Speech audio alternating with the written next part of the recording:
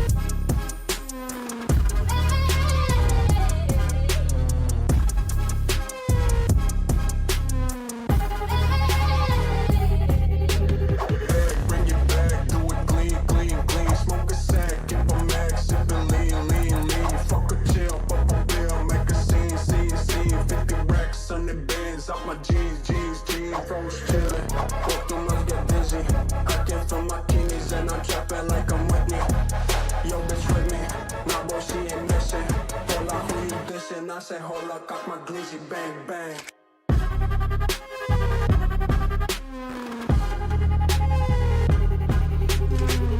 I say, hold up, cock my glizzy, bang, bang.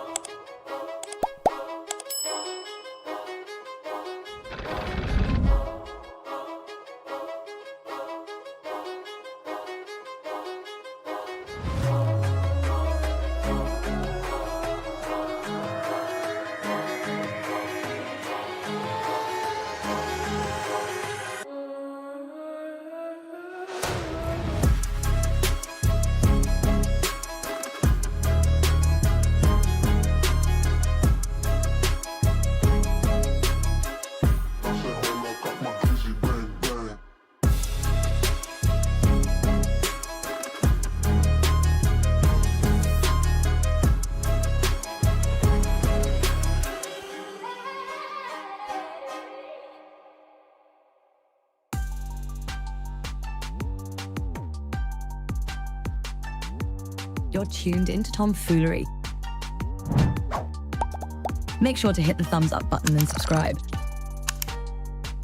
And consider donating with super chats, stickers, memberships, or you can even gift memberships to other chatters. Or use the tips link in the description to write a message for TTS that will be read on stream. Hit the like button, or you ain't black. And that's a fact. Jack. Enjoy the show.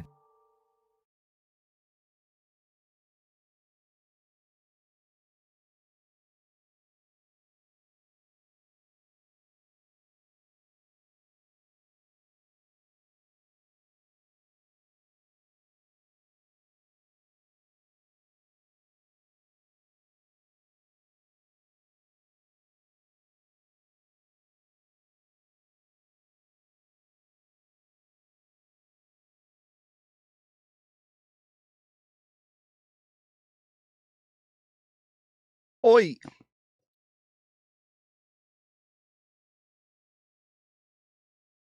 What's up, fools? Okay, Google. Turn the left lamp to 30%. Got it. Setting the left Okay, lamp you got brightness it. to 30%. All right. What's up, fools? Today is 11/3/2025. It is 8:10 p.m. Eastern Time. How y'all doing? All right. So yesterday we were covering the video from Cruel World Happy Mind, and we did not get all the way through it before we had to move on. So we are gonna try to finish that video today. And then Ethan and Cruel World Happy Mind apparently had a conversation today, and she went on to a show to have somewhat of a debate with him.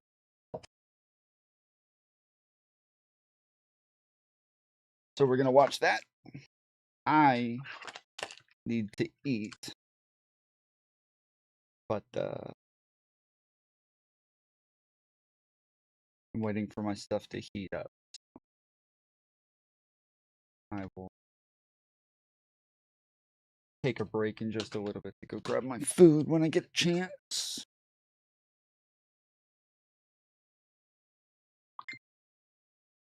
Oh, shut up.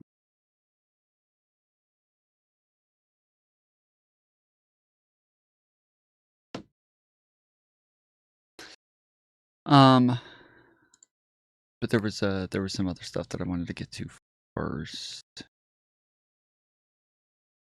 Stuff in the news.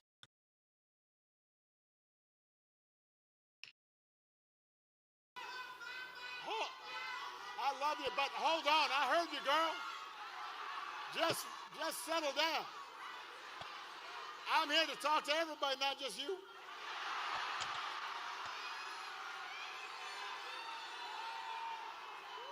I mean, you look cute, but I am married. Michelle's fine, too.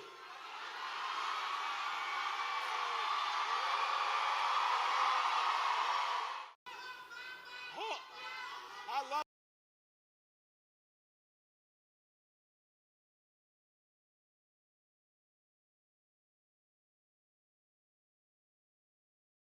How does the moon not melt then? If the sun's that hot, how is it getting right in front? I hate these guys. I hate these guys. I've spent like an entire day trying to find their fucking doxes so I could find them and kill them. These guys are the fucking worst. I fucking hate these guys. They trigger me so badly. I don't know if you guys ever seen any of their videos, but they trigger me so much. Holy shit. How does the moon not melt then? If the sun's that hot, how is it getting right in front of it and not burning up? Genuinely questioning. What is it made of? Cheese? Is it made of wax? It's a rock, right? A rock? You can't. Rocks aren't flammable? A rock? A rock? A rock's not flammable? Hey, wait, you're kidding. I swear to God. A rock? I swear to God, and I'm getting hot.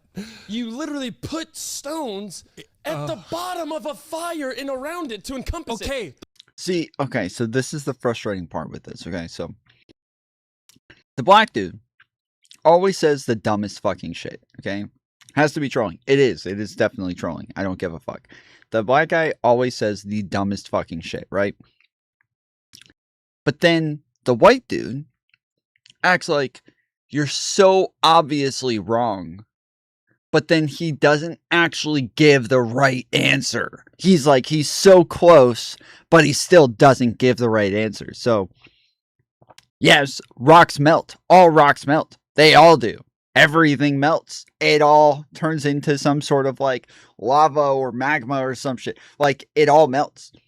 But he's like, no, rocks can't melt. What are you talking about? No way a rock could melt. The wood's what burns. Okay, that's a regular flame and a regular rock. The sun is there. If the moon... The sun is 15 billion light years away. I don't know if that's true. Whatever it said, they say that it is on the textbook. That's another thing. Shut up and let me speak. Stop If the sun is that far and is that powerful and can light the whole happy birthday whole world from that distance, and you put a rock in front of it, you expect me to just be like, oh, a little warm on the back end, Mr. Sun, my back's hot. That's what the moon's saying? That's what the moon's saying? That's what the moon's saying? No, you have to understand. First off, light years. That's so far that the light that we are getting hit has already happened.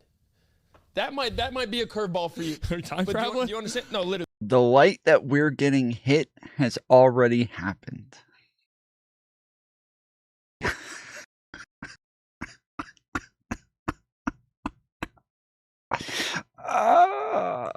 Like, do you understand? Oh, y'all fucking believe anything, and it's bah. You're all sheep. You have to understand. Do you not understand that? No, I don't understand shit that's happening. I don't get any of it. You're saying there's a moon over here, it's covering this, and then the sun is so bright and it's making this moon light up. But if you get in front of it, it's not gonna burn it up. Hey, and it's light year that happened 2 decades ago, and we're getting that day. First off, it's so far. That's like saying us. Why don't we burn up? Because we're so far. Sometimes I do when it's hot. Yeah, sunburn, but we don't disintegrate into ash. How does the moon not melt then?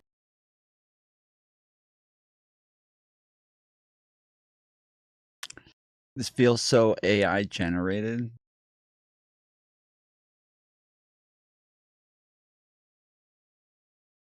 We should wish it was AI. Yes, we should. We should definitely wish that this was AI. These motherfuckers trigger me so bad, dude. I don't even know. Do they even have an actual fucking conversation? Like, do they even have an actual podcast? They only have shorts. The whole channel is just shorts. I didn't know there was an ocean in Chicago. There's not. Big lake. Big lake. It's not an ocean. Literally Lake of Michigan. I have been in a few lakes in my life. Yes. They're brown, and I can see the end. Yes. That was a ocean. Lake Michigan. What's the difference between a lake and an ocean?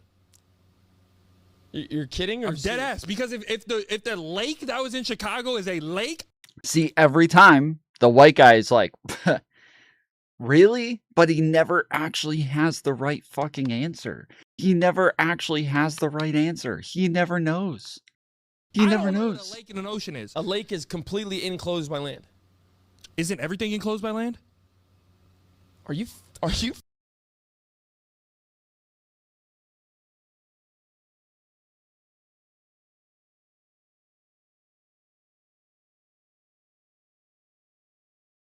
with me right now? Technically, everything's enclosed by land. No, all of land's enclosed by water. Well, all of the water's enclosed by land. So How if the earth Hold is on, are we doing a riddle? if the earth is 70% water, how in the hell would you say the 30% is enclosing the 70? The 70 is enclosing the 30. Yes or no? When we were in Chicago, did you see the other part of the land on that ocean? it's like it's salt water and fresh water. They don't even mention this shit. It's about what the percentages of land. I like it. Fucking this drives me fucking crazy. It's a big ass lake. That's no, an ocean. it's a lake. Did it run out to something? To Canada. Exactly. More land. Lake. I didn't know there was an ocean in Chicago. There's not. Big lake. There's not an ocean between us and South America. Around it, In between it, we're not connected. we are literally connected. North America and South America are no, they're not. No, it's not. Wait, it's that one. Central America. That's what connects us. Its literal name. It's in the center. What countries We're in Central connected. America? Like El Salvador, Nicaragua, Honduras, stuff like that. That's Central America. No, Cam. Let's think about this. Okay, no, shut up. It goes from Canada. No, all the way listen, down, dude, no. all the way you. in the States, listen. into Mexico, No. into Central America. However, I don't know where Central America is. there's a 60 mile dense forest once you hit South America called the Duarte Pass, where you have to get in specialized vehicles to get through it to get back on the Pan American Highway. Why do you know this and you just learned how to make a fist 2 months ago? Like, that's so crazy to me. You know about a road that goes to Guatemala and Nicaragua. You be careful. I like You just learned how to make a fist? Is that what he said? A fist? You just learned how to make a fist? no, I like weird things. I have a lot of senseless, useless knowledge. It's kind of fun, but I'm it's kind of saying, like, what am I doing? pull up a map right now. Okay. So something that I've wanted to do for a while. Because I've talked about like doing panels or doing shit. There's always shit that I want to do, okay? So this is just another thing that I want to do, all right?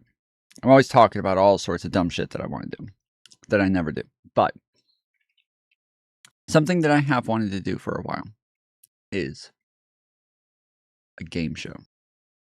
Not just like regular panels, but game show type panels. And there was a while ago where I was actually working on one. And then Mizkif came out with this. And this is when I was doing panels regularly and shit like that. And then, yeah, Mizkif started doing it. And I was like, okay, fuck.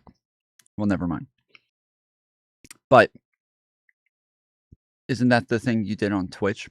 Kind of, yeah. Like, so I wanted to do like consistent game shows, and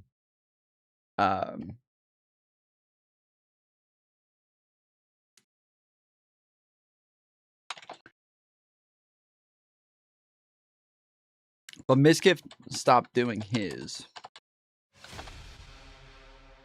And so now I kind of want to do them.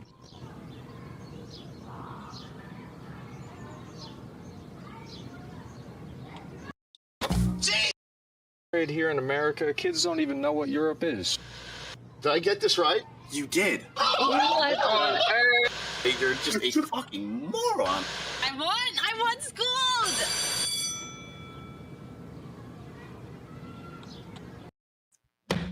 The finale is here. The final day has risen. This is the finale of Schooled. Only one winner will win $50,000. The other... They do it in like a very, what do you call it? They do it in a very like a Family Feud sort of way, though. will go home with... It's the finale. You should be proud. You should be proud. We have a crazy lineup, obviously. We have the smartest bunch from every single week. What happens when an OTK member wins? This is like Cutie Cinderella's show now. So what are you going to do with your $50,000? I'm going to spend it.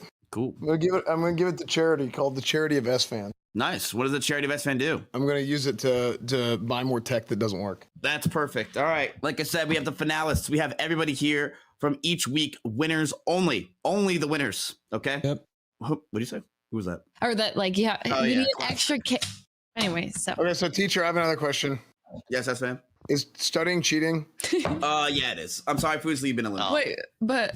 In fact, you have 8 X's because you've watched every single show for the past 8 weeks. Foolery, what is wrong with you? You're my number one hate watcher. I love Schooled. I'm not a hate watcher. I love Schooled. I actually do. I have so many notes. His career aging well.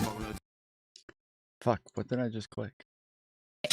Anyway, so. Okay, so Connor eats pants. Box, one tap. EES fan. Christopher Yee. Extra Emily. This is it. This is the finale for the show. $50,000 is on the line. One of these people will be your number one student. This will be your valedictorian. Now, I assume that as my top students this week, none of you will be cheating, and we will have a very fair show. I'm assuming that all... They had a big scandal over the fact that Amaranth and I think Caseytron, I think it was Amaranth and Caseytron both cheated. And got caught cheating, and it was a whole thing. All of you are just smart in your own way, didn't get here from cheating, and you wouldn't cheat on the show for $50,000, right? It's just $50,000. Why would you do that? Make sure all Google is closed. Everybody, no Google, no nothing. Google. No Firefox, none of that stuff, okay? Thank you, WFN, for stepping up. Oh, that in the back? That's something else. That was that was my brother. My brother was on my account. No, that's fine. I totally understand. But let's get to the cheats. So these are the ones you're able to use. Each contestant will have 2 cheats available to use throughout the show. They can choose between copy or peek. It's working, damn it. Why is she so cute? All right, ladies and gentlemen, this next question is actually kind of tricky for kindergarten. Oh, this is actually kind of like a harder question. It is months. Have 31 days. How many months after? I say I don't know this shit. I don't know this shit. I wouldn't be able to answer this. So yeah, so there's like I would want to do questions like this. Like, yeah, just not like insanely hard questions. Not like crazy fucking questions, but shit that's just kind of like trivia sort of stuff, right? And then yeah, even probably do like teams and shit. So but or not teams, and have everybody as just like individuals, and then just like eliminate people throughout the show. So yeah, there's a bunch of stuff like this that I wanted to do for a while, but maybe one day, we'll see. You recognize this song? Check it out.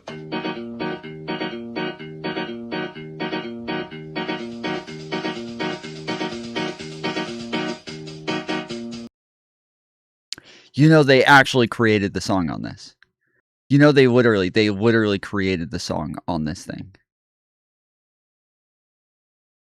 Gorillaz created Clint Eastwood on this. Not even a joke. This is what they made the fucking song on. And that was like their first hit song. So I don't know if they like made that song and then that's what got them the fucking record deal or what. But they actually created Clint Eastwood on this little toy thing. You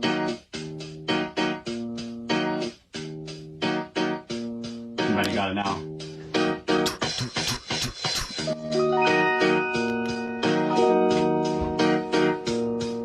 You recognize this song? Check it out. Yes, this is actually what they made the fucking song on. That is not it's not just a coincidence.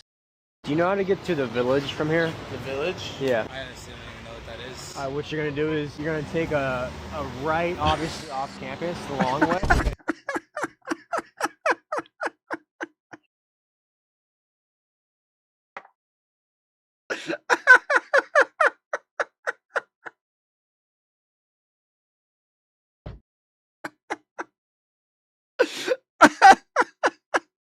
What the fuck, dude?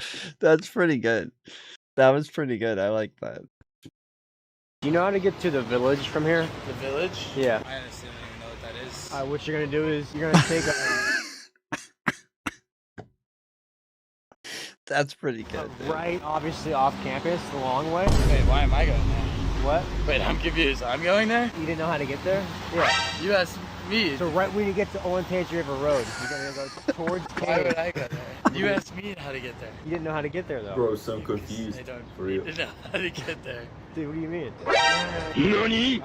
I was like, I thought I was like a brain aneurysm. You know, He turns around and sees the camera. He's like, oh, okay. That's funny as fuck, dude. A bombshell new report has dropped that is going to make some Democrats very uncomfortable. It's coming from inside the party. I want to explain it and talk about it and definitely get your thoughts because I think that even within my audience, this will be controversial. So there's a new study from a center-left group called Welcome, 70-page report called Deciding to Win. And it finds that 70% of voters find Democrats to be out of touch. And the report How much? of voters deciding to win. And it finds that 70% of voters find Democrats to be out of touch. And the report claims to explain why. They talked to hundreds of thousands of voters over 6 months. And full disclosure, this is a center-left group, okay? This is a center-left group.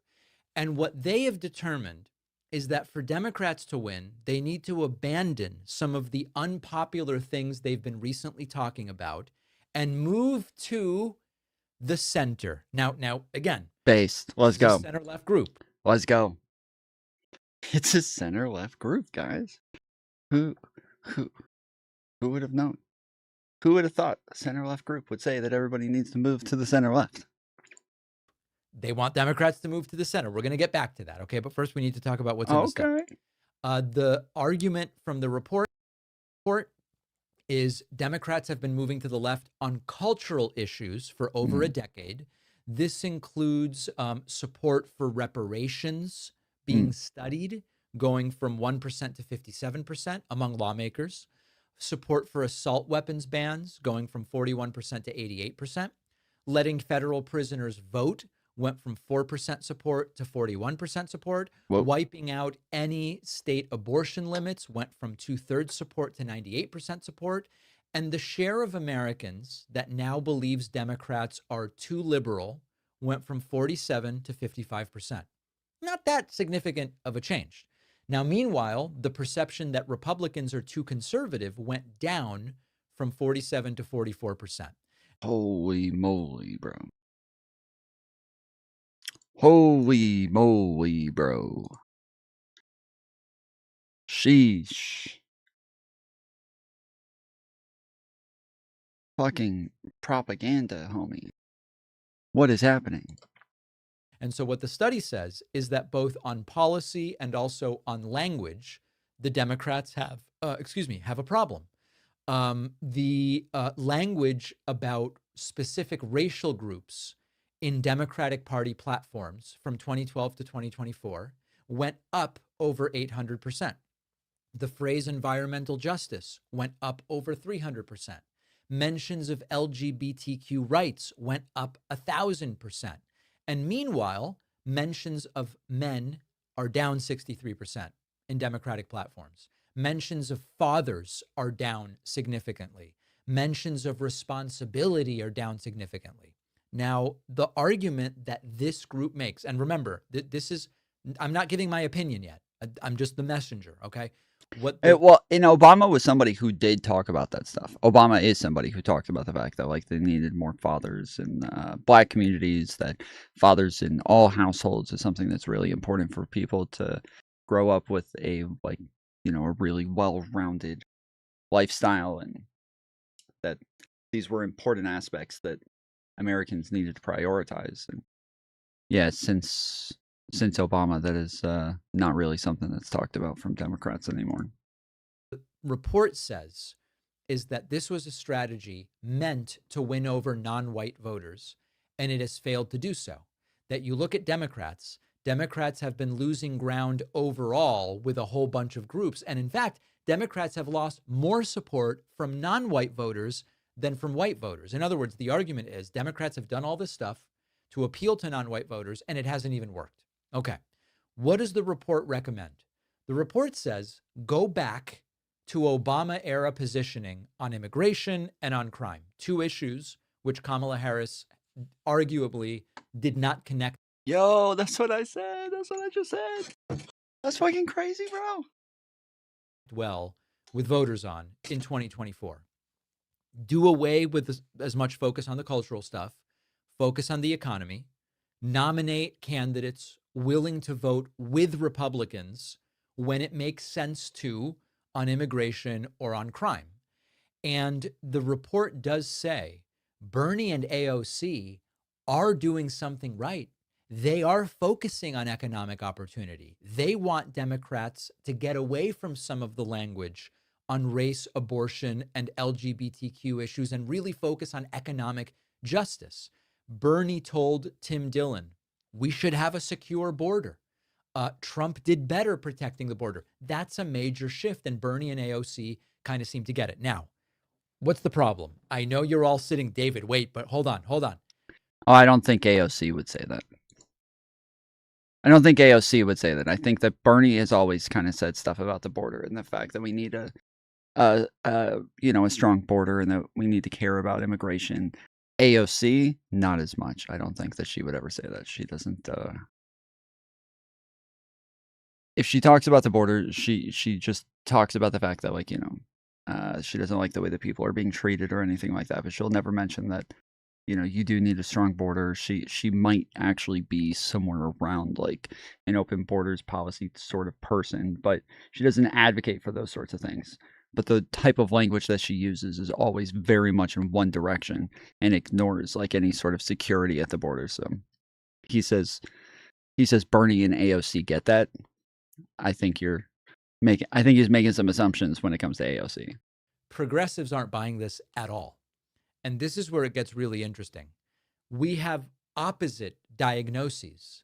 The progressive wing of the Democratic Party agrees that Democrats are out of touch because they've actually moved in the wrong direction, that they've moved and are focusing too much on the middle, that they're too focused on moderate voters, that they're too focused on defending corporate interests. And someone like a progressive strategist, Waleed Shahid, is saying Democrats are out of touch, but we've tried the moderate stuff and it hasn't worked. Anat Shenker Osorio says Democrats need to move to the left, not to the middle. So you've got opposite diagnoses here, or I guess to put it a different way, we have one diagnosis, which is Democratic elected officials and candidates appear out of touch, but the center left says you got to move to the center. Whereas the progressive wing says you've tried moving to the center, and that's the problem. Both sides agree 70% of voters think Democrats are out of touch, but they have completely different solutions. Now, to me, the answer, this is going to be shocking to all of you, I don't think there is one answer. We'll get to what should happen at the presidential level, but it's important to look at, you look at the success of Mamdani in New York City. And some would say Mamdani's success in New York City proves that Democrats should just run socialists all around the country. What works in New York City is not going to work everywhere else. And so for me, the bottom line is there is a choice for Democrats here. Do you keep the current strategy or do you pick a new one? On that, pick a new one seems like the obvious answer. On the, do you move to the center and alienate progressives, or do you move to the left and alienate the center-left base of the Democratic Party? I think it's a false choice. I think you need to run the candidates that make sense in the districts and in the states where those candidates would be appropriate. But the key for the general election is going to be, I think the exit polling shows it, progressive, but showing that progressives do care about crime and do care about immigration. Harris, in a sense, got both sides of it wrong.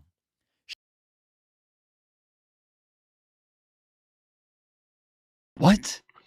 I thought he was just about to say Harris did all, like, that is what she did. That is fucking Harris. What do you mean? That is Harris. Harris was somebody who was progressive, but then still talked about the fact that we needed a strong border. She was still somebody who talked about law and order. She's talked about the fact that she was an AG and a prosecutor and she locked up people all the time. And that, like, that was her. What do you mean? That was Harris. What the fuck are you talking about? Yes, like everything he's saying makes sense. This is exactly what I've been saying. This is exactly what I've been talking about. But this is kind of stupid to say that, like, Harris wasn't doing this. She presented as a real moderate, but at the same time turned off a lot of moderates by seeming to dismiss concerns about the border and about crime. It was the worst of both worlds. Now, despite all of that, she still almost won. What seems to me to be more logical is to focus on how the center approach hasn't won elections for Democrats at key times. And so actually being on the left makes sense, but showing that being on the left doesn't turn you into this fringe of, I don't want to be pejorative, but I think we understand each other if I say, the Democratic Party shouldn't be seen as being overly focused. It's literally branding. It's branding from the fucking right. It's branding from the right, though. That's the problem here. It is branding from the Republican Party. It is branding from Steven Crowder. It's branding from those fucking people. It's not branding from the Democrats. It's branding from the Republicans. So this is one of our bigger problems, is the fact that everything is always taken from a right-wing lens. It is always looked at through this right-wing lens because they're the ones who just make up fucking narratives, and then we just continuously respond to those fucking narratives. We're always trying to play defense on those fucking narratives instead of actually just having our own fucking narratives. And that's even something that progressives complain about, is the fact that when we complain about Donald Trump and we talk about Donald Trump, they're like, oh, you just think you can win off of complaining about Donald Trump. Like, that is what they're winning off of. The Republicans are winning off of just complaining about the Democrats. They're not doing anything. They're not actually getting anything done. They don't actually have any real proposals. They don't have any prescriptions. All they're doing is just complaining about the Democrats, and they're winning off of it. They are doing a really good job at just framing everything and branding the Democrats as these crazy far left nut jobs. Focused on some of these edge cultural issues that are popular online. Let me kind of put it that way. And so what we need to do is show that being progressive and bold does address crime. It does address immigration, but it addresses it in a way that both respects people's dignity and takes seriously the economic concerns of the average person. That's where I would be. Let me know what you think in the comments. Do you think it's as simple as move left or right? Or do you think that it actually needs to be about a progressivism that shows it cares about these issues that the center left cares about?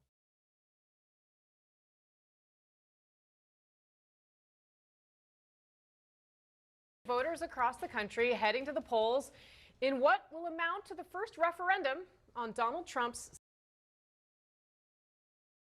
Yeah, it's obviously, this is something that I've been talking about, something that I've said, but I do believe that, like, part of Kamala Harris's problem was that in her first run for president in 2020, she just was much farther left, and I think that stink was stuck on her. I don't think there was much that she could do about it. The stink was just, it was on her. Nothing you could do about it.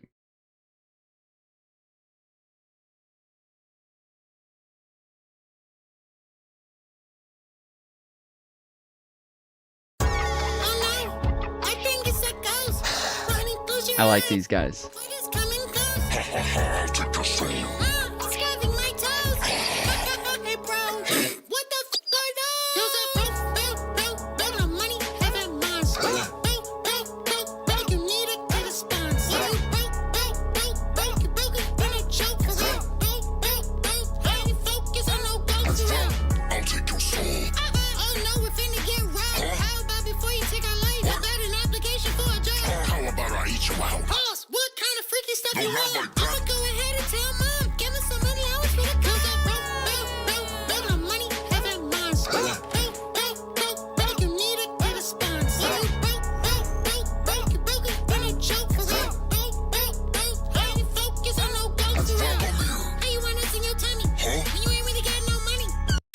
I like the one that they do about the aliens. Have you ever seen the alien ship one? The alien ship one is a fucking banger, dude. Who is this a re-upload?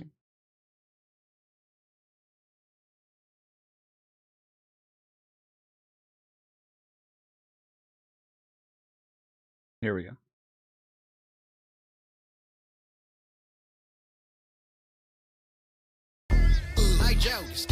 It's got a similar beat to it. He's held with his car. I think he came from afar, like another state. I don't know. He just points at the stars. And the way that he talks is bizarre. Right in his leg. I know. Must have make it a car. I don't know. Look, it caught me off guard. Looks real strange in the dark. Look, it's here in the park. Bark.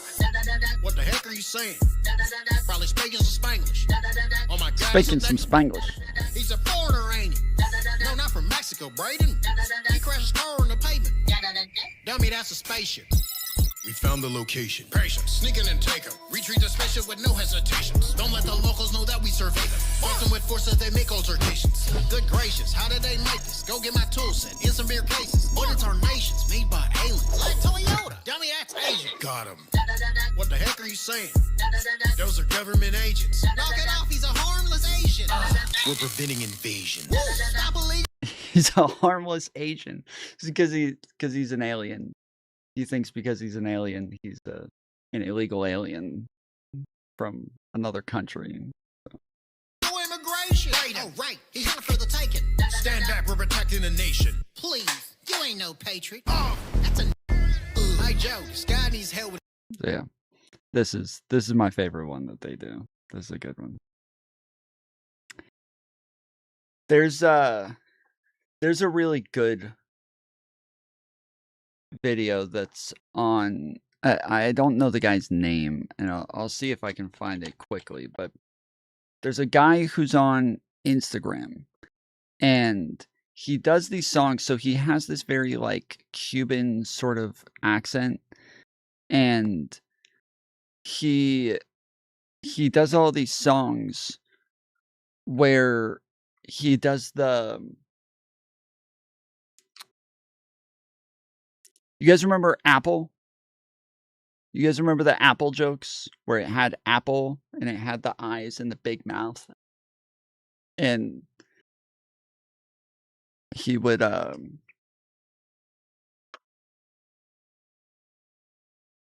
just say like stupid shit like, you know, orange, glad I didn't say orange or some shit like that. There's a guy who does these songs and he does the like big eyes and the big mouth and everything, and he does these funny fucking songs that make absolutely no sense, but they're bangers. Like, they're so good. Something about them are just so fucking good. And he just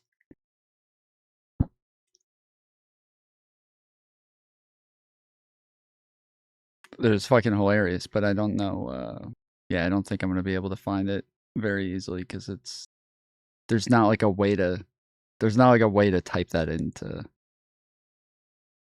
into a search or anything. Like it's hard to just find the guy with the Cuban accent with the apple eyes and mouth who sings funny songs. Like I don't know.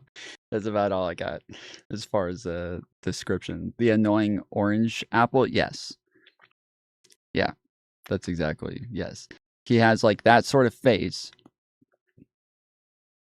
but he does this like he does songs about the fact that like his wife is taller than him, so he had to break up with her.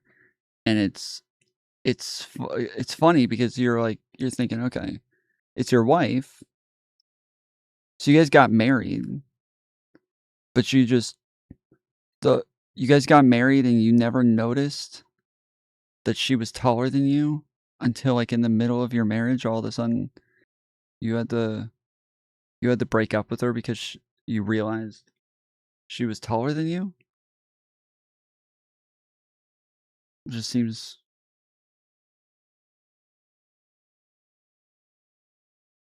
a little wild, but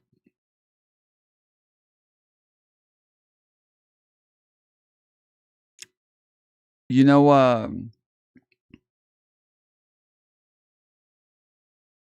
never mind.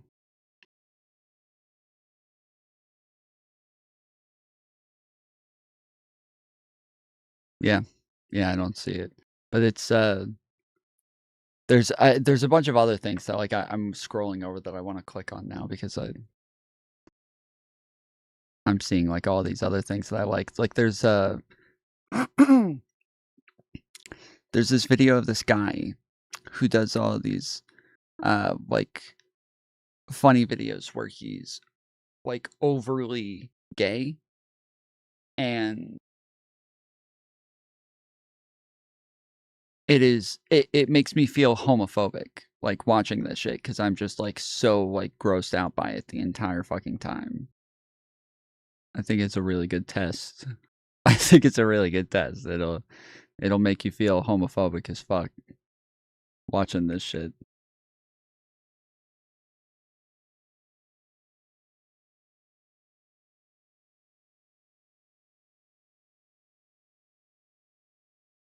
Is it? No, that's not it. Okay. All right. Well, never mind, man. This guy, he does a bunch of videos like this. So these are, I'm just like scrolling through my likes on Instagram because I know it's on there. But this guy's fucking hilarious.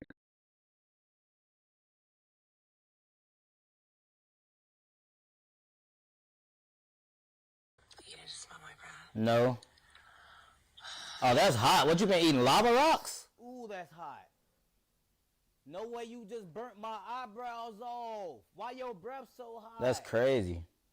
What you been eating? Lava rocks? She was eating lava rocks. No. Oh, that's hot. What you been eating? Lava rocks? Ooh, that's hot. No way you just burnt my eyebrows Yeah, off. she burnt mine off too. So hot. That's crazy. What you been eating? Lava rocks? She was eating lava rocks. No. His eyebrows are gone. Oh, that's hot. What you been eating? Lava rocks? Yeah, she must have been eating lava rocks. No way you just burnt my eyebrows Yeah, off. she burnt mine off too. I see that. That's crazy. What you been eating? Lava rocks? She was eating lava rocks. No. His eyebrows are gone. She was eating lava rocks. Hot. What you been eating? Lava rocks? Yeah, she must have been eating lava rocks. No way you just burnt my eyebrows Yeah, off. she burnt mine off too. I see that. That's crazy. I protected mine. What you been eating? Lava rocks? No. I don't get it. He does a bunch of shit that's all the same. It's all like that, where it's just him reviewing something over and over and over and over, but it's like different each and every single fucking time. I guess we'll give you guys the homophobia test as well. All right.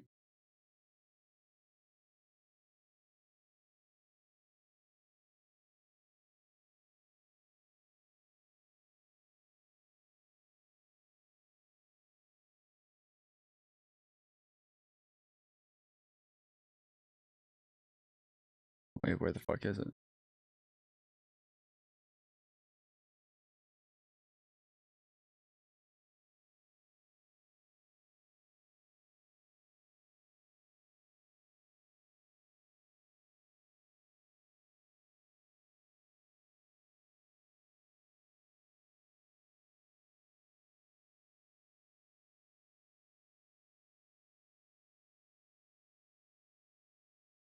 Okay, never mind.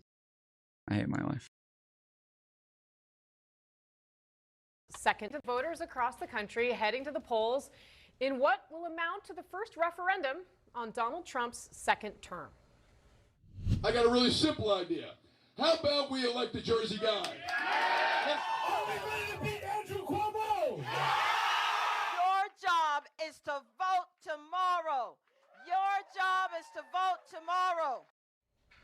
The energy in New York, New Jersey, Virginia, and beyond getting higher. President Trump is not on the ballot, but his agenda most definitely is. A new CNN poll finds most Americans are not happy with how things are going with Trump back in the White House. The president's approval rating now at its lowest point of his second term. It sits at just 37%. A full 63% of Americans say they're unhappy with the job that he's doing. Those are numbers that we last saw after January 6th, 2021. And on a number of key issues, from the economy to his handling of the government shutdown, the president finds himself underwater with the American people. So the question, will we see that disappointment reflected at the ballot box tomorrow? Democrats are certainly counting on it. 1 year almost to the day since their crushing defeat last November. They're hoping the big wins tomorrow can help them finally take the fight to President Trump. I think the real problem here. Well, I mean, Zeking, we talk about a lot that like the MAGA is only like 30% of the Republican Party.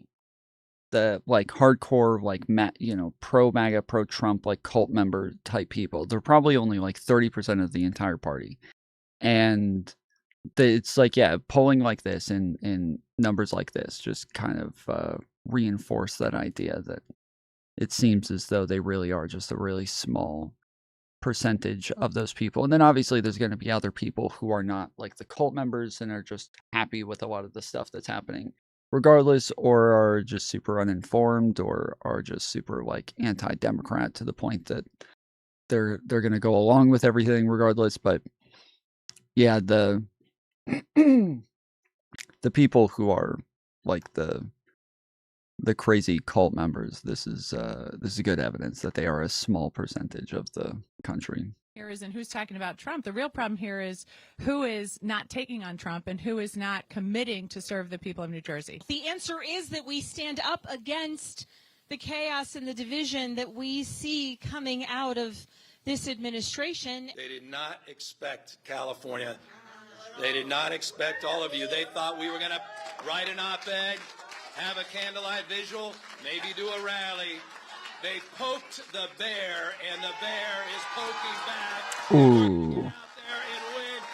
The bear is poking back. All right, let's get off the sidelines, head into the arena. My panel's here. CNN legal analyst Elliot Williams, Republican strategist and pollster Kristen Soltis Anderson, CNN chief political analyst, former Obama senior advisor David Axelrod, and former Trump campaign advisor David Urban. It's a great team for this day before Election Day. And if it's not enough, on the left side of the screen is the text chain with additional analysis. This today coming from our reporters doing the hard work on the campaign trail. They're going to tell you what they're seeing out there. David Urban, you were laughing there as we were listening to Gavin Newsom at the end. He says they poked the bear. Is what's on the ballot in California the biggest race tomorrow night? I don't know. I mean, listen, I think it will be a major accomplishment if Newsom gets the California voters to reverse their previous position on this topic. But I do think for him it's a very important race. A very important referendum, not a race. It'll elevate him and give him a lot of credibility and provide a lot of energy behind Gavin Newsom. But I think the most important race clearly is going to be the New York mayor race. It's going to have huge, tone. It's going to have overtones, and it's going to, you're going to have my good friend David Axelrod is going to sit here and agree or disagree. But you have. I think he's going to do one or the other. So you have Spanberger. You have this kind of like blue dog Democrat in Virginia in Spanberger, and this Democratic socialist in New York. And so on Wednesday morning, Democrats are going to wake up with like a headache in terms of both sides of the party claiming victory, both sides energized. And then we're going to see which way the party goes in 20 to 26, right? First of all, let me say, let's give credit where credit is due. It's not going to be, at the end of the day, Gavin Newsom who persuaded Californians to change their mind. It'll be Donald Trump.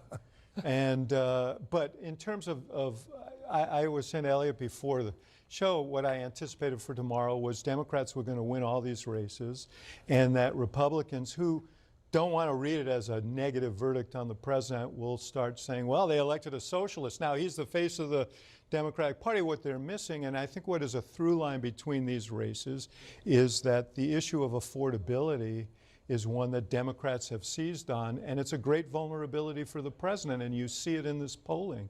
So to that degree, I think the Proposition 50 out there in California has tangible impacts for next year in terms of the midterm elections, but in terms of atmospherics, I think that is a message, the affordability message is the one to take away here. Yeah, well, let's look at what approval ratings have looked like in heading into past midterm elections.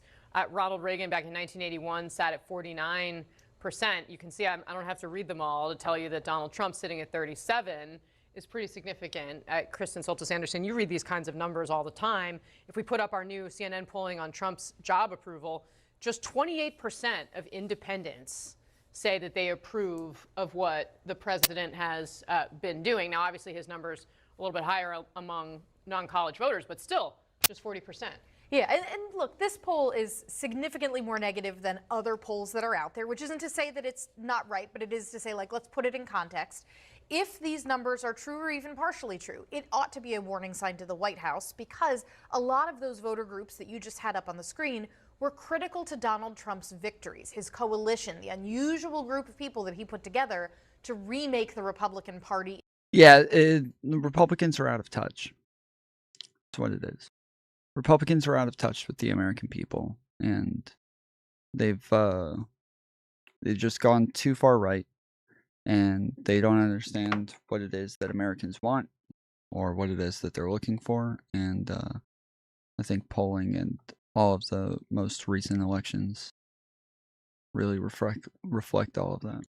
In a new, more populist direction, where they're upset with institutions, they want things to change. If I'm giving the White House advice, if we get to the end of this off-year election and Democrats have a great night, on the one hand, some of that is just how this works, right? Barack Obama wins in 2008, Republicans are lost in the wilderness, and all of a sudden they win the New Jersey governor's race with Chris Christie in 2009, right? Being the party out of power does sort of give you more momentum in these off-year elections, so it wouldn't surprise me if Democrats don't do pretty well. At the same time, those job approval numbers for Trump are bad enough and have dipped enough where I think this affordability question and this little bit of like, let them eat cake, we're doing a ballroom, we've got members of the administration taking private jets places, like I think that that's the kind of stuff that breaks through in a moment when people go, I have to start thinking about Christmas shopping for my kids, that I think the White House needs to pay a lot more attention to that issue. Yeah, and it's funny, David mentioned the conversation we had. I'll mention the conversation Kristen and I had right before we came out here, which is that the idea that parties who are in the wilderness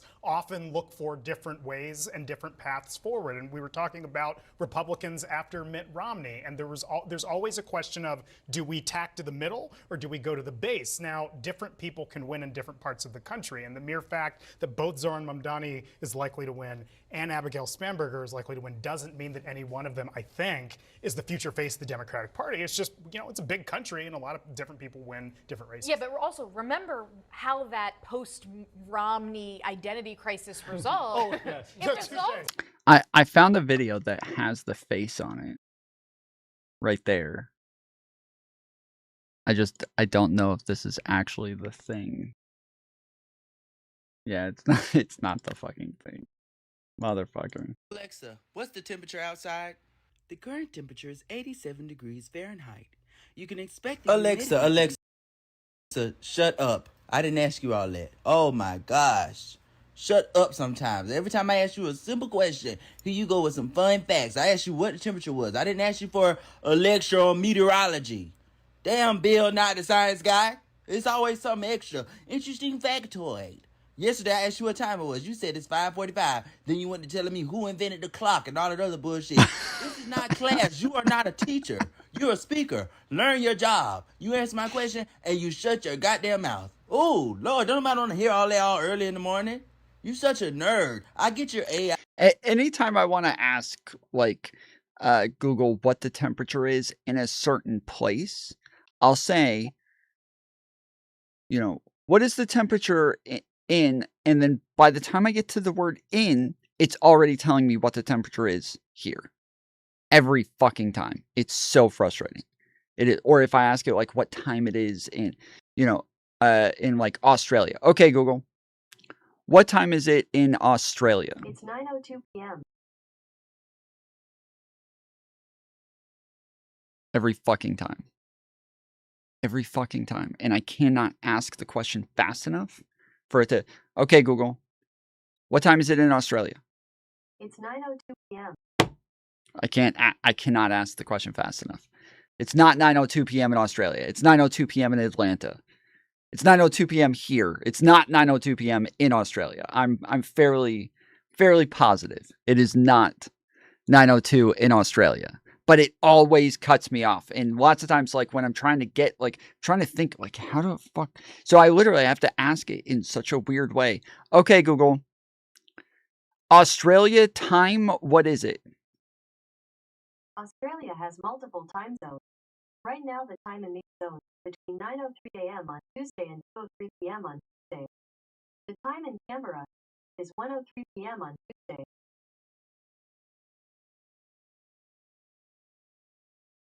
It's so annoying.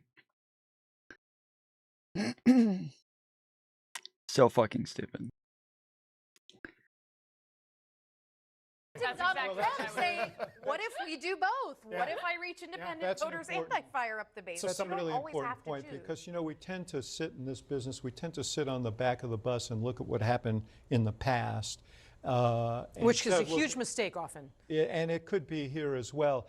We're sitting here in 2025, trying to figure out what's going to happen in 2026 and 2028. 2026 is in view. 2028 is a long way off. And oh, I found it. Fucking shit, I found it. Why is this song actually good? Everybody's always so confused. It's because I try to make it good. He's talking about all the comments when anytime he makes one of these songs. Everybody leaves comments saying, why is this song so good? But this is, like, he's got tons of these. They say they unironically listen, but why would you listen ironically to begin with? Because, okay, people like my music, that is why I choose it. So when my wife say I need more followers, I tell her, people say that I should do more show, that I get better. Teachers play my music for all their English students. Now everybody asks me how I know.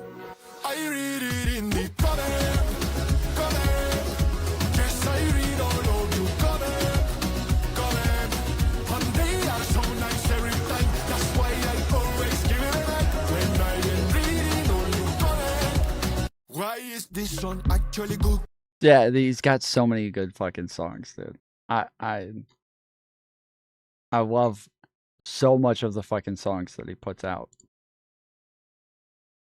But I wanted to find the one where he's talking about like his wife being shorter or some shit. Or his girlfriend or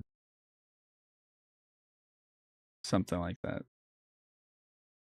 But I don't know.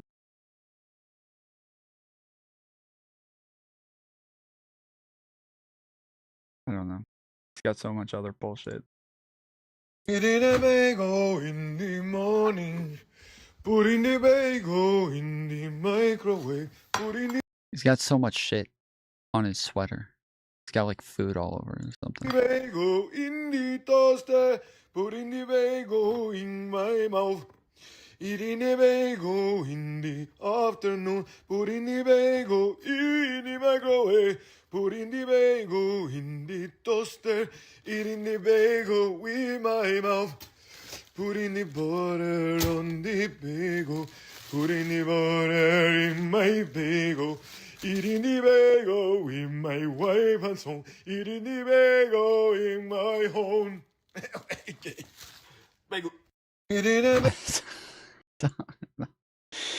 I don't know why these are good, dude. I got a salad with grilled chicken. I don't even think he's Cuban. I'm pretty sure he's just like a regular nerdy American dude. Sometimes you got to think by yourself. I want the ones with the whole fucking production, homie. Television. They comment my lyric and they all spell them wrong, but that's okay. They comment that I That's okay. but I miss my It's the same song. Fuck.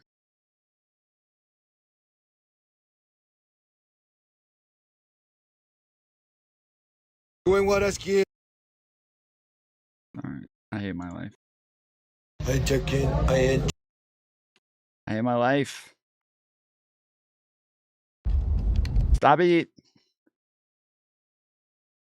I am having breakfast before I head to the airport to go to the world tour that I'm doing. But just Fuck you. You piece of shit. my wife is telling me to try to. You fucking piece of shit. I am on a road trip with my wife. I like to wear sunblock on my face that has a mattifying effect because I don't want any shine on my nose and in my face. But please don't ever think that I am wearing like a powder because there's nothing wrong with wearing a powder in your face.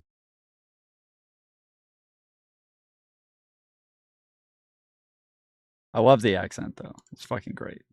I just had a workout, but Alright. Fuck this guy now. Now I hate him. with the wings of my foot, with my feet on the ground. That's the fucking song that I'm looking for. That's the fucking song.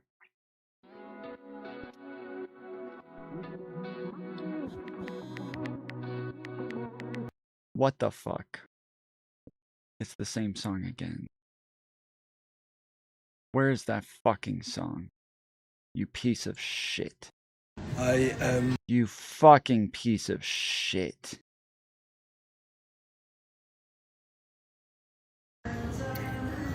You. Oh my goodness. Oh my fucking goodness. I love your daughter. What do you have to offer? Okay. Oh my goodness. I fucking hate this guy now. I love your daughter. What do you have to offer? Nothing. Only this. What's that supposed to be? Yep, I fucking hate this guy now. I fucking hate him now. What a piece of shit, dude. He's singing it again. I want the fucking song, bro. Where's the fucking song, bro? Where's the fucking song, dude? Where is it? Why are you hiding it? What the fuck? I hate this guy now, dude. Oh my goodness, I fucking hate this guy now. Holy shit.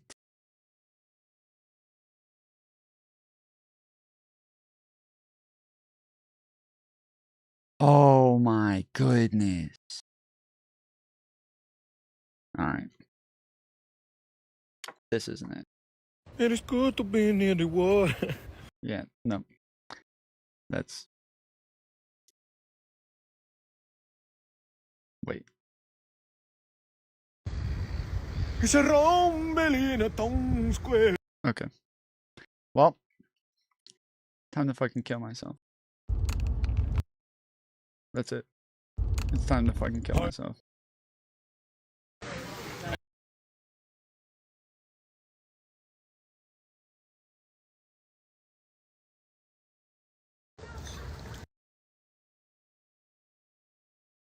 Handraien naartoe is om gluten.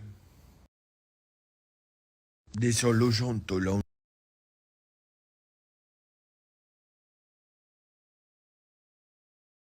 All right. Well, that's that.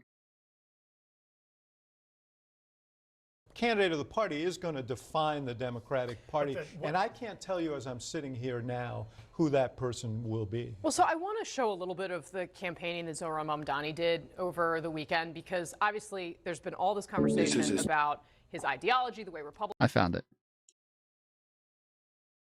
Story of Christmas crying, both of them. Christmas cheer.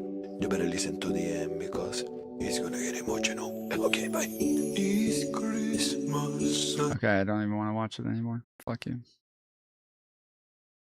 Republicans are going to attack him as a democratic socialist. But part of why he's taken off is simply the way that he is doing politics. And you could really see that. He hit the clubs over the weekend. Watch. Are we ready to beat Andrew Cuomo? Are we ready to win a city we can afford? Are we ready to make history?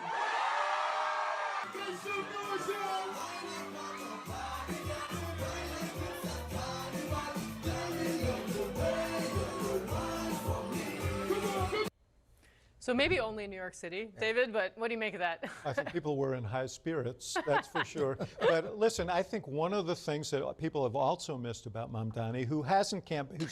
I don't like the messages on the side. Do you guys like that? I don't. I know that they're like trying to add like a little bit more of like new technology and shit to it, but I'm not feeling it. It is not. I do not like it. On affordability, 100%. But he's also campaigned with a kind of joy. And it feels like propaganda. Well, lots of times it ends up being like people getting into fucking arguments on the side. That's what it feels like. That's what it turns into. So what it is it's a bunch of people who are in like a group text, and then they allow that like everything that they write in the group text to just pop up on the side.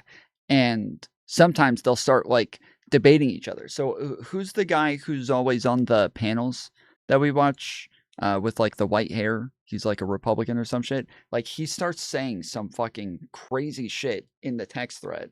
And then yes, they like people start arguing with him and they'll start debating on the side over here. So right before Trump calls New Jersey tonight, he will rally Virginia voters in a tele-rally for the Oval Office. This person said, Gloria, while Mamdani takes the subway. So she's talking to somebody else, Gloria. While Mamdani takes the, or maybe that's the woman who's on there, but yeah. While Mamdani takes the subway, Cheryl and Citarelli have spent the week crisscrossing the state on campaign buses. Free-spiritedness and kind youth. of optimism. Youth. Scott Jennings, yes. Politics are so angry and grinding, and I think that people have been attracted to that as well. It's good to be a happy warrior when everybody else is grumpy and angry. Yeah, look, I mean, those are great visuals. You got to question you've done this. How many people in that room are actually registered to vote and will vote? You know, they make great videos, but the effect on the electorate may be minimal. And the tough part for Mamdani comes when the day after the election, when he has to gets the keys and has to start running the city. That's for sure. Right, and he's made all these promises. But you know, the early vote, just to answer your question, the early vote reflects the fact that voters under 29 have already cast more votes than they did 4 years ago, and this is before Election Day. And so it'll be interesting to see, because those people expect free buses, groceries. They expect Mamdani to deliver on all these things, and he's going to have to go to Kathy Hochul and say, please, Governor, will you help me do these things? And she may say no, and then he is going to be left saying, all those things, what happened to all these people in those clubs are going to say, what happened to all those free things you promised us? And he's going to say, no, you know I what, guess I couldn't do it. I mean, the question is, does he make earnest and substantive efforts to reduce costs, even if it doesn't come in the same form that he's suggested? And does he do the basics of being mayor competently and well, or is he consumed by ideological items? And my read of him is that he wants to be a great mayor. And so, we'll see. We'll see. But I think he's going to get the opportunity. Somebody. I told the guy the other day we were playing Call of Duty, and I told him that I would help him set up his stream. And I feel bad because I've been like super busy and my sleep schedule's been off, and so every time I wake up, I'm waking up and just immediately going live. And so during the day, he's like, "Hey, can you help me with my shit?" And I'm like, "I'm sorry, man. Like my sleep schedule's been fucked up. I'm waking up around the time that you're going to bed, and I'm getting on stream immediately. But I'll try to make it work." And so he just sent me a GIF of like a bald guy from okay, so he sent me this.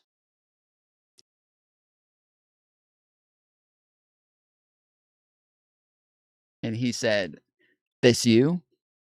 And I said, "I don't know. I never really watched Pokemon."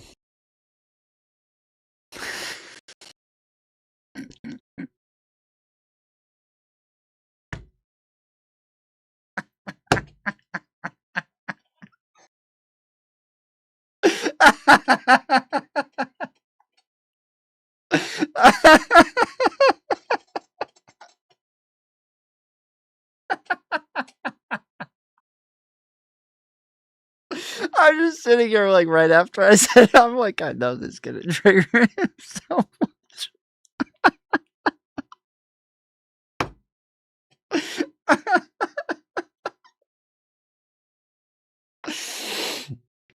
Oh.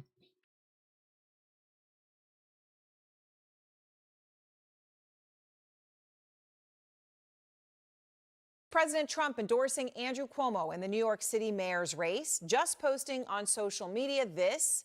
He says, whether you personally like Andrew Cuomo or not, you really have no choice. You must vote for him and hope he does a fantastic job. He is capable of it. Mamdani is not. Well, out front now, Zohran Mamdani, the candidate for New York City mayor. And so President Trump making it very clear here, there's no beating around the bush here. You really have no choice. You must vote for him, Andrew Cuomo. What do you say to that? Look, this is something that we've been speaking about for months. We've known since the primary that Andrew Cuomo was funded by the same billionaires that gave us Donald Trump's second term. He denied that then. He had a phone call with President Trump trying to coordinate to stop our campaign. He then denied that. And even just until these final days, he denied that he was Donald Trump's preferred candidate. But now it's written out for the entire world to see. This is the man that Donald Trump wants to be the next mayor of New York City. And not because he'll be good for New Yorkers, but because he'll be good for Donald Trump.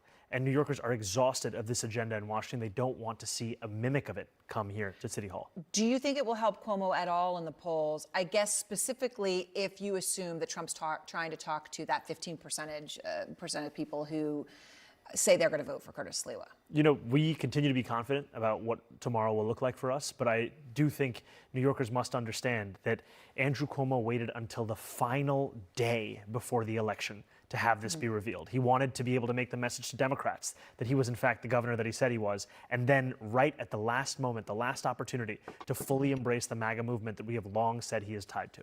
So Trump also posted, so he endorses Cuomo, okay? Then he also talked about you, referring to you as a communist. I believe last time we talked, I don't know how many times I had of him calling you a communist. That's not new. Well, yeah, he also calls Kamala Harris a fucking communist, so it's kind of meaningless coming from Trump, even if he is talking about Mamdani. He said, if communist candidate Zohran Mamdani wins the election for mayor of New York City, it is unlikely that I will be contributing federal funds other than the very minimum as required to my beloved first home because of the fact that as a communist, this once great city has zero chance of success or even survival.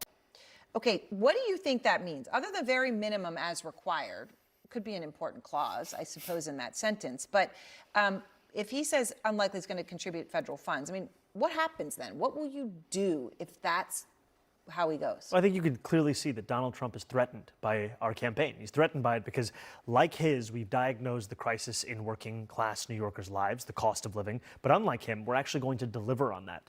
And that is a contrast that he can't bear to see. Because while he is spending $300 million remodeling a White House ballroom, the same amount of money that could provide SNAP benefits for 100,000 New Yorkers, he's trying to make it harder for Americans across the country to actually afford groceries. And this money that we're talking about, it's money that New York City is owed. It's not Donald Trump's to decide which city or state will get what money. This is the money that New Yorkers are owed, and this is the money that we're going to fight for. Okay, so Trump is not the only one talking about you tonight. Elon Musk is actually talking about you. What a pair. And obviously Musk had supported him, was crucial to his election victory. They had their falling out, but they're back together again. Elon posts about you. Remember to vote tomorrow in New York. Bear in mind that a vote for Curtis, referring to Curtis Sliwa, whom I just mentioned, is really a vote for Mum Dummy, or whatever his name is. Vote Cuomo. All right. Why do you think he's speaking out against you? And obviously, the personal insult is in there as well, Mum Dummy. Look, I think this is one of the more expensive endorsements that Andrew Cuomo has ever gotten because it took $959 million in tax breaks that he gave Elon Musk for Elon Musk's pet projects back when Cuomo was the governor. And we're seeing the two twin architects of this second term of Donald Trump's presidency in the president himself and Elon Musk saying clearly to New Yorkers that their candidate is Andrew Cuomo. And they've picked Andrew Cuomo because they know that he will be the puppet that they want right here in New York City. And he's showing himself to not just be that, but also to be their parrot in the language that he's using to close out this election. Okay.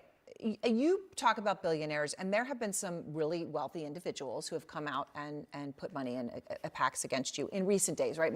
Former Mayor Michael Bloomberg among them. There are plenty of other business leaders who, in private, are afraid. They have concern. There are very few who actually will talk about it publicly, but one of them is Jamie Dimon from JP Morgan, and I'm thinking about this in light of Trump calling you a communist. Jamie Dimon did not call you a communist. He was more intellectual about it. He said, what does he really think?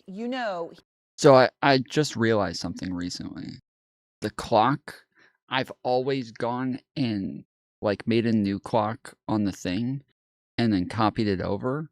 I just realized recently I can edit this one on the website and it'll refresh on my stream. Very cool, eh? Pretty freaking cool.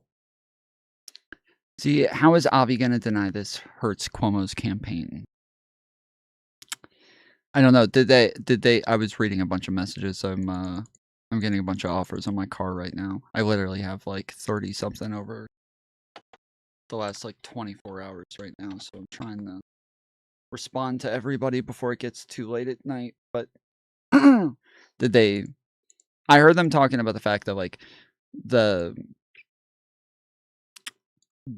I heard Mamdani saying that the reason that they don't want Mamdani is because he's going to be inconvenient for Trump, and the reason that Trump wants Cuomo is because Cuomo will be convenient for Trump. And so I think that it's intuitive that is going to be harmful for Cuomo and more beneficial for Mamdani. But I don't know if that is the main motivating factor, because Cuomo had already lost the primaries by the time that happened. And so we would generally think in most scenarios that it wouldn't make as big of a difference, but in this one, I think it is a bigger factor, because when he lost in the primaries, there were still 5 candidates, and that included people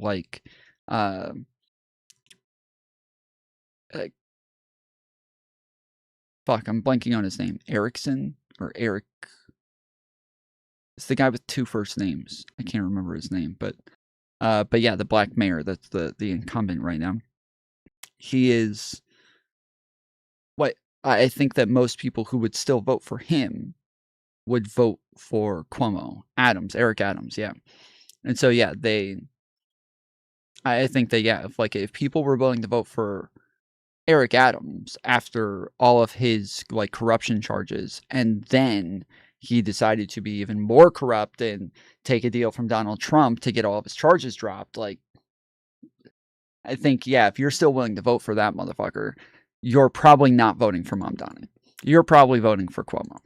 You're probably voting for Cuomo. And so the fact that these people are willing to back Cuomo, that Trump is willing to back Cuomo, the people who were willing to vote for Eric Adams are probably also willing to vote for Cuomo. And so I think this does. I think it matters more in this specific scenario because of all of the surrounding issues. He was part of that socialist democratic thing, which literally is more Marxist than socialist. And I read it, but I don't know what he believes in that. All right, so I guess he's basically saying he's not really sure where you stand on things. But what do you say to that concern? Is Marxist something you're comfortable with? No, I'm a democratic socialist, and I've said it time and again. When was that quote from Jamie Dimon?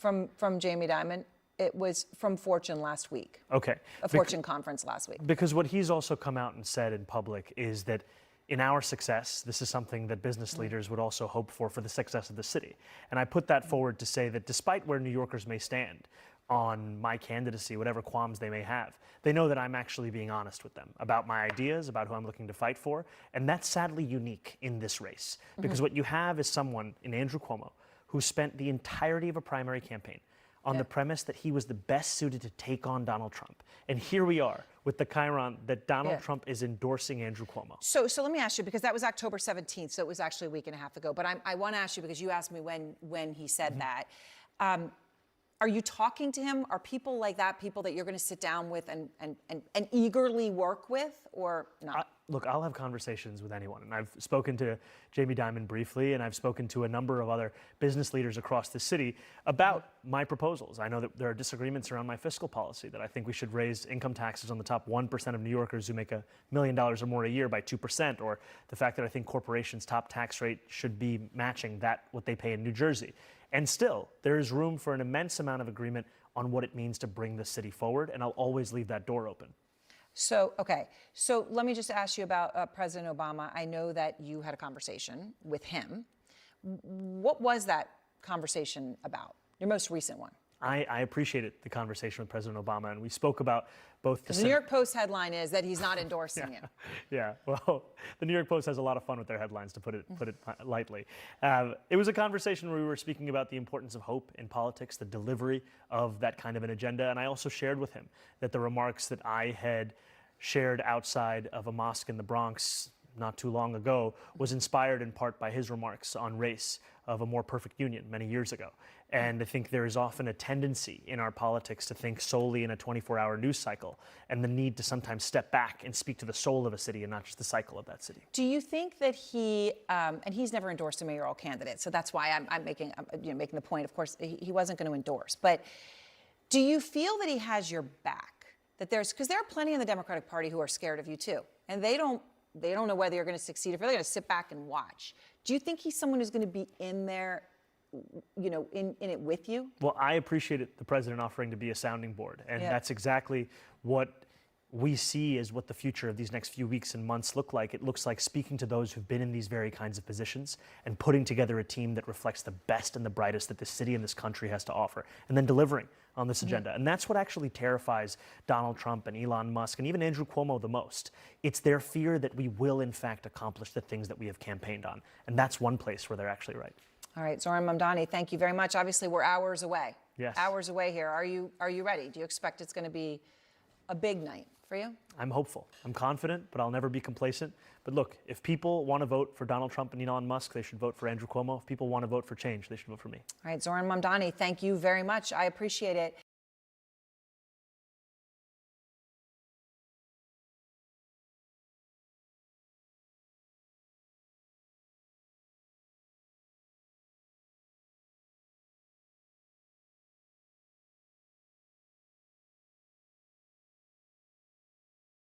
So that's why I'm getting off.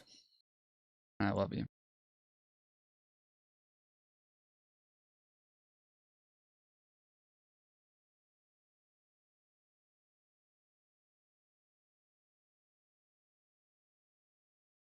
I was saying I think that they should start using terms like the establishment more when talking about Trump and these people.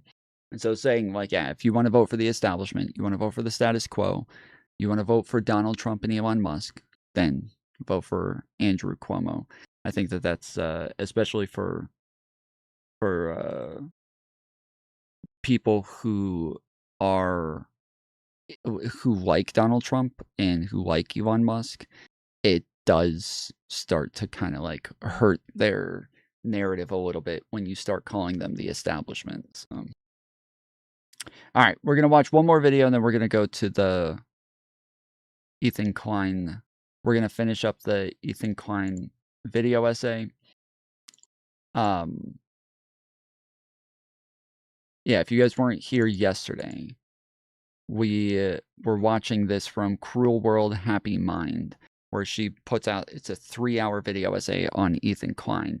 And so we started watching it. We only made it an hour into it. But today, Ethan Klein and her are having a conversation. And so I didn't know that they were having a fucking conversation. So I'm trying to get through this video essay so that we can now watch their fucking conversation. It was god-awful. The video essay... Wait, oh, you mean the conversation was awful, or this video essay is awful? The video essay so far isn't horrible.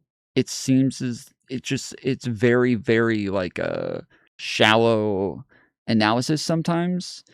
But, like I said, we're only an hour into it, so far, all she's been doing is just kind of giving a recap of Ethan Klein's lore. But yeah, the only thing that like I really had a problem with so far is that like it was nothing serious. It just seems really dumb that she thinks that people are just that they just make more money because there's more ad revenue for podcasts, when podcasts, like ad revenue is a small percentage of what it is that you make on a podcast. Like ad revenue is a very small percentage. The majority of it is going to be memberships and super chats and gifts and shit like that, and then on top of that, it's just easy as fuck. Like it's more money for less work. So it's that was the only like major disagreement that I had with her. And then at the beginning of the video, she says we're not going to talk about anti-Semitism and it will not be tolerated. And then she immediately started talking about anti-Semitism. So I have no fucking idea what the hell she meant by that at the beginning. We've got to talk about this MAGA right-wing civil We're going to talk about it. It's been going on for a bit, but it really heated up with this one interview. Because we had former Fox host and now podcaster Tucker Carlson bringing on the leader of the white nationalist Groyper movement, Nick Fuentes. Now, with that, Carlson himself has been called a white nationalist by critics for a long list of past comments he's made, especially his promotion of the so-called Great Replacement conspiracy theory, which suggests that there's a scheme to gradually replace white people with non-white immigrants. Even for Carlson, for many, Fuentes was seen as a uniquely far-right guest, especially when it came to anti-Semitism. And while you have people sharing moments from Carlson like this, what I do think is bad, just objectively bad and destructive, is the all Jews are guilty or all anybody is guilty of anything, because that's just like not true. You also had people sharing clip after clip of this nearly 2.5-hour interview where Carlson seems friendly and sympathetic. I agree with you on some of the things you're pivoting against for sure. Yeah. I'm an American nationalist. Me too. Worrying about who lives in your country is far right. Apparently, there's a lot of these neocon Jewish types behind the Iraq war. There's the foreign aid complex, which is really unique. It was the Zionist Jews like Dave Rubin, like Ben Shapiro, like Dennis Prager. Fox is not a Jewish business, though. Well, Rupert Murdoch is an ally of Netanyahu. I'm not that interested in the Jews, but I'm very interested in the foreign policy question. We do, on some level, need to be pro-white, not to the exclusion of everybody else, but recognizing that white people have a special heritage here. You say identity politics like it's a bad thing. I think identity is a reality. Identity is a reality. Right, and so the full interview, it gets millions and millions of views. The clips, they go viral, pick up tens of millions of views across multiple platforms, and of course you then have people reacting. And among those, you had Ted Cruz, who also had a very hostile interview with Carlson not too long ago, and he said, if you sit there with someone who says Adolf Hitler was very, very cool, and that their mission is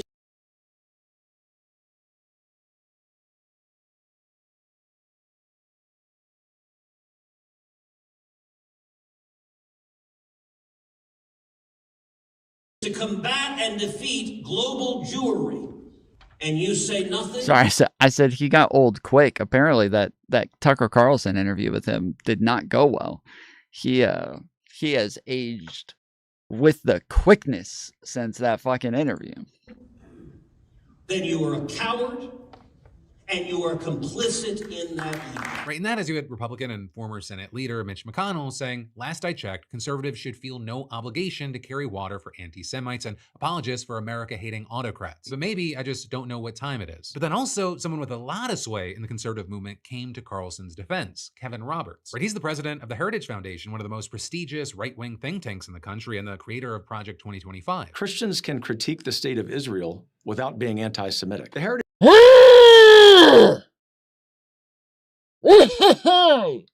Why? Why is this always the response? Why every fucking time, dude? Every fucking time. Why is this all they have? That's not what even, he just showed all the freaking clips of all the things that he said. And then he just turns around. Well, people are allowed to criticize the state of Israel. They're allowed to do it. Okay, guys? We should be allowed. Oh my goodness. Why? Why is this all they can ever say? This is so infuriating. Heritage Foundation didn't become the intellectual backbone of the conservative movement by canceling our own people or policing the consciences of Christians. And we won't start doing that now. We will always defend truth. We will always defend America, and we will always defend our friends against the slander of bad actors who serve someone else's agenda. That includes Tucker Carlson, who remains, and as I have said before, always will be a close friend of the Heritage Foundation. With him then also adding that he disagrees with and even abhors things that Nick Fuentes has said, but that canceling him is not the answer. But then with that, you had others strongly disagreeing with, for example, Matt Brooks, the head of the Republican Jewish Coalition, telling Jewish Insider that he was appalled, offended, and disgusted that Roberts and Heritage would stand with Tucker Carlson and Nick Fuentes as somehow being acceptable spokespeople within the conservative movement. And now you also have Ben Shapiro jumping into the mix, throwing punches at both Roberts and Carlson. It is not cancellation to draw moral lines between viewpoints. It is not cancellation to refuse to signal boost Hitler's support. That's exactly what I was thinking. I was thinking that's a little weird that you would even bring up, like, well, I don't think we should cancel him. Like, can you not just, like...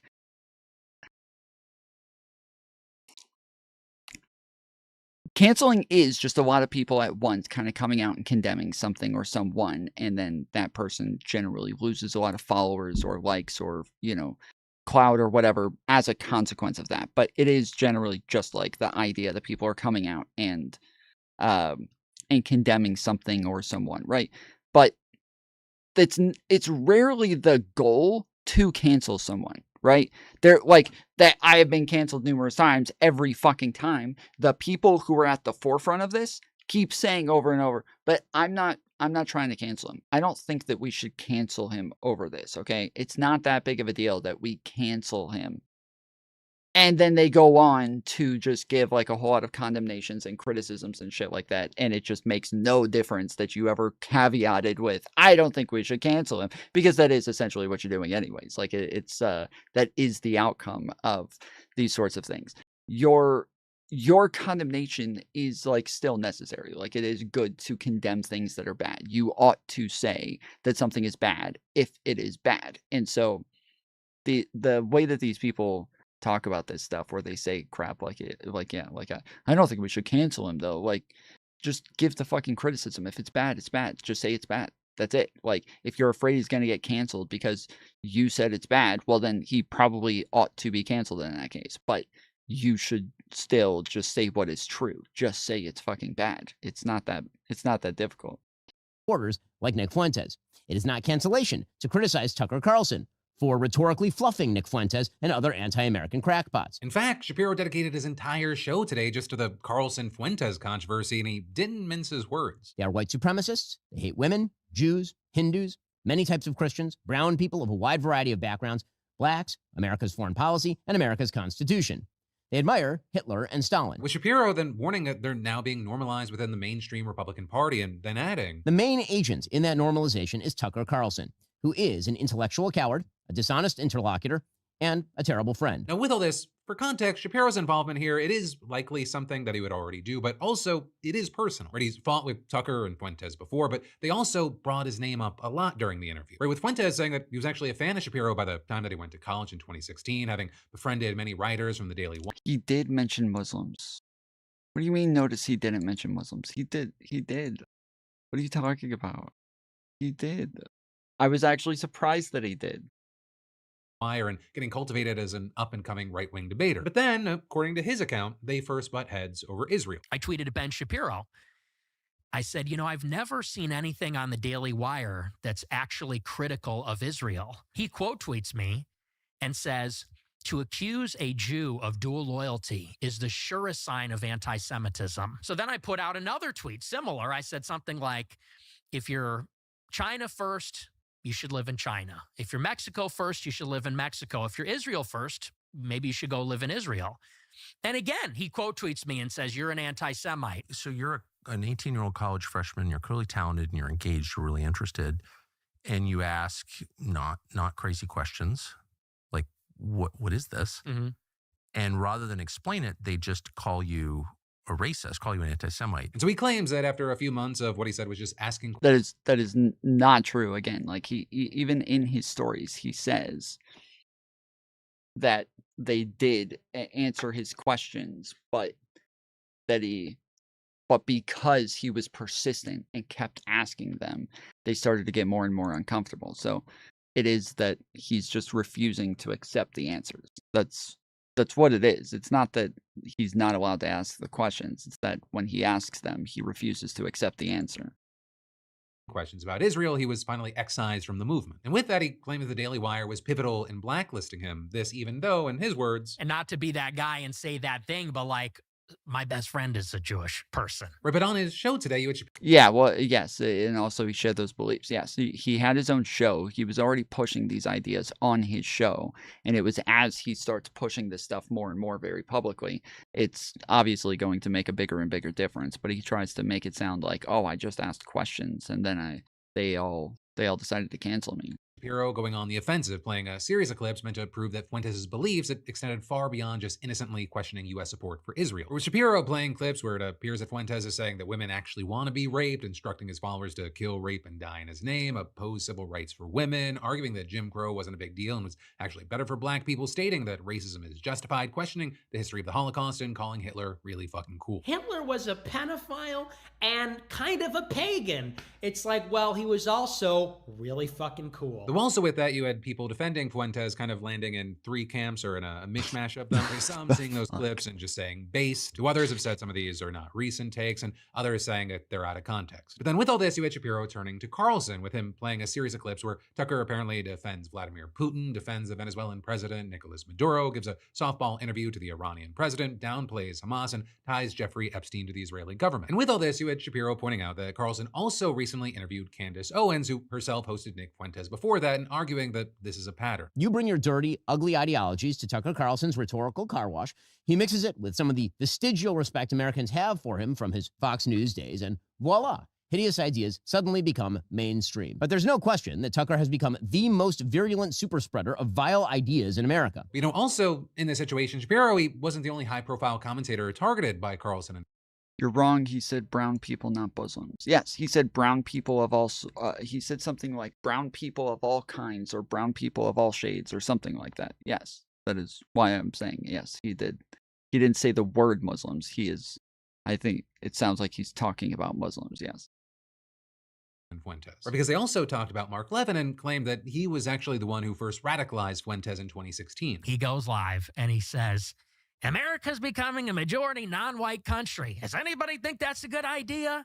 And I was thinking to myself, yeah, that actually doesn't sound so good. Right now, while speaking before the Republican Jewish Coalition, you had Levin shooting back at them. For 6 months, I've been fighting these bastards, whether it's Tucker Carlson or whether it's Nick Fuentes, and I've been looking over my shoulder looking for help. And you know what I found? Nothing. What do you mean we don't cancel people? We canceled David Duke. Donald Trump canceled David Duke. We canceled Pat Buchanan. We canceled the John Birch Society. We canceled Joseph Sobran. We canceled pornography on TV. We cancel stuff all the damn time. Hitler admirers, Stalin admirers, Jew haters. Based. Finally, somebody who's willing to admit that yes, the right does cancel people. The right is willing to engage in cancel culture, and it's not a negative. It's not a bad thing. Like it is. Yeah, that's just normal. Like it is. It is just a part of being in a society. American haters, Churchill haters, you're damn right we're going to cancel them and deplatform them. And then, there were also others who got Did he say Church Hall haters or Church Hill haters? caught in all this. Not just Ted Cruz, but George Bush, Mike Huckabee, John Bolton, and others getting lumped together by Fuentes and Carlson as so-called Christian Zionists. And with that, you had Tucker in particular accusing them of heresy and saying that they've been infected by the brain virus that is neoconservatism. For now, we're going to have to wait to see what happens. Yes, in the long term, but also even just this week. For the Carlson-Fuentes interview kicked things off. You now have Shapiro, but there's going to be a lot more back and forth happening. Though again, it didn't all stem from this podcast. These fissures, they've been widening for months now. The H is silent. Yeah, well, for British people, it is. You guys say Churchill, but no, we say Churchill. We Americans say Churchill. It is not silent here. It is definitely Churchill, not Churchill. I can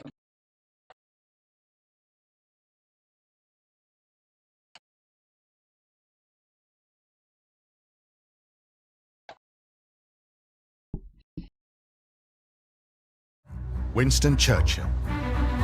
see Winston. Oh, he does this. He does kind of say Winston Churchill. Yeah, I can't tell if he says Churchill or Churchill. Actually, I'm American. I'm not English, so I don't have any weird motive in asking this. But how would you assess Winston Churchill? he does say Churchill as well. Okay. Because as I'm reading it, as I typed it, I thought, wait, it is Churchill. The H isn't silent. It's in church. It's church, I-L-L. So it is Churchill. But everybody says Churchill. But it actually is Churchill.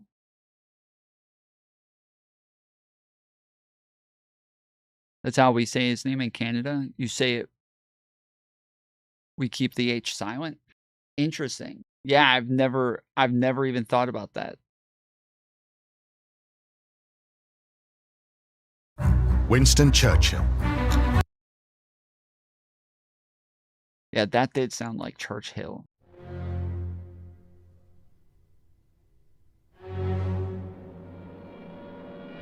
Nazi reigned on just as certain was the voice that rose in defiance.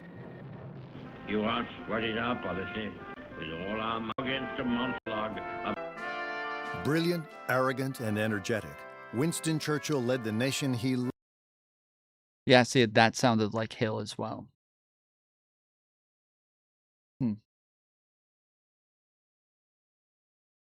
If not years. So arguably, I think the biggest mover in the last year or so has been what Israel did in Gaza. Lots of hearts, minds, opinions, viewpoints have changed. But again, that's just one aspect of a multi-front issue. And so with all this, as we wait to see how this MAGA civil war plays out, I'd love to know your thoughts, opinions, and reactions here. And then there's more we're going to dive into. And Well, it doesn't. So it's when I'm reading it, I'm thinking of it as Churchill, right?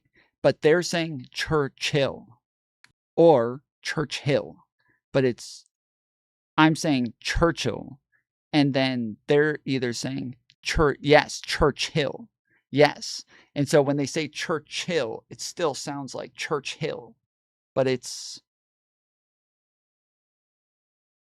clearly Churchill. Yeah, I was about to say it. Like, am I crazy? Americans, we say hill, right? We do say hill. I'm not fucking crazy. Like we do say hill, yes?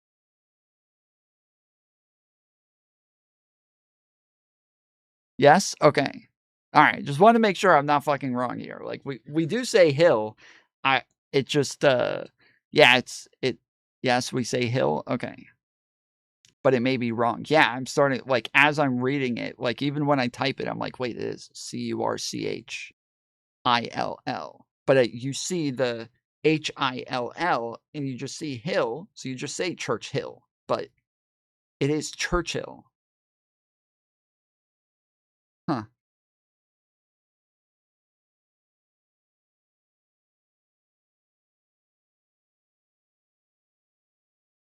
It's a Mandela effect. It's not a Mandela effect.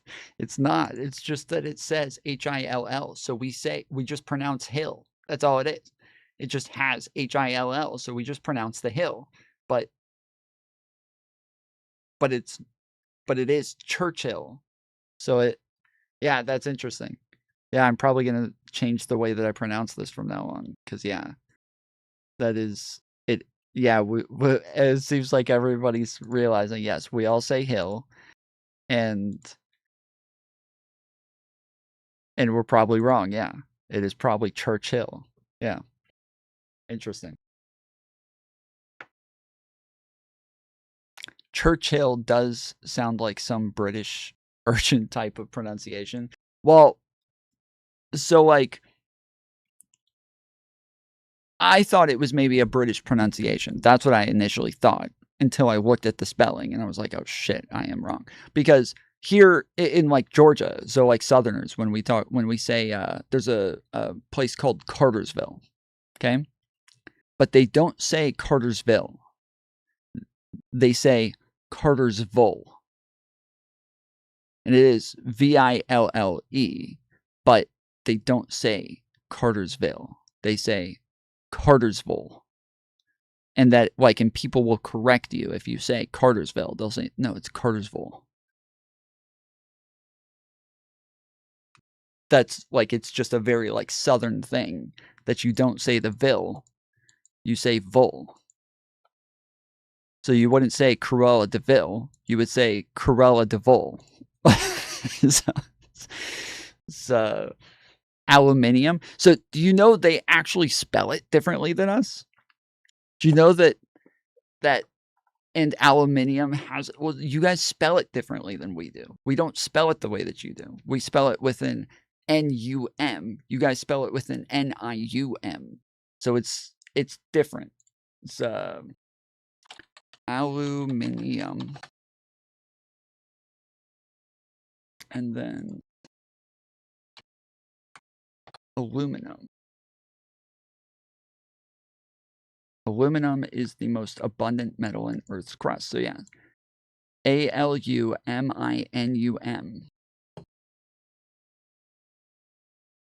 That's how we spell it. So we just spell it differently. You guys add an I into it, and we don't.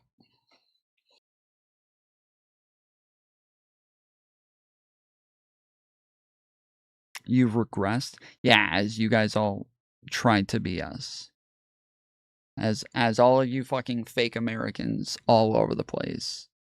That's for years I didn't say Australia, I didn't say Canada, I didn't say the United Kingdom, I didn't say New Zealand, I said fake Americans.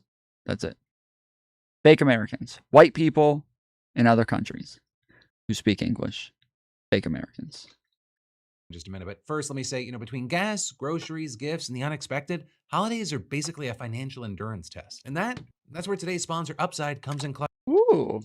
More about MAGA World losing their minds this weekend over this picture. Because you've got a bunch of teachers from Tucson wearing bloody t-shirts with the words problems. We went over this yesterday at the beginning of stream. If you guys weren't here, I was saying there's a picture going viral of a bunch of people wearing a Charlie Kirk shirt with blood all over it, but it says problem solved instead of freedom. And everybody's like calling for them to get fired and all of this shit. And people, a couple of people in the chat said, no, that's from Hocus Pocus. That has nothing to do with Charlie Kirk. There's nothing to do with Charlie Kirk. That's from Hocus Pocus. That is they're like, if you look it up, you'll find these costumes every single year. It's a thing that is every year. It's Hocus Pocus. It has nothing to do with Charlie Kirk. And so it seems as though, I could be wrong, but from what I was gathering on Twitter, everybody was trying to get these people fired. They were like all getting harassed. The school took the pictures off of their website because everybody thought that this was a Charlie Kirk thing, and that instead of the shirt saying freedom, they just changed it to problem solved. We killed him. solved for Halloween. And to many MAGA, this was a clear reference to Charlie Kirk. And it really seemed to kick off when you had Andrew Colvett, a spokesperson for Turning Point USA, writing, "Concerned parents just sent us this image of what's believed to be teachers mocking Charlie's murder. They deserve to be famous and fired." With then other conservative leaders like Florida Governor Ron DeSantis then piling on and tweeting. It's been really disturbing to see teachers across the country glorifying a murder just because they disagreed with the victim. Except, here's the thing, there was a major problem, and that actually ends up being a pun, with this narrative. Because it turns out it wasn't a reference to Kirk at all. With Vail School District Superintendent John Carruth quickly putting out a statement denying that and saying, "We want to clarify that these shirts were part of a math-themed Halloween costume meant to represent solving tough math problems. The shirts were never intended to target any person, event, or political issue." With him then going on to say that other descriptions of this were false claims and unequivocally untrue. Though you also saw Carruth trying to be a bit diplomatic and saying that he understood how the image could come off badly and that we are, quote, "truly sorry for the hurt or upset it has caused." So that also is, there was other evidence that this wasn't a reference to Kirk, such as the fact that the teachers wore the exact same thing last year, as many on social media pointed. They wore the same exact thing last year, dude. Uh, It's so fucking good, bro. It's so good. They all get triggered so easily. It's so good, dude. I love this. This is so good, bro. Oh my goodness. I cannot tell you how much I love this situation. They got so triggered so quickly over this thing and didn't even take time to like look into it or check on it or anything. Oh, this is so good. But of course, since this all went viral, the district and the individual teachers, they've apparently been getting harassed, leading to demands that Colvett and others apologize for getting it so wrong. And after seeing the evidence contradicting the claims that this was a Kirk reference, Colvett appeared to double down and wrote, "We've seen enough evil since Charlie's murder that I'd actually be relieved if this isn't another example. That being said, it's a very weird costume for teachers in general, but after what happened to Charlie, I'm absolutely floored they wore it again. I do not believe for a second that all of them are innocent. Some probably are, but I believe others knew exactly what they were doing." However, it looked like other TPUSA members were more apologetic, with, for example, Blake Neff, a producer for the Charlie Kirk Show, writing that he realizes his proximity to the assassination makes it far more likely to see references to it, even if there wasn't one. But also, considering the evidence that the shirts were worn last year, he didn't feel like it was right to keep his criticism up. That said, though, some MAGA people, they're outraged, and they've kind of moved the goalpost slightly, and they've written things like, "The school district claims these teachers wore the same exact shirts last year. I'm skeptical, but okay, let's pretend that's true. How is it okay for teachers to wear these shirts just 3 months after the public assassination attempt of Donald Trump? It's not. It's abhorrent." And while you've had some agreeing with that sentiment, you've also had others saying that just sounds like someone trying to save face. But hey, yeah, this is a news show, but also it's a conversation, so let me know your thoughts. Is finding a way to be triggered. Just looking for a reason to be triggered. Thoughts, opinions, and reactions here. Then next up in the news, I've got a fun little thing you get to stress about if you want. If you were like, man, there's not enough stress in my life, because a new study has now linked regular melatonin use with the increased risk of heart failure. So one, we should talk about it because you're going to see this in the news, but also two, because okay, whatever, dude. Heavy night of and well incurred, you know what I mean? Yeah. So when we kind of ended off with this video. As I said earlier, Cruel World, Happy Mind made this documentary or video essay 3 hours long. We only made it through 50 minutes of it yesterday, but it is about Ethan Klein, and Ethan Klein had her on today to have a conversation about the video. But a lot of what she does is she's like, right now we're in a period where she's showing that he does call out a lot of people for doing edgy memes and saying edgy things and using like racist language and shit like that. But then he would also do it himself and never really addressed a lot of that stuff. And so now she's kind of going through like these long montages of him saying the N-word over and over, saying the F-slur over and over, finding victims of like rape and murder and shit, and then making fun of them. And a lot of it is really fucking gross. It is. Like, a lot of it is like really fucking gross, and it is him just being edgy just to be edgy. That is it. Like it's like it's kind of like shock jock humor where you're just saying it just to shock people. But it doesn't actually have like any sort of joke to it. It doesn't have any sort of meme to it. It doesn't have any sort of irony to it. It doesn't have any sort of like message to it. It doesn't have, like, nothing else is there. It's just like, let's just say fucked up shit just to say fucked up shit. which is kind of like that's kind of like the issue that a lot of people have with Lav. That's the issue that a lot of people have with that what's her name? Something Chan girl. The it's just, yeah, this is what a lot of people do, where they're just purposely just saying things only to have like something edgy. Whereas like I've talked about the fact that talked about this yesterday, that a lot of times I will say racist things or sexist things or homophobic things, and it is like part of it is the shock of it, but it's also the like it's kind of like the irony that obviously I don't believe those things, and that people actually, there are people in the world who do believe those things that would actually say something like this, and just how fucking crazy that is, how insane it is for somebody to actually say something like this and actually believe something like that, to where obviously the joke is making fun of racists or making fun of making fun of sexists or making fun of homophobic people. I've never heard you say anything racist. Or is that a meme, or is that, I don't get it. Anyway, ignoring the camel, that fat, juicy, juvenile, but wants to fuck that shit, boy. Yeah. Ignoring that. By the way, I didn't know if you guys saw, but you can see her, and this makes it a much more powerful image. She got a nice smug face. Good to I would ram my. I hope she can keep that smug smile for me that whole time. You know what I mean? Big up to her for being brave. So yeah, this is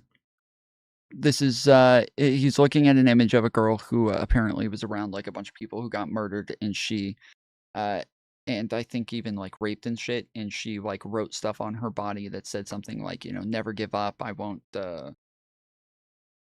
you can't tear me down, or something like that. And so then he just sits there talking about like what a slut she is, and how he'll do all of this shit to her and crap. And apparently, yes, she had just come out of like a horrific tragedy, and so now he's doing all of this. The scars girl, yeah. Getting out here and making this very powerful political statement about her proximity to the bomb being less close than all the other ones who died. And you can scar her, but you can't stop her, guys. And never forget, Boston bombing, 2013, guys. Never forget. That's what it was, the Boston bombing. Yeah. For Ela to be someone who is in the IDF, to have claimed that she experienced various hardships growing up in Israel, fear of bombings from Muslim countries, and then take part in mocking a bombing victim, that personally causes me to lose all sympathy for the two of them whatsoever. Ethan has continually, over the years, said incredibly creepy things when it comes to women. Like when he said on the H3 podcast in front of Joji and Post Malone that women are meant to be conquered. Joji's reaction says it all. Our Neanderthal cousins were like crazy. So there's definitely something like in us to like conquer. Men want to like conquer. Right. So it's, women are in a nature setting, like, to be conquered. Maybe we do have a problem with accountability culture, not in the ways in which we hold other people accountable, but in the ways that we're not able to hold ourselves accountable, hold a mirror up to ourselves, grow as individuals, understand where we went wrong, change, move forward. Try to do better. When you point the finger, you have 3 fingers pointing back at you. Ethan's fans didn't seem to realize the extent of his past. At least many of them didn't. And Ethan was making waves as a content creator who stood up either for or against other content creators. So to many, they trusted him, his opinions, the ways in which he condemned others. Rules for thee, but not for me. While Ethan's fans trusted him, what they didn't know or realize was that to Ethan, they were becoming his armor, his army, a way to take down his enemies. Through the years, instead of lifting other creators up, like the guy replied and he said, "What, bro? That's Dragon Ball Z." And he said, "Krillin is actually the MVP." And I said, "Sorry, I don't know the names of the Pokeballs with a Z. Pokeball, B-A-L-L-Z.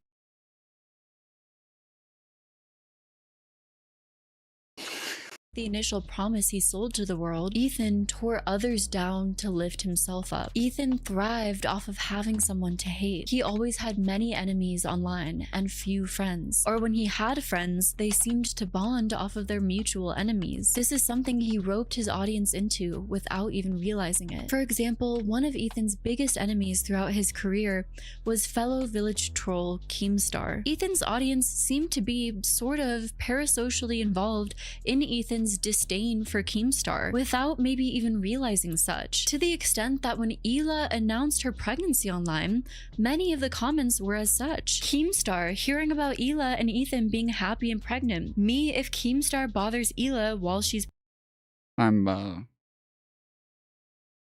Sorry, not sorry. I'm liking these fucking DMs, dude. This is too fucking funny, dude.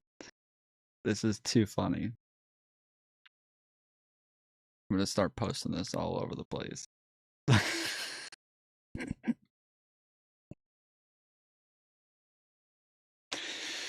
That's too fucking good, bro.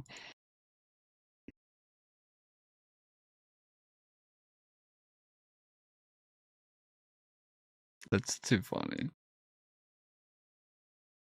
pregnant. Back off, bitch. While it could just be a joke, a shared meme to viewers, they, without realizing it, were participating in a long-standing pattern that Ethan had of needing to have many enemies to tear down and go against, and build a fan base that could help him in his crusade. While many of Ethan's audience saw Keemstar as an easy enemy to dislike, the tide started shifting when Ethan began demanding that they see likable people Ethan brought onto his show as his friends, as enemies that they now turn against as well. But this strategy, at least initially, worked out well for the Kleins, catapulting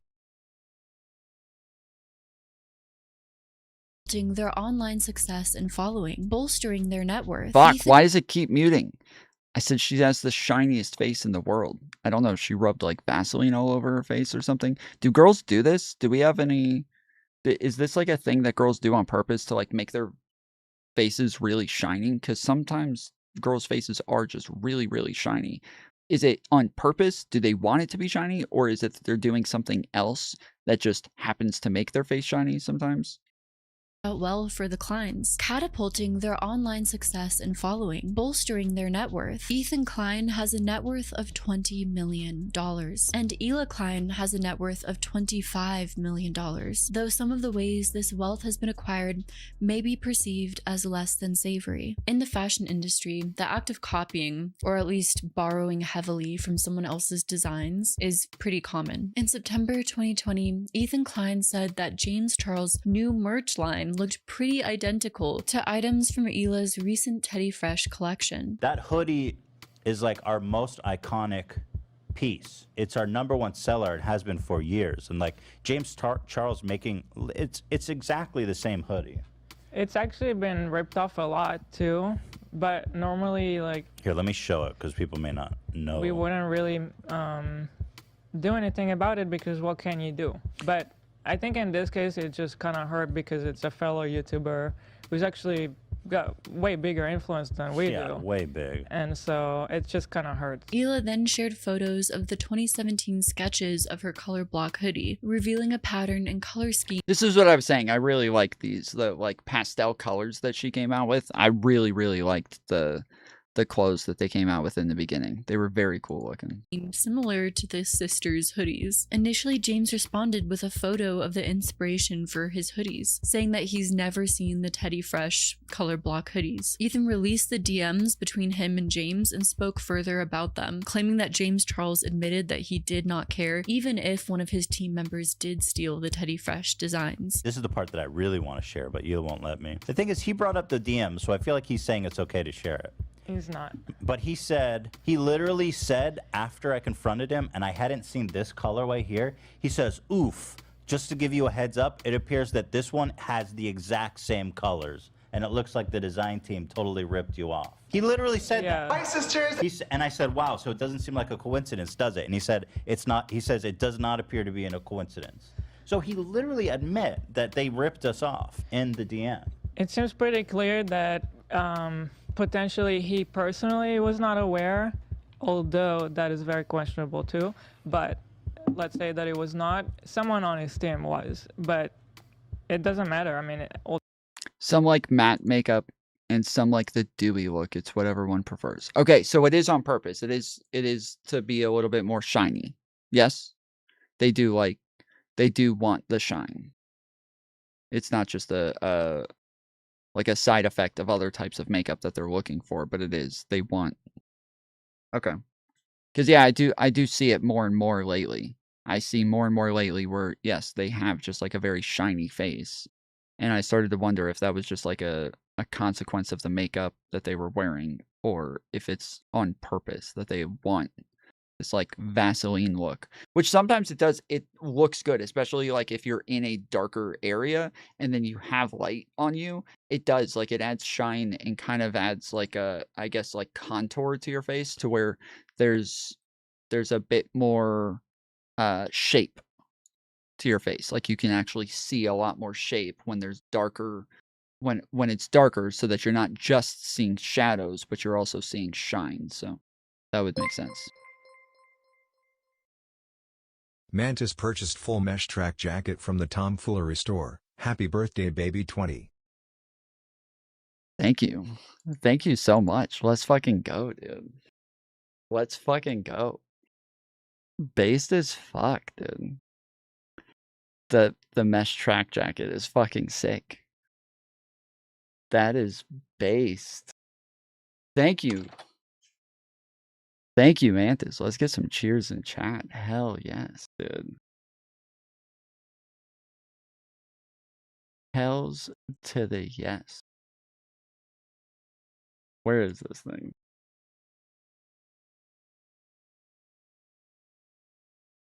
Oh, it's not on here.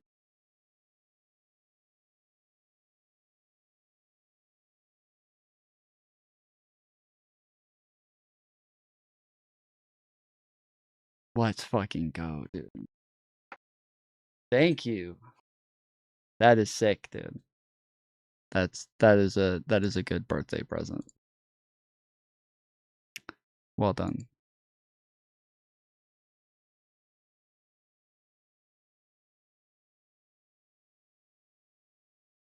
It is on the lowest setting.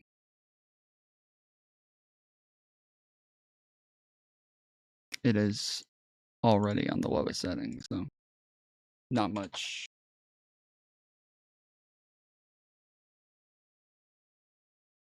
Not much I can do about that.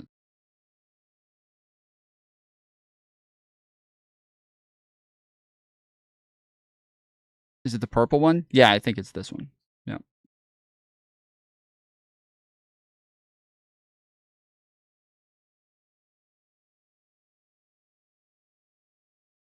Yep. Full mesh. So that's this one.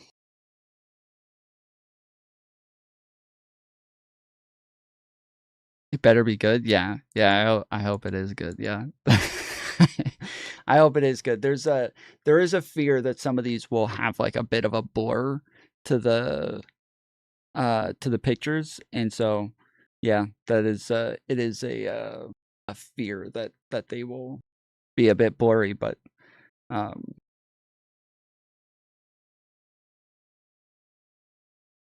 yeah, I think even if it is blurry, it'll still look sick as fuck.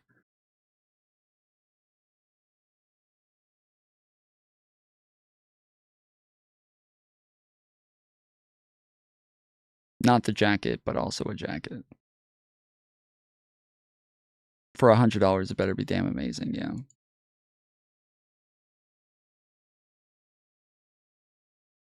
How much? Yeah, I was gonna say you probably could have told me that you were gonna buy it, because yeah, I could have gotten the. I think that there's a coupon that I have for it, so.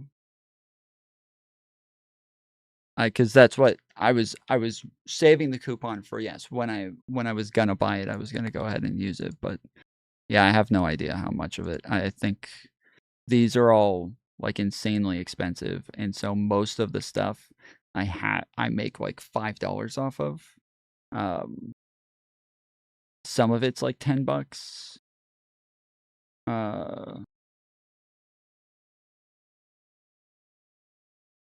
And then stuff like this, it's like Yeah, like 4, maybe 3 or 4, something like that. But yeah.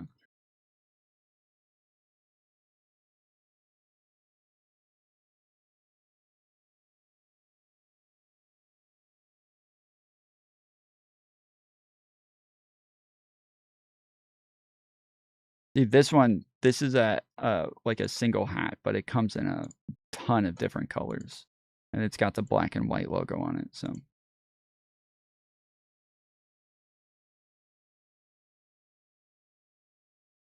this is the one that you see on the store,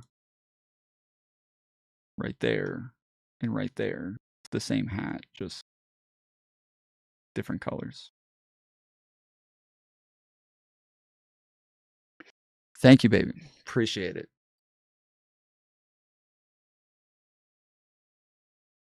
That is a good present. Churchill. How far behind is Cody? How far behind is Cody?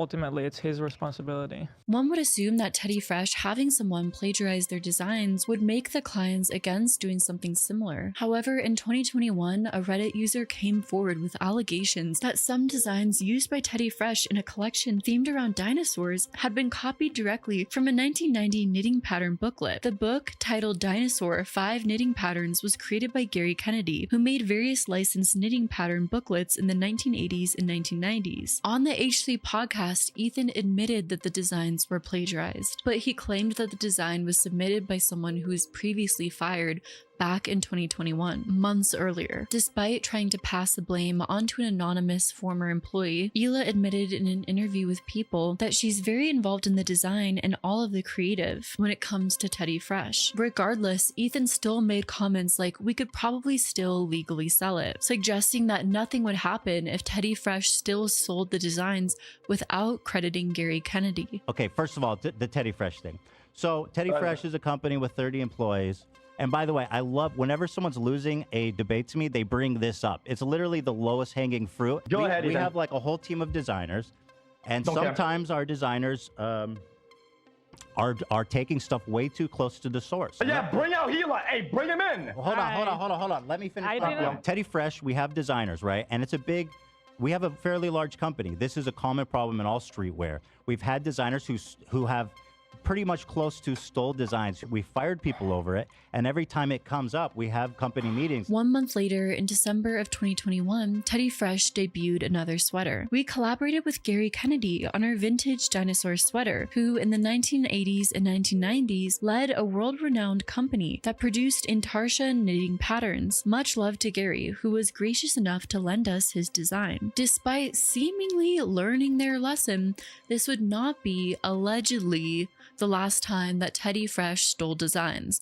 Allegedly. In the past, the brand has ripped a bear from a vintage t-shirt, only changing the color scheme before slapping a logo on it and reselling it. They did something similar to another random vintage t-shirt. In another side-by-side photo, Teddy Fresh seemingly ripped off an ASOS sunflower design, with only slight differences and the Teddy Fresh logo. Yeah, I guess, okay, I'm reading some of the comments. I see that some people are confused. So yeah, so Mantis bought the track jacket for me for my birthday. My birthday is coming up sometime soon. And so yes, she bought the jacket for me and bought it, yes, through the store, and now it is sending it to me. So yes, that is why it popped up with a notification. Logo. Teddy Fresh also made a similar design to Prada's Flame Intarsia sweater. Pandora's upholstery also fell victim to the brand. And more recently, it seems like artists have lost interest in Hila, have stopped working with the brand. The respect for Teddy Fresh has fallen. What was once a respected endeavor, where a YouTuber went beyond the realms of content creation, is now floundering, and Hila is notably freaked out about it. Recently, there's a Reddit post by an alleged insider founder who claimed that Teddy Fresh is not doing well. Take everything I say here with a grain of salt, as I am not affiliated with the brand, but I'm close to a couple of people who work or have worked for Teddy Fresh. Just before Christmas, they laid off about a third of their employees. Money is a major reason why. Anyone can deduce that the company is not pulling in what it used to. However, what I've heard is that production is mismanaged at every level. My opinion is that H&E, Ela and Ethan, were spoiled by high-selling early releases and began to think anything the company touched would turn to gold. Now, obviously not the case. The result of this is layoffs. Hardworking people treated like collateral thanks to things being so poorly managed. That is a common thing for people, is if they have a lot of success early on and they're very quickly making a lot of money, they immediately assume this is going to continue. And so they start to budget everything based on what their current, they start to project and budget everything based on what they're currently selling, based on their current revenue and sales. And so they start to, yes, to like hire too many people, start to add too many types of too many costs that makes it to where, yeah, they start to fuck up pretty majorly. And then they also, especially when it's something like this, so when somebody who's close to people who work at the company, a lot of times people like this who are doing YouTube, they'll like look within their own audience for workers, and they'll say like, hey guys, we need people to do this, we need this, we need this. And so if you guys want to work for us, just send us an email through our website. And they start to hire people within their community to where there's even more of this like it's almost like working with family and friends. Like there's almost like a feeling of like you're more than just like coworkers. You're more than just employees, and so you're able to get away with a lot more. You're able to slack off a lot more, and things aren't as much about the business or making money, but it becomes about a lot of other things. And so this seems to be a common mistake that a lot of people make doing stuff like this. The people I've spoken to are not confident that the company will be around much longer. Well, actually, it's up to 80% off some of this. We did deep discounts because, like, we just want to get, it's like, okay, we have like 10 4XLs. But it's a good opportunity. Rick and Morty, sorry, guys. It's a heavy discount. I mean, I paid for the product. I got to unload it. The clients used to have famous associates, influencers they knew, who would support their brands, associate with their name. But over the course of the last few years, they have few friends and even fewer frenemies. Though at one point, Ethan was a part of the most famous online frenemy-ship. Wow, Ethan. Great move. Keep it up. Proud of you. This is lol cow milking to the most like extreme. Like this is one of the reasons that I really don't like Ethan, is he's willing to like be friends with somebody that he knows is a crazy person and a maniac and has like tons of psychological problems and all sorts of like mental illnesses and shit, just to like just to extract that content out of her. And he's willing to like put up with a lot and try to try to be friendly with somebody just to use them for content. And that is a big turnoff to me. It seems really fucking gross. How is it any different than Destiny? Because Destiny didn't actually sign fucking contracts with these people to bring them on as their co-hosts. What do you mean?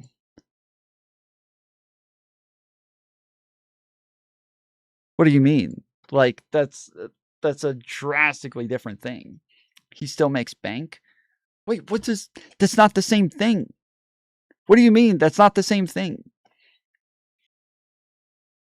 Okay, so give me an example of who you're talking about. Let's give me an example of somebody that you think would somehow come anywhere close to this. I can't even think of a single person that you could name. But because it people like Mr. Girl or Lav, like all those girls, Anna. Wait, but they weren't this fucking co-host. What are you talking about? Most of those people are the ones who made everything public afterwards, to where then, yes, he would reply to it in his own fucking videos and make content out of it. But they are the ones who start making everything public and start putting out shit on Twitter or start putting out shit on their own streams or in their own videos. Like, it's Tom, it's not about the co-hosting thing. Oh my goodness. I think you're drastically misunderstanding what it is that I'm saying. It's about propping people up intentionally. Like who? That's why I'm asking. What, like who?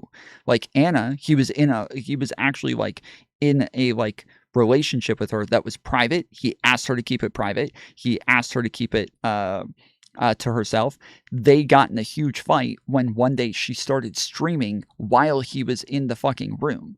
And so he's like, he kind of stopped talking to her for a while. And then because he stopped talking to her, she started like freaking out and started posting on the internet that they were together and that he was ghosting her and shit, right? That is not him doing any of that. That is him having a relationship with somebody and then them putting all of it out in the public. Kelly Jean, even though I don't like her, maybe Kelly Jean, but again, Kelly Jean is just that's a harder one because again, I don't know of him ever really inviting her on the show. That like she had perms, so she could just jump on and like get into it with people. But I don't really remember him like inviting her on for content.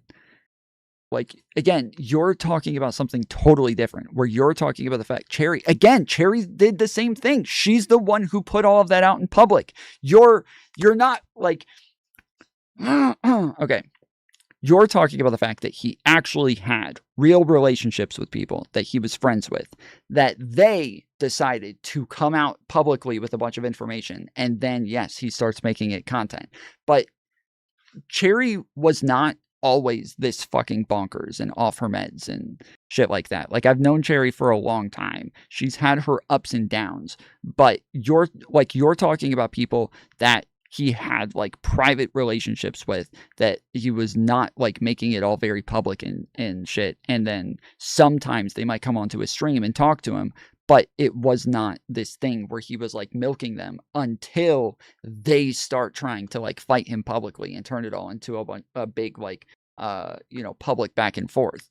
That is just nowhere close to the same thing where somebody says, "Oh, I'm going to go find somebody that I know is crazy and mentally ill," and then use that for content for a long-term plan where we're going to be co-hosts. We're going to do a show together every day.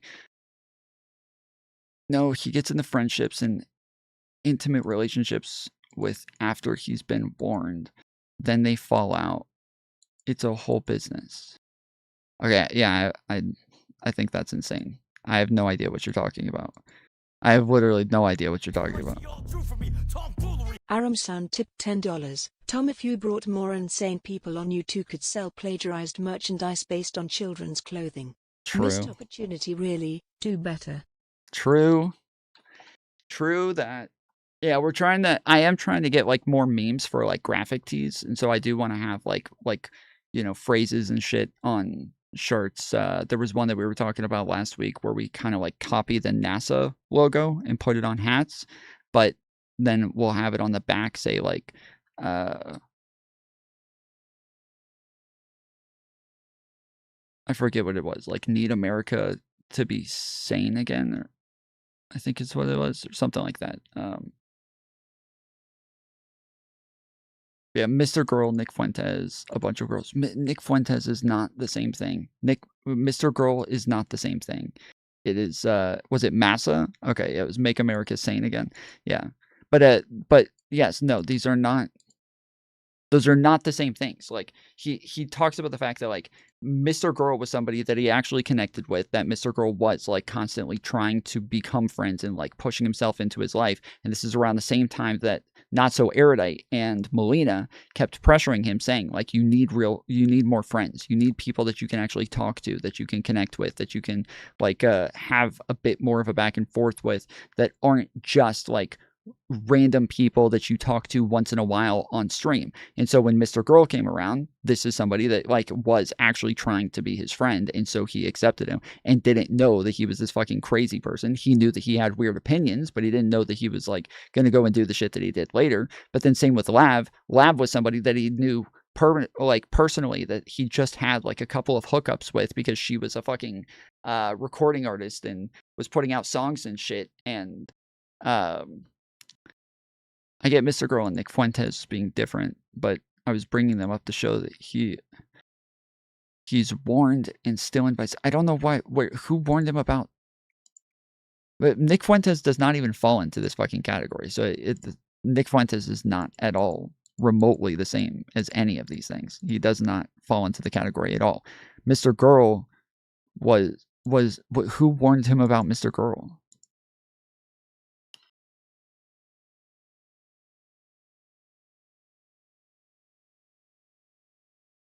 Like Aaron? Who warned him about Aaron? I don't know what you're talking about. A shit ton of people? Okay, I have no idea what you're talking about. I have absolutely no idea what you're talking about. Like, I was blown away when Mr. Girl did the shit that he did. Like, I was totally blown away when he did that shit. And I did not expect them to do that sort of stuff. So it's no surprise that, like, people burn bridges with them. This is a thing that they do, right? They, like, come in, they get a lot of clout, they start to build their own audiences, and then they start to realize that if they're just attached to him, then they're like, they have a ceiling, and so then they have to, like, kind of separate themselves from him in order to continue growing. But that's not at all related to this. That's just people being kind of selfish and doing things for themselves. That has nothing to do with what I'm talking about here. So I don't know. You apparently just have a very twisted view of what happened in all of those scenarios, but that's not at all. I get the intention, but it's being naive. It's not. You're talking about somebody. Okay, so first off, people who are on the internet are already just way more likely to have, like, mental illnesses, to have problems, to be lonely, to not have a whole lot of, like, success in real world friendships and relationships and shit like that, right? Like, these are just already people with a lot of mental illnesses have a lot of trouble in real world relationships, and so they end up doing a lot better online because they can just type everything in text, and a lot of the problems that they have aren't as obvious because everything's in text. But then over time, because they're in text and they're in chats, they're in discords, they're in shit like this, and they start to like the kind of environment, they start to decide to do these things themselves and start maybe streaming or maybe going on streams and maybe talking to people, and they start making friends in these areas. And for somebody like Destiny, where his entire fucking life is online, we're just talking about the sample size that he has is like almost all fucking crazy people. Like, I used to criticize Destiny for this. So I used to say this about Destiny. I used to say, I don't know what it is he's doing, but I do know that I don't have these problems that he has. I do know that I have friends who do have BPD or do have these problems, but I'm able to keep somewhat friendly relationships with them because I have somewhat of like a distance there. Now, I never got into romantic relationships with any of these people, but I did try to like keep boundaries and make sure that like we had more of a professional relationship than it was an actual friendship. But after what happened with Sassafras and Zonia and Sulfur and all of these other people, I now realize this is just totally fucking unavoidable.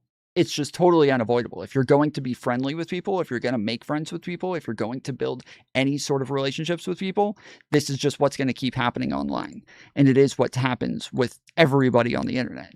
So it's that's totally different. I don't think it is. I think that Destiny just has like a shorter fuse than I do. And so I was willing to put up with a lot more than he was. And he would very quickly see little things and be like, okay, fuck that person. And then everything would blow up. Whereas I was willing to put up with a lot more and allow the leash to get longer and longer and longer and longer and longer until all of them at the same time decided to fuck everything up. Like, it was, it's just different intentions. It's not different intentions. You're just making up fucking intentions. He doesn't, I'm sorry, you say he invites toxicity, but you're just making shit up. I don't know where the fuck you're getting this from. If you look at each individual circumstance and how these relationships started and like everything that happened, it's just obvious that that's not the case and that he's not doing that. That is just what happens. It is blatantly obvious, but you're pulling the fucking Mr. Girl thing where instead of actually looking at things individualistically, you're just looking at a pattern and being like, well, I see the pattern, so that's that. Like, oh, black people commit crimes at a really high rate. I just see the pattern. So it's got to be their black skin that's causing them to commit all these crimes. Like, that's what you're doing right now. There's not the... He likes crazy people, I guess, but you don't think he expects that crazy. Like, yeah, I don't think that he's like doing it for content. I don't think he's ever doing it for content. I don't think that he starts those relationships trying to get content. And you can tell with, like, again, with people like Lav, with people like Anna, with all these people, you know, he's trying to get them to stop 90% of the fucking time. Like, he's trying to get them to quit it, and they won't. And that is just, it's not the, yeah, it's just not the same. It's not a good example. Why frenemies or love-hate relationships are so bad for your health. In a May 2019 video titled Instagram versus Reality, Ethan discussed the growing epidemic that was tearing apart lives, families, worst of all, social media. That was the issue. He's trying to make money. Okay, Seeking.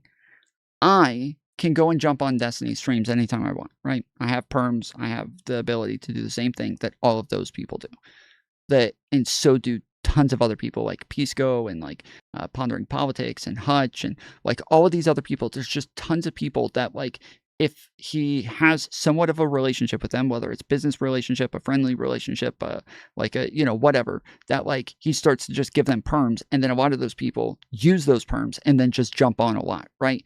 And that is the difference maker, is either they jump on a lot, or we're talking about people like Anna and others who just go and make their own, like Cherry and, you know, all of these other people who just go make their own streams, just start talking shit about him and posting a bunch on Twitter and shit like that. But you're talking about like a pattern where there is no fucking pattern. There's nothing consistent there. There's nothing that like shows any sort of intention behind it or anything like that, because otherwise, I'm one of the fucking crazy people. I'm one of the fucking nut jobs that he expects to just keep jumping on and saying insane shit every single day. Like, it's not I think he ends up being opportunistic, but it doesn't start that way. Yes, exactly. I think that, yes, it's not like the relationships start and there's some sort of, you're not batshit crazy. Yes, so your whole theory doesn't make sense. Because if people like me and Pisco and all these other people are in the same exact bucket, then why the fuck would he ever give us perms if he's just trying to extract the batshit craziness out of people? It doesn't make sense. It doesn't make sense.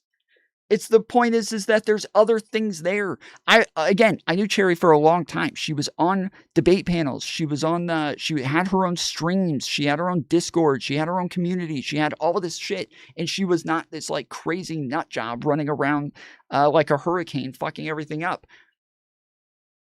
But then she did later. But they were already friends. They were already on panels together. They were already doing all these other things. And then after they started talking, and then they start talking, and then she starts losing it. Like, these are, but you're saying like, oh, he knew she was crazy the whole fucking time, and he was trying to get her to start tweeting out random shit about his wife not giving him enough orgasms, and like he knew all this was. It just doesn't make sense.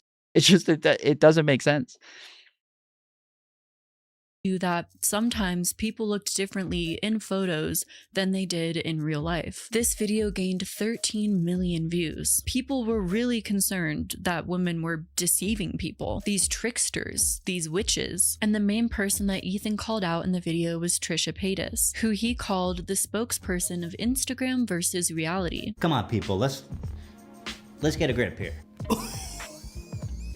Yes! This girl is the spokesman of Instagram reality. Why are you even a model if you're gonna modify your looks that much? It's like from beauty queen to WWF wrestler in 2 seconds.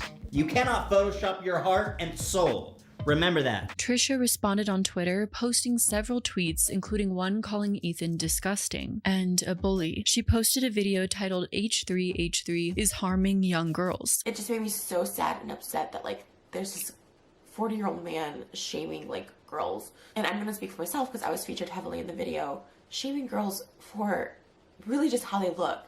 He would take my one photo that I was glam for on Instagram and compare it to like a video like this or a vlog video where I have no makeup on. It wasn't the same day. It was. It's not makeup. Shut the fuck up. Shut the fuck up. That was not makeup. Don't. Okay. So like I was willing to give it to her to an extent for a second there. That was not fucking makeup.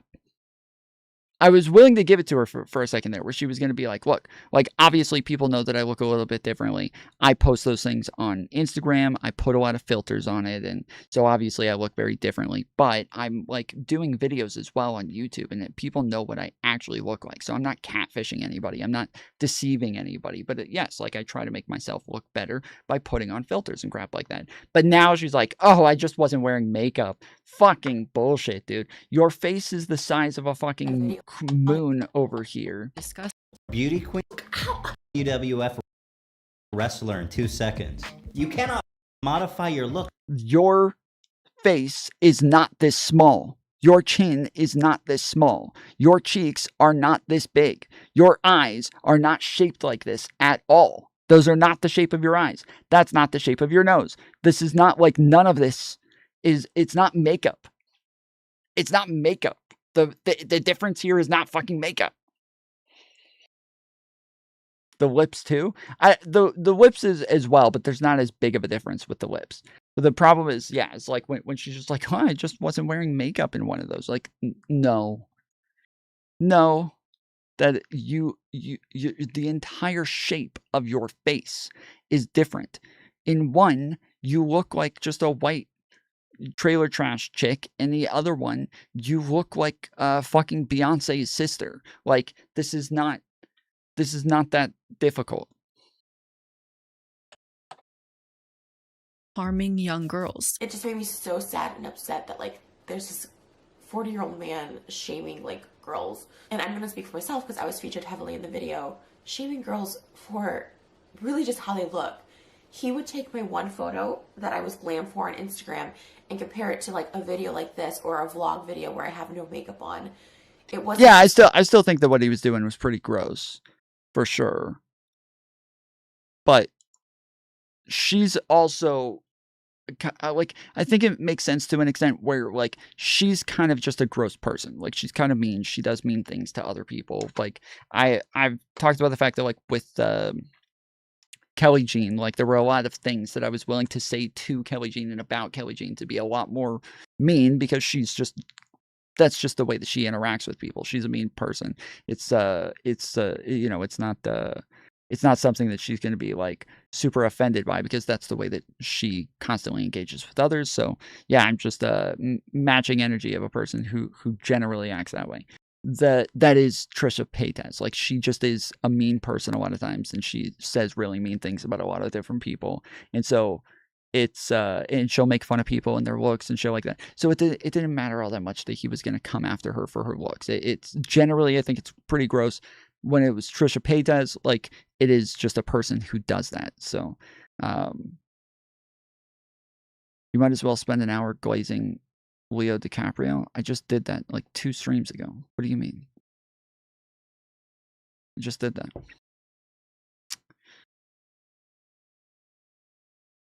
Same day. It was completely different looks. And I was like, okay, your point is to try and prove this is not how this person looks in reality. But you're not taking like a photo from that day with my hair and makeup done with another video clip of my hair and makeup done that day. And it just was like, what's the point you're trying to prove that I'm not attractive without, when I have hair and makeup done, I'm a lot more attractive. And I understand that. Hair and makeup is what it is, guys. It was hair and makeup. And that's why I get it done and I pay to get it done. And I have a second channel where I just show myself makeupless because it's taken me a long time to get comfortable at that point. At its core, Trisha made some valid points. If women are photoshopping their photos, it could be because they're insecure, and making a video blasting that insecurity out to the public, to millions of viewers, probably not going to help them. Trisha also mentioned that a variety. But she talks shit about everybody else. Like, she does this. She's a fucking troll. She's a rage baiter. She does this shit. She loves talking shit about tons of other people. What the fuck?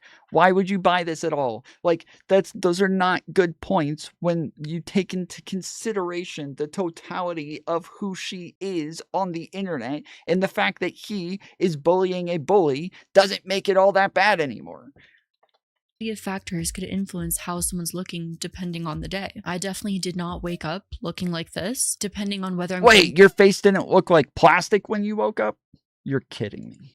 through depression, in a better mental state, in a worse mental state. I probably look widely differently. And that doesn't necessarily mean that a woman is deceiving her audience. Not to mention the pressure women often feel to adhere to the beauty standard. There's different aspects here, because yes, a woman wearing makeup, this is something that is expected, is culturally expected, is something that, like, when we see women, the majority of the time we are assuming she's wearing makeup, and then on top of that you can tell, obviously in cases like this, that somebody is wearing makeup, right? That is very different than somebody using filters to where they drastically change the entire shape of their face.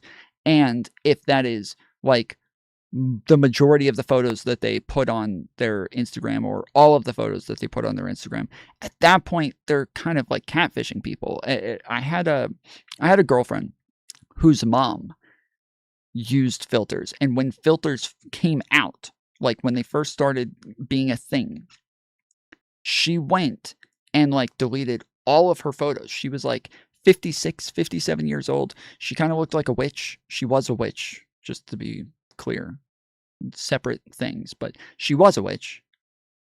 Like a pagan, so she would say that she like cast spells on girls to where they weren't able to have babies, and that, like, she made it to where her sister was gonna have a miscarriage and shit. Like, she fucking crazy chick. But she also looked like a witch. Like, she had like the, just kind of like brown grayish teeth, and like a very like crazy wide-eyed smile with like the, the crow's feet, and like it, and she dyed her hair. She had gray hair. She dyed it red. But then all of her pictures on her Facebook and on her Instagram all looked like she was like 20 years old. And I'm not kidding. Not joking. She looked 20 years old. She looked like the same age as her fucking daughter. It was weird. It was weird. Every single photo, you keep scrolling. She looks 20 in all of them. So that is a different thing than girls just wear makeup and get their hair done sometimes. That's not the same thing. These are not the same things. It just made no sense. So people face-tune their bodies to make them feel better about themselves. Okay, face-tune. There's also very real sides to everybody that they show on social media. I show everything. So to use that as an example is like disgusting. So unethical, because it's so far off. You use two separate photos from different days to compare my ugliness to my pretty pictures. Like, it like honestly made me like physically sick, and I really love YouTube. Zed King tipped $5. Tom seen her Facebook and said, "Damn, that's a bad witch." Tongue emoji, nervous sweat emoji. Thank you, Z King, for the $5. We got $10 to go on the goal, guys. We got 10 minutes left. So $10, 10 minutes. If everybody in chat donates $5 each, we will hit the goal. But yes, it was actually funny because when I first started talking to that girl, and I remember seeing her mom, and I was like, "Yo, your mom's fucking hot," and she's like, "Yeah, she's really pretty." And then I saw her in person for the first time, and I was like, "Oh shit." In her photos, she looks like she's 120 pounds, 20 years old. In real life, she's like 220 pounds and like almost 60 years old. Like, I was like, the juxtaposition was shocking. Okay. It was shocking. But then I remember my dad met her for the first time, and my dad was like, her mom is gorgeous. And I was like, what? Are you kidding? He's like, no, she's beautiful. Are you serious? And I was like, I don't know. I think I'm broken by the massive difference between this, and I like show him, the picture on her Facebook, and I was like, the difference between that and this, and he's like, oh, wait. Isn't that your girlfriend? I'm like, no. That is not my girlfriend. That's her. Lately, it's been so hard. Everyone deals with hate. That's part of the internet. But to have like another influencer just trash like your looks, and a middle-aged male at that, like, who are you to say that? Like, and then it just made me so sad because for anyone else watching, like, people literally, girls like take their lives over stuff like that. Like, they feel so ugly. They're made to feel so ugly. Ethan, in his own responses, seemed unaware of the whole beauty standard aspect of. I feel like what it is that she's doing there is like almost on purpose. Like, she is just like trying to turn it into content. Like she knows that she does this to people. She knows that she talks shit about people. And I remember at the time when this happened, Ethan brought that up. Wasted Design tipped $5. Farts. Let's go, Wasted. All right. Wasted's got his in. Everybody else, $5. $5, everybody. $5. The link is pinned at the top of chat. $5, everybody. $5, everybody.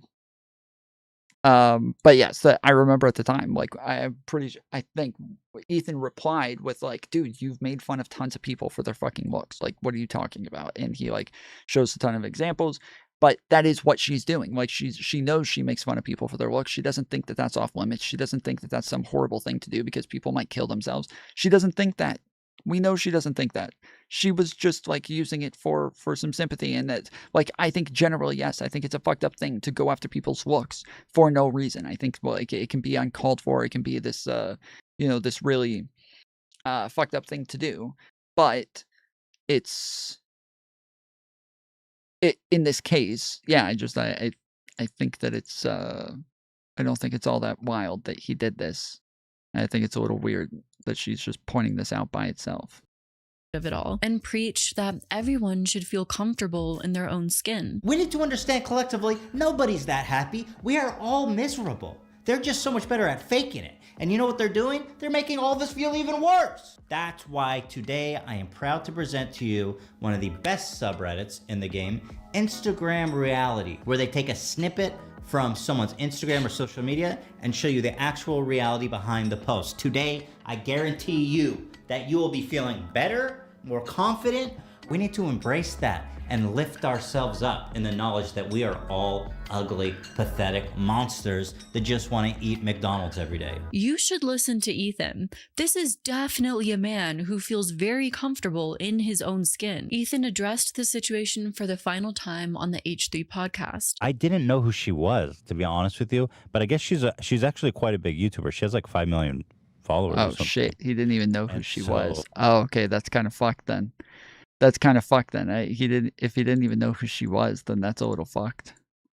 we put her in the thumbnail. Later, Mantis. Because her comparison was just so epic to me. She says, please, Ela Klein, do not raise your child to be as ignorant as your husband. I would divorce him ASAP as he's causing so much damage to young women. It's actually sickening. I've never been more disgusted. That you stand by him is even more disgusting. Yet the feud between Ethan and Trisha would be reignited months later when Trisha came out with a video titled I Am Transgender. Spoiler alert, Trisha still identifies as female. Ethan commented on the backlash against Trisha during an episode of the H3 podcast. YouTube personality Trisha Paytas set off a series of disapproving social media reactions Monday after claiming to be trans.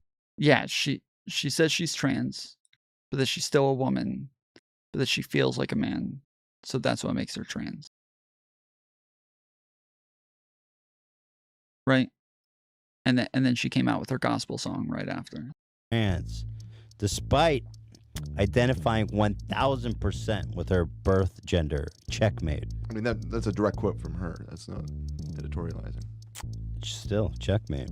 The video is about 15 minutes long, begins with Paytas warning that people might think I'm trying to be offensive or set back the movement. She appears to identify as transgender on a part-time basis. In response, Trisha uploaded a video titled H3 is worse than Donald Trump. On Twitter, a user demands that Ethan have Trisha as a guest on the podcast, and Ethan responds if she's man enough. Trisha replies, $18 million and I'll do it. Ethan says, you'd definitely do it for free. A few days later, on October 18th, 2019, Ethan uploaded a video mocking Trisha's apology videos. Hey guys, it's Ethan here again.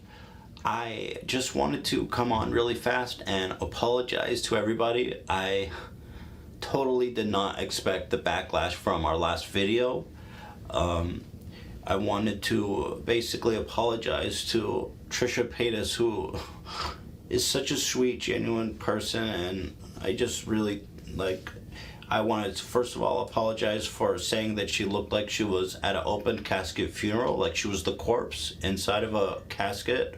I mean, that's not true. That's just not what I meant at all. You're so beautiful. You're such a queen. And I also wanted to apologize for saying that you have like a 5 to 10 inch engorged that's bigger than my. I mean, that would basically make you a guy. That would basically mean you had a. And well, I guess I'm kind of confused because you said you're trans. But I don't know. I'm sorry because I don't want to offend you. And I know that. And I'm sorry for saying that you're not trans. God, man, even though you have like cup F jugs that are always on display and not, that would make you, I don't know, but gender's all in the mind anyway, and I shouldn't even go there, but mostly I just want to apologize to Trisha and say that I think she's really hot. And it definitely doesn't look like she definitely doesn't look like, she's been passed around as much as a bowling ball, and she's gone through as much as a bowling ball too. Like, she's just always hitting pins. But Trisha surprised many when she appeared on the H3 podcast on October 26, 2019. Despite our differences and a few rocky moments, it was really fun having you in the studio. Ethan tweeted to Trisha after the episode dropped. Well, first of all, Trisha surprised so many people, dude. Oh, it was so surprising that she was willing to go on the show. You know how surprised people were? It was just such a surprise that Trisha would actually go on the show. Oof. Amazing. We were all so amazed. Yeah, we got less than 2 minutes left. We got $5 to go. Okay? $5 fucking dollars, guys. $5. Come on. Trisha Paytas is here to. Are we here to squash the beef or roast the beef?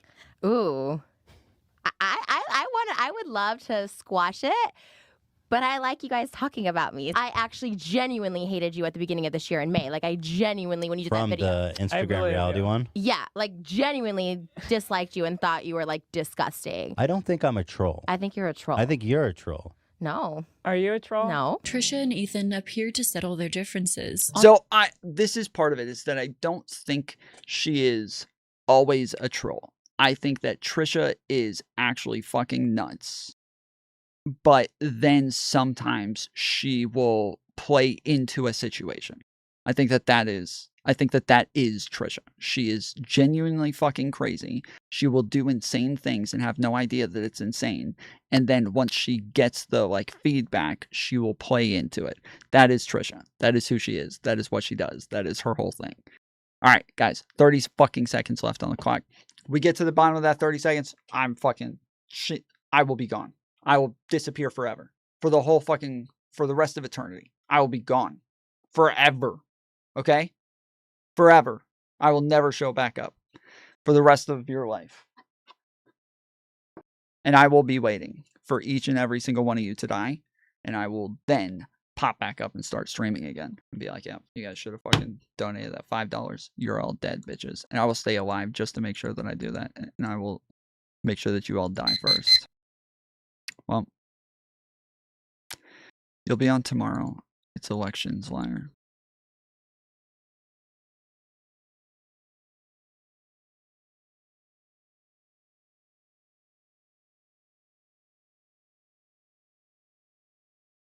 Or I will sit here and just play Slither the whole night.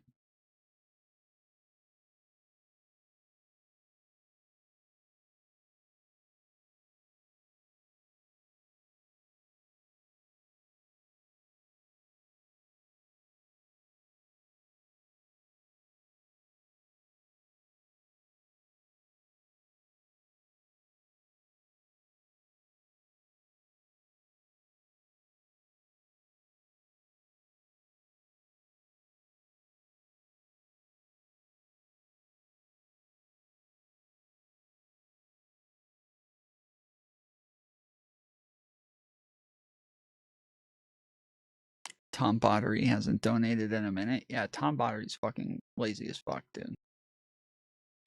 He's lazy as fuck. He needs to fix this shit.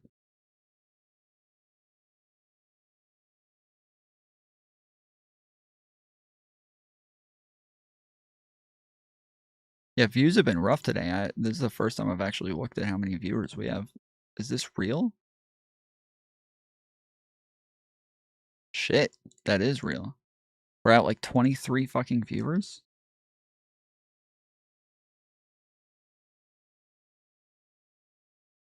Yeah, we're having a rough one. Well, this one says 30. Zed King tipped $5. The show must go on. Z King, let's go. WZ King's in chat.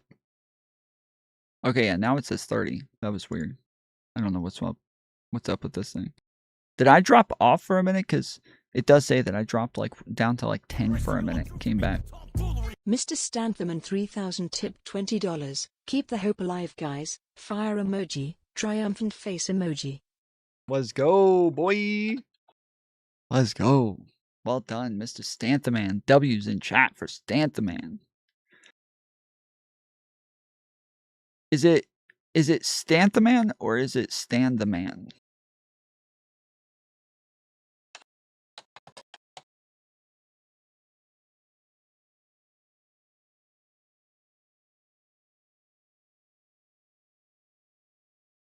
On the podcast, the pair had a genuine conversation regarding gender and social identity. It's just the reality of it. But you are You a mean that man. you weren't born with Right.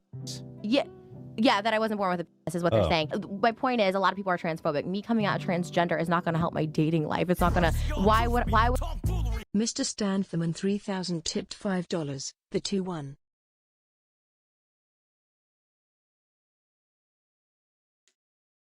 Wait, what did that say?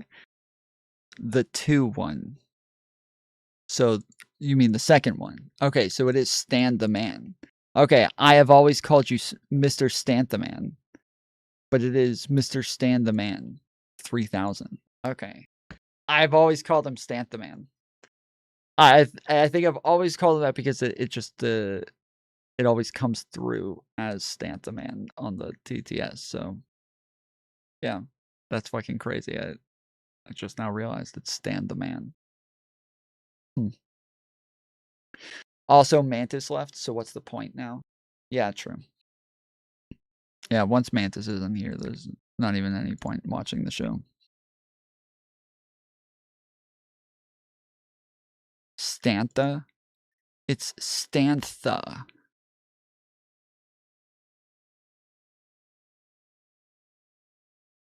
Why would I put that on myself to hurt? I'm trying to date, I'm trying to get married. Why would I put that out there just so people can look up that I'm a transgender if I truly don't believe that? Trisha returned to the H3 podcast months later. The Kleins reintroduced a dating game to help Trisha find love. So we've got Trisha back here.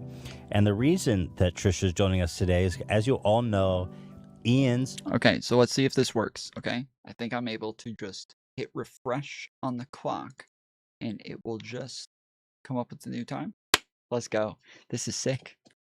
This is fucking sick. I have tried...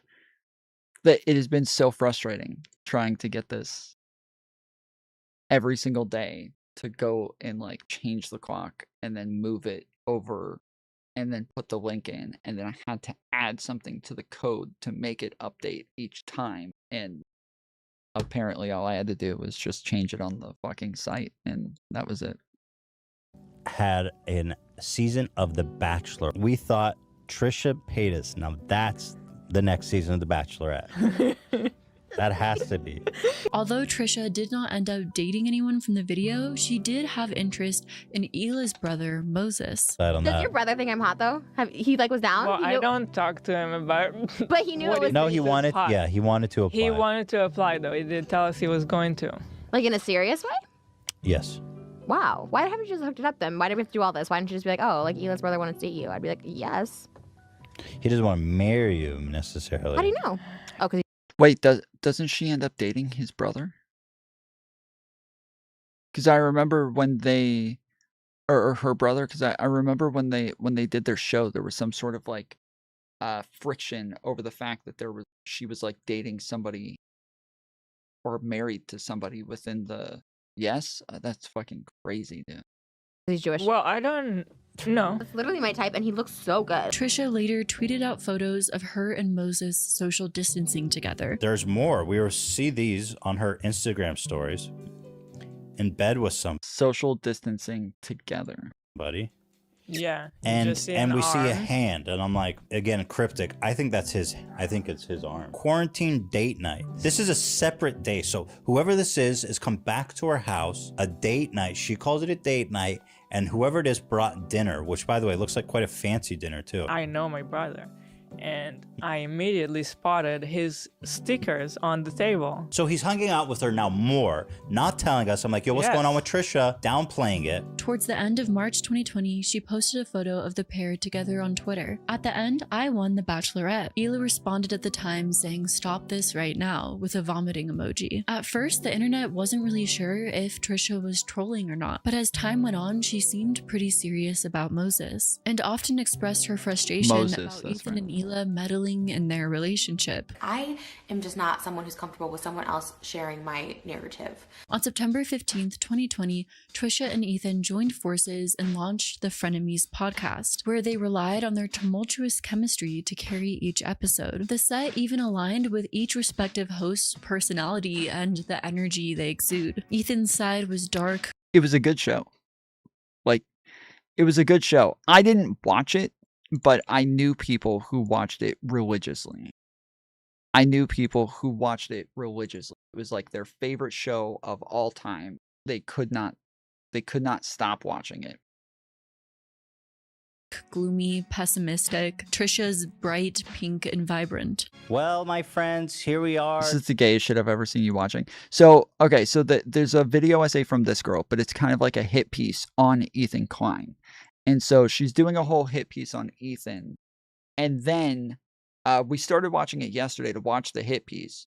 But then they actually like get into it today, apparently. He invited her on, the video essayist, to like have like a debate or like go over the shit. And so we want to watch that, but I haven't seen the fucking video essay yet. So I need to watch the video essay to actually watch them debate this.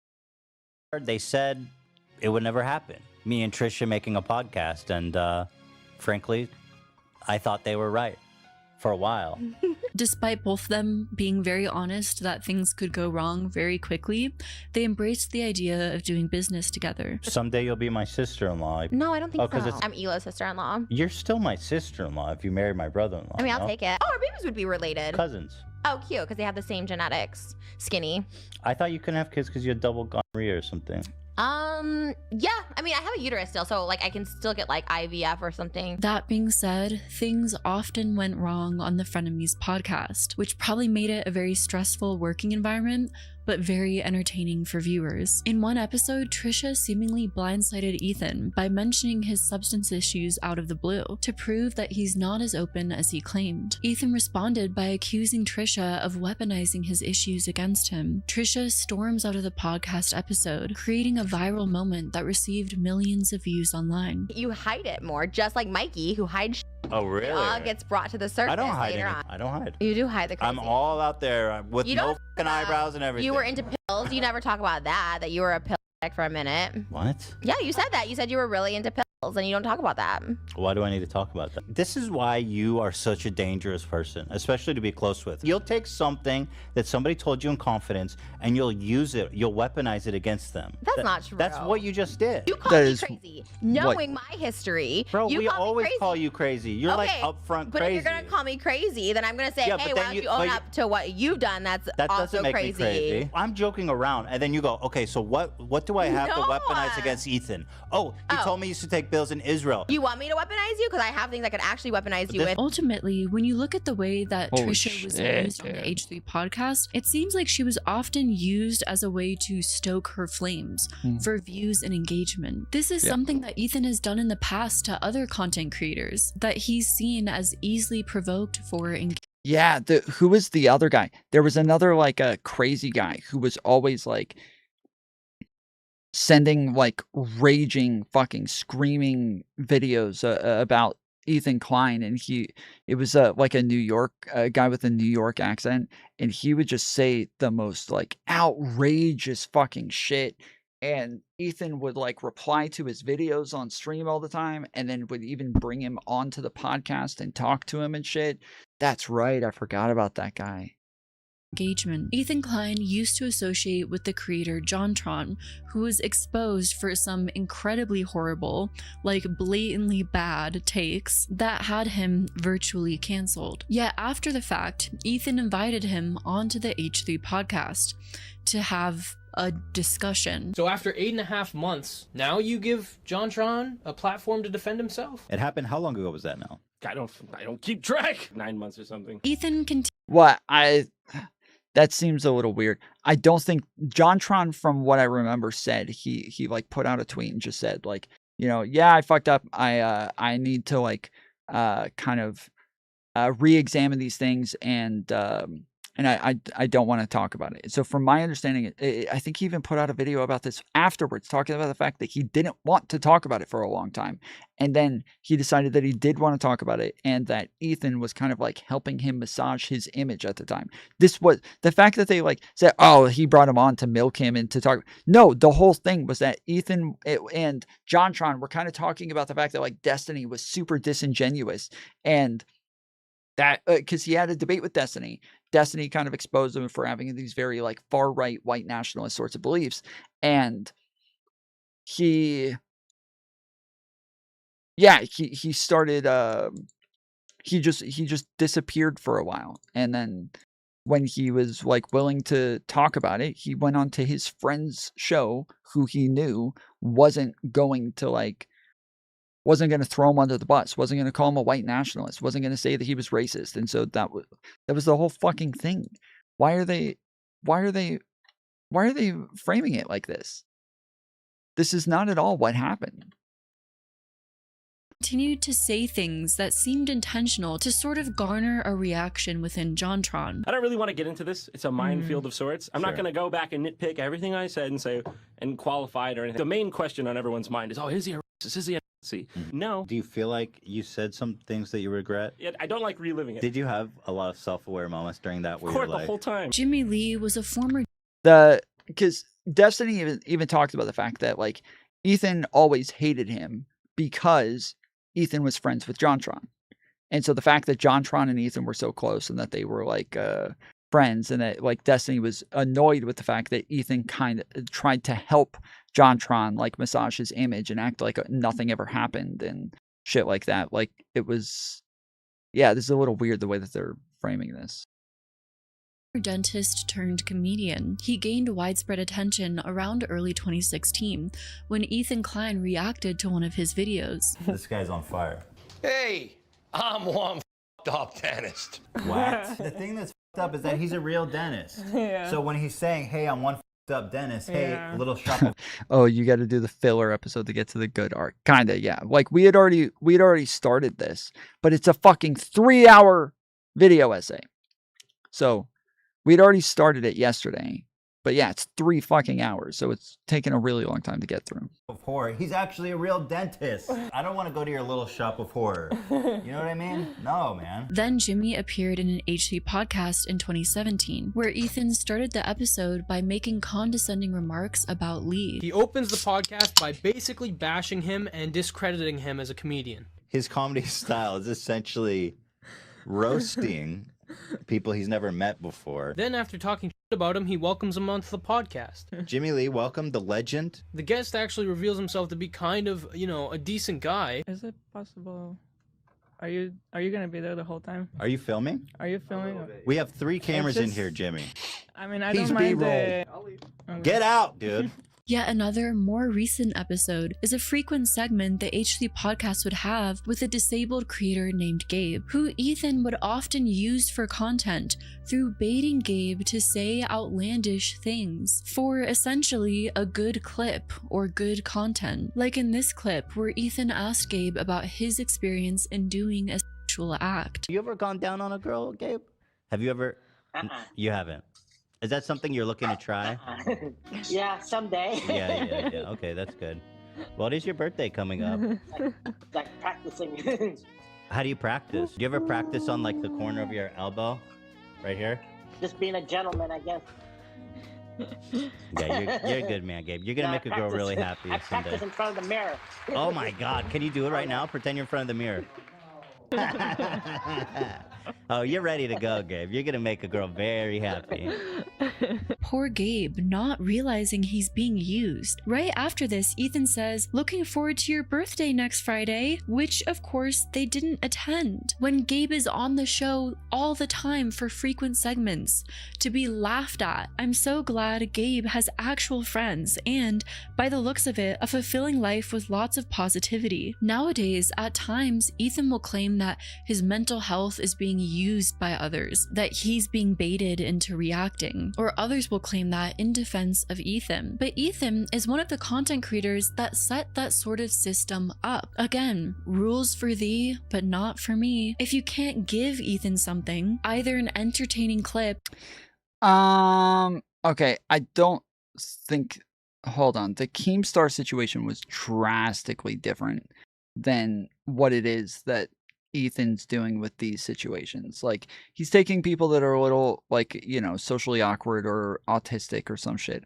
And yes, he's using them for content. But it's not like a bunch of people going after them and, like, harassing them. Like, in that situation where he's not making fun of the guy. He's not, like, talking shit about him or getting into fights with him. Like, the guy's just a little fucking awkward and autistic. And so it's like, it seemed like it was kind of cute. Like, it just seemed like a cute friendship or a cute back and forth that they were having, and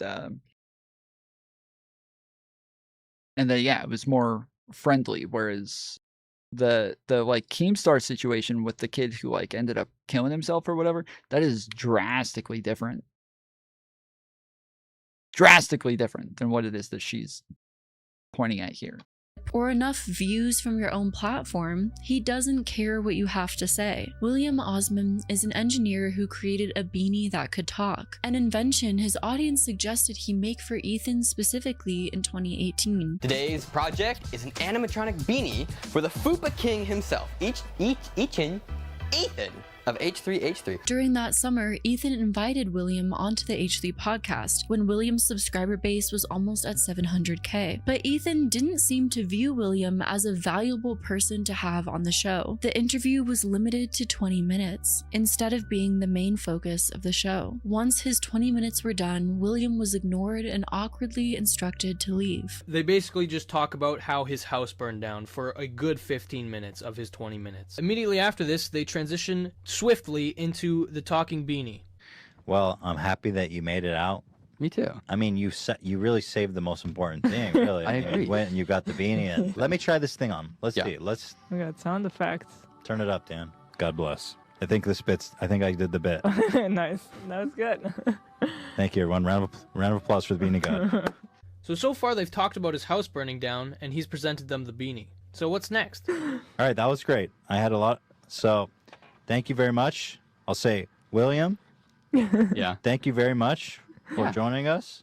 Thank you for having me. So that's it. They just wanted him to come on, talk about his tragedy, and then give him the beanie and get out. Well, once again, thank you so much, William. She seems to be using this kid's video about Ethan for a lot of her video. I wonder if she actually went and like checked any of this shit. Who, and the kid who's talking, who is that? I know that fucking voice. That's what I was just about to say. That sounds like Go Kanaru, but it's like I thought Go Kanaru was like a very new content creator. Like I didn't think that he was actually making content back then.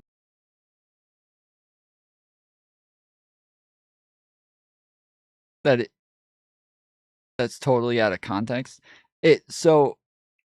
Yeah, it seems like the shit that Go Kanaru does a lot is kind of bullshit. Like he seems like a very disingenuous person who just says shit. He like talks out of his fucking ass a lot. I liked his Sneeko video. That was about it. Everything else since then, he's just kind of been a fucking dumb fuck. I'm trying to think of like specific examples of what I'm talking about. What? Oh yeah. He did like criticize Ethan on some of the shit with Israel as well. He was arguing against Ethan for some of the shit that he was saying about Israel, and he just got it all so fucking wrong. Like he was so horribly wrong the whole time. But now it makes sense. He's got some sort of fucking hard on for Ethan, and so he's just kind of saying a bunch of shit. Seems like, but yeah, it's starting to look like she's just using this guy's Go Kanaru's like old video on Ethan Klein to inform a lot of the stuff that she's talking about now instead of actually looking into it, which is something that like when I make video essays and shit, I am very anal about going back and getting original context for shit. So if I see somebody else talking about a situation with a content creator that I'm putting into my video, I will like go and find the original context and try to get like all responses to it and everything. Like I try to make sure that I actually get all of the info. So yeah, it's a little weird that she keeps using somebody else's video for her video. And really appreciate you coming out here all the way from Ventura. These examples show that ultimately, Ethan isn't this internet vigilante he was made out to be. Instead, he's an expert at content creation and always... That's a really weird criticism here. That was a really weird fucking criticism. Like I don't even know what the fuck the criticism is there. Like, okay, like it's sad, like the guy spent a lot of time on a fucking hat for Ethan.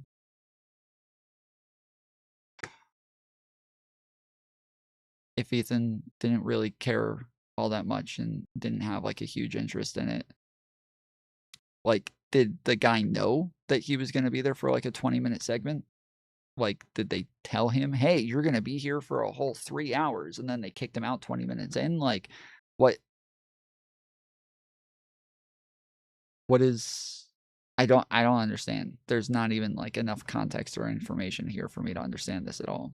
putting himself at the forefront, sacrificing the needs of others if it doesn't benefit his platform or create good content. The thing is, though Trisha was seen as easily provoked, which made for good content, like other examples which had worked out in the past, she was also unpredictable, using the system the H3 podcast had set up against them. Should we make up or are we hating? I'm literally over it. I'm so over it. I don't Really? even care if I'm Moses not. breaks up with me over this. Bye.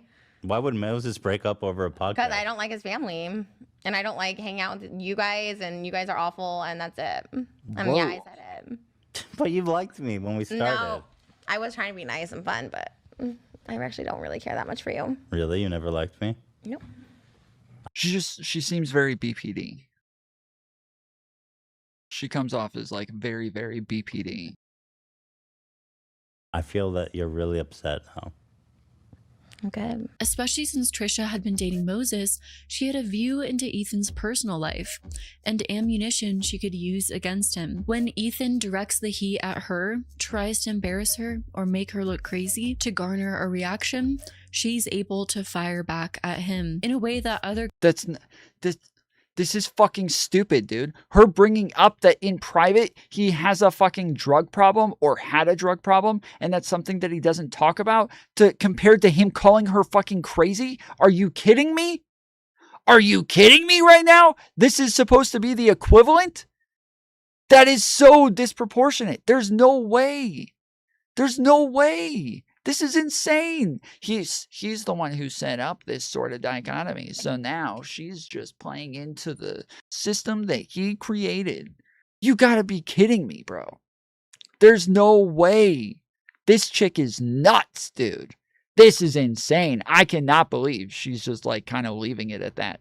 That is wild, bro. guests weren't able to easily do. But oftentimes, when Trisha would storm off in a podcast episode, the internet attributed this to her diagnosed BPD, or personality disorder. Either behind the scenes or on camera with the assistance of Dr. Drew, the two would make up and they would resume making the Frenemies episodes. Then another situation would occur. During another episode, when Trisha said that they should have Hila on as a podcast guest, Ethan said, seemingly out of the blue, that she's not allowed to mention Hila anymore, which seemingly would be uncomfortable and upsetting, considering Trisha was dating Hila's brother at the time. What triggered? But, okay, but Hila, like the last time that we heard anything about Hila and Trisha was Trisha saying that she's dating Moses, and then Hila saying, please stop this, throw up face. That's the last, like, thing we heard about their engagements in this. So if that's the context you're giving us, yes, that to me, yeah, that sounds like it probably should have been a fucking rule a long time ago that they just don't talk about each other. That sounds about right. What the fuck? Heard you again. What were we talking about? Hila being too good for me to talk about on this podcast. Don't even mention her, and she's a queen. Like, don't even mention me on the podcast. Right, that's even why. though I'm a literal podcaster. We had a full meltdown while you were gone. Expect another text from your sister. We were talked about. They never once consulted me at the I beginning said of it's a spring. She has a podcast. I brought life to the H3 channel, but Hila's too good to even mention her name. I said nothing bad. I said, like, oh, we should have her as a guest or whatever. Like that. Don't No. even mention Hila. She doesn't want to be talked about. I think we should just end it, honestly. Yeah, I think so too. She's such a bitch. She's not. And you are too. And you're After the podcast episode, Trisha made a few follow-up videos. Her main point was that Ethan intentionally does things to push her over the edge. I put up with Ethan purposely triggering me, trying to trigger me on multiple occasions. He likes having that thumbnail of me leaving, right? That's the meme. Even up until the last one, I said, I don't want to walk off. I don't want to end the show because then the meme is you sitting alone and I'm walked off. You see Trisha leaving, whatever. And even up until the last one, they didn't cut after we ended the show. They cut seconds after when I walked off. I always put up with the triggers and I allowed myself to be triggered. And this is beyond, this is not walking on eggshells. It's like, oh, I say one wrong thing. No, this is times where I'm like, don't share the private messages from episode 1, where he shared messages I sent to him, where he shared Moses' private messages, and we asked him on the show not to. Like, there's just not respecting boundaries. I don't know boundaries well, and I try to set them as best as I can, but that was a boundary, and like, it's him constantly saying no, and pushing. Again, As much as I don't like Ethan, I also don't Like, it's not that I don't trust him though. Like, I don't like him, but I don't think he's like a dishonest person or like a piece of shit. I don't trust her. Like, I don't. If you're only going to show her saying this, I don't trust it. I don't believe it. Now, it could be true, and it could be a thing that he came back to and said, "Yeah, I shouldn't have done that. I fucked up or some shit." But yeah, like I when she's talking about the fact that he's just like reading their private messages on the show or something, and she told him not to, and he did it anyways. Like I just don't believe her. I could understand, you know, if she thinks the show is over and then she leaves after she thinks the show is over, but then instead they cut it to make it look like she walked off. Okay. I that's not something that's like too hard to believe that that maybe I could possibly believe. But yeah, the rest of this shit, like I don't believe her. Dr. Drew was brought onto the podcast to repair the relationship. So here's where the problem comes in. Trisha comes on the show and she frequently repeats stuff that Moses tells her. So let me just finish my point, then you can respond. So, for example, Trisha will say, and you did say in that episode, Moses doesn't even like you guys anyway. You guys wouldn't be invited to our wedding, or you guys aren't close with Moses. She always says stuff like that I feel like is driving a wedge between Moses and his family. Okay, so Trisha, and by the way, and then there's more. There's more because I don't need. Yeah, I would love to know like what Moses ever says about this shit, because yeah, it seems a little weird that like Moses was with her in the first place, but the fact that she says shit like this, you would think Moses is going to get like pissed off about it or something, but yeah, I don't know. There is more. Can we This just, is important. Like, break it down for this part No, and then but have him reply to what you just said? There's one more piece that I think is important. All right, go ahead. When I ask Moses, when Ela asks Moses about it, Moses says, "I didn't say that." That's actually not important. But okay, it's not important. Relax. The format of Frenemies seemed to work best when the two co-hosts shared a common enemy. They would both be friends when they were sharing an enemy, but when their conversations diverted into personal topics, the host quickly derailed into personal attacks. On June 8th of 2021, the podcast aired its 39th episode. Immediately, the energy in the podcast episode seemed off and went further off the rails from there. Ethan seemed disinterested in the topics that Trisha wanted to discuss, distracted by the pizza in front of him. Trisha called a bit centered around answering audience questions stupid and lazy. Ethan responded, "A lazy podcast? You don't do anything for it. You just show up. We do all the work." And the two got into an argument over Frenemies' creative direction. I remember this one.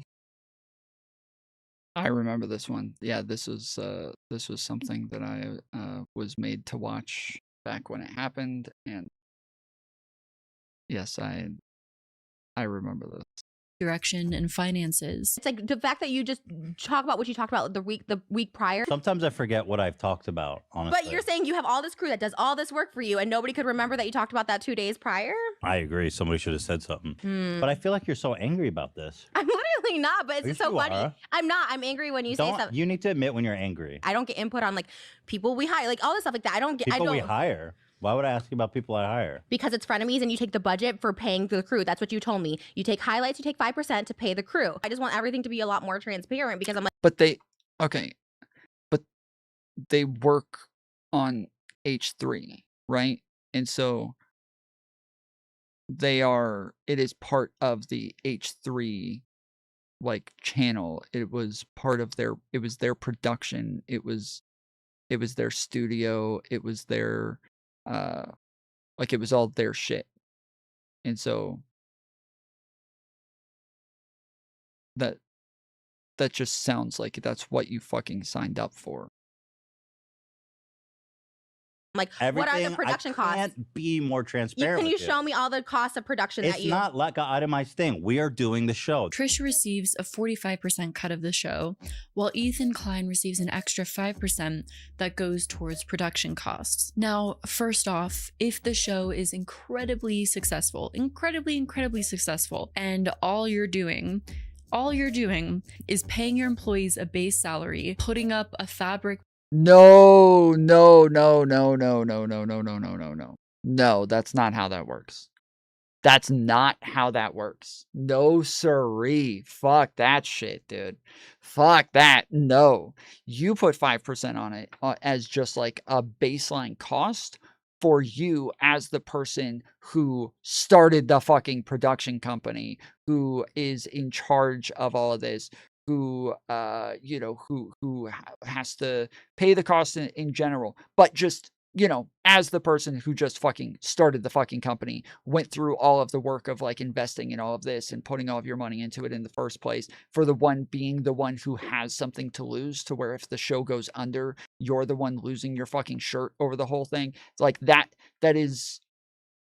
it is so fucking brain dead to just sit there and be like, oh, well, it's about like, how much did you actually pay the employees, and how much did the production cost actually cost? No, it is not that simple.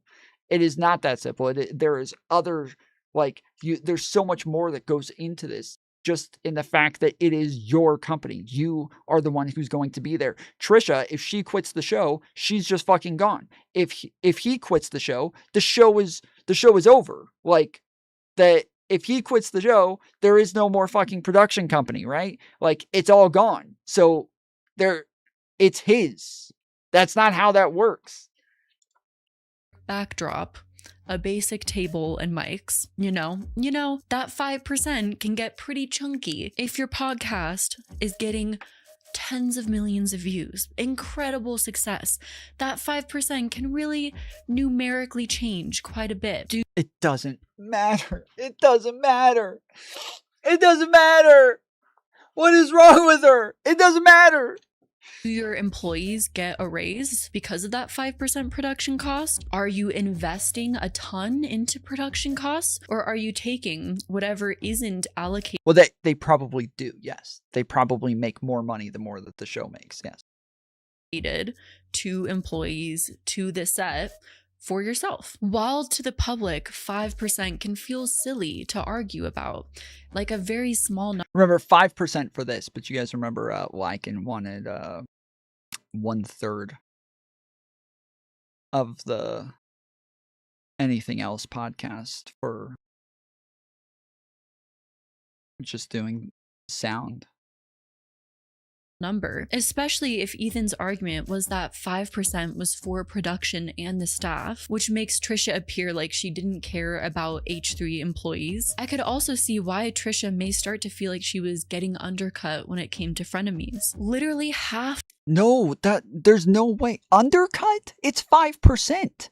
Undercut? So, okay, so on top of this, like, consider this, okay?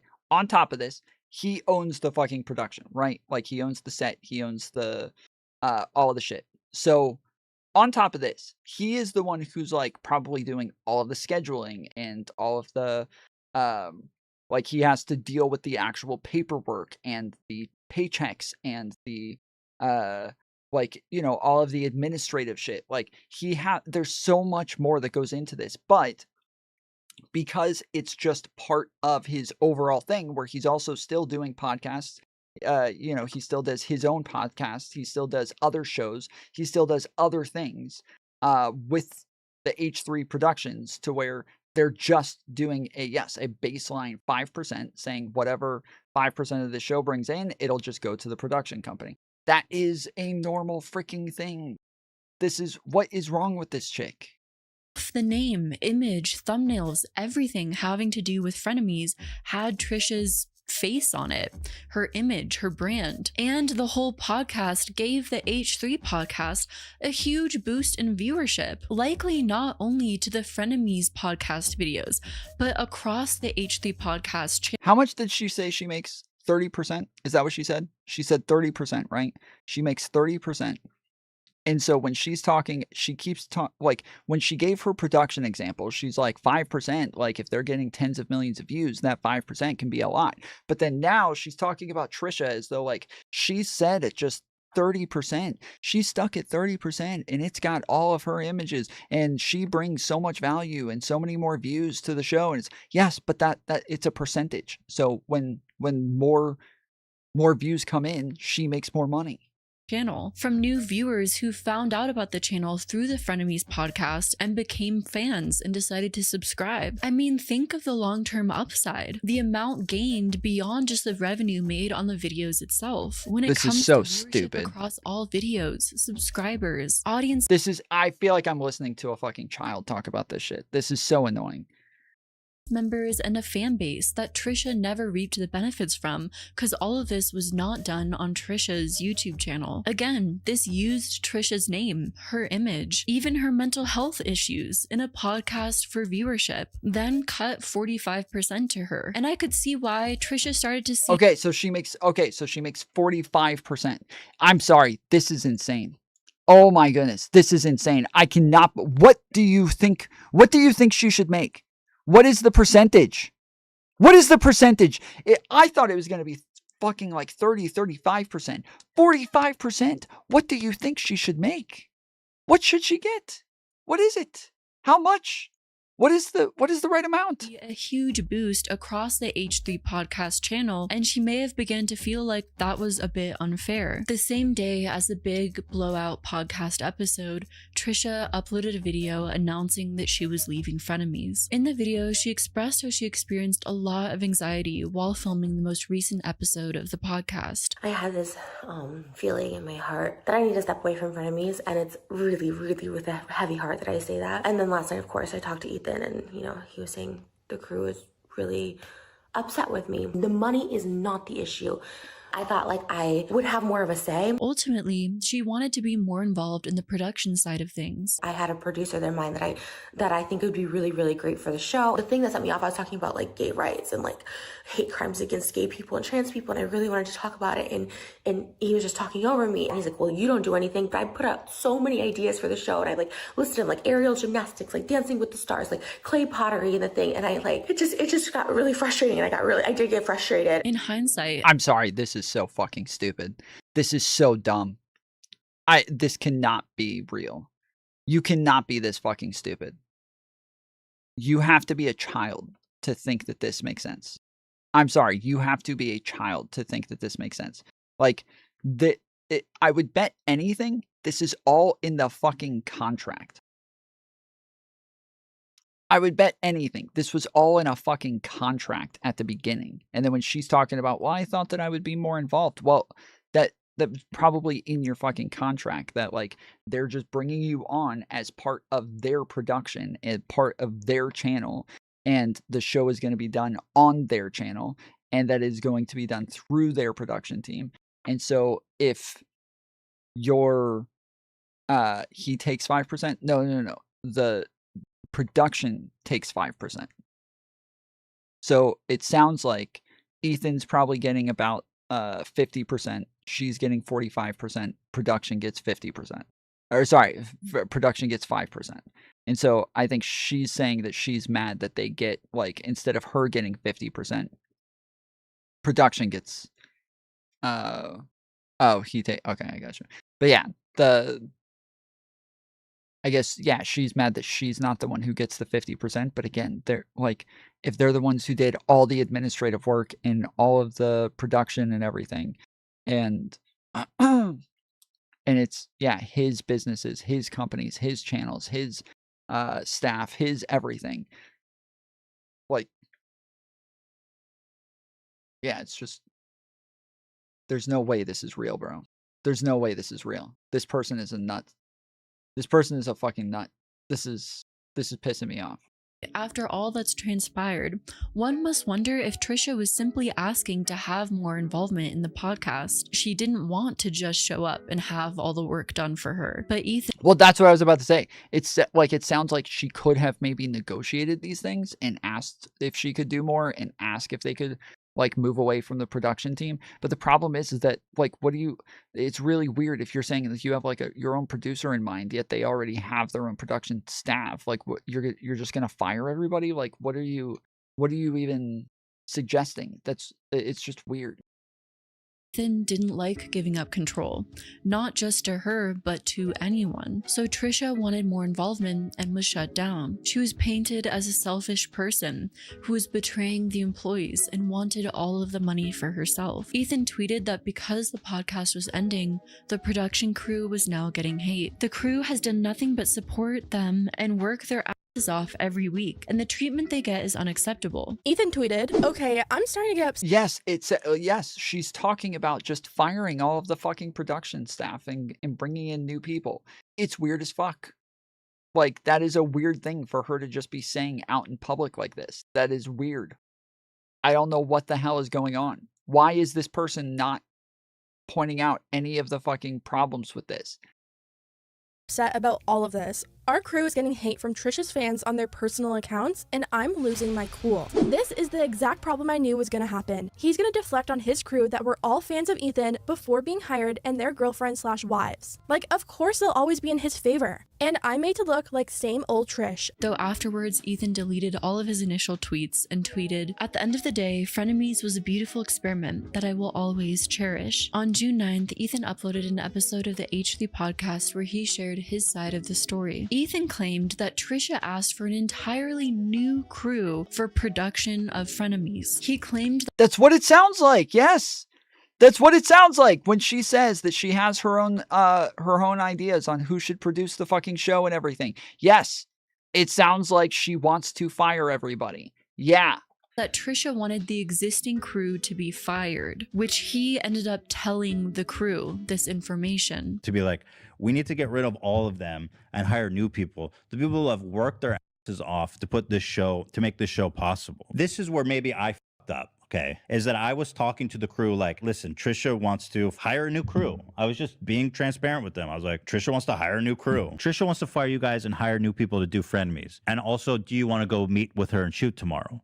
And so obviously they were like, well, it's a little awkward, right? I made the executive decision as their boss, trying to foster a healthy work environment, that let's just not do the shoot tomorrow. I don't know. If Trisha was a business partner who wanted more involvement, to create a hostile work environment through telling your employees that your business partner wants all of them fired, which I have a really hard time personally believing is the case. But for Ethan— She said it! What do you mean?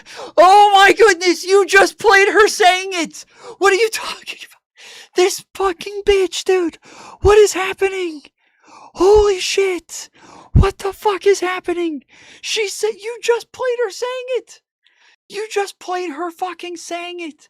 She said she had her own ideas on who she wanted to produce the show, dude. What do you mean? I cannot with this woman. Holy moly. Why are people liking this? Why? I don't know why I just said that. Why are people like this? Why is she? What happened? What happened to this girl to where she's just incapable of thinking like a human, like with a human brain, you know, like a real person with a brain? What happened here? Why is she like this? This is so weird, dude.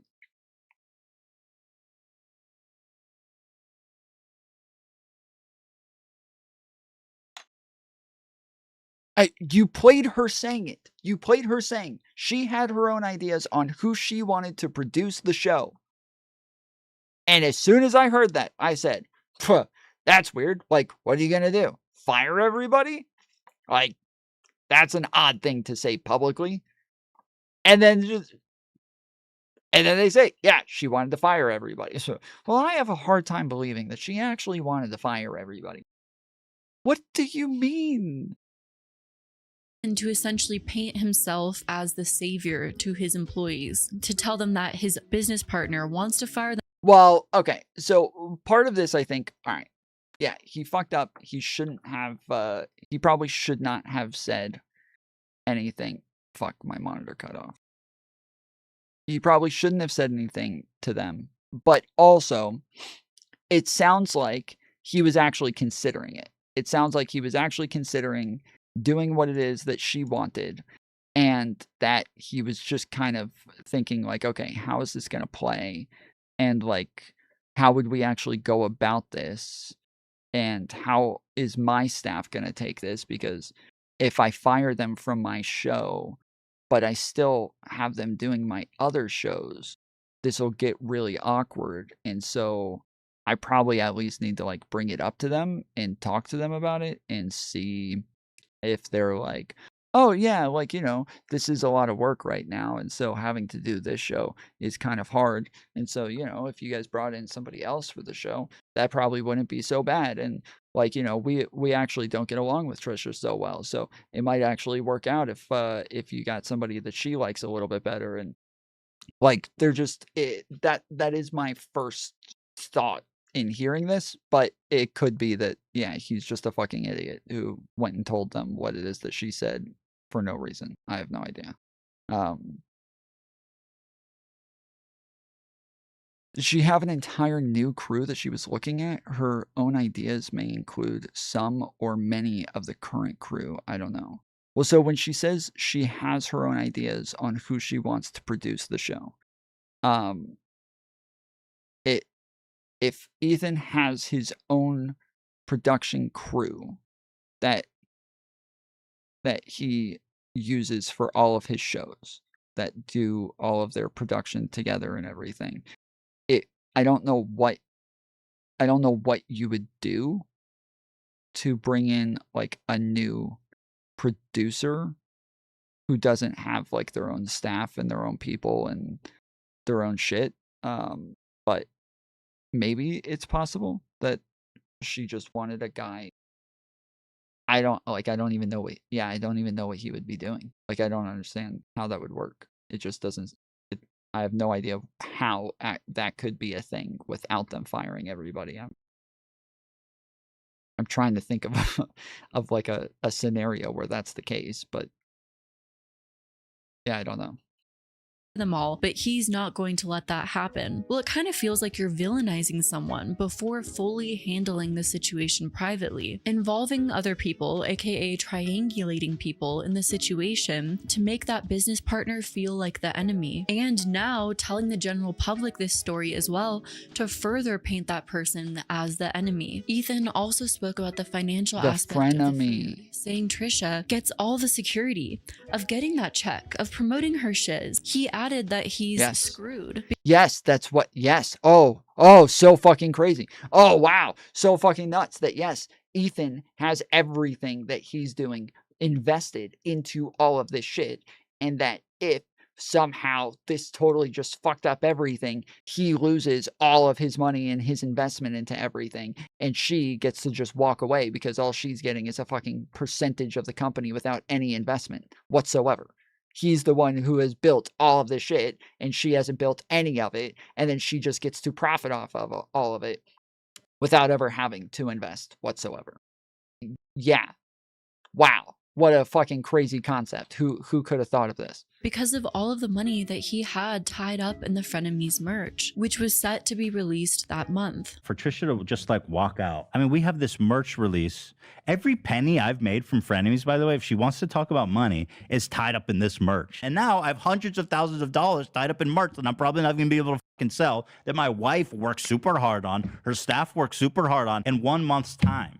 And she drops the I'm quitting Frenemies video after me doing everything possible to resolve this with her privately.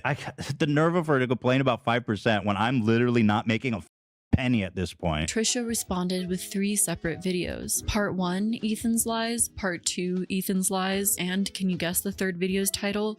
Part 3, Ethan's lies, totaling at around 2 hours and 34 minutes altogether. Trisha maintained in both videos and subsequent tweets that she never asked for the crew to be fired. If you're the boss and I'm the talent and you're the producer, like, and you care about the well-being, right? It is not a reality show where like people are poking for the drama and wanting the drama. If you really don't want the drama and you don't want the hate on your employees, like, why put it out there? I really didn't think I had at that point disrespected anybody. Like, it really triggered me when he said the crew felt disrespected, because I was just like, oh my God, like, what? Like, What did I say? Trisha said that she only wanted an extra producer who could work exclusively on Frenemies. I had a producer of mine actually reached out to him. His name's Oscar. For me feeling like comfortable, like it'd be cool to have someone for Frenemies because obviously the H3 people are busy. I've been asking for this just to have someone on the show where the money was going and stuff. I really thought it was like building towards having like people for our show too. So many people are tweeting me like, oh, Trisha wanted to replace the whole, like they have a whole H3 side that's huge on there. Like, why would I be like, replace them? Like, that doesn't make any sense. To me, this sounds like a reasonable request to have someone who could be an advocate for Trisha on the Okay, I'm sorry. But again, that's what I heard when she said it. That's what I heard when she said it. I don't know why it would be so weird that any, like, other people would hear that, but that is, yeah, that's just, it doesn't make sense that you would go and get a whole new producer that isn't part of the production team. For what? She still didn't say for what. Like, she keeps saying, like, oh, they already have, like, all of their H3 stuff, so I wanted somebody just for our show. For what? Why? Why? It doesn't make sense. What is the difference? What is the difference here? And then she says, oh, I just wanted to add Oscar. Why? What is the difference here? Why did you want somebody specifically just for that show? How does that change anything? It just doesn't make sense. I don't believe this at all. It doesn't make sense. Frenemies podcast. Ethan did end up selling the Frenemies merch, and it's been alleged that Trisha received a 50% cut. While Ethan ended his video saying that he didn't want to see Trisha canceled and that he regards her as family, she ended her video saying that she always felt like the show's punching bag. She added that she has a lot of anger in her heart towards Ethan, but praised the existing H3 podcast crew and Hila. Many people felt after Frenemies ended that Ethan was in the right in the situation. Trisha was now a full-blown enemy, even though she went from dating to marrying Hila's brother, building a family, becoming in a literal sense a part of Ethan and Hila's family. They don't associate with one another any longer. Since Trisha is seen as an enemy of Ethan's, over the years since the podcast ended, Ethan has frequently mentioned Trisha, sometimes to the support of his audience, but sometimes with his audience noting that he has a tendency to bring up Trisha in a bitter manner. I'm just going to say it. I'm going to get it out.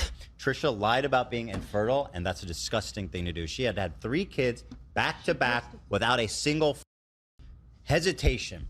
Back to back. She got pregnant immediately. Now, that's great and good for them, but she continually lied about being infertile, which is a horrible thing to do because real people go through that every day, and they don't get to have 3 kids back to back exactly planned just like you want. I'm a little old school, so I'm just gonna say congrats. Yeah, that's what I said too. But at least initially, many thought that Ethan was in the right. I'm a little old school, so I'm just gonna say congrats. That's pretty good, dude. That was a good one. That's fucking hilarious. Of course, there's always nuance to any situation. The audience couldn't quite see the pattern yet of how often Ethan's friends turned into his enemies. And he Well, so they're saying that, like, you know, they tried to, like, say things nice, but it seems as though there's some bitterness there. Yeah, obviously. It sounded like we know that, you know, he put out a bunch of fucking tweets about her initially and then deleted them and then just said, yeah, I'll always remember Frenemies fondly. Yeah, it's because he's trying to just be, like, professional about it and trying to just, you know, put it behind him and shit and be the bigger person. And yes, this is something that I've done many times. It's an area where I fucked up a number of times. This is what I did with Sassafras, where I tried to just put out a nice thing after asking her to leave and was, like, furious with her and just insanely pissed off at her. Just put out just, like, a nice letter about her and just said, like, you know, hey, she'll always be a fool. Well, you know, we're still friends. Like, didn't want anybody to, like, be pissed at her or anything. And then she turned around and said that I lied and that we're not friends and that I, like, went off on this whole fucking thing. I was like, wow, dude. I tried so hard to, like, be nice to you over this whole fucking thing instead of outing everything, and you turn around and fucking try to throw me under the bus. It's so fucking childish, dude. So yeah, I have made that mistake in the past. That I think generally in the future I will probably go the Ethan route and put everything out first, and then I'll go back and be the bigger person afterwards. Would Oh, sorry. frequently Okay, I got pray the for video. their downfall. Well, it was easy for Ethan and the general public to deflect blame onto Trisha and call her crazy for the downfall, for the fallout of frenemies. Well, at this point, it's clear that Ethan is the one to blame for the ways that his friendships and business relationships will often completely blow up in his face. Wow, Ethan, great moves. Keep it up. Like, yeah, again, I think it's partially Ethan's fault for ever getting into like a business relationship with Trisha in the first place. That is obvious. She's a fucking nut job. But that doesn't mean that she's right about what it is that she's upset about. Proud of you. Around the time that Frenemies was ending, Ethan found himself embroiled in his biggest lawsuit. In May 2021, the company Triller sued Ethan and Hila Klein, alleging the pair had pirated the Jake Paul versus Ben Askren fight and showed it on the H3 podcast, imagining having a major lawsuit and it's over the lamest boxing match featuring Jake Paul and Ben Askren. Ethan spoke about this lawsuit on the podcast and made what you might call several mean-spirited comments. Wait, I thought they showed it. Did he show it on the podcast? I thought he showed it in like a Discord or something like that. Directed at Triller co-founder Ryan Kavanaugh. Actually, yeah, let me take this opportunity. Ryan Kavanaugh! Ryan Kavanaugh! Ryan Kavanaugh! This prompted Ryan Kavanaugh to file a separate defamation lawsuit, accusing Ethan of spreading false claims through various social media platforms. Yeah, Ethan said that I was fucked. And that is not true. I have never been fucked in my entire life. Nobody has ever fucked me. That is a lie. No. Actually, I am being sued by an asshole for defamation named Ryan Kavanaugh. The accusations included promoting various damaging articles. Variety wrote an article that said Ryan Kavanaugh was accused of his ex-partner of running a Ponzi scheme. So that's what he's suing me for, defamation, because I read the headline of a Variety article. It's insane. Creating a website comparing Kavanaugh to Harvey Weinstein. If you Google... Well, okay, yeah, if you didn't attribute it to them and you just said it, that can definitely get you sued. If you said according to Variety or whoever it was that he said it was, yeah, if you say according to them, or their headline says or some shit, like, yeah, if you read it as their statement, then no Ryan Kavanaugh, you'll probably find on the top. Does Ryan Kavanaugh look like HarveyWeinstein.com? What the fuck? You know that's my website, right? That's so stupid. We made that website to help the public. And allegedly paying Wikipedia editors to tarnish Kavanaugh's reputation. I won this lawsuit against the guy who propagated it and who's paying to have all these, editors kind of do this. I'm sure I'll win in the appeal, and then he'll have to take it all down. We went to a mediation, and he agreed to even do it, which is why I know I already knew he controlled it, but he admitted it. Of course, as I've briefly experienced, and probably will experience more after posting this video, Ethan Klein's fans are very devoted to tearing down his enemies, as that is Ethan's entire platform that he has built. He creates this idea that he is being victimized or targeted by specific enemies and weaponizes his audience against them. Whether his audience is conscious of this or not, they feel a need to go after Ethan's enemies. I can't even imagine how that has mentally affected Ethan's fan base over a long period of time. Ethan often spoke about the Triller lawsuit as if they were going to easily win. I've been sued once for copyright infringement before, won it. It's one of the strongest precedents for fair use. The only one really for fair use on YouTube was a big deal. And so I'm very passionate about fair use and copyright infringement and that kind of stuff like that. as someone that, you know, is regularly commenting on stuff. So when Ryan Kavanaugh stepped to me and he sued us for copyright infringement, I said, oh, hell fucking no. Many fans and viewers expected the lawsuit to go as others have gone in the past, especially when it came to copyright claims. Yet this time, things turned out differently. I offered him a lot of money to settle it, and he said no. So, said no. He said no to me on my birthday. The lawsuit dragged on for years until both parties reached a settlement in August of 2024, though the specific terms were not disclosed to the public. He didn't win. We settled. There's a big difference. You should know that. The lawsuit is finally over. Wow. Congrats. I'm agreed to start scrubbing out the Ryan Kavanaugh segments. So say farewell to Ryan Kavanaugh from the H3 show. Though Ethan claimed on the H3 podcast that they settled for a total of around $3,000, and that after 3 years, that somehow was a massive win for him. We have settled. $3,000? Did I hear that correctly? Did she just say he settled for $3,000 and somehow that's a massive win for him? Am I hearing things? Oh, 300,000. Is that what she said? Are you sure? I thought she said 3,000. I was about to say there's 3,000 is what she said. I feel like that's just lawyer costs. That's not even lawyer costs. That's not even close to lawyer costs. If she just said that this went on for years, that's not even close to fucking lawyer costs. Like maybe 300,000 would be lawyer costs. Like that is so okay. So did it settle for 300,000 and she just said 3,000, or 3,000 is a phone call with a lawyer?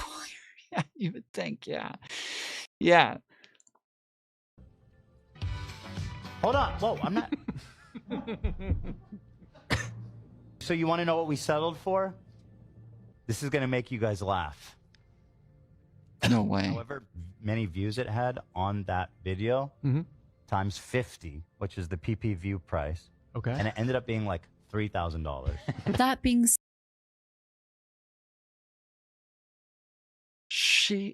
Holy shit, she was right. Holy shit, she was right. So she said that this is somehow a major win for him?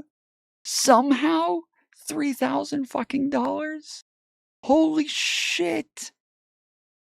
Because he said earlier that he offered like a massive settlement and was like was just trying to like get it over with. And so yeah, I'm sure he offered more than $3,000. I'm sure he offered a lot more than $3,000. And if that's what it came down to, holy moly, bro. That is beautiful. Fuck. said some of the other suits were tossed out by a judge, meaning, well, could have been worse. The only thing that can be assumed is at the end. It could have been if it was thrown out. That holy shit. How can you read things like this? Other suits were thrown out by a judge, meaning it could have been worse. That's what you take from that? Not, oh, well, they just didn't have anything to really sue him for. Like they were just kind of frivolous lawsuits that they were attempting to get him with, and they failed. Like that's normally the way that I think most people would take it, is like, oh yeah, they just didn't even have fucking standing. They weren't even capable of suing him because it just wasn't it wasn't even illegal. So yeah, it just got thrown out with the quickness. She's like, which means it could have been worse if it was within the law for them to sue him. So, right? Like, it could have been worse if he actually did break those laws, though. So, End of the day, all parties lost, since it's written into the agreement that both parties have to pay their own attorney fees. 3 years, multiple lawsuits, constant attorney charges racking up. I can't imagine what those fees would be. Ethan lost a lot more than $3,000 on that federal copyright lawsuit. So undefeated, lol. Well, wait, but that's not. I'm sorry. So the other guy ends up like the other guy is the one who really lost there, though. The guy who started the whole thing. Yes, obviously Ethan is not happy that he had to go through years of litigation to then only pay $3,000 and then still have to pay his own attorney costs and everything. Sure, he's obviously not happy about that. But the other guy is sitting there thinking, holy shit, I cannot believe I just spent years of my life and maybe millions of dollars trying to get a lawsuit settled for $3,000 fucking dollars. I cannot believe I just did this. So yeah, the other guy is really fucking kicking himself right now because Ethan obviously again tried giving a settlement earlier. So Wow, Ethan, great move. Keep it up. Proud of you. Since the H3 podcast discussed various trending topics, Ethan and his team regularly dipped their toes into politics. Ethan even invited political figures like Andrew Yang onto the podcast to experiment with having more serious guests on. Today, our guest is Andrew Yang, who is running as the Democratic presidential candidate. Did I say that right? Yeah, that's like spot on. Yeah. After Frenemies ended, Ethan incorporated more talking points revolving around politics, including in engaging in a debate with conservative political commentator Steven Crowder. I don't want to make it too easy for you, so I've prepared. Steven, do you know that fucking the classic. Spartans practice man love with children? Oh, geez. Okay, so this is what's going to happen. Oh, no, Sam Cedar. What a fucking nightmare. Around this time, Ethan also formed The Leftovers with Hassanabi, one of the most watched political streamers in the world. Although Hassan began streaming in 2018, Hassan saw a surge in popularity during 2020. Bro, what the f? How do you steal someone's, like, what? By 2021, Hassan was one of the most watched streamers on Twitch, averaging tens of thousands of viewers daily. Hassan and Ethan's audiences seemed receptive to one another, enjoying their chemistry while diving into serious topics. Welcome, everybody!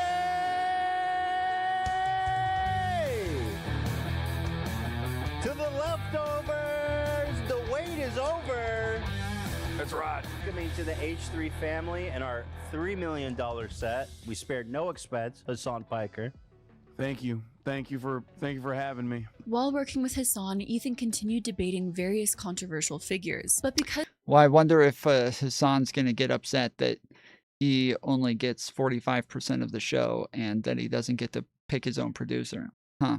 Let's wait and find out, guys. I'm interested to see if that happens, because that's obviously just a very normal request. Right? It's a very normal thing to ask for in a situation like this. So we'll hopefully find out real soon. Because he just entered the debate space, Ethan seemed to choose easy opponents, like Just Pearly Things, a political commentator and self-described anti-feminist. And Ethan was insanely bad faith during those debates. Like, so this is one of the things that I said. Like, I really got annoyed watching his debates because he was so fucking bad faith and disingenuous in those debates. He would meme and troll throughout most of it, and like, it's he's not really debating them. And in lots of cases, he is kind of defaming them. Like, in a lot of cases, he would just like bring up things that never happened and keep pushing them on it, trying to pretend that shit that never happened. And I think, like, even if these are fucked up people, I think it's a little fucked up to do. But it was because they were all fucked up people. It was because they were all pieces of shit that he was being a huge piece of shit to them. That made it kind of okay. Like, nobody really gave a fuck because it's just Pearly Things. It's Myron Gaines. It's it's you know, I can't remember the like gay guys, like Ali or some shit like that. But yeah, all the people that he debated, it was all pretty fucked up.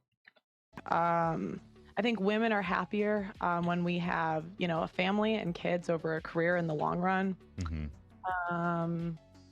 Yeah.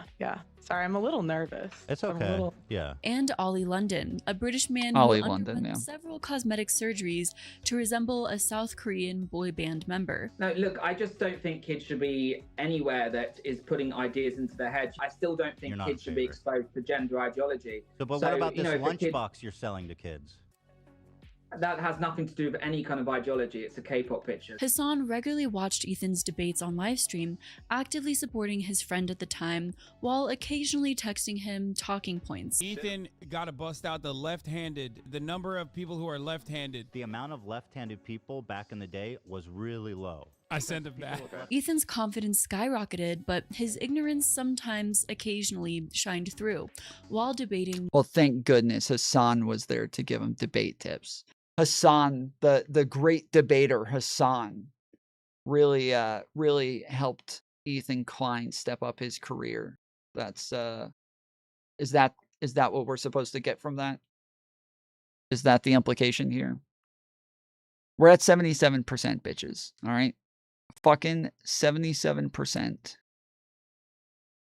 We're on our way. I know after I said that I'm about to fucking die.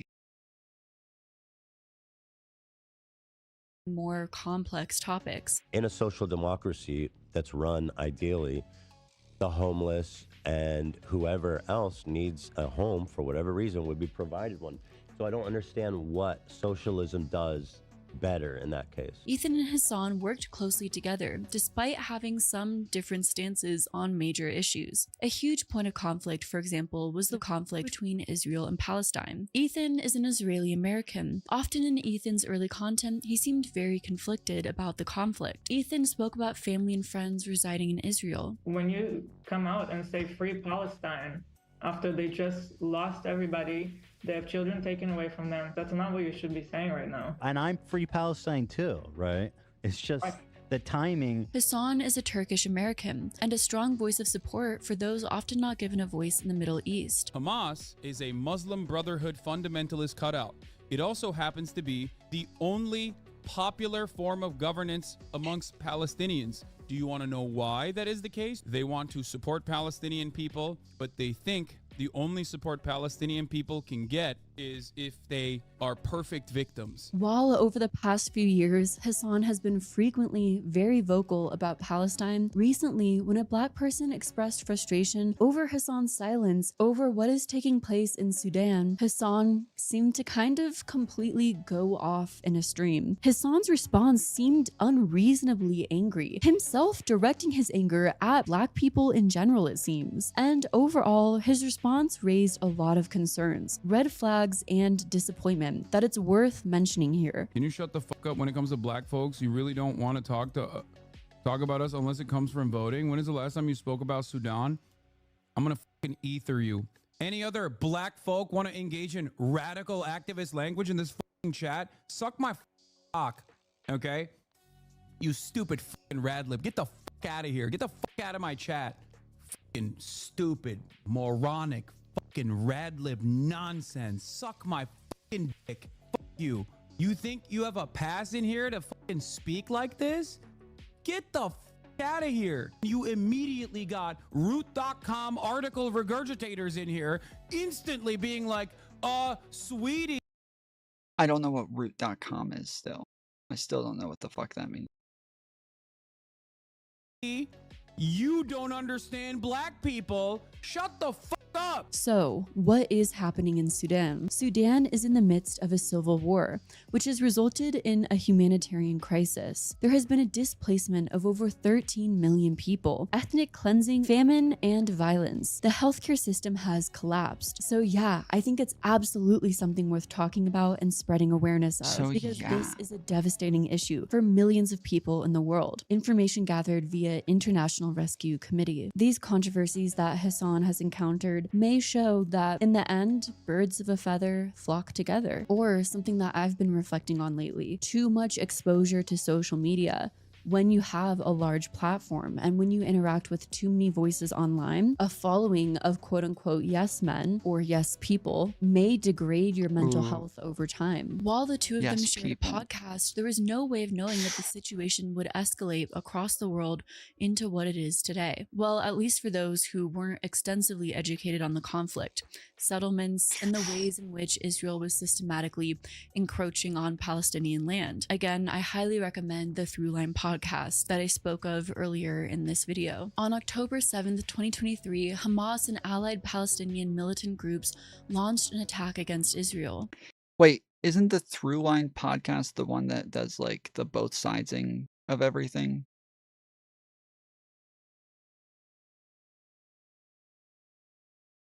Is that, am I thinking of the right one?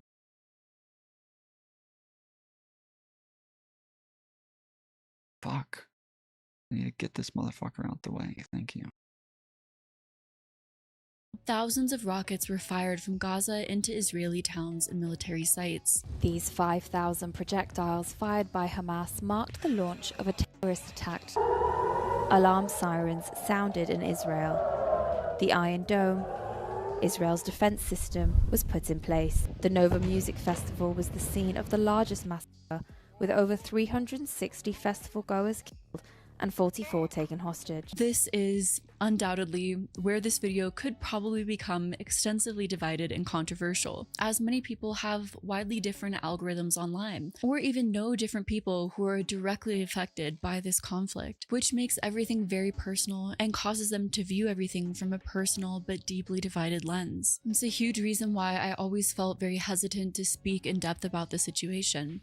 For personal reference, my brother passed away on October 3rd of 2023. So when all of this took place, I was in mourning over a very personal situation and wasn't fully there mentally. Anyways, my understanding is that Jewish individuals have dealt with anti-Semitism their whole life. They're aware of the Holocaust and many other instances where groups of people have tried to completely wipe them off the map entirely. They've wanted to defend themselves, come together with some sort of way to protect themselves so that doesn't happen. Okay, here it is. Wait, I know where this is going. Everybody else see this? You guys see the through line? Everybody catching on? I think she's talking about the NPR podcast. It is an NPR podcast, that's right. Yeah.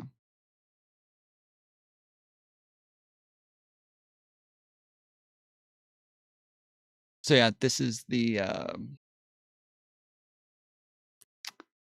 you know, you've been brainwashed to see anti-Semitism everywhere because of horrible things that have happened in the past, and so now when it happens today, it's just your imagination because you become too paranoid.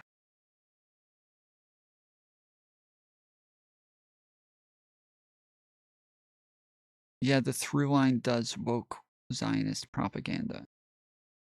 Woke Zionist propaganda? Huh, okay.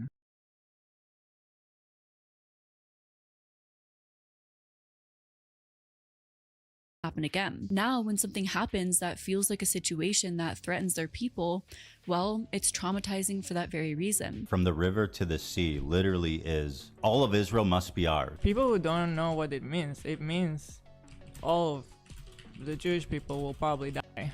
I think in many ways I can empathize with that history of pain and hurt, though I don't think that it justifies inflicting a similar pain and hurt onto another group of people. Many Jewish individuals have long advocated for a two-state solution. If your analysis and your solutions doesn't include realistically engaging with that population, then you're not actually looking for solutions, because the alternative is that kill everybody there. I don't want to discount the fact that Hamas is a terrorist organization in this video either. Ethan initially addressed the situation with Hila during an episode of the H3 podcast. The Kleins shared their concerns for their loved ones back in Israel before expressing frustration with people spamming Free Palestine on social media. Now I'm Free Palestine. You can say Free free Palestine.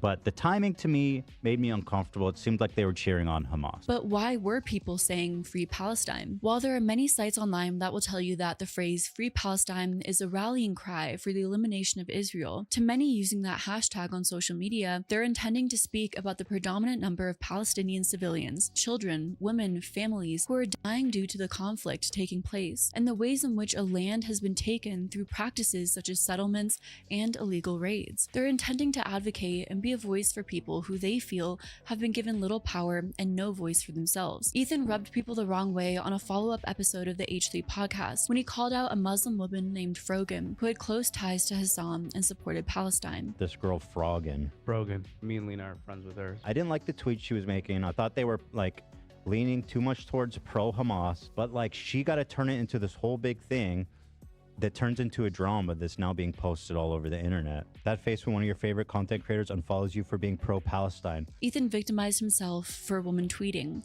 when thousands were dying. And the podcast went, ironically,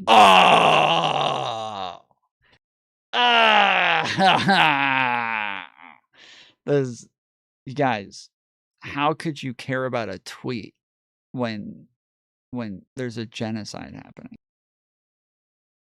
How can you care about what's happening on Twitter when there's a genocide happening, dude? What the fuck? further off the rails. During a follow-up episode on The Yes. Leftovers, I was about to say, like, why the fuck did Frogan care about a fucking tweet when there's a genocide happening? Like, what do you mean? Like, why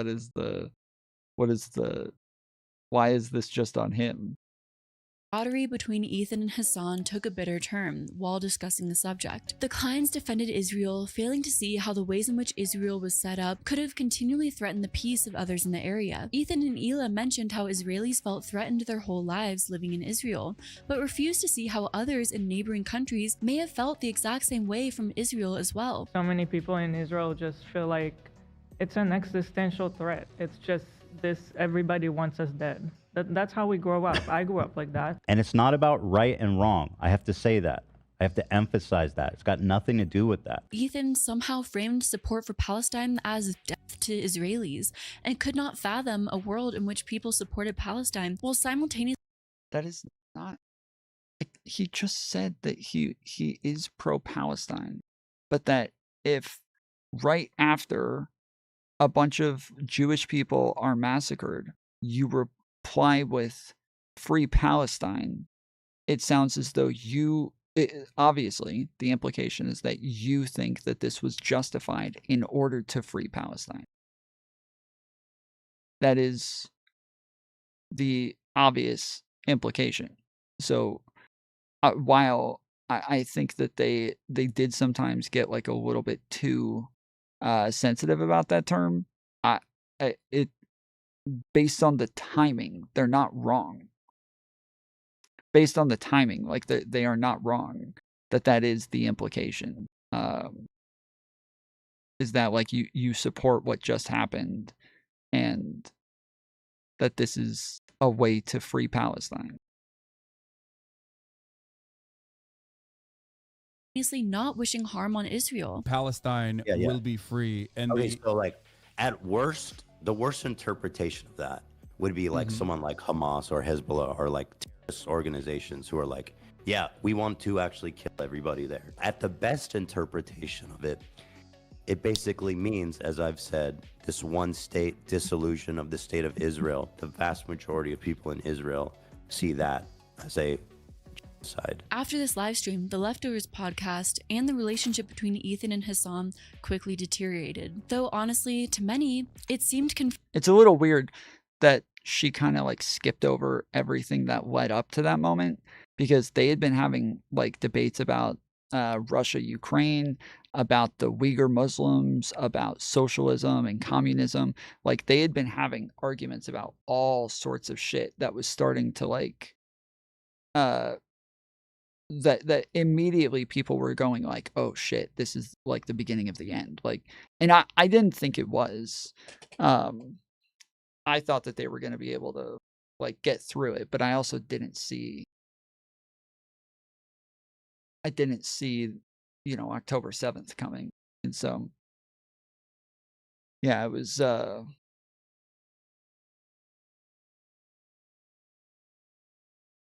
it made sense after October 7th, but yeah. Confusing why the Leftovers podcast started in the first place. Ethan wasn't very versed in politics, and often when diving into this, Please continue cynically weaponizing culture to defend genocide. It's a great look. Wait. Okay, so this is my experience, okay? I didn't read all the chats, so I have no idea. But my experience is anytime anybody defends Israel in any way whatsoever, people say that they're defending genocide. And this is like a constant. This is a constant that I've been pointing out lately. Is there's times where I haven't even like there's videos that I have up where Israel is not even mentioned. Palestine is not even mentioned. They're not part of the conversation at all. But there's people who are still like doing anti-Semitism. Like they are saying anti-Semitic things. And then when I point out that people are saying anti-Semitic things that have nothing to do with Israel, that have nothing to do with Palestine, just me pointing out that people are being anti-Semitic, there's a flood of people who come in saying that I'm defending a fucking genocide, which there's no way that you can think that based on what I said, nor can you think that based on my fucking content. So like it is kind of insane that like, yeah, it seems like anytime somebody mentions Jewish people and defends them in any way, people start saying you're defending a genocide. If you're defending Israel, you're defending genocide. I don't think, see, this is, you know how like you guys lots of times you'll say like we're not talking about Jewish people, we're talking about Israel, but I just finished saying that like we're talking about Jewish people, and then you keep conflating that with Israel. Do you notice that I just finished talking about how everybody keeps conflating Jewish people with Israel? And so just the fact that I will defend Jewish people, that you guys turn around and say we're defending Israel, that is you constantly conflating Jewish people with Israel, and that when you guys act like your hatred for Israel has nothing to do with Jewish people, yet you keep conflating Israel with Jewish people, don't you think that's a little odd? We weren't talking about Jews to begin with. Wait, right, but I just said, so I'll repeat what I said, that when people come in and they start saying things like you're defending a genocide, or you're defending Israel or some shit, but lots of times people are just talking about Jewish people, that this can be a little frustrating. And so I said I didn't see the beginning of the conversation, but like lots of times when Israel isn't even mentioned and people will still start saying that you're defending a genocide, that this starts to become like a bit of an issue with you guys, where you just conflate Israel with genocide. And then you said, if you're defending Israel, you're defending a genocide. But I just finished saying that like we're not even talking about Israel. So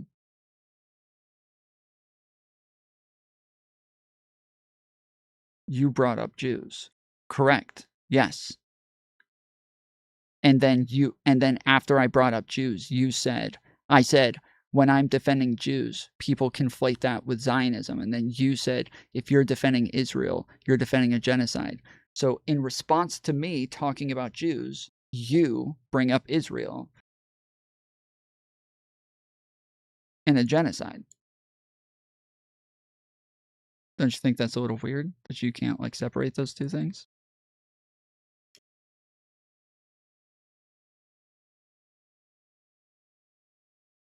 See, nothing I say matters. You already decided I'm anti-Semitic.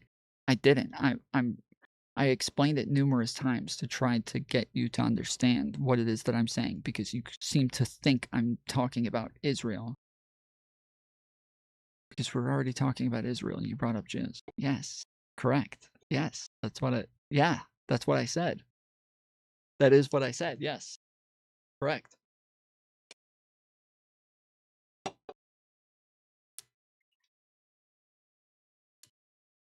specifics of the political discourse and diaspora, his knowledge fell completely flat. That's fine maybe if you're just a podcaster who hasn't made a platform off of. So you're projecting.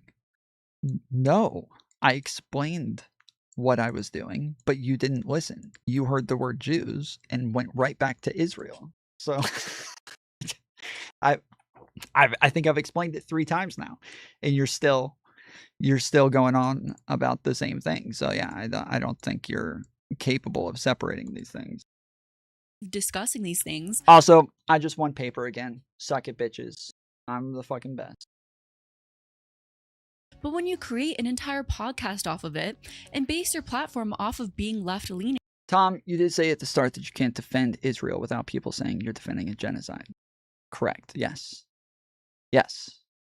So yeah, so the person in chat said that somebody in chat was defending a genocide, and I said, I don't know what you guys have been talking about, so I may have missed part of this conversation in chat, but I do know that almost every single time I see somebody say someone's defending a genocide, it actually turns out they're just talking about Jewish people, and then everybody floods in and says that they're defending a genocide just because they argued against anti-Semitism that had nothing to do with Israel.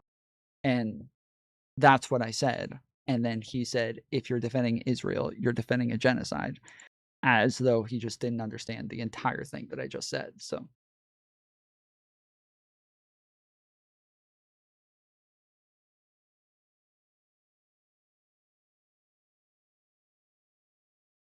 okay. Yeah, if you're saying defending Israel in like actions or something like that, I don't, maybe. But if you're just saying like the existence of Israel in some capacity, like that is not defending a genocide. Those are not the same things. Your viewers begin to expect you to know what you're talking about and to align with what you're putting out there completely. Knowing what we know about Ethan's past, this podcast doesn't align with everything Ethan once stood for, and he didn't have expertise in it. While Ethan and many on the left often critique those on the right, they're a genocidal state. Well, even if that's true, so is Germany. Like, you're talking about the government and what it is that they're doing with military actions versus the like actual country. Those are not the same things. To defend a genocidal state is to defend genocide. That's not how that works. No. Not at all. That's fucking stupid. You wouldn't defend Nazi Germany, would you? If somebody said that they should like that if you defended Nazi Germany in any way, that like if somebody was talking about just wiping Nazi Germany off of the face of the map, and I was like, yeah, no, I don't think you should do that. I don't think you should genocide Germans. And you're like, wow, I can't believe you just defended Nazi Germany. You're defending a fucking genocidal state right now. It's like, well, you're talking about committing a genocide against the genocidal state. Like the people who live there are not committing a genocide. It's the government that's doing it, the state that's doing it, and you wouldn't defend Nazi Germany, would you? I just did. I literally just did. Did you hear what I just said? I don't think he listens to anything. For being political grifters, creating content that they don't fully believe in to simply profit off of what the left essentially believe to be a global audience. Well, it seems from all the evidence presented, my position is anti-genocide. If you're saying that, again, if I say that we shouldn't genocide somebody, let's say I say, yeah, we shouldn't genocide Israel. We should not genocide Israelis. And you're like, wow, I can't believe you're defending Israel right now. That's a genocidal state. So, well, I'm the one arguing against genocide right now. And you're like, wow, you just defended a genocidal state. That's disgusting. Like, yeah, that's that'd be kind of. Why are you misrepresenting my position? I'm not. I didn't represent your position. I didn't. I don't think you're not capable of listening. I'm sorry. I don't think you have enough of a brain to understand English. So I don't know if you're like translating everything into a different language and it's just not coming through very well or what, but you somehow do not engage with a single fucking thing that's being said. I don't know what the fuck is happening here. That Ethan was doing the exact same thing. He's made many conflicting and hypocritical comments, whether on his political views, views on women, the world, which may mean Ethan stands for nothing, except for what can stand for Ethan. Rules for thee, but not for me. The problem is he continued speaking on politics, even though more and more his audience hated what he was saying. Just don't talk about politics. Just go. Your position is much more incoherent than mine. Wait, who are you? You guys got to start adding each other. I don't know who the fuck you're talking to because I have not stated a single fucking position here outside of the fact that advocating for genocide against a genocidal state is still you being genocidal. But Go back to fucking talking about like. You, Tom. Okay, so what position did I give that we shouldn't advocate for genocide? That's the position that's incoherent? You think that's incoherent? Is that I'm saying that I'm against genocide. When did I say that, Tom?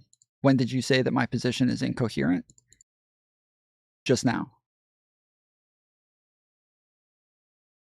Right there. It's on my screen. Your position is much more incoherent than mine. That was my position. So if you're asking when you said my position, you didn't. I said my position. Why would I say your position? I said my position. Then you said my position is incoherent. So if my position is incoherent, you're pro-genocide. Right? That's literally how that works. If you think I'm wrong to advocate against genocide, then you're pro-genocide. That is literally how that works. That is exactly what that means. Gooning or Justin Baldoni. You're clearly not intellectually equipped enough. Your fucking fan base hates it. You're clearly all the people in your vicinity hate it. And you're still like, nah, I'm the number one guy. I'm the number one politics guy. Ethan is also the one who doesn't know the difference between a socialist Democrat and a democratic socialist. It's crazy. It's like words have different meanings if they're in a certain succession. Ethan should never be looked at for political commentary. I liked when he made fun of the right and that's it. Yup, Ethan trying to get political is a big part of his downfall. Wow, Ethan, great moves. Keep it up. Proud of you. The term Zionist has been thrown around frequently in conjunction with the Israel-Palestine conflict. I think most people who use the phrase It's really weird that people started saying that Ethan got, oh, so you're anti-genocide. And we agree. Oh my goodness. Never mind. You're literally incapable of engaging with anything that's being said. I don't know how the fuck this is happening. You are probably a very big fan of this video. You probably really like this fucking video because this is brainworms. Yeah, the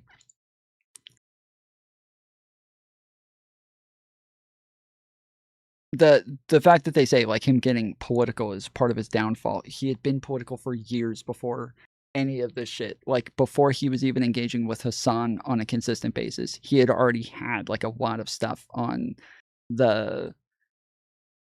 No, tell me where I'm wrong. Okay.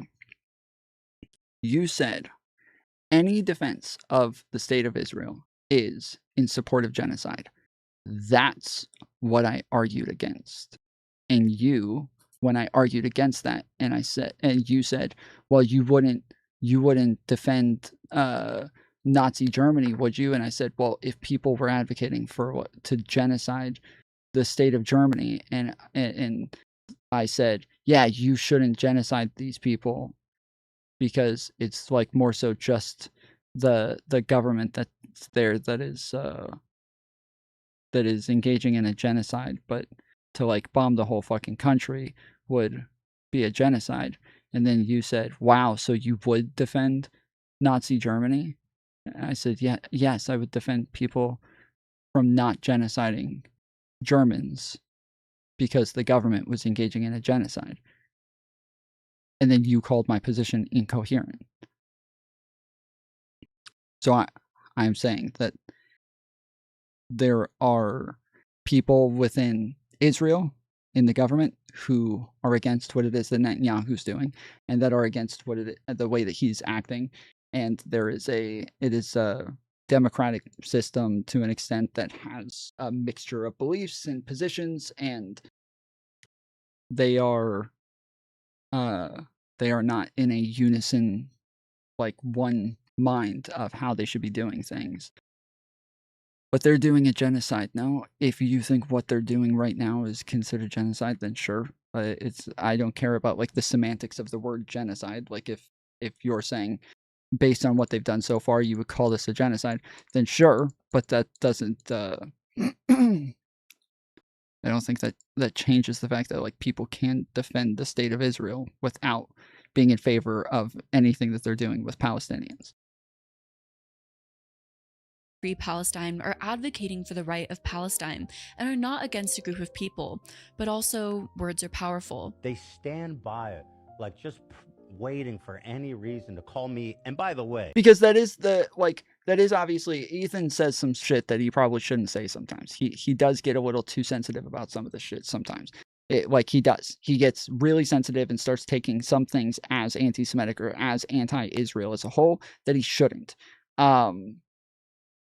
Not a semantics argument. It has a definitive meaning, and they are doing a genocide. It does have a definitive meaning, and there's nothing to really back up that like definitive meaning as far as there is an intent to like at least kill the people. I would say because there's obviously a like an ethnic cleansing happening, and that would be a type of cultural genocide. And so even in just that case, I think that like it would qualify as a genocide, just as a cultural genocide. But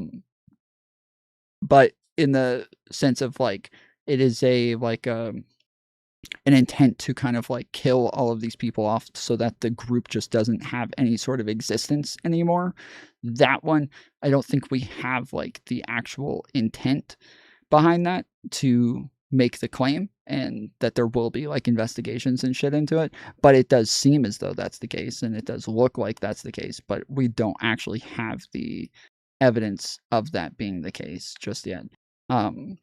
Now, when a lot of people try to, so like people keep mentioning now that like nobody's ever been charged with genocide.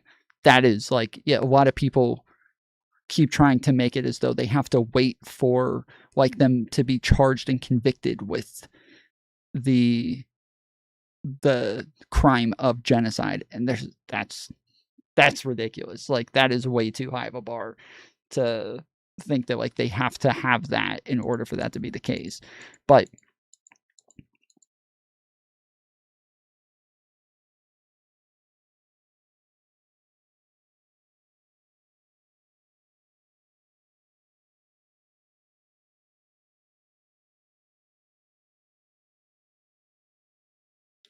individuals in the government, yes. Israel government at large, no. Correct. And that's kind of what I'm saying, is that it does seem as though that, yeah, there's definitely been even like explicit intent been stated from people within the government, to where there's definitely people who do want this to be the case. But yeah, the government at large, obviously, there's a lot of dissent within the government to where there's no uniformity behind this war. So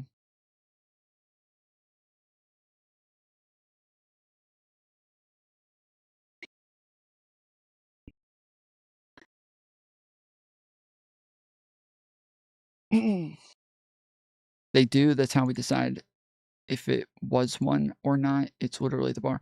Wait, but you understand that that would mean that there's never been a genocide before, right? Wasted. Like, if we use the, like, whether or not they've been, like, charged and convicted with a genocide, that would mean that there's literally never been a genocide.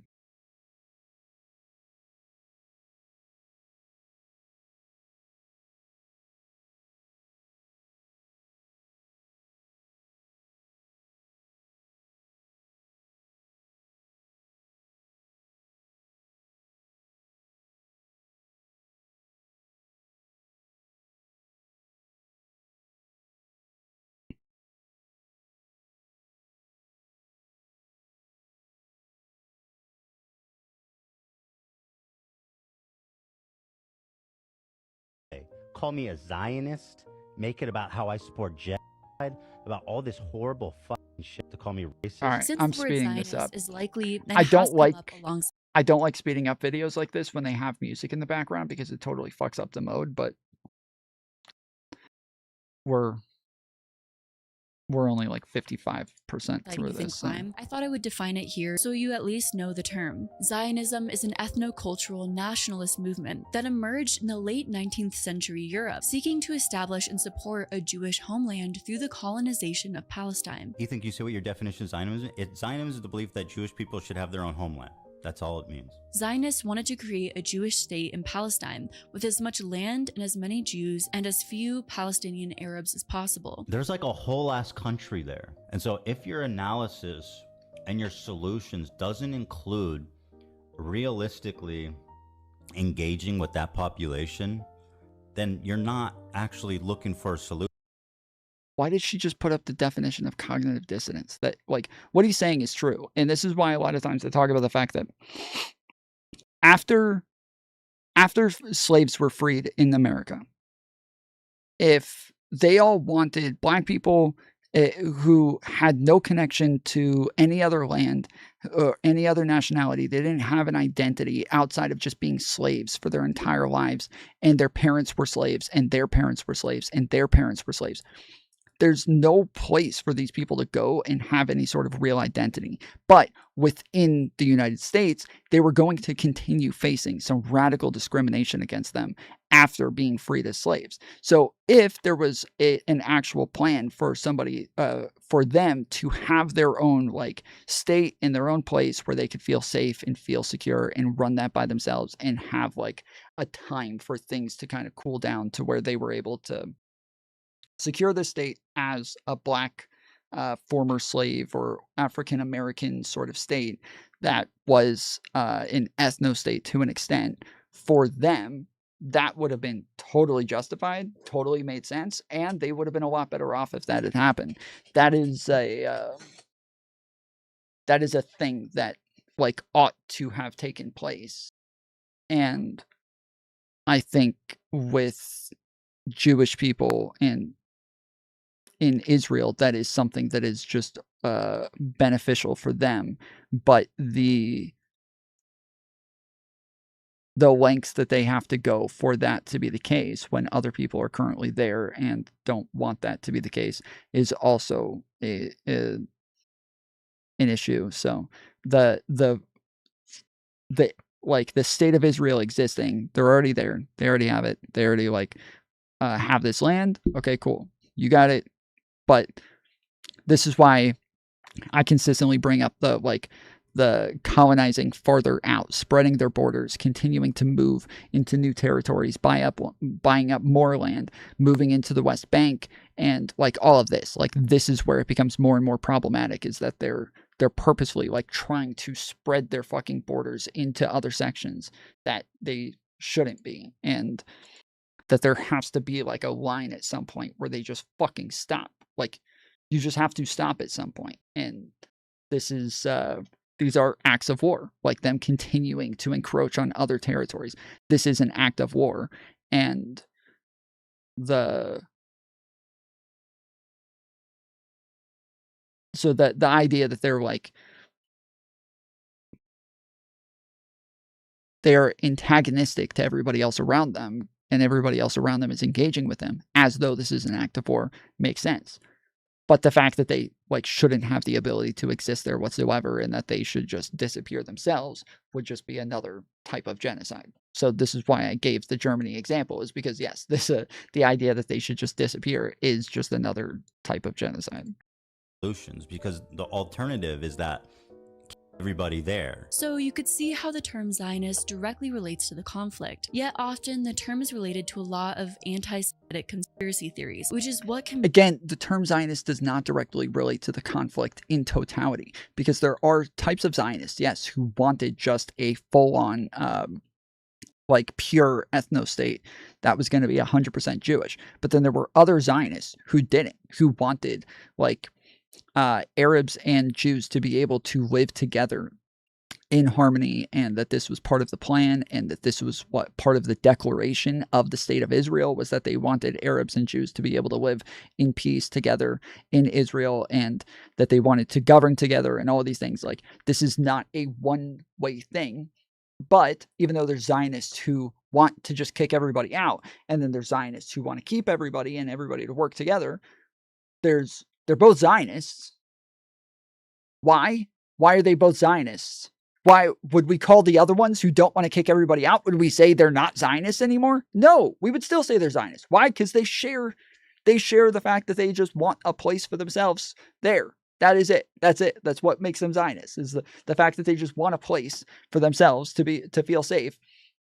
That is what makes them Zionists. So the fact that they always want to make it to where, like, if you're a Zionist, you have to be genocidal, and you have to want to kick everybody out. You have to want to ethnically cleanse, and you have to want to, like, that's not true. That's not true. It doesn't have to be that. There were versions of Zionism that were not that. Make the term harmful. That being said, in 1975, the UN General Assembly passed Resolution 3379, which determined that Zionism is a form of racism and racial discrimination. In 1991, the resolution was replaced with UN General Assembly Resolution 46-86, after Israel declared that it would only participate in the Madrid Conference of 1991 if the resolution was revoked. Many of Ethan's avid followers and fans began to disengage from him after October 7th, and the fallout with Hassan, not because of his ties to Israel, but his decreasing capacity to view the other side. The walls were closing in on him, his paranoia, and all of a sudden, if you weren't with him, you were against. Has he actually dropped off, though? Has he actually dropped off, though? Like,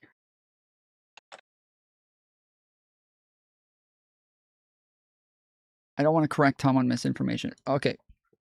Aryan, you know you've done this like 3 times, where I have talked about the like the declaration of the state of Israel, and the fact that they did say that they wanted everybody to be able to live there together in peace, and you asked for a receipt numerous times, and I gave you the receipts numerous times, and then you do it again afterwards, where every time as soon as I mentioned it, I thought Aryan's gonna ask me for a fucking receipt on this again. As soon as it came out of my mouth, I was like, Aryan's gonna ask for another receipt. He's gonna do it again. Zionism, not Israel. What do you mean Zionism, not Israel? Yes, there.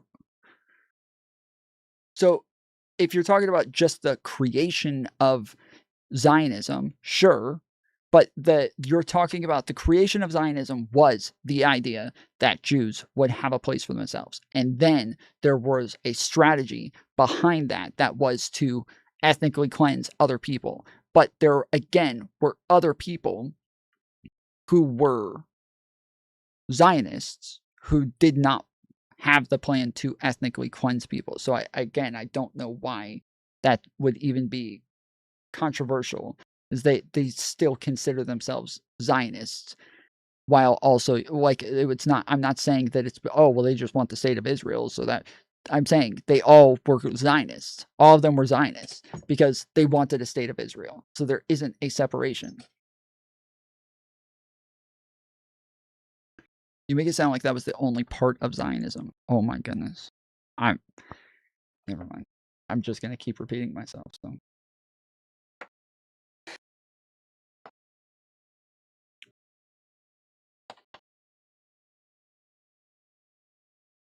Okay, so the H3 podcast, I guess, is the thing that we would look at overall, right? So Social Blade.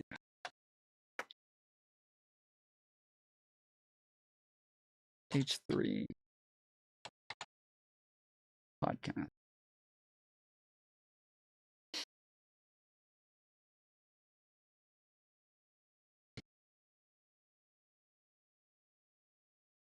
So they're in the top 1,000 channels in the US.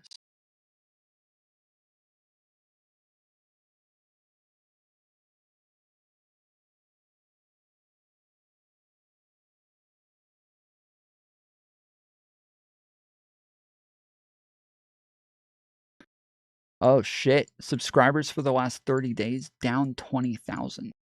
Whoa. Or wait, is that just month over month? Oh no. Yeah, no. They're actually just dropping. Minus 10,000, minus 10,000, minus 10,000, minus 10,000, minus 10,000. They're actually just dropping. Holy shit.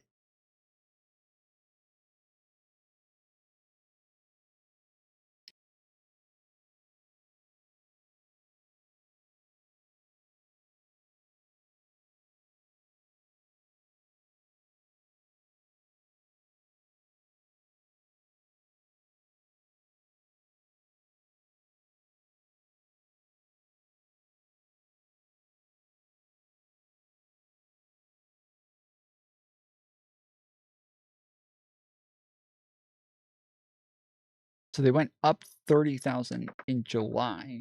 Is that when he came out with the Hassan nuke?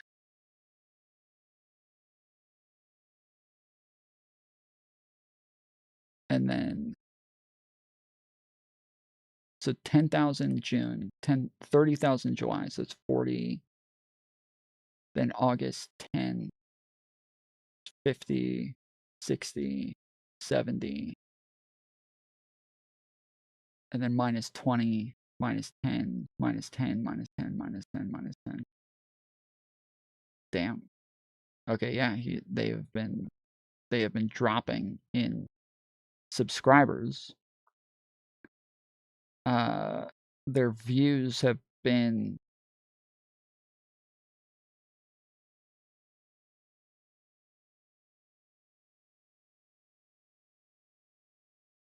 it looks like fairly consistent outside of like, yeah, the April, June, July, and August, I think is when most of the beef with Hassan was happening. So I would assume they were up during that period.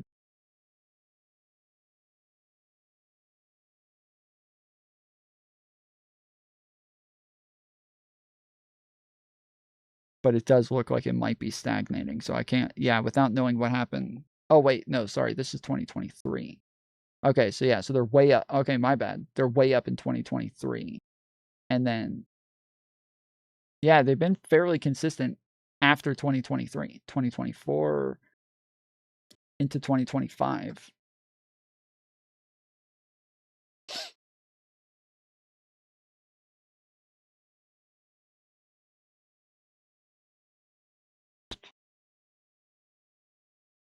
But this is when October 3rd happened, right?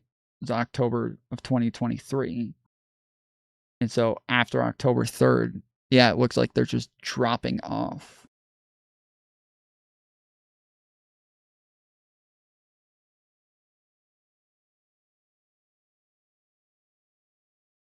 What did I say? Did I say October 3rd? October 7th. Most of the time I say October 6th.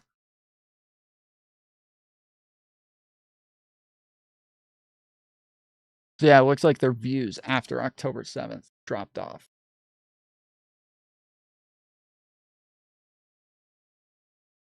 Against him. Listen, if you disagree with me, Something's wrong with YouTube. Every time I try to speed it up, it doesn't speed up. It says it's at 1.25. It's not at 1.25. you're just not looking, or at least not in the places I am. This is what I see happening. People, they want to fight the monster that is the Israeli government so bad. And so many people are, in fighting the monster, becoming the monster. You cannot trade one genocide for another. It seems like Ethan's stances changed since October. Okay, now 7th. it's sped up, First, finally. much of Ethan's stances seem to toe the line. Challenge any of you to find one fucking clip of me defending the IDF and not supporting the Palestinian people. I mean, yeah, the amount of hate crimes is crazy. Now, there's a lot of Islamophobia too, right? And that's fucking disgusting equally.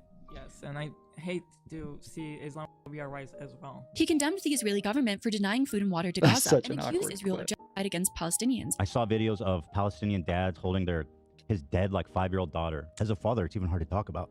This dude was holding his infant. It was like a year old.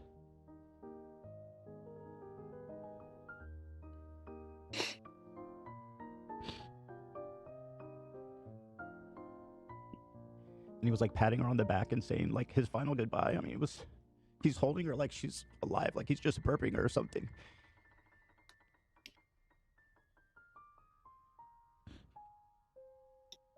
He condemned Israel expansionism and Israel settlers, stating that West Bank settlements are an abomination. He donated to the Palestinian Relief Fund. You donated to the Palestinian Relief Fund as well. You know, I got a lot of shit from Israelis for donating because they're like, oh, it's just going to go to Hamas. You know, I looked into the charity you picked and it is really highly rated. But Ethan, even then, often seemed confused why the way in which he mentioned Palestinian suffering didn't seem like enough for his audience. Essentially, of course, I can't speak for all people, but it seemed like Ethan would often mention what was happening in Palestine or disagreed with some of Israel's politics, almost like a shield if people were criticizing Ela for her past in the IDF. Who cares about this? How can you even care about this when there's people in Palestine or in Gaza dying or in West Bank, whatever, Palestinians being killed? Listen, those are terrible. As I've stated a gajillion times, I've literally never said a single to the opposite. Again, you can care about two things at once, especially, by the way, when they're for the express purpose of trying to destroy Ela life and reputation for this mere fact that she's Israeli. Ethan disagrees with some of Israel's actions, like denying. Yeah, so this is the problem, is that even before all of this happened, he was already getting a ton of shit. And so even if almost everything that he had said was mostly in defense of Palestinians, they were still getting shit as these like crazy Zionist nut jobs. And so it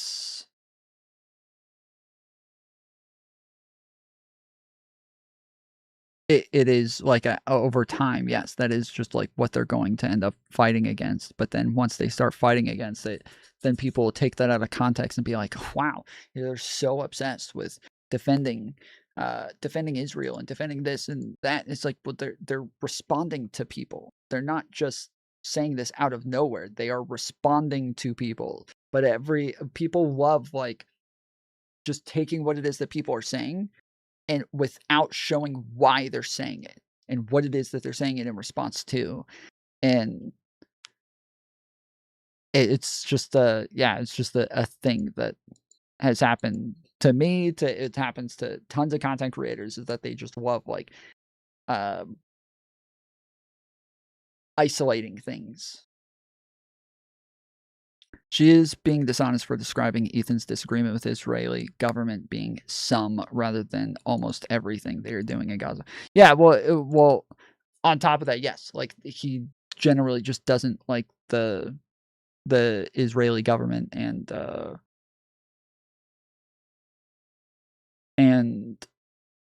Netanyahu. Now, I will say, Hila does say things that are a little bit too defensive of Israel sometimes. Like, she does. But it seems like there's a lot of times where Ethan will argue with her and describe to her why she's wrong, and then she will like accept that. But she's just kind of like a normie. Like, she doesn't seem to actually understand a lot of the politics that's involved.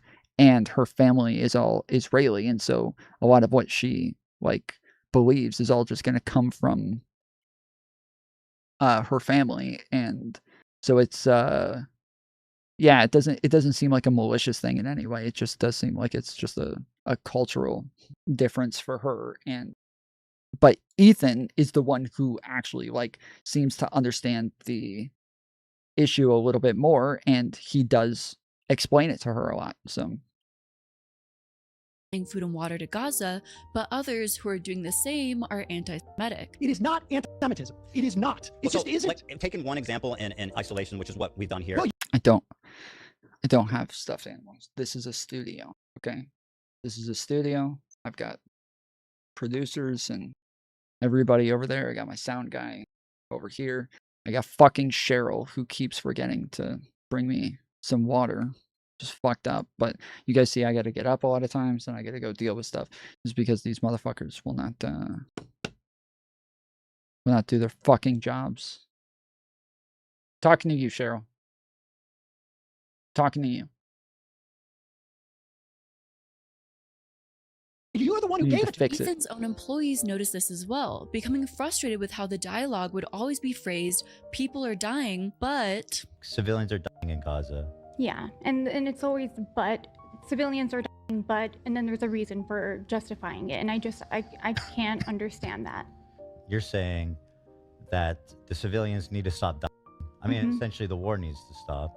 And yeah, I mean, if I mean, that's the only way they stop dying, right? I don't know what the solution is. I they just stop wish there being was another bombed. way to get these to target these terrorists better, where it's not where you're not getting all these kids caught in the crossfire. I think ultimately it became confusing and disorienting for Ethan's audience to keep track of what exactly Ethan believed, and it became disorienting and confusing for Ethan himself, so he kind of gave up. Look in the mirror, loser. You're the problem. You are the problem. Why are people mad at me? I want someone please to explain it. Explain why you're mad at me. It's really annoying that like people just they stand by it. Yeah, exactly, Aryan.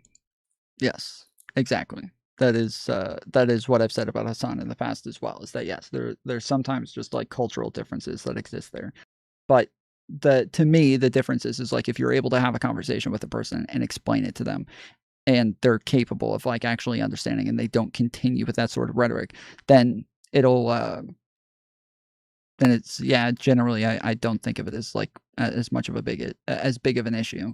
And so yeah, I think with Ela, it is just I do think it's more commonly a cultural difference. Like just waiting for any reason to call me, and by the way, call me a Zionist, make it about how I support genocide, about all this horrible fucking shit to call me racist. In 2025, Ethan's tone completely shifted, and others have noticed, like in this quote in an article in Medium, which says, typically, when Ethan speaks positively of Palestinians in 2025, it's as if he's doing so begrudgingly. When someone mentions Palestinian suffering, Ethan frequently offers a response like, yeah, it's tragic what's happening to them, man. Anyway, Ela, on the other hand, has made comments deemed even more insensitive, like calling... Yeah, again, this is just like in context, yes. If what they're being attacked for over and over and over and over and over is this thing, and it's them responding to this thing, but then somebody's like, but what about Palestine? Well, yeah, you're going to be like, well, yeah, I mean, that is bad. Like, I agree with you. That is horrible. I agree. So now it sounds like you're just saying this just to like have the, you know, a level of, what do you call it? She said a shield earlier, but it's like plausible deniability. That's what it sounds like. But again, you have to consider the fact that you're being attacked first.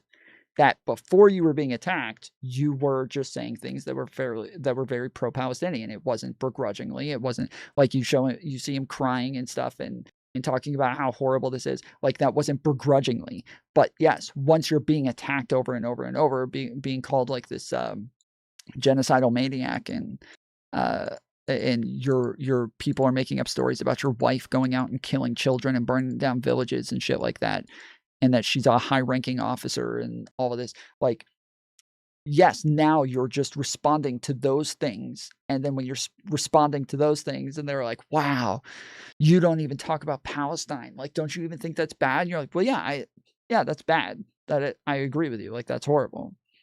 I do. Like, you're not wrong.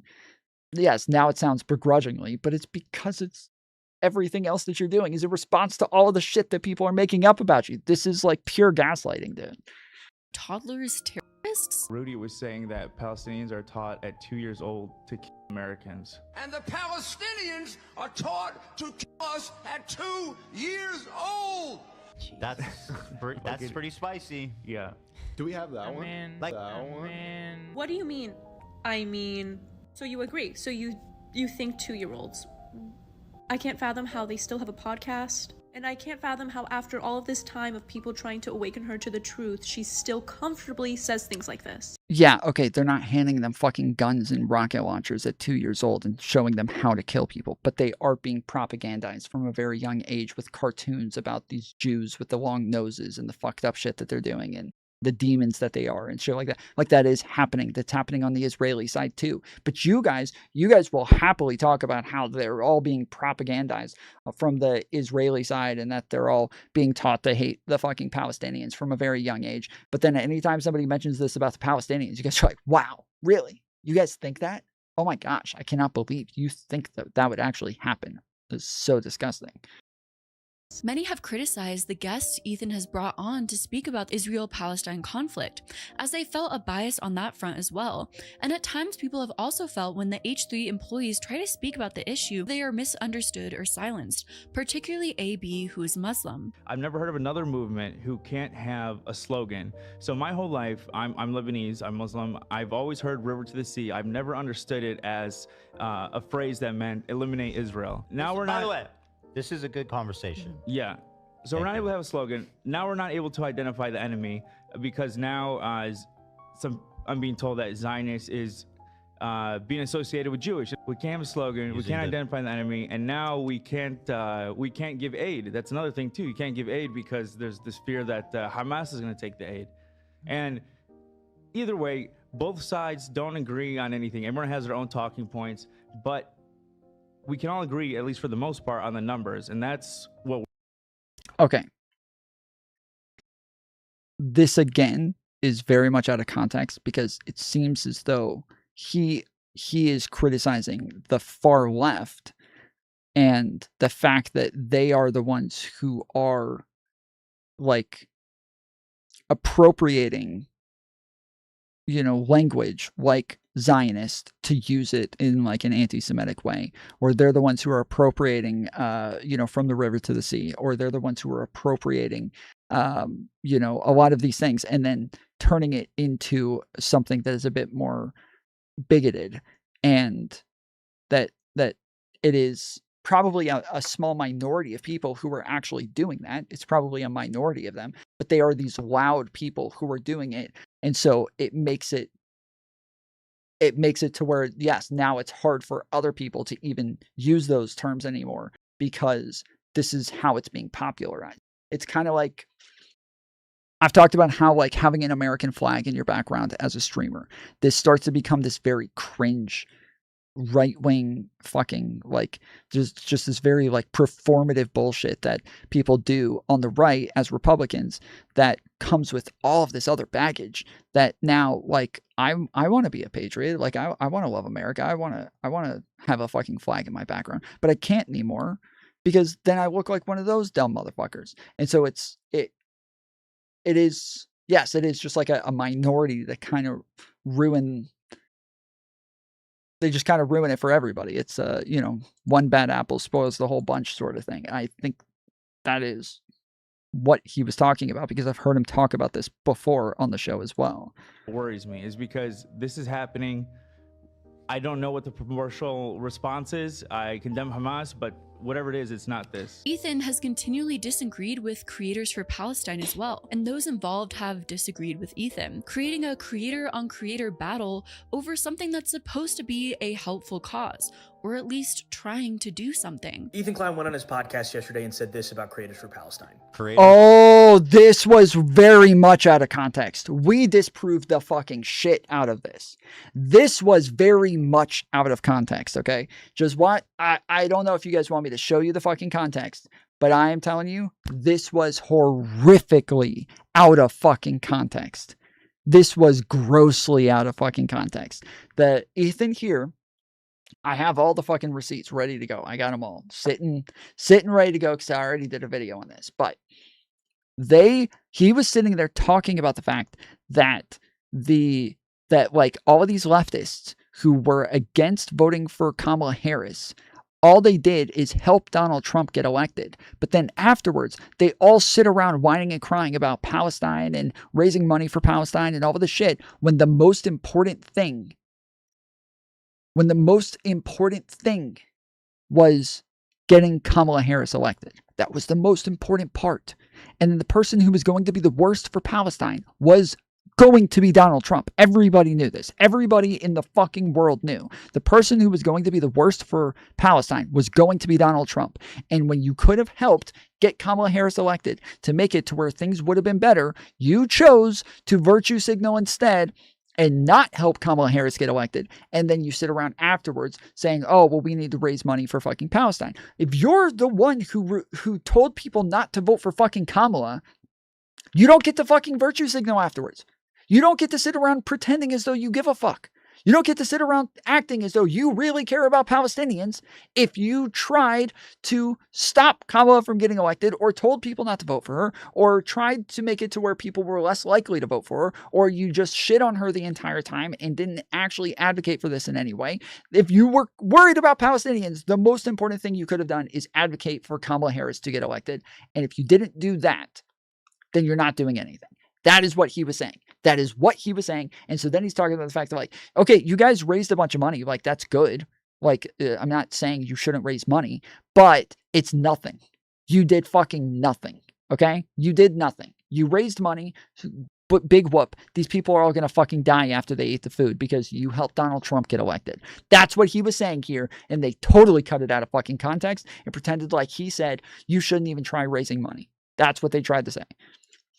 For Palestine raised $1.6 million. That's fantastic. Literally negligible. They've received billions of fucking dollars. Like, raise money. That's good. That's the easiest fucking thing you can do is just give money, right? Good. Let's talk about real activism. Let's talk about enacting meaningful change. It's not. See that, like, what they cut this out of context to make it sound like when he's saying raising money is not real activism. It's not real meaningful. It's not real meaningful change. But what he was saying was that voting for Kamala would have been the biggest thing. That would have been the biggest difference maker. That would have been the most meaningful change. And you didn't do that. So, okay, cool. You raised money. Not going to shit on you for raising money. But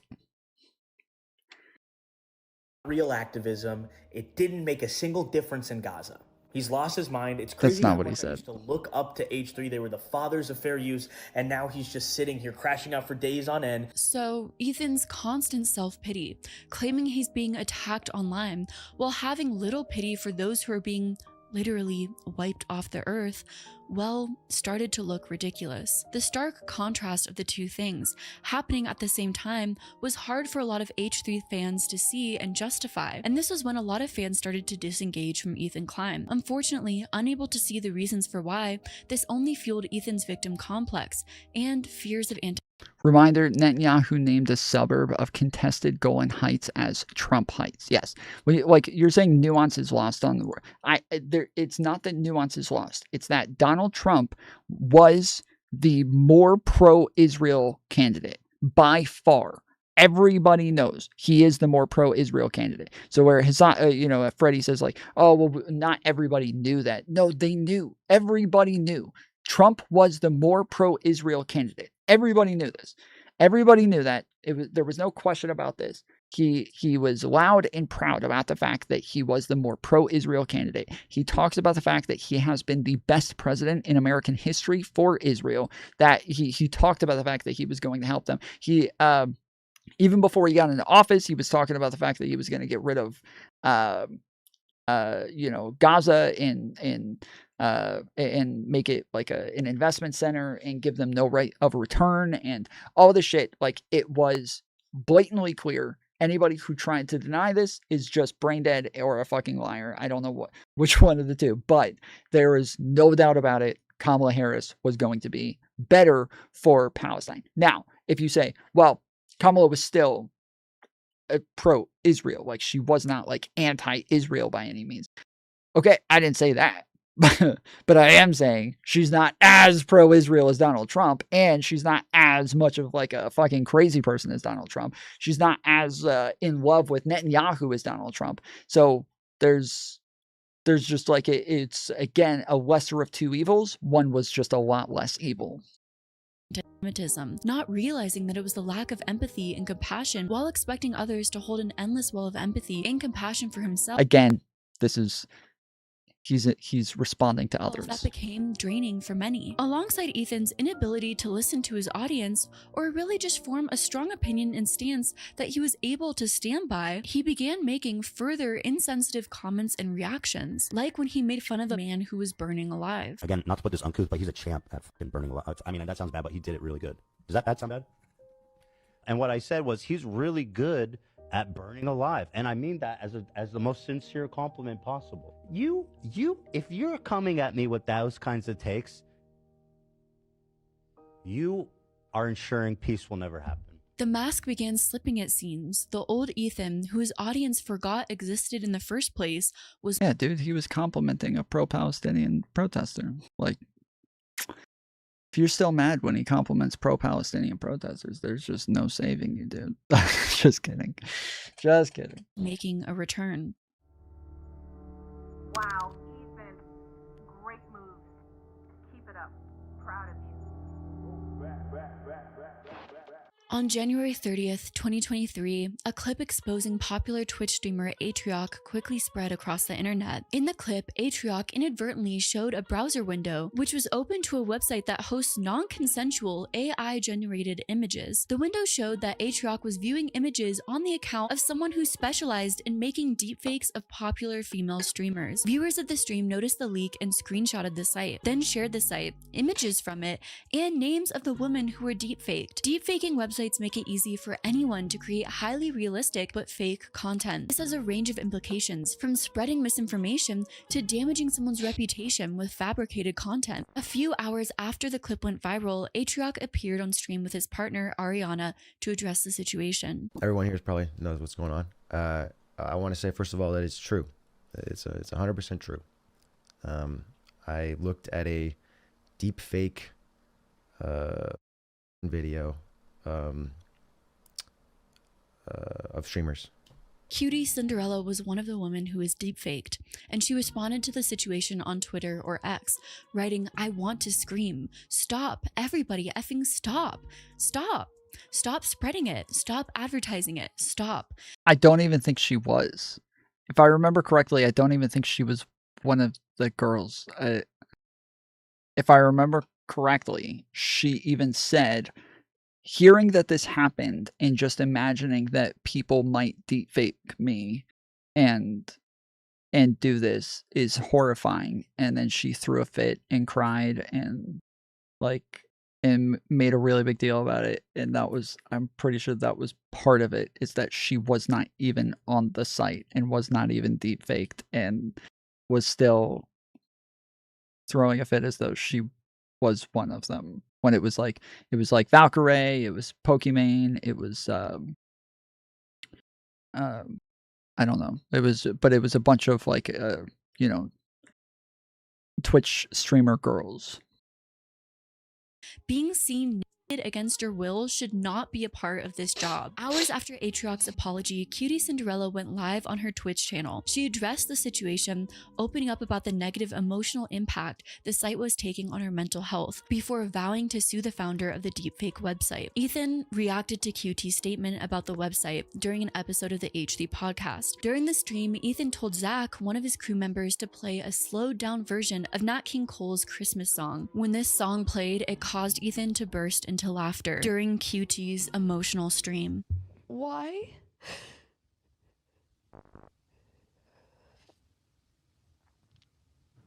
Why?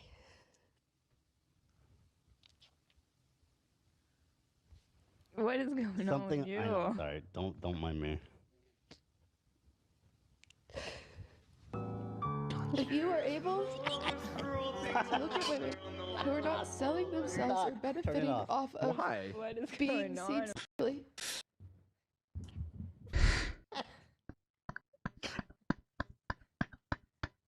You're a monster, dude. You guys are crazy. Why did you do that? People. I'm just speechless, dude.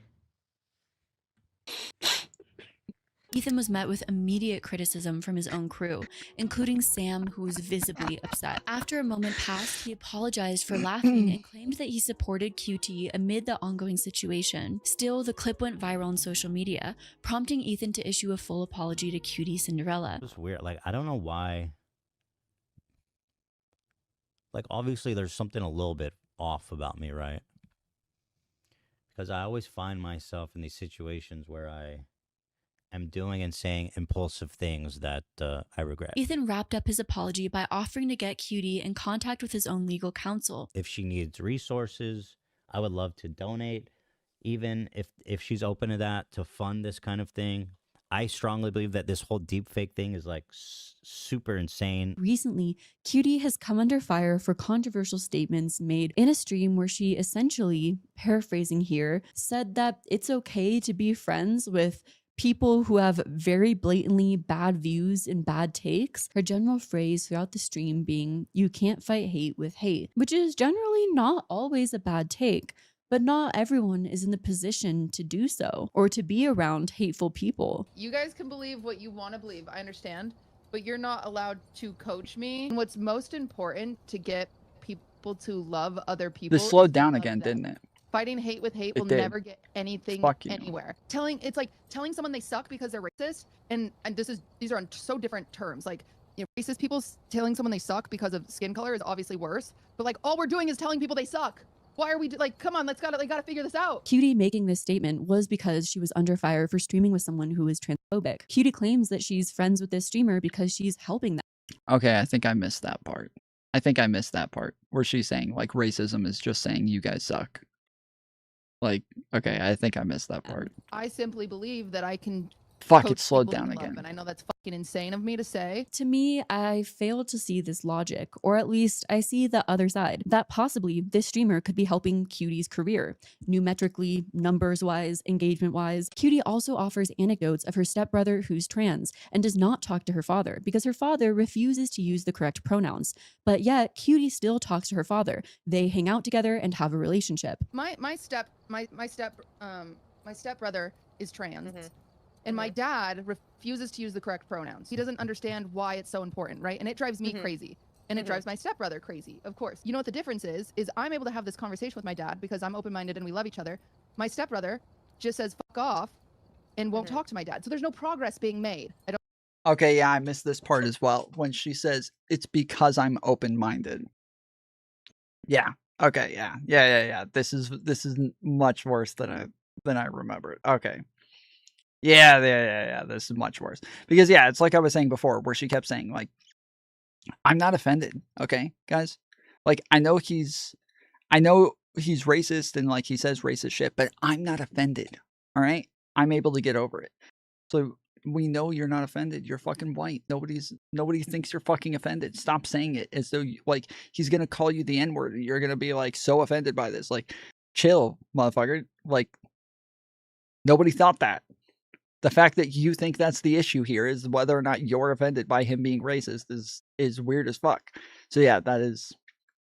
I don't support it, but I still love my dad and I'll go to coffee with him tomorrow. But I don't support that. I had a sibling who passed away, so maybe that makes this a little bit too emotional for me. But if my sibling was trans and stopped speaking to a member of my family because that member was being transphobic, I in turn would stop speaking to that family member as well. It's hard for me to see another perspective on that, personally speaking. Not that I'm always the perfect family member. I'm terrible at responding to text messages and calls. Cutie's controversy doesn't have much to do with Ethan Klein because, of course, Ethan Klein wasn't involved, but she said something very controversial, which Ethan Klein has also been known to do. This raises the question, does being online too much, having a group of yes men... Like, I don't think the issue is whether or not she's still friends with them or whether or not she still talks to her dad or any of these things. The issue is, again, how she said it. If Valkyrie was correct, it's how she said it. So if she instead had said, you know,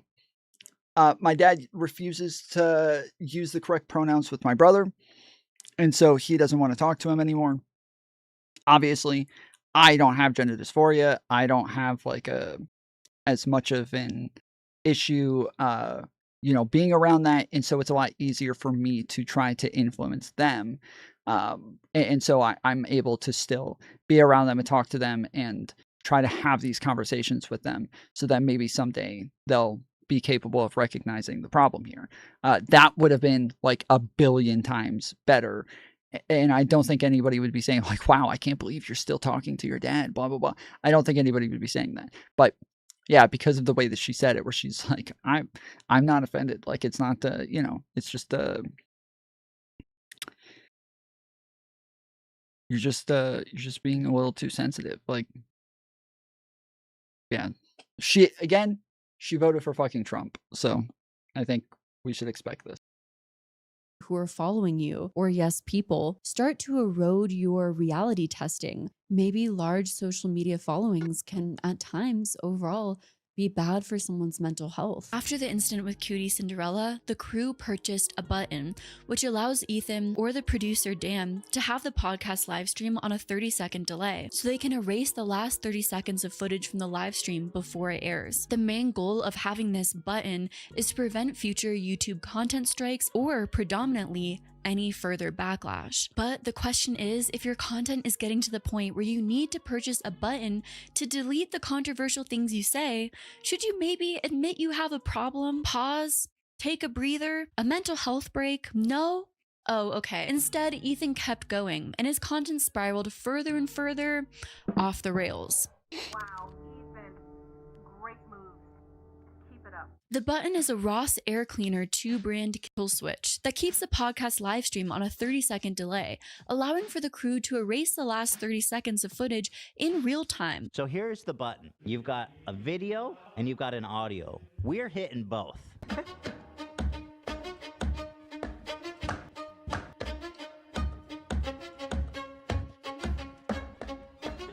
She took this montage from somebody else too, didn't she? Didn't she also take this? I can't believe she voted for Trump. Is that really true? So it's weird because she does a podcast with Hassan. And I believe she talked about it on the podcast with Hassan.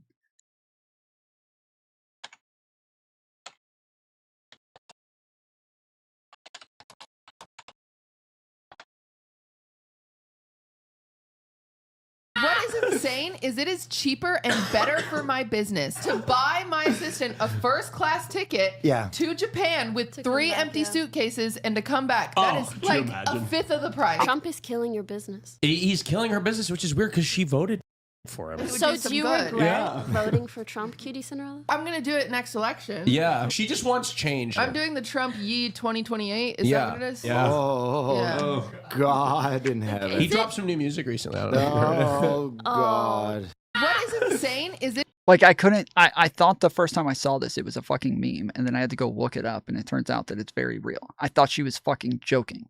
I thought she was kidding. I knew that she was fucking stupid. I knew that she was dumb. I don't know what happened to her because if you watch videos of her from back in the day, she was very cute. She was very very eccentric and very sassy. She would roast the fuck out of people. She was smart. She had very good quippy comebacks, and she was just very good at fucking with people on the Raj Royales and shit like that. But now she speaks really slowly. She seems like she got hit in the head.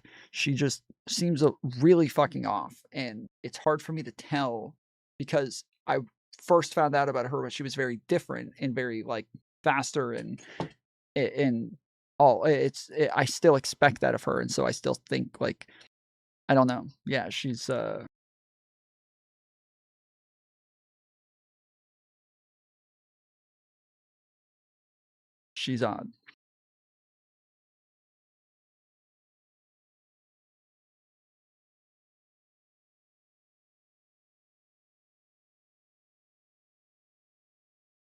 No cap. This is very nice. Chat, she has 2 Lambos, 3 Ferraris, and a G-Wagon. You didn't have to go to 100 Thieves to stream. We have an extra stream set up. You have an extra stream room here? Yeah. My goodness. We got in the butler's room. The what? And we've got... Oh, yeah, she got money. She got... Why, she's married to what's his face, so.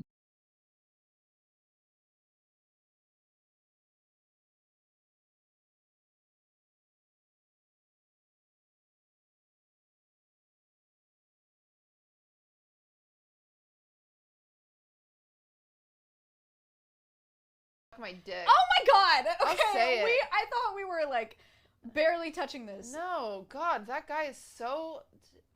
Cutie, Jesus stop. Christ. Can he just fucking okay, do stop, something? stop, I would love stop. for him to do something. Oh my God. As Keiko knows, it sounds at least Trump lowered taxes.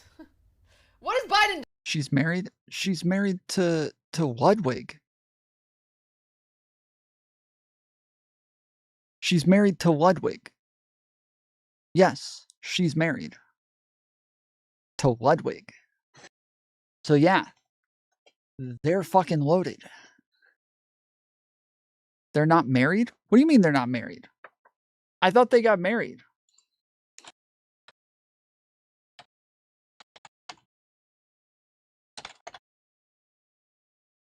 Yes, there are multiple public figures named Ludwig who are married. Actor Alexander Ludwig married.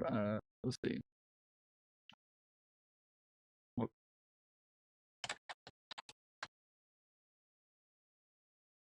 Streamer Ludwig Agren is not married as of October 2025, but he is in a long-term relationship with fellow streamer Cutie Cinderella, real name Blair. They have been dating since early 2020 and lived together in Los Angeles. Okay. So yeah, okay, they're not married. They've been living together for 5 years, so whatever. Done. Biden hasn't done shit. He hasn't done anything for the environment. It's so Cutie, Jesus stop. Christ. Can he just fucking okay, do stop, something? stop, I would love stop. for him to do something. Oh my god. As Keikona as it sounds, at least Trump lowered taxes. What has Biden done? Biden hasn't done shit. He did not lower taxes, you dumb fuck. He hasn't done anything for the environment. Okay, hasn't you done don't anything for gun safety. Stop. You don't. He hasn't done shit. What has he done? You're gonna regret saying that. I really don't regret saying Cutie, it. you just made it sound like you like Trump. I don't like Trump, but Biden hasn't done shit. Oh my god. Okay. It's infuriating. I don't think this is the Wine About podcast. I don't think this is something that we need to talk about. We don't need to talk Should about we it. talk about our ex-boyfriends again or something? You want to talk about vaginas? For the record, I voted for Biden. I would like to make that very clear. Me And I too. would vote for him again. I like to keep that very clear. Okay. Women are. I'm so fucking lost. I have no idea what's happening. I don't know what's going on. All right.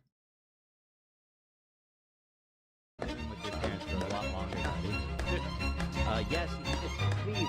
The button cost $20,000 and was purchased in March of 2023. It can be used by Ethan and producer Dan, as mentioned. Every time the button is hit, various submitted fan art and animations are played for 30 seconds. The button has been used numerous times, and Ethan's claimed it's improved his ability to discern things that he should be careful saying. If you're curious what it looks like when the button is used, here's an example during a Teddy Fresh ad when Ethan mentions the collaborator's background to the chagrin of Ela. We got to work with Chloe Cherry, which I was very excited about. From Euphoria. I mean, So- she also does.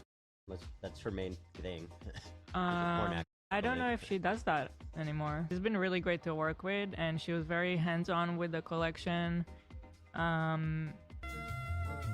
There's a button fail as well, when Ethan was caught yelling at an employee, potentially verbally degrading them, which is one of the first times fans saw Ethan treating an employee that way. That is not what it seemed like at all. And then especially once they explained the context to it, it just made perfect sense. And was shocking to see. Doing it. What are you doing? So awkward and terrible. I'm sorry, It's I'm not. slowed down again. I don't know why the fucking speed buttons are so fucked.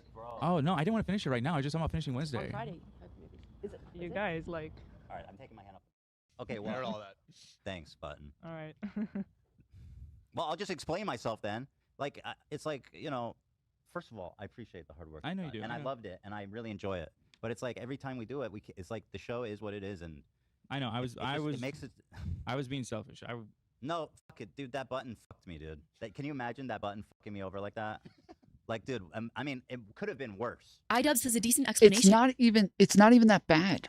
Like they say he's degrading them, but he's just getting onto them for their fucking job. He's still their fucking boss. He still has to act as a boss. They're acting like they're all just buddies all the time, and that he doesn't actually have to tell them what to do and when to do it and shit like that. This is so ridiculous. I hate these fucking people, dude. I hate them all so much. And as to why the button, while Ethan is claiming. Okay, I have to 2:14:57. Let me refresh this and see if I can get the. I tried like 50 times yesterday to get this shit to speed up.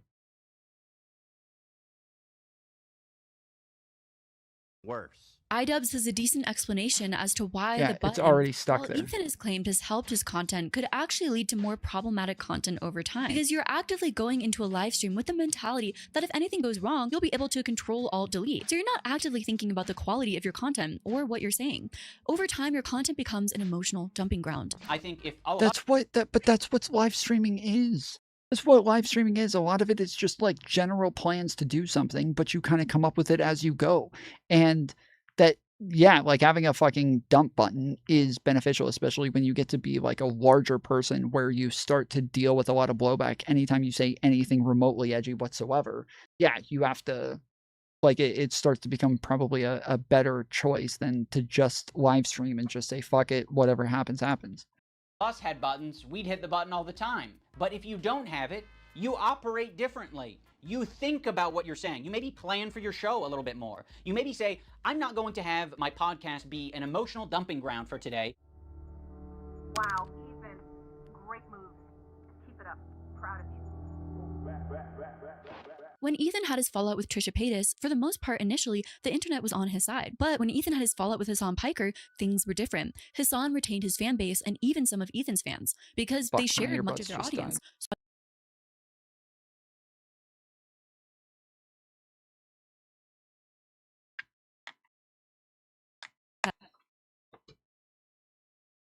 Split, some audience members likely left one viewership for another. Many people disagreed either with Ethan's stances or how he handled leaving the podcast. Ethan hadn't dealt with so much of his audience base disagreeing with him before. Instead of taking in the feedback, as harsh as it may have been at the time, and as hard as that can be when a large amount of people are telling you that you're wrong, well, his ego, mind, body decided to fully reject that feedback. He's not wrong. Instead, Hassan must be in the wrong. And he was going to do anything in his power to prove it. Like when Ethan played the Twitch or Terrorist featuring Hassan next to an image of Bin Laden. I don't know who made this, but yeah, I'm not a fan of the Hassan and Osama on the front page. They need at least if they're gonna compare them, I mean, I'll guess. This site that Ethan was on was allegedly created by Destiny. So by Ethan's logic of playing this game, Muslim Twitch streamers are comparable to terrorists.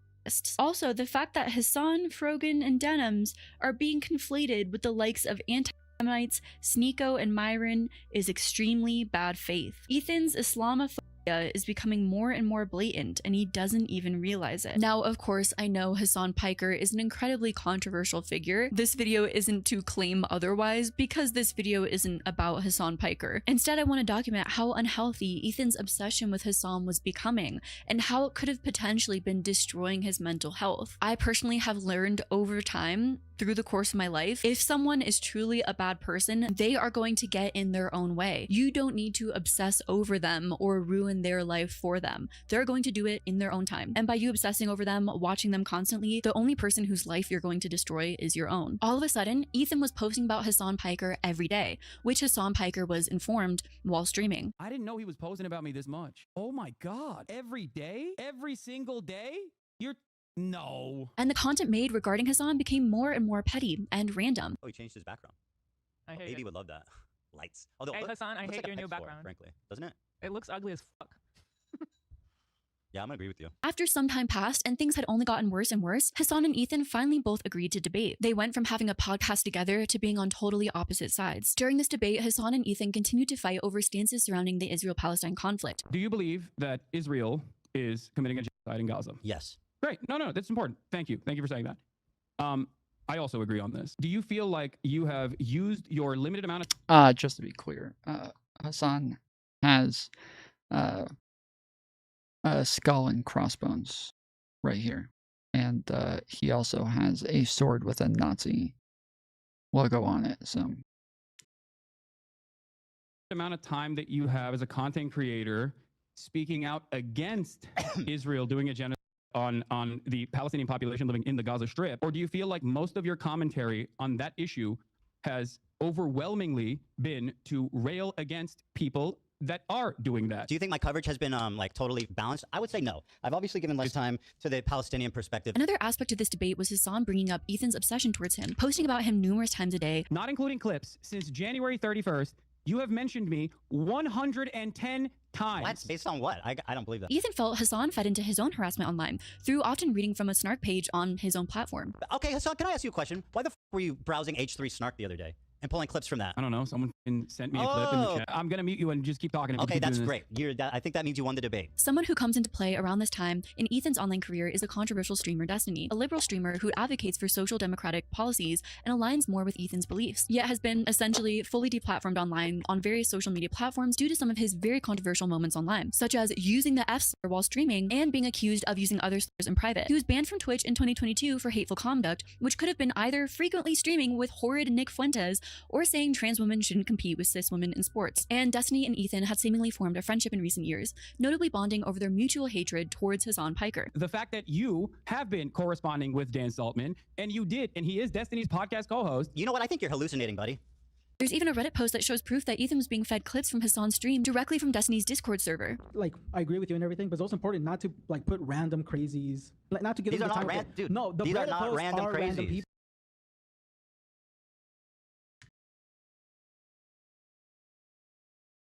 This one's recent. Let's see what this one is. And all the efforts. Yet, the debate didn't quell Ethan's obsession with Hassan, which continued on. Even on normal podcasts, when his crew was chatting about things that brought them joy when Ethan was in the bathroom. Just to be clear, Hassan did mention Ethan pretty consistently as well. Hassan also, he mentions Destiny a lot more, but he was, it wasn't like Hassan wasn't talking about Ethan at all the entire time. The difference with what it was that Ethan was doing, and this is why people say that it's like more obsessed or some shit, is that Ethan was actually reviewing things of Hassan and actually going over the context and showing the footage and everything and then replying to it so that everybody had like the full fucking story. Whereas Hassan would just sit there and tell everybody what it is that Ethan said or what it is that Hassan did. Or sorry, what it is that Destiny did, or what it is that they think about it, or he would play like little short clips that are on LSF and then move on. And so that was it. He would mention them and like get the narrative out there and then move on. He came back and immediately launched into a tirade about Hassan. That's what it's called, right? The one after Grandmaster. Celestial, yeah. I'm busy taking care of my pregnant wife. Oh, boo. I hear that. I hear that at least once a day from you. I'm shooting ropes, bro. Oh, yeah, that's your own doing, brother. All right, where were we? I wanted to say this. Hassan is the human embodiment of the Che Guevara shirt sold at Hot Topic. He is that. Personified. Were you thinking about that in the bathroom? I did. Yeah. You cooked on that one. He starts to watch old Leftovers podcasts and makes fun of Hassan, agreeing with him in an episode and saying, So I That's started what my he sounded career like. 10 plus years ago. That's what you sound like, Hassan. It's getting a little petty. No, listen how stupid he sounds. Uh-huh. I didn't think you sounded like that. Hold on, let me go back more. As an example, because we're all familiar with it. Ethan even went as far as to claim Hassan was essentially a date rapist, which is a very serious claim that should be taken extremely seriously, not thrown around on the internet all silly like. He looks like he's at a Jackie Treehorn. Again, it's when like I would agree with this generally, and I think that he shouldn't do this, but Hassan does do this. Hassan does, like, I think he calls Destiny rapestiny, and he's talks about I forget who the other person was, but he calls other people rapists. Like, it's not it's not something that is like a super serious thing to Hassan, because he throws terms like that around. So Party, drunk women, which surprisingly doesn't seem too far off from what he actually does do. Or has done, at least. Recently, Hassan Piker was embroiled in one of the... You think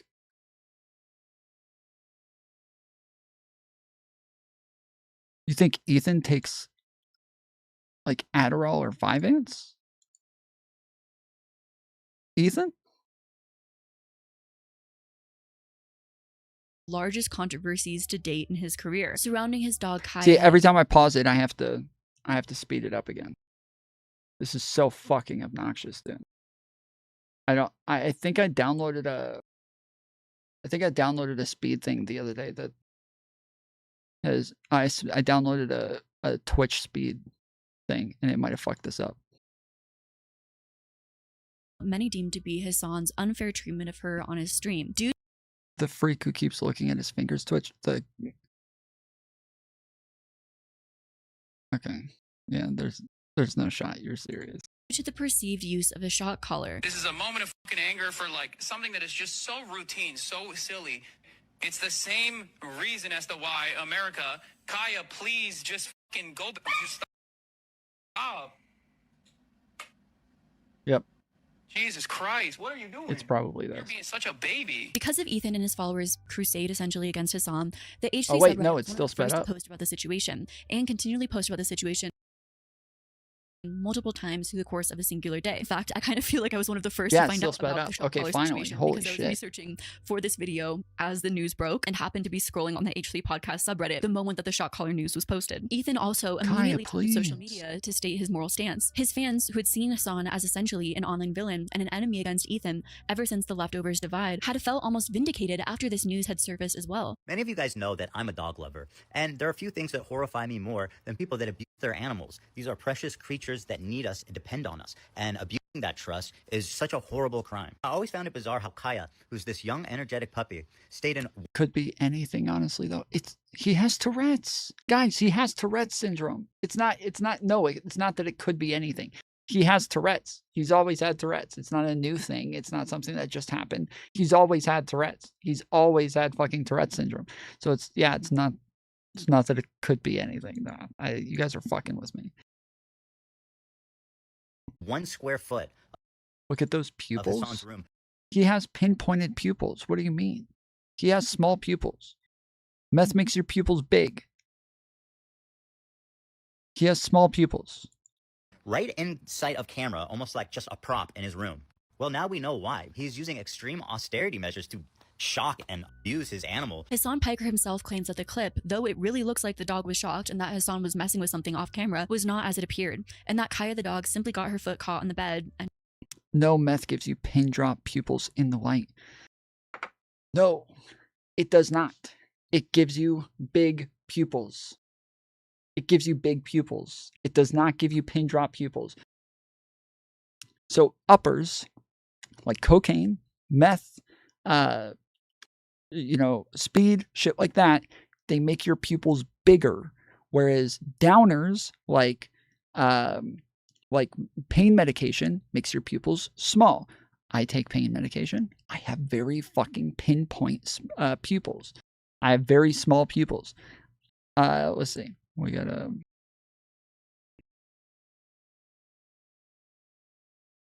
Okay.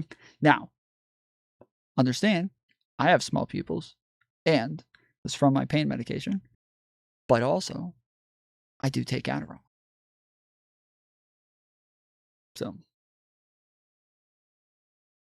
yes, I take Adderall, and I still have very small fucking pupils.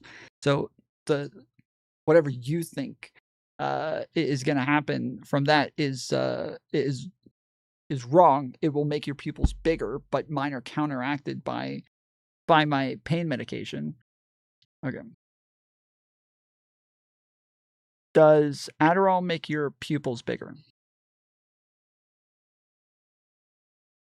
Yes, Adderall typically causes your pupils to dilate or get bigger, a condition known as mydriasis. The effect occurs because Adderall is a stimulant that occurs. So when I say uppers, I'm talking about stimulants.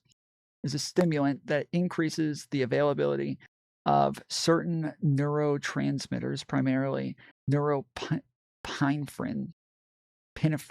I don't know how to say this, and dopamine in the brain. This action activates the sympathetic nervous system, which is responsible for the body's fight or flight response. As part of the response, the muscles in the irises control pupil size relax, causing the pupils to widen to let in more light. Okay? Now, does Adderall make your pupils smaller? No, Adderall does not make your pupils smaller. It typically causes them to dilate become bigger. This effect occurs because Adderall is a stimulant that increases the release of the neurotransmitter. So yes, no, it does not make your pupils smaller. Now, let's try. Does what am I trying to think of? What is the active ingredient in painkillers that makes it a downer? I keep wanting to say dopamine, but that's not it. It's in like Oxycontin, morphine.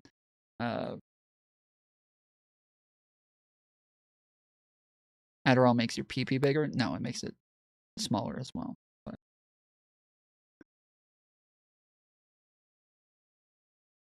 people are actually so dumb. They think that dilate means smaller. Oh shit.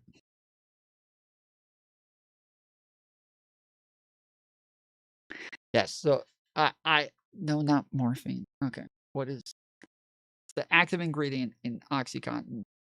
That is opioids. Yes. Thank you. All right.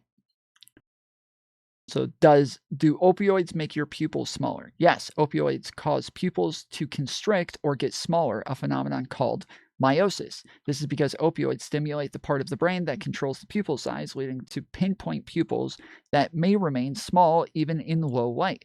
This pupillary construction is a common and objective sign of opioid use. So I took heroin for a long time. I did a bunch of Oxycontin. I did a bunch of painkillers for a long period of time.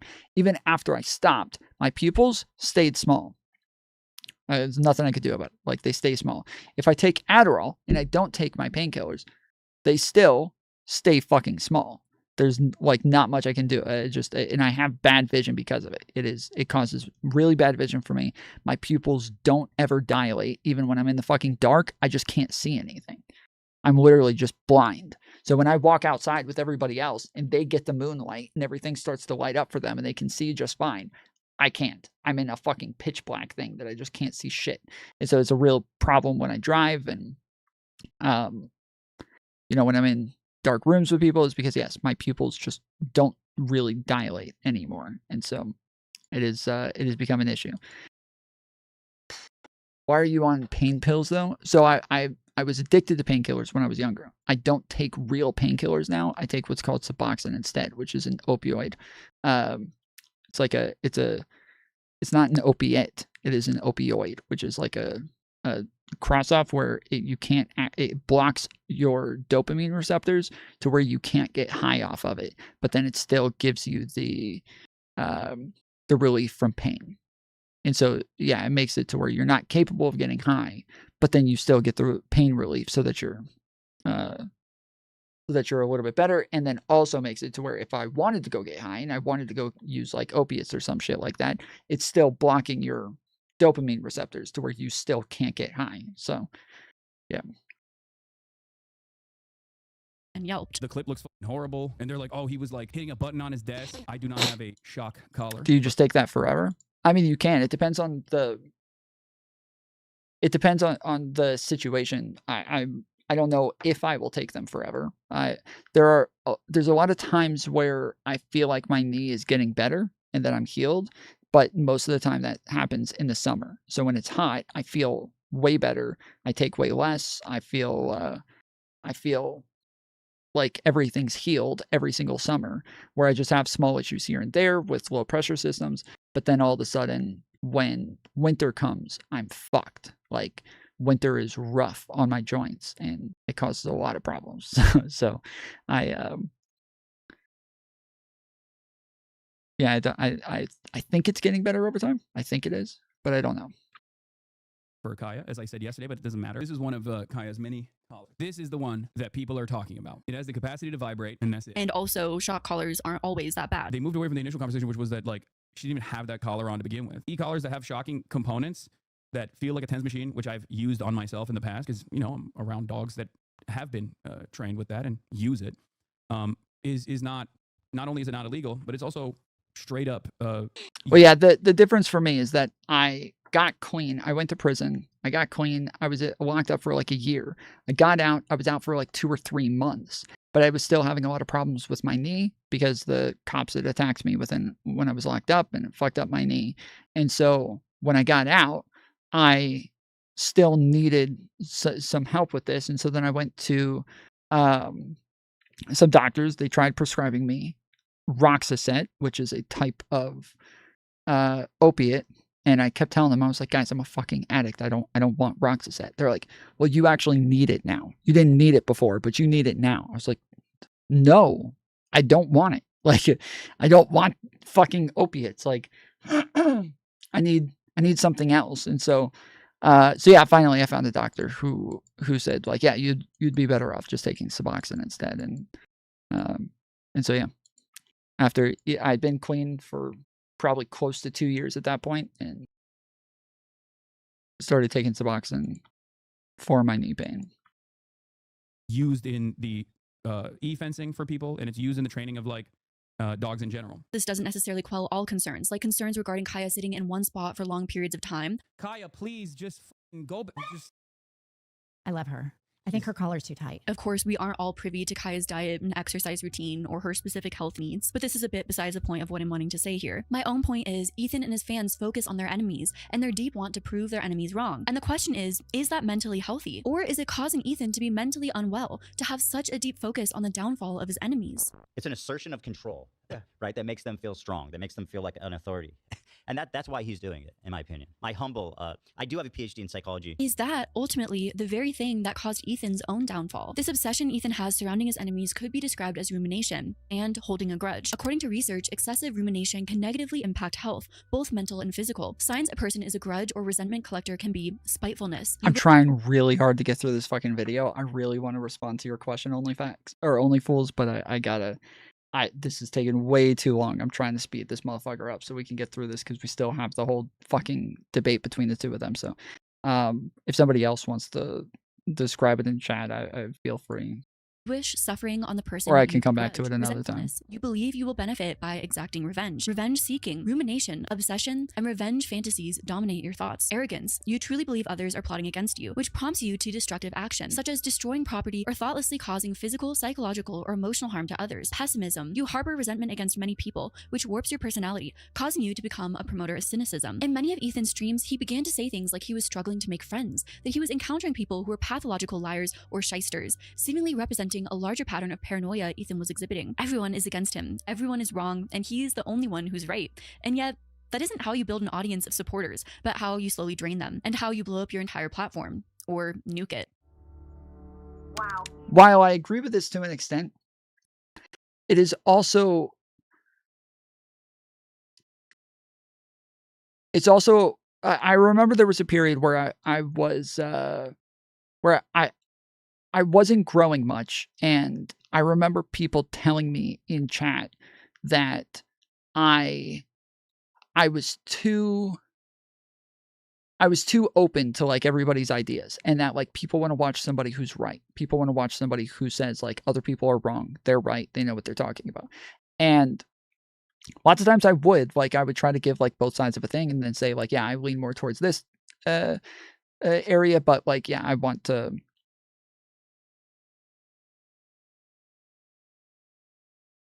like kind of give like a full spectrum.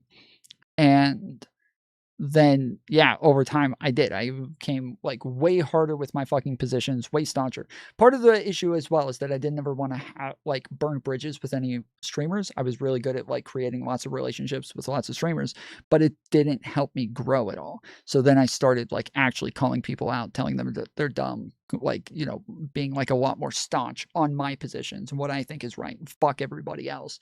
And that was, yes, where I just started growing way faster, way quicker. And there was a pretty drastic change. So where she's talking about the fact that like, oh, you thinking that you're right and everybody else is wrong, that's not how you grow a community. I think that's completely wrong, because all of the biggest streamers who do politics are all that way. That's how all of them are. Everybody is like, no, I'm right. I know what I'm talking about. Fuck everybody else. And it just seems like the only way to grow a community. Great move. Keep it up. Proud of you. Due to Ethan's obsession with Hassan Piker, he posted a video titled Content Nuke Hassan Piker, seemingly to bait Hassan into reacting to the content so that he could sue Hassan. Well, yeah, I have not been convicted in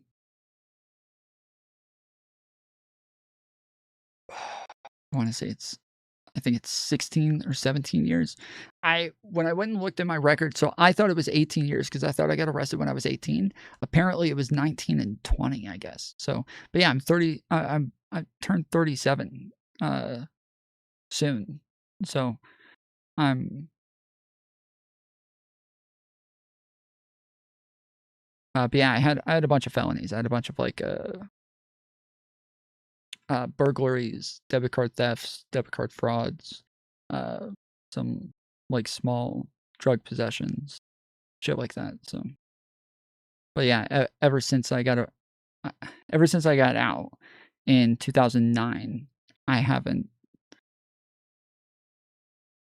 not gotten in trouble again. So, but I had to do 10 years probation, and I never violated on my 10 years probation either. So. For copyright infringement, but Hassan did not fully react to the content. Hassan, are you going to be watching Ethan's content nuke? The answer is, of course not. Instead, 3 other content creators, Frogan, Casey Tron, and Denims, created content surrounding the content nuke. Hi there.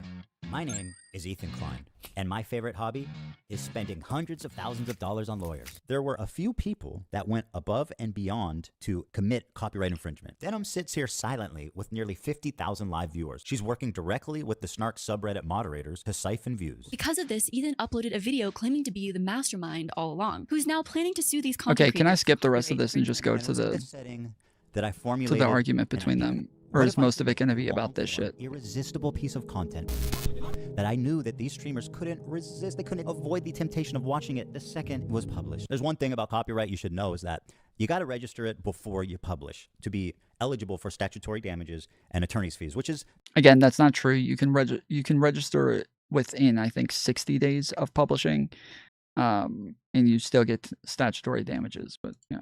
The main it's better to do it before you publish. Lawsuit. Well, I'm happy to tell you guys now. I, Ethan Klein, have registered Hassan Piker content. I'm not asking if you guys want me to skip. I'm asking if their conversation is going to be mostly about everything that comes after, because the majority of this stuff is he drops his fucking nuke, then he gets into it with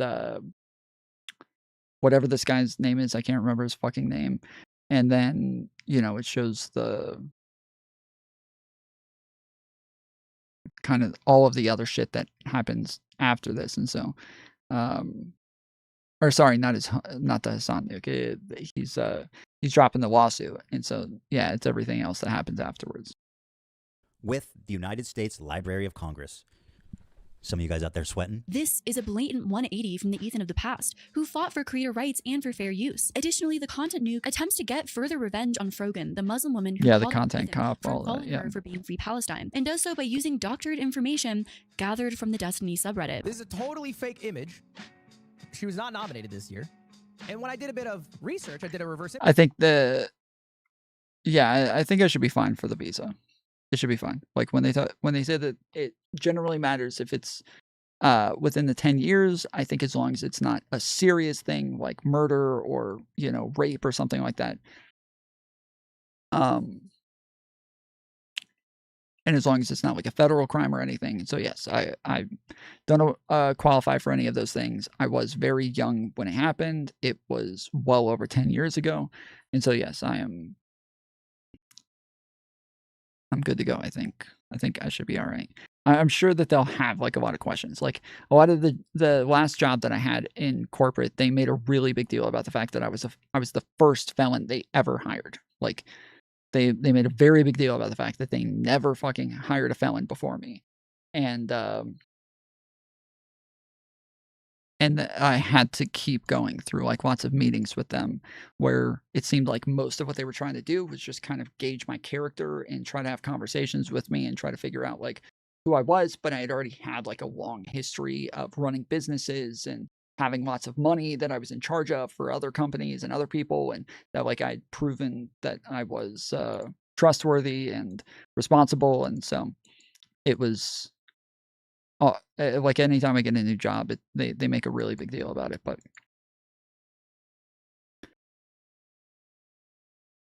but they always hire me. So I think I'll probably go through the similar thing here where they'll put like a lot of stress on me and they'll ask me to go get a lot of evidence and probably get some, people to verify that, like, get past bosses to write recommendations for me and get family members and, go get the records from the police department and like all of this different shit.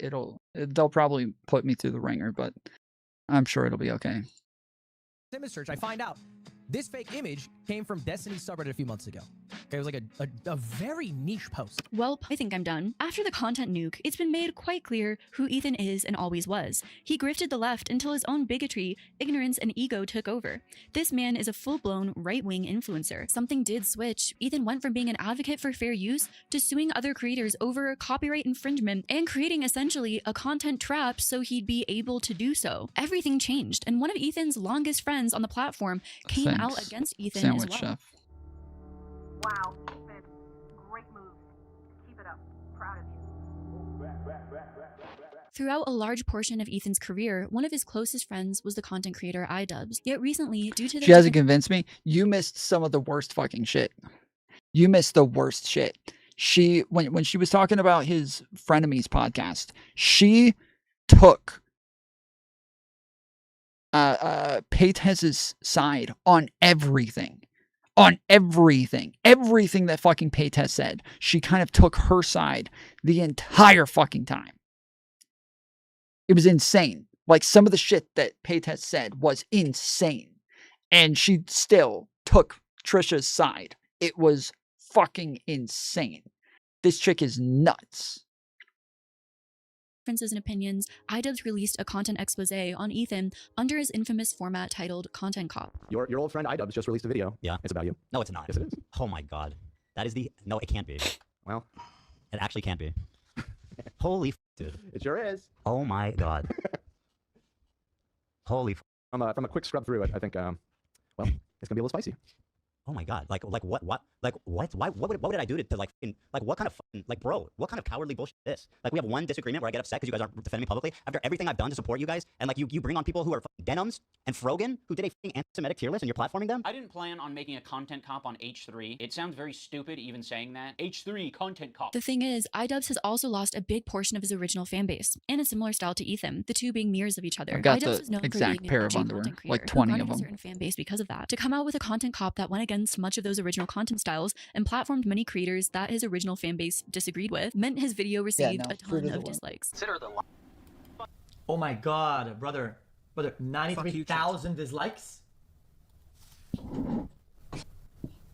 Chat, that's tough. What? Content creators like Keemstar, Destiny, and XQC all took to their respective platforms to defend Ethan Klein after the content cop, which is very different from their interactions of the past when it comes to Ethan Klein. Ethan Klein and more than Ethan Klein, the H3H3 podcast, that entire show has been supporting and platforming and getting behind Creator Clash, iDubbbz and Anissa for years, and everybody fucking knows it. So I actually see where Ethan's coming from. It's just sad that Ethan is now under attack by like the entire world of online politics slop because he, I guess, doesn't repeat the pro-pally talking points verbatim. So now he's going to be, I guess, a pro-genocidal insane person. Oh, hell no! Brother, oh nah.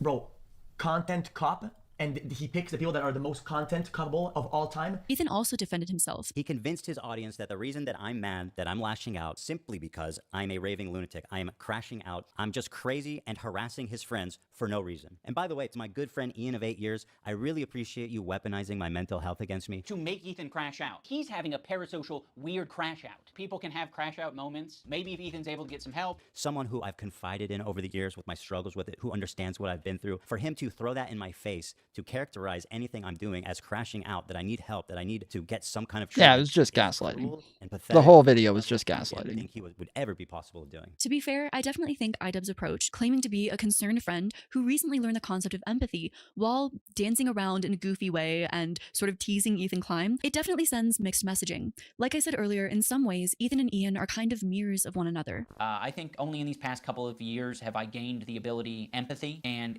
I'm very ashamed to admit that. It it sounds really pathetic to say at the age of 32 I've acquired empathy, but I have, and I've realized it. Ethan was clearly hurt by Ian, iDubbbz, making this video. He continued to make content about Ian, iDubbbz, and his wife Anissa, like in one uncomfortable clip where he thinks it's worth flexing on them. Ian and Anissa, they love watching my pocket. And it's like, you're mad that you live in your mom's basement. And when you see this watch, like this, it upsets you. You know why? And it doesn't make me better. It in no way makes me better. It doesn't, right? And I don't think it's cool or makes me better. The only reason I'm showing you this, Anissa, is because I know it upsets you.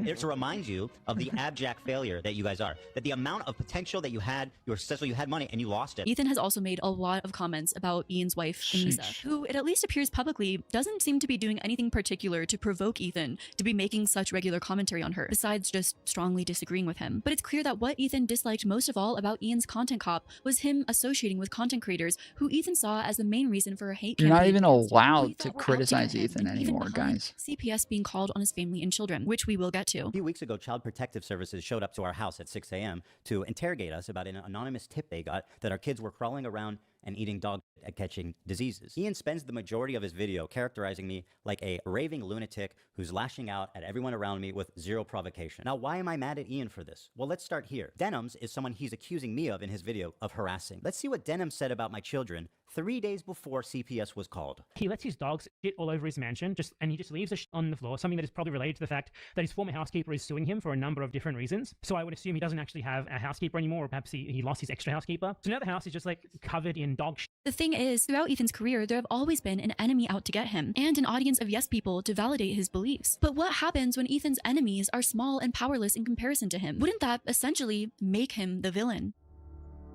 Wow, Ethan, great move. Yeah, she also, for some reason, like, kept using Gokanaru's video on Ethan from a while ago. It was like a hit piece that seemed to misrepresent a lot of things as well. And she would just play Gokanaru's video for the criticism instead of actually going and getting the evidence herself and finding the original clips and like playing it. She would just play what Gokanaru said about it instead. Proud of you. Elizabeth Borda was employed as a housekeeper for Hila and Ethan Klein, working in their private residences under the umbrella of Teddy Fresh Incorporated. Her duties included maintaining the household and assisting with daily upkeep. When this housekeeper was fired, she fired back in a lawsuit with claims of her own. The plaintiff alleged that the Kleins violated the California Family Rights Act and engaged in disability discrimination in violation of FEHA, or Fair Employment and Housing Act, and failed to take reasonable steps to prevent discrimination, among other things. Elizabeth Borda claimed that the Kleins denied her time off after she received a hernia surgery. Ethan has denied these allegations publicly and brought the private matter to his public platform, putting a private person under fire to his tons of fans. Failing to engage in an interactive process. Wah! That's what I hear. Wah! They didn't talk to me. They didn't explain things to me. Retaliation and violation of California. So we retaliated for her asking time off. Wrongful termination. Damn, they really piled them on. Failure to pay meals and rest period. Okay. If you're a snarker, there's all kinds of shit to sink your teeth into here, so enjoy. Ethan claimed that the housekeeper was rude to his children's nanny, which is why they fired her. Our former housekeeper was fired for being horrifically rude to our boy's nanny, constantly calling her fat and asking when she gained all the weight. I gave her so many warnings, hoping she would just stop, but she didn't. She was part of our family, and we treated her like it. I tried everything to salvage the relationship, but her conduct was inexcusable. Ethan defends his nanny in this post, but in the past he's made fun of their nanny for wanting to go back home during a California wildfire to check on her family. But I don't know why. Then there was like fires in LA when we got home. We had like a babysitter who was with Theodore, and she had to leave abruptly because she thought her family was burning alive. Excuse me, Mr. Klein. Oh, my family. What is this? Fire zone and nobody answer. And my whole family. And I drive home, okay? She's rocking back and forth. And I was like, fuck. They really are delirious. Then I'm stuck with the baby. This lawsuit seems to be still ongoing. After the housekeeper was fired, Sheesh, Ethan made a dude. discriminatory What the comment on the fuck? podcast about hiring someone with chronic illness and how terrible that is. Dude, imagine if you hired this guy. Because he was applying You'd for a never be able to job. get rid of him. He is an HR nightmare. When you realize that, like, not only are they not helpful, but they're like detrimental to everybody in the environment, everything around them. When you try to fire them, they will 1,000% file a discrimination lawsuit. I'm sure they will, right? Ethan continued to spiral further downwards. People couldn't help but notice his appearance slowly changing too, maybe somewhat mirroring his inner mental state. Wow, Ethan, great move. Keep it up. Proud of you. To many fans, Ethan and H3 began to represent the very thing they used to be against, the enemies he used to stand against. Ethan this time next year. Some of Ethan's behavior began to seem more and more erratic, his statements harsher, bizarre, and more extreme. Hassan Piker has lost all of his marbles. The mullet rolls are gone, people. Hard hitting, man. People that weren't ever on our side are agreeing with us now. They're that wrong. Yeah. You know? Yep. It's been nice. They've been reuniting so many YouTubers, I feel like. It's been a party. Yeah, I mean, it's been great for our channel. It's been a party. I will go through in detail of this dude's life. There has to be a way to hold Reddit accountable. I haven't said this before. It's so infuriating. We got a hold of someone at Reddit, and we told them about all the snark stuff. It was a comms person, and they got back to us, and they said, well, you guys are harassing people also. As per an article on Medium, increasingly, you, Ethan, have become so absorbed in internet and micro-celebrity feuds that you often don't appear to be able to see the forest for the trees anymore. The top comments on his videos weren't necessarily more and more negative, just more and more concerned. Someone on the crew needs to have an intervention with Ethan. He is stuck in a self-confirming feedback loop. There was a mega thread on the H3 Snark subreddit, which was titled Concerns for Ethan Klein's Mental State. I've been doing these deep dives for a while, covering many people who have Reddit Snark pages. Yes, this is gaslighting. Yeah, that's what this is. That's gaslighting. Yes. When instead of actually engaging with anything that they're saying, or actually like, actually being good faith in any way whatsoever, you're just saying that they're fucking crazy and just keep treating them like they're crazy, keep treating them like they're fucking losing their minds. This is literally gaslighting. That's what that is. That is exactly what that is. You just keep treating them like they're fucking crazy instead of actually just being an honest person and engaging with their arguments in good faith. And I've never seen an extensive mega thread which people wrote up because they're so genuinely concerned for someone's mental health. The main reasons for concern stated were, according to this post, escalating and volatile on-air behavior, frequent outbursts such as Ethan lashing out at paying chat members. Tell me why. I'd love to know why. What I saw. Because you made fun of him burning. Okay, dummy. I joke about all this every day. Why are you expressing such dumb fucking thoughts in my chat? Go somewhere else. Like, seriously, if you're that sensitive, so give me a fucking break. Who's the problem? Scumbag. Scumbag. Ethan yelling at his employees on stream. His taking a mental health break from the show. You're assuming his pronouns. He hasn't clarified. No, when you use neutral, sorry. Calm when down. you use No, neutral it's annoying pronouns, because people go. Obviously, we all love her. You stupid fucking woke. I'm being respectful. No, it doesn't need to be more than it is. Why are you assuming his pronouns? Extreme aggression towards his critics. Good. He should be stressed because he's a fucking liar. He should erase that video and apologize. Definitely. So he doesn't get sued. Explosive and manipulative back and forths with former friends. Forgetting recent statements. Even forgetting how many kids he has. Ethan said a job? No way, dude! 2 kids and a wife to worry about. We feel this suggests a concerning pattern of emotional instability, marked with lapses in memory, impaired judgment, and a complete lack of accountability for abusive behavior that keeps escalating. Ethan streamed an episode stating a child welfare visit was called in from people who worked at his house. He then blamed anonymous users for the call with manipulated evidence. So let's talk about CPS being called on Ethan Klein, as stated in this mega thread. In March of 2025, Child Protective Services visited the Klein's home, and Ethan Klein claimed he received skulls in the mail, human skulls. So they sent us these skulls that are expensive and no one paid for them.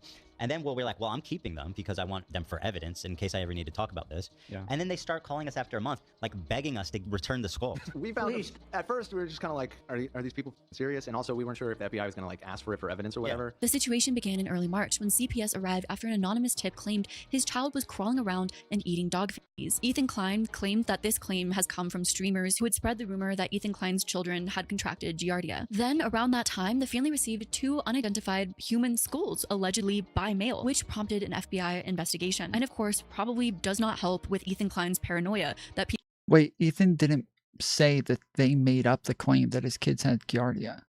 He didn't say that. He didn't say they made up the claim that his kids had Giardia. He said that they made up the claim that they were crawling around in feces and that they just gave them Giardia.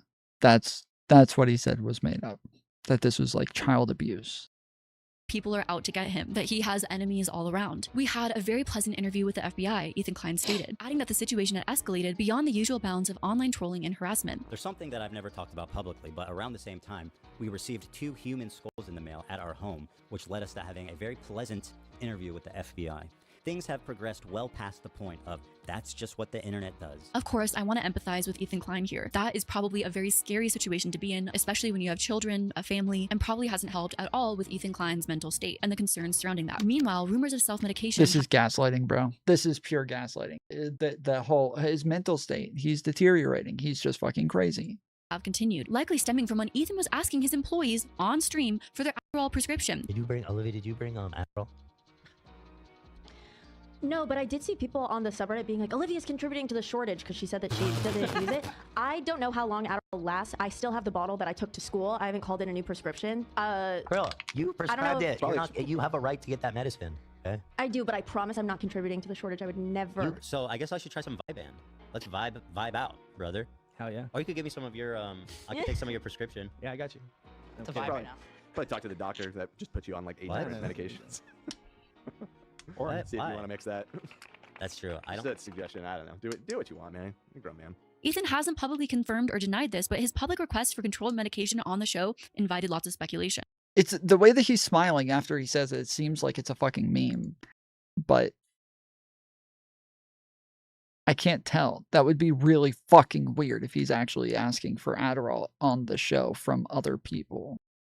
Ethan also, to lots of criticism, featured his children on the H3 podcast. Ethan and Hila streamed an episode with their children from the studio, which went back on their highly publicized promise to never make their kids into YouTube content. In 2023, Business Insider wrote an article about Ethan and Hila titled Why YouTube's Best Known Couple is Keeping Their Kids Offline, where Hila Klein told Insider the couple planned to keep their children offline because it was such a dark place. It's also hard for me not to share because they're so cute, Hila Klein said. I feel like I want to show them, but it's a choice that we made. We want to keep it private for them, and I think it's the responsible choice. Their audience often applauded them for their responsible choice in how they approached involving their children in their content, which was largely leaving them out of it. Yet by 2025, it seems like that has suddenly changed. Bringing minors into such a highly visible and high-stress environment can be extremely unsafe, especially when an ongoing CPS investigation is happening. While it seems that the subreddit has remained fairly empathetic, Ethan's been convinced that they are essentially a hate page out to get him, feeding once again further and further into the ideas of me versus the world, rumination and paranoia. And it's justified Ethan's... Okay. All right. I'm done with this. Fuck this shit. This is so stupid. This is so fucking dumb, dude. No cat. What is it?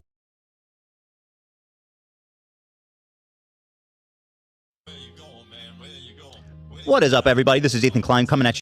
Like, as a Dodger fan, like, we were in the World Series in 2017. I've been asking for prices. Is that something you're prepared to put out there yet? Prepared. Oh, you know what might be good? Because I feel like sometimes it's too directional, and I think Only Fools tipped $5 at Tom. What would you say is the best counter to this kind of concern troll gaslighting?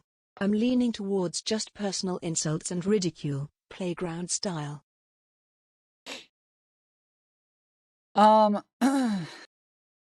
Generally, I think direct confrontation is the best. I think that actually, like, inviting them on and having those conversations is kind of the best way of dealing with it. I think that's generally the best way of doing it. The problem is that when in Ethan's conversation with Hassan, Ethan did look bad in a number of situations in the first, like, maybe, I don't know, 20 minutes or so.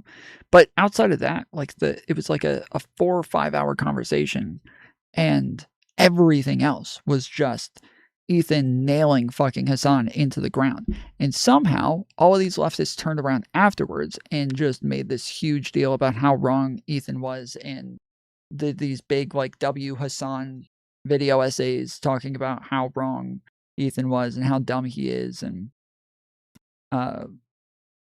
you know, doing the same thing. He's crashing out. He doesn't understand. And so I don't know. Like, the problem is that that was also my strategy with a lot of people, is that, like, over time, if people are saying shit that's untrue, I would just have a direct confrontation with them. And I, like, one that, like, pops up into my head most immediately is I had Rezi and Zonia on my stream one time because they were pushing, like, a narrative that seemed to be real, like, bullshit, and they were doing this on stream. So I invited them on, and I thought, like, I'll just explain my side to them, and then they'll apologize and we'll move on. But instead, they ended up, like, arguing in circles and made absolutely no sense. They were completely incoherent, and then they even left and lied about what I said. And I had, like, fucking clips and clips of them just, like, changing their arguments and, like, gaslighting me and like, just doing all of this fucking crazy shit the entire time. But somehow their narratives like ended up kind of winning out with the way that they drove everything. And so yeah, I have no idea what you do anymore, because the I think that the best way to do things probably is to just like maybe not even engage with them and go the Hassan route and just talk about them instead. Just characterize everything afterwards, because that's what they did, right? That's what they did. They all left here and then they go back to their streams and they characterize everything in a drastically different way than it actually happened. And that seems to be more beneficial. Whereas like, I'm like, no, that's not true. Hold on. Let me pull up the receipt. And then I try to find the part and I'm like, see here, see, they say this here. Okay. Now let me go find the other part. And like, it takes like maybe 20 minutes to actually get the full thing out. And it's too much for people to actually pay attention to where if all I said was like, yeah, they fucking lied. That didn't happen. Fuck them. Like that's a much easier narrative for people to leave with. So while I do think that's the easiest way of doing things, I don't like doing things that way, and I fucking hate that shit. So I have no idea. I have no idea. Is what I'm saying. Yeah, But I caught the end of the game. Yeah. Yes, sir. Okay, I think we're ready to go. You ready? Oh, I'm ready. Yeah, All right, great. one sec. So I'll kind of I'll wait for her to to get on the line. I'll kind of just give it. Oh, there she is. Hello, can you hear me? Yeah, I can hear you. Can you hear me okay? I can hear you. Yes. How are you? Madison, right? Yes. Okay. First of all, thanks for calling. Nice to meet you virtually. Yeah. She got the high up fucking camera. Does she do titty streaming or something? I appreciate it a lot. I'm playing Call of Duty now. I was just about to say I really want to play fucking Call of Duty now. We're in the 6.5 hours, but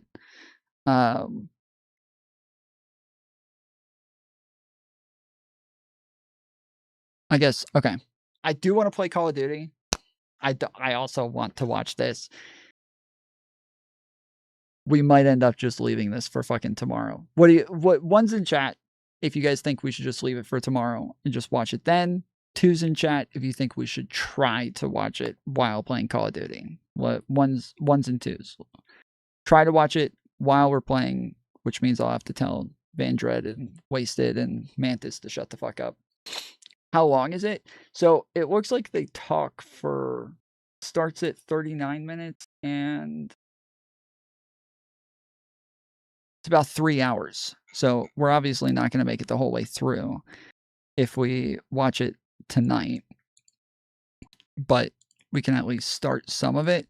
It's just that for those of you who know, like I have trouble playing a fucking video while I'm playing because I forget to hit play again. One, and two, there's a lot of communication from our teams. So while we're playing, we talk a lot and we say, there's somebody over here, help me get a gun. Can you see this? Do you pick me up here? Like, and so we have a lot of communication to where I have to keep pausing so that I can hear what they're saying.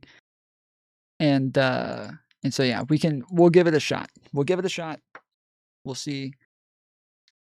Play Ghosts? Nah, I'm happy to play. Maybe I'll play Ghosts tomorrow while I do this.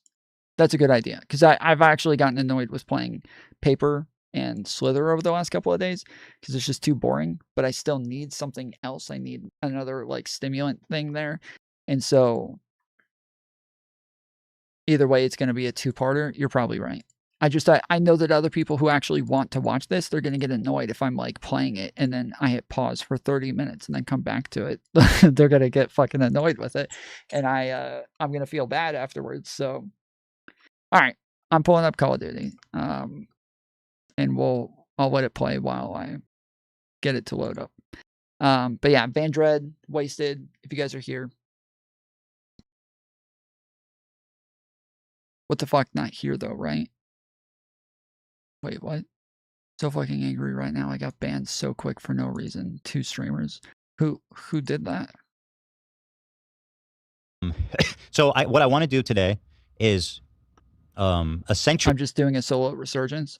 Wait, does that mean that when we get on, you're going to keep playing solo Resurgence? Or does that mean that you're playing it while we all get loaded up?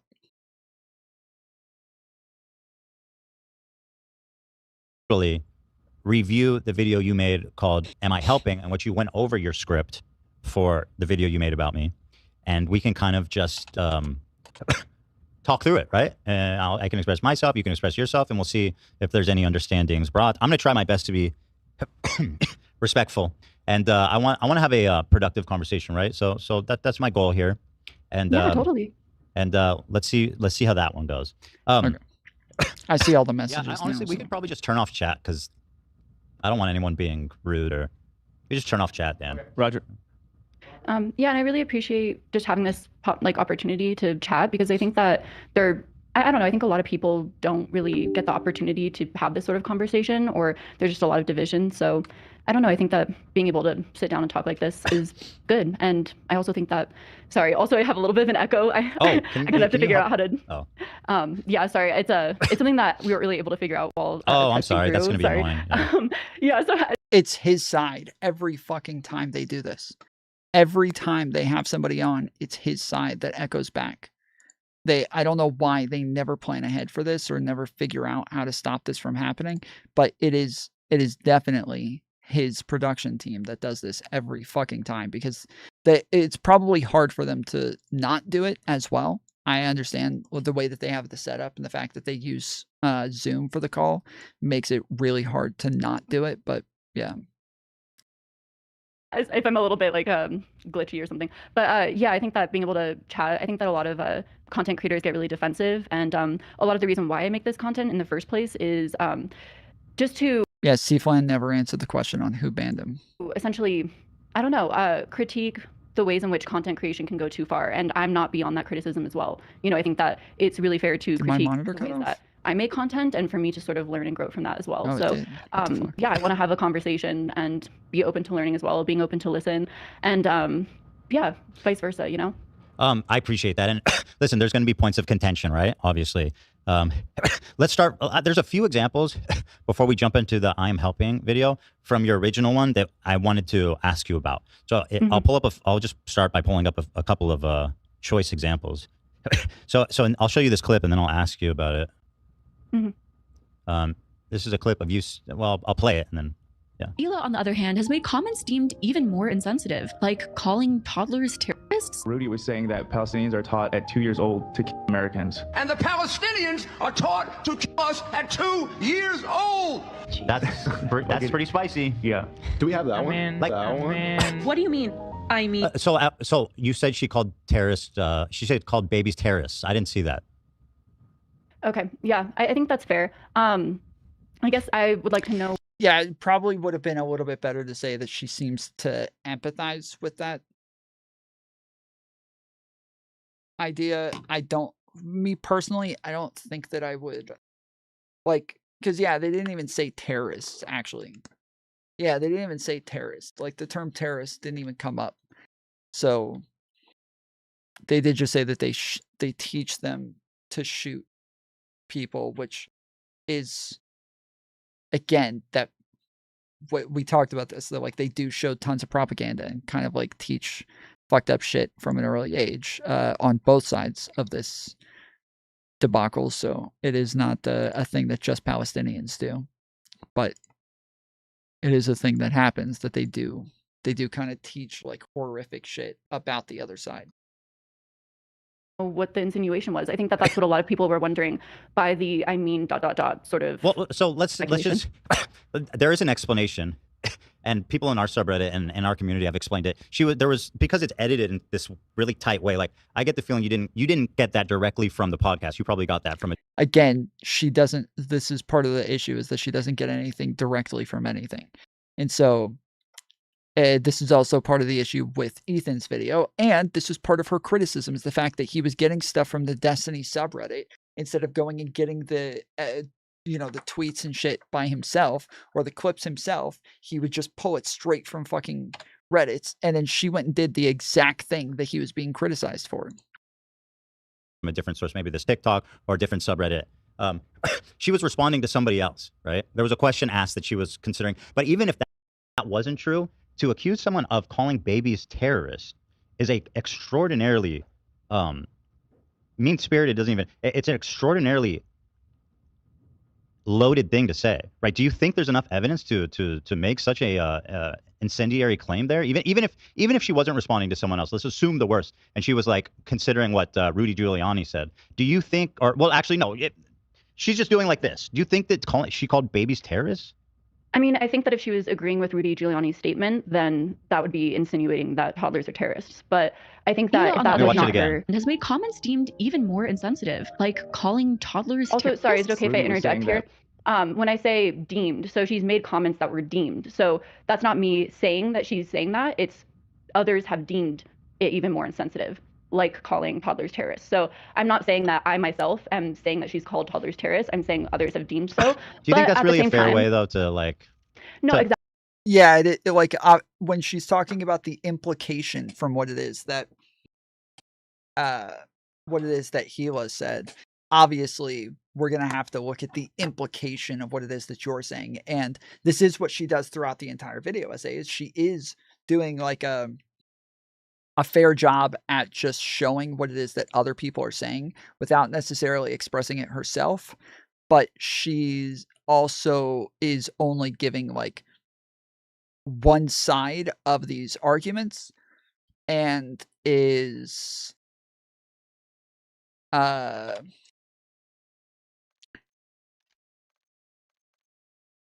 and is, you know, it's all the same group of people with the same ideology, with the same sort of hatred of Ethan, and so it starts to build a very specific narrative about him.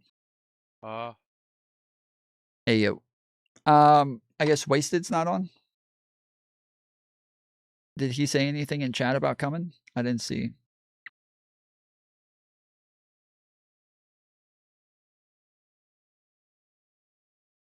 Okay. To Exactly. I recount think that, stuff, you know what I mean? Like 30 minutes? Okay. Because it's clearly Yeah, that's what you want people to feel from that yeah, I clip. do think, you know, I don't know if it's what I want people to feel or think, but I do think, as I've said in our DMs and everything, the way that I usually do content creation is if I'm going into a subject that I'm not very versed on, very familiar with, or I'm covering essentially a content creator the way the internet perceives them. You know, I'm covering kind of the online interpretation of this content creator. So I'll go Interpretation into, by who, though? yeah, many different people, you know. But Not really in this as you can case. see in the Well, yeah, she's not many different people. That's kind of the point. Is it's very specific people the entire time. as you can see in the script, you know, I've sourced the H3, you know, your subreddit as well. But like I definitely concede. I think that did you the ever way, source our subreddit when? Well, I feel like there was really no attempts, or very few attempts to represent my response or explanation for things. It really I felt like was entirely a one-sided account of things. And I mean, you Yeah, so claim that that's, it's unbiased, but I also find that to be like oh, I agree with that as well. But just a yeah, really so dishonest way of framing it. So as far as going into future content creation, when I come across, so essentially there's a few different things that I'll do. So finding essentially deleted videos or. It's all good. I just have the party closed. If you needed to leave for a little bit and come back, that's fine. Because I closed the party, I have to send invites, I think, each time. So. Clips online. There's a few different ways you can find clips. You know, if I find a clip and it seems like it's kind of cut oddly, I should look at multiple sources for clips. I 100% agree with that. So it's like, okay, go directly from the source. You know, always, I think is, you know, going to be essentially my rule of thumb. You know, coming out of this situation. You know, especially even in this, I can relate to feeling at times like, you know, even on, you know, your subreddit, I felt like sometimes the clips from my streams are, you know, have been kind of chopped up, and I think that that's been a big lesson to me as well. Of I can relate to you in that. I can relate to other content creators and feel like, okay, I need to always look at what I'm viewing and go to the full original source whenever possible, 100% of the time. I entirely 100% of the time. She literally clipped Gokinaru's stream or his video essay on this. She literally clipped Gokinaru like 3 or 4 times and just showed him playing a clip and then him talking about the clip. How the fuck does she turn around and say I should do this 100% of the time? Oh my goodness. Mantis. Hola. Thank you for the jacket. That is awesome. I really appreciate that. That is a great gift. I would not have even thought of that if somebody had said, "Hey, what is something that that you want that I should get you? I'm really bad at thinking of things as well though. Like I got numerous texts today saying like, "Hey, what do you want?" And I'm like, "Fuck, I don't know. Just send me some money. Like I need money right now." So yeah. Well, I know you've been wanting to get it for a long time, and you've just been waiting and waiting to get it. So I decided to get it. But I didn't know that. I didn't know it would pop up as an alert. I did think it would surprise you just at your doorstep. So. Oh. Okay, so yeah, you thought the message would come with it. It was also really nice seeing your face on stream. So it was Okay, worth it, I think. that's good. Yeah, I at first when it first popped up, because you so for those who don't know, like earlier, not for those who don't know, nobody knows this part, but earlier she had messaged me and said, "Hey, what's your address?" And so I sent her my address, but I said I was like, don't buy me anything and send it here. Like I'm gonna see you soon enough. Like it'll be like a month before I get there. So just you know, just wait. But then yeah, like 30 minutes later, that notification popped up and said that somebody had just made a purchase from my store, and she said, you know, "Happy birthday, baby," or something like that. And at first, my heart like dropped into my stomach, and I was like, "Oh shit. This is probably supposed to be like a fucking surprise, and I'm not supposed to know." And it just popped up on my stream. Oh shit. I think I just ruined it. But then it said, "Happy birthday, baby." And I was like, "Oh, okay. She did know that it was going to pop up on stream." So yeah, I guess when it said leave a message for tomfoolery, isn't that what it says? It says leave a message for tomfoolery. Yeah. Yeah. So yeah, not everybody who buys things on there are buying it for me. So it's normally going to leave a message to pop up on stream just saying that there was a purchase made. Makes sense. Okay. All right. Yeah, I'm going to keep playing the video. So yeah, just Oh my god, if you get wasted. True. leak Tom's Addy like you leaked your news. Oh my goodness. That can we pretend that that never happened for the love of fucking God?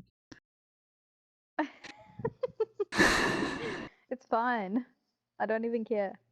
I care. So Yeah, it really will never die. It's never. I appreciate that you know that you're a fucking hot babe, so you're like, yeah, but I'm the one who looks like a fucking idiot there, so. Well, to be fair, it was not even a good picture that leaked. You could have picked one of the really hot ones. I will make sure was it's like- better next time, yes. It was like a frozen, random, like freeze frame of something. Of a video. Yeah. Of a video. Holy slut. Van Dredd just popped out again.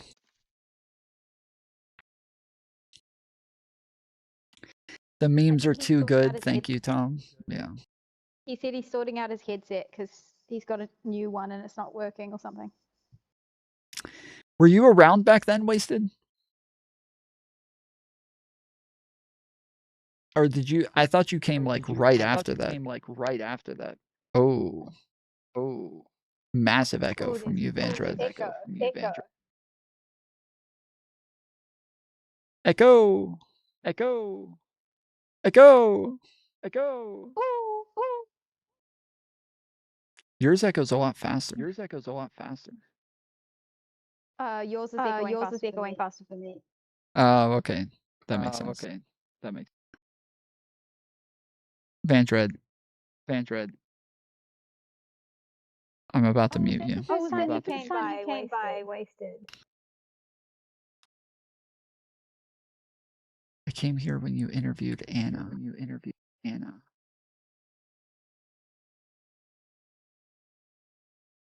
Who's Anna? Who did I interview? What Anna? Brainy and Anna. Hold on. Okay, I gotta mute Van Dredd. Okay, say it again. Ukrainian Anna. Oh, Ukrainian Anna. Okay. Yeah, okay, that was a while after then. That was like a year after. Okay. All right, I'm gonna hit play on the video. I don't know. Do we need to wait for Vandred right now? Because He's not echoing anymore, I don't think. oh, he's not.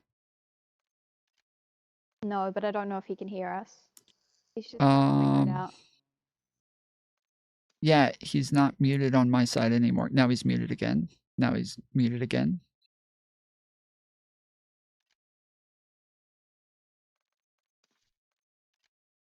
Ooh, weird.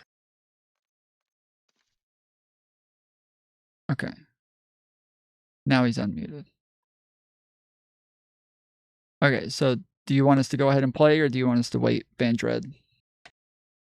I'll hit the play button in the meantime until I hear back.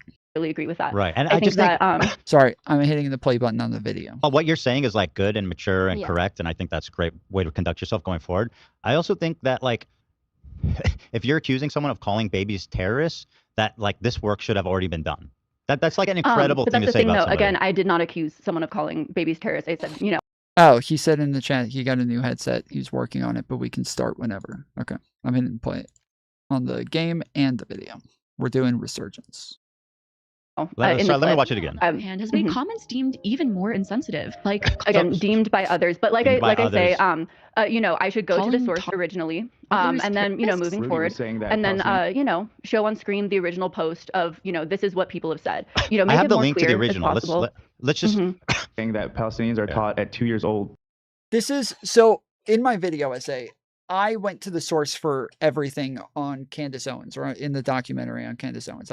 I went to the source for everything on that. But I also was trying to play what people were saying about things and the narratives about it.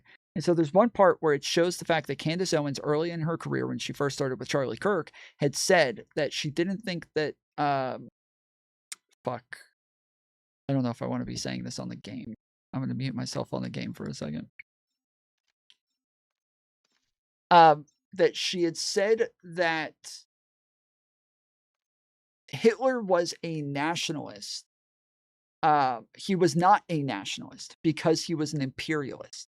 That if he was a nationalist, he would have only cared about his country and wanted to take care of his people. But because he went outside of his country and tried to take over other countries, this made it to where he wasn't really a nationalist. But because everybody hears the term nationalist, they all immediately think a nationalist is bad. And they think it's bad because they think of Hitler. But Hitler's not even a nationalist. So that's what essentially she was saying. Okay? But that's not what she said. She said, people think nationalism is bad because they associate it with Hitler. But Hitler went into other countries. He didn't just stay at home and just stay in his country. He went out into other countries. And so I really don't like Hitler for this reason. And I don't think he's a real nationalist. Okay. So I played a bunch of clips to show what the narrative was behind what it was that she was saying. And everybody's saying she doesn't think Hitler was bad for genociding Jews or for, you know, any of these other things. She thinks Hitler's bad because he wasn't nationalist enough. And that, like, yeah, they all kind of strawman the fuck out of this statement from her and made it sound like she was praising Hitler or that she didn't think Hitler was such a bad guy and shit. So that isn't what I believed she was saying. But I did just show the clips of everybody saying that afterwards.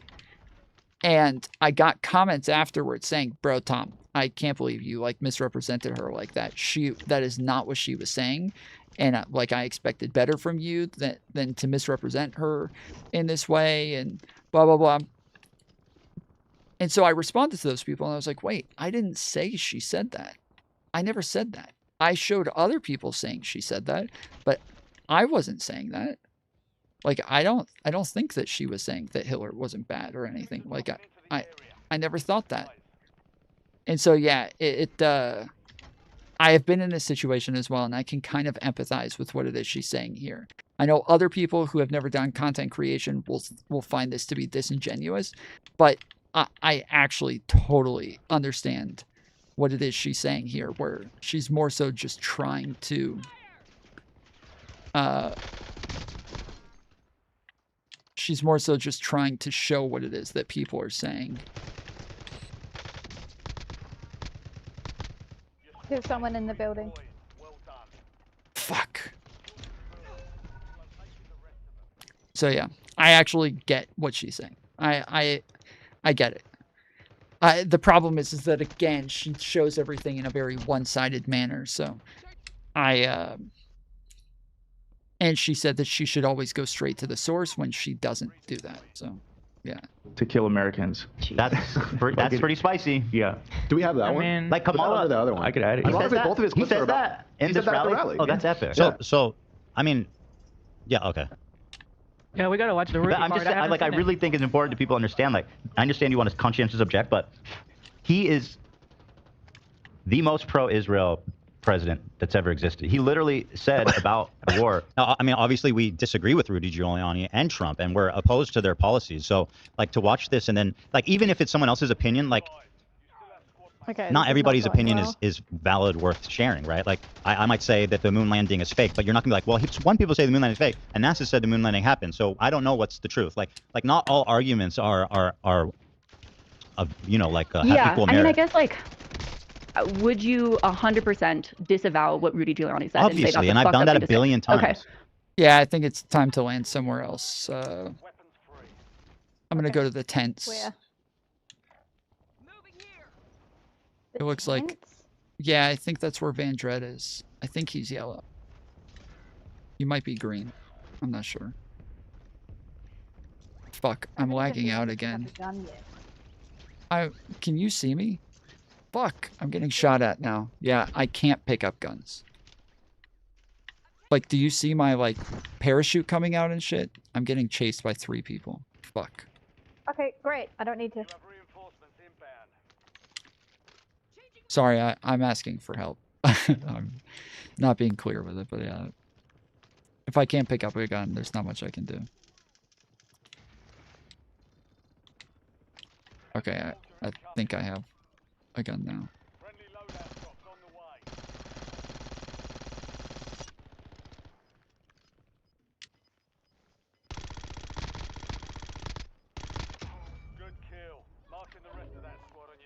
Yeah. I just want to make that clear. Yeah, but like, I mean, but you made a 3-hour video about me, so I just feel like. But also, if I can. Hila's here, by the way. I'm here too. Yeah. Hi. Hi. I mean, watching this back myself, it's clear to me that I'm like processing so many things. And when AB says that, I was kind of shocked too, because I haven't seen the clip, and that's what I say. I'm like, I haven't even seen that. I don't know. And then says something, and it's just me processing everything. And plus, I never actually said anything.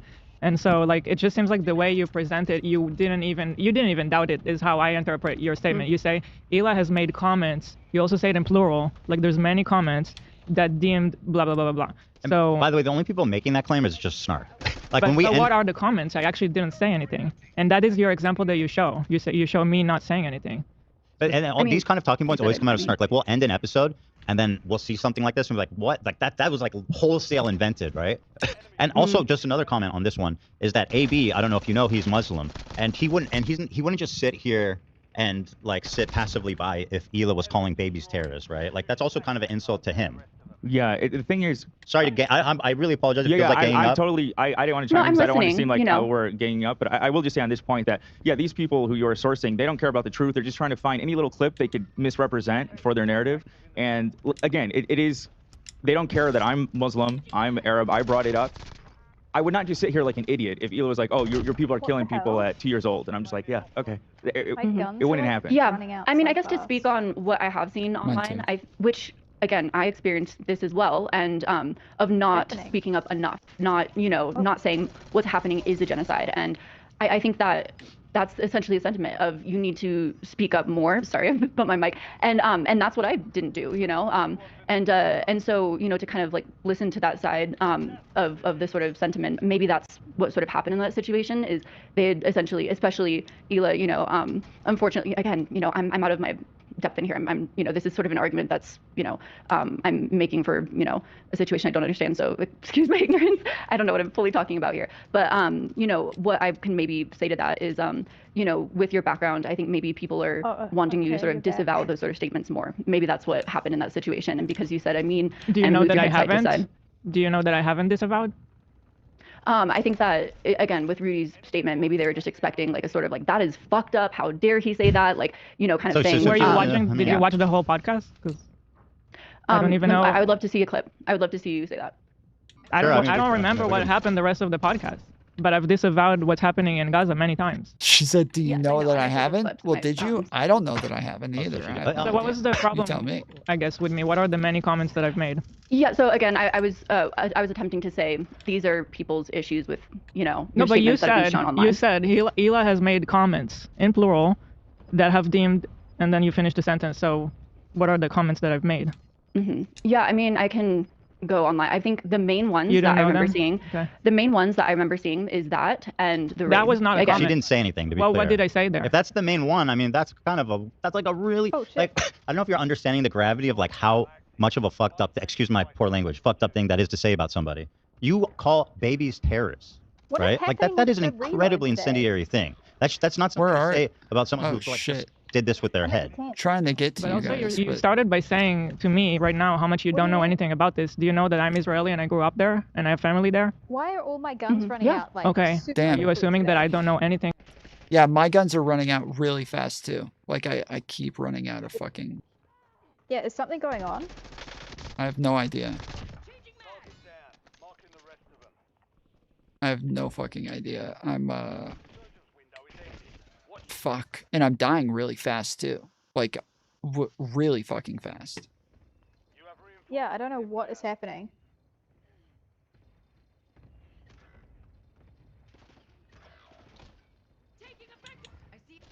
I'm down here. It's just a fucking bot, but he's yeah. Yeah. About anything? Because, like, it just seems like you're just making assumptions No, like about I'm me. saying, I think, you're just making the worst assumption about me without knowing me, without hearing what I've said. You're putting words without knowing me. Okay, that's I don't have to know fucking Candace Owens in order to like talk about what it is that she believes. Her entire fucking show is her talking about what it is she believes. So I don't think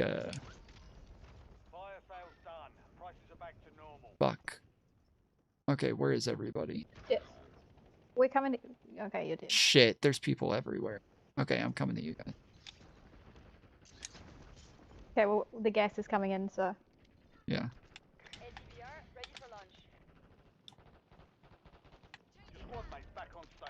What is happening with the reloads?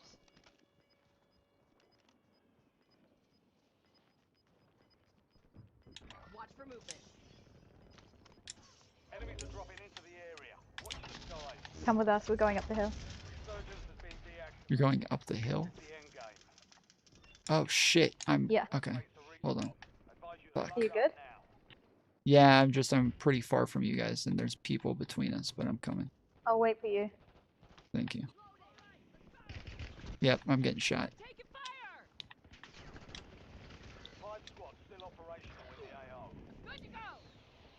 Okay. Fuck.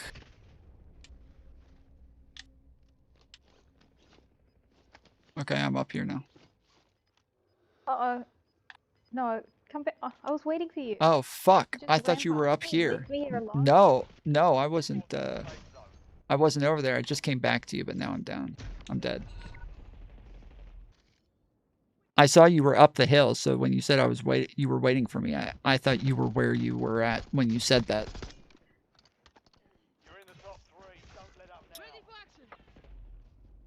Now It's I'm in my dead. mouth. Thanks a I lot. didn't say I mean, anything. that is what's happening. Sorry. There's being words being put in. Sorry. Because that, like, literally, sorry to cut you off. I really don't want to feel like ganging up. I want to give you all the space. Excuse us for if it gets, like, emotional and defensive. Yeah, no, I mean, again, I feel like at times what's essentially happening is I'm being sort of roped in with, this sort of snark drama. Those aren't always my opinions. I think what might have become botched in the coverage is I'm attempting to describe what's happened online or what's transpired that was online. So weird. I'm not... My guns were not It was weird. Yeah, so the first game for me, I have a lot of lag a lot of times and a lot of glitching and everything. And so I'm assuming that's what was happening. But yeah, like you had 10 kills. I had 6. So you did fairly well in that one. I can see how with my coverage it looks one-sided. Again, I can see saying, oh, I'm unbiased is not fucking true, you know? Yeah. As I tried to describe in my live, I try and take a broad view approach. So it's like, okay, let me look at what's transpired over here, what's transpired over here. And I don't think I did that enough in this video at all. I 100% agree with that.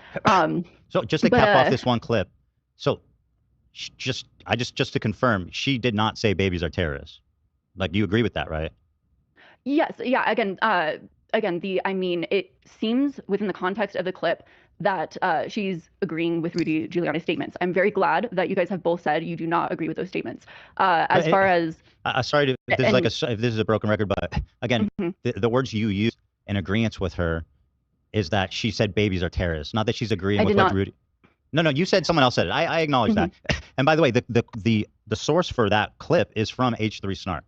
And again, you can source Snark, but I do think it's important to point out that when that is as I said, you know, I do agree with those sentiments of moving forward. I have to, you know, find other clip sources and, you know, watch the full thing in context and always be sure I'm doing that. Again, usually when I cover someone, it's like, okay, what are their criticisms of them? What are online commentary? What are their support pages? What are things directly from their sources? I try and look at, again, all these different sort of, you know, threads and then pull them together in a video.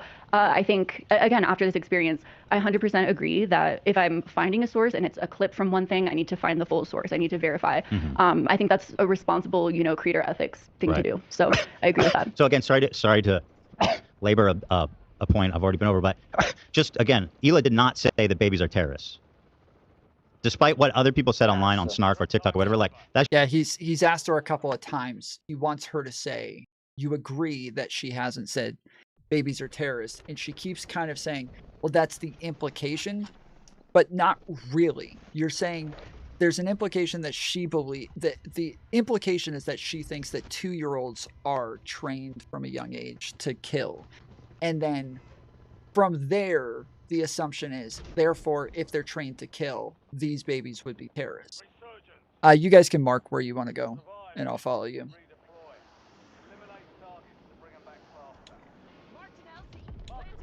I'm just going factory. Okay.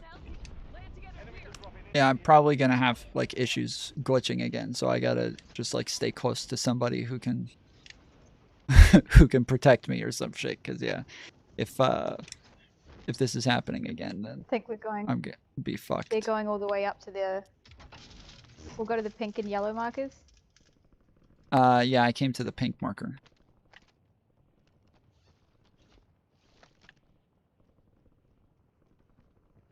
Okay, it looks like I'm good.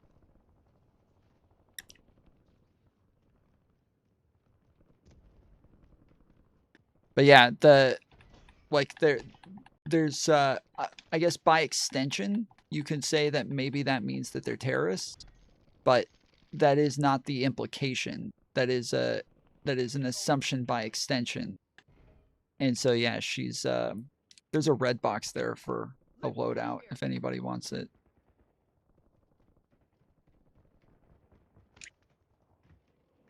So yeah, I think that's where this is getting like kind of caught up, is that she's not conceding the terrorist word. Whereas I think that's all they're worried about. I think they would agree. The implication is that she agrees with Rudy. But even Rudy didn't say the word terrorist, I don't think, right? So what are the possible interpretations? Like I said, that she agrees that babies are being taught from a young age to kill.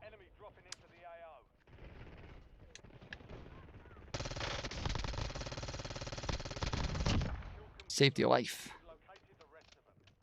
Thanks. Well, I was trying to get a headshot. I'm a headshot away from completing today's task. Damn, go for it. Here's another one. 2 real people. There's people behind Semtex them.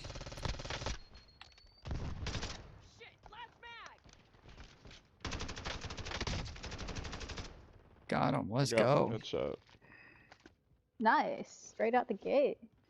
Okay. Yeah, apologies. I am streaming, so I am going to be talking to my chat about something totally unrelated to the game here and there. So just ignore me.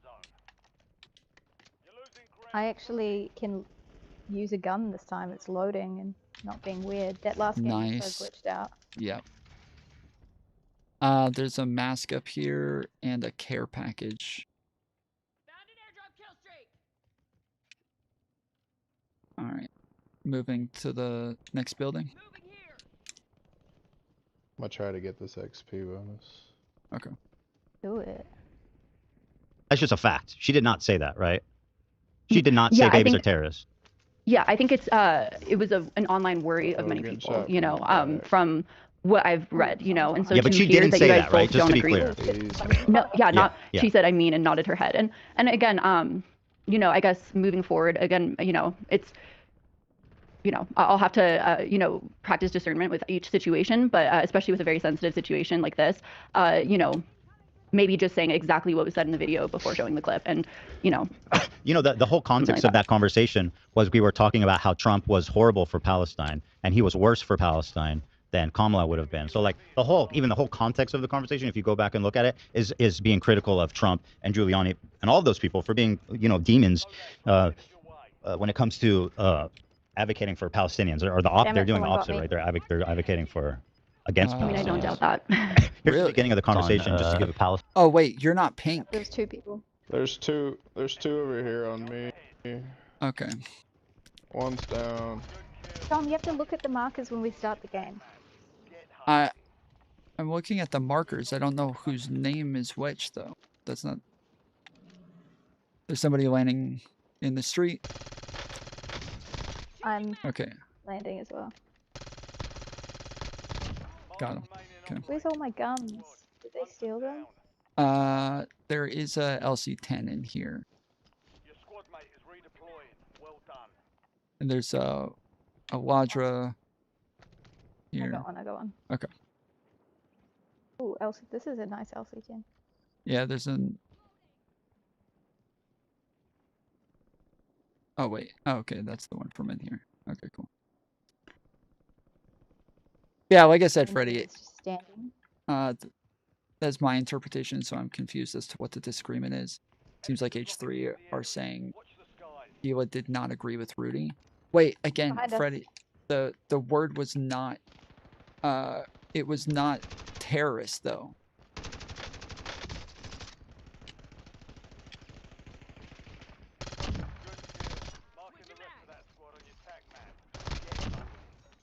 Like, they never said nobody said the word terrorist.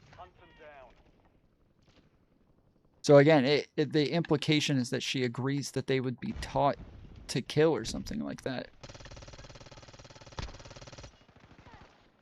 I was shooting at you, Mantis. Oh, fuck. After I got flashbanged, I couldn't tell if you were an enemy or on my team.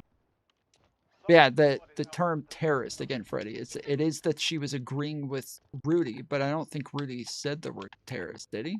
He said that they're training 2-year-olds to kill people or something like that, but he didn't say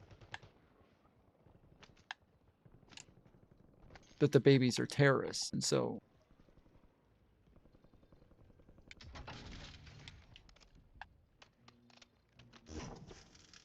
There's another LC-10 here. Squad straight ahead. Yeah.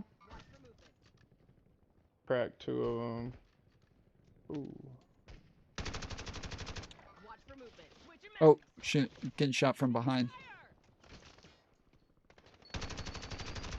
Oh, shit. There's 2 here. There's 1 up here. They're pushing. There's a team. Ah, fuck. Yeah, they're over here. They're pushing us. One just went to the 2nd floor. Watch out, we're gonna get pushed on the left as well. That's a bot up top. Damn it.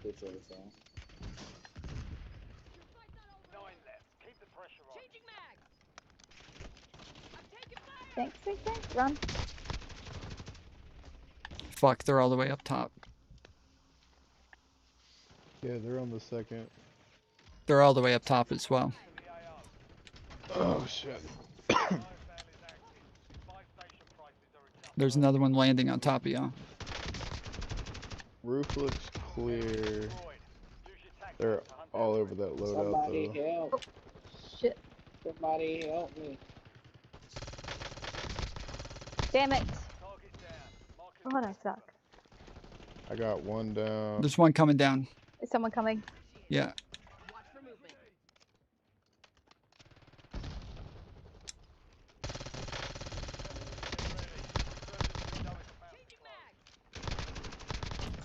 Let's go. Fuck y'all, bitches.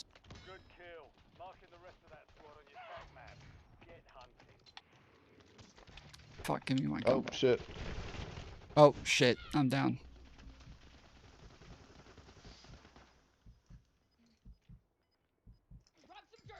Thank you. Oh my god, it won't let me get you. The movement of not voting is so funny to me. Especially by people pro-Palestine, because if Trump gets elected, He's the most pro-Israel president of all it's time. not good for the movement. Like, he is fucking insane. Like, Dude, at his rally, Rudy was saying that Palestine. I guess it's just a little bit before Okay, that, we gotta move. We can move on to a Gas different is about to come. one. This clip, I guess I just want to get your thoughts on why you included. Oops, sorry. I just want to get your thoughts on why you included this here. So I'll play this for you, and then you can explain. Here it is. Seem more and more erratic. His statements harsher, bizarre, and more extreme. Hassan Piker has lost all of his marbles. The mullet rolls are gone, people. Hard hitting, man. Sorry, was that covered? Yeah. My bad. Let me go back. I'm user errors. Boomer alert. Sorry. Seem more and more erratic. His statements harsher, bizarre, and more extreme. Hassan Piker has lost all of his marbles. Oh my god, dude. The mullet rolls are gone, Well done. people. Hard hitting, man. So what are you trying to show there? Yeah, I mean, I think you're talking going. about one Keep it creator, going. you know, losing their marbles, and I think at the same time there's been same clips sort of spread of people making the same insinuations about you, you know? What is it you're showing though? You're zooming in on something. Marbles. I actually don't know what it is. It looks like a The mullet tattoo. rolls I think are I've gone, seen. people. So why did you zoom but in like- on that? I'm not gonna. I work with a team of people, but I'm not going to, talk about their choices and. You know what I mean? I'm not gonna like. Well, I mean, not really, because I mean, it is your project. Ultimately, if it's representing you, I wouldn't. I would certainly not want my other collaborators having hidden opinions in there that I didn't approve of, right? Like that doesn't make any sense. Yeah, I mean,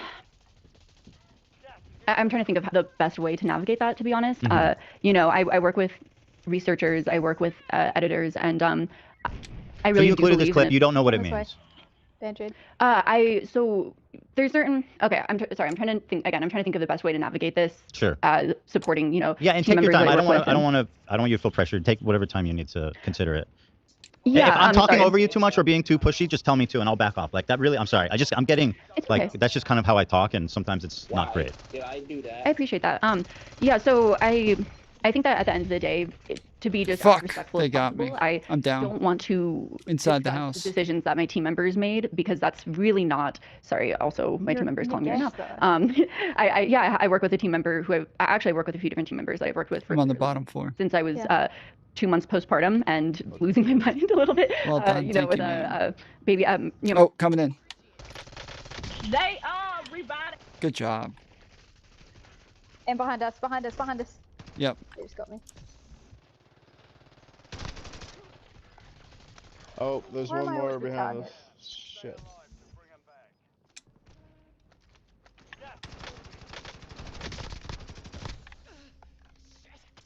I'm fading fast. Find me back here. I got work to do. Find me back here. I got work to do.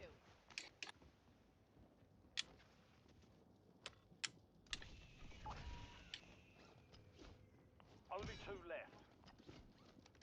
Fuck, my heart was pounding when I did that just now. Shit, where are we gonna land? I'm in the tents. Yeah. Oh, get him, get him. Oh, I got one. I'm down. I'm dead.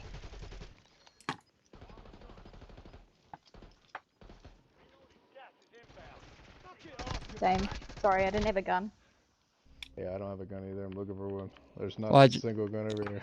Well, I just dropped a couple, but Yep. they're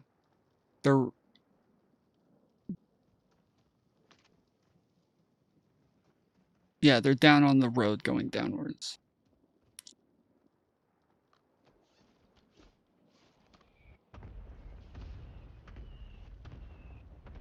Yeah, over there. Right there. Yep. You got a grenade? No. Not yet. Okay. Don't worry, the gas is coming, so they have to come to you.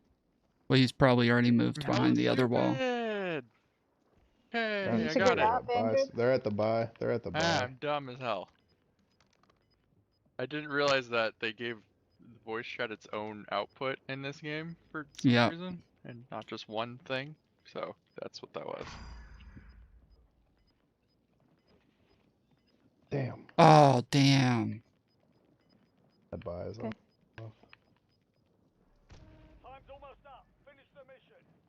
Do you have a mask? Oh, shit. I just dropped.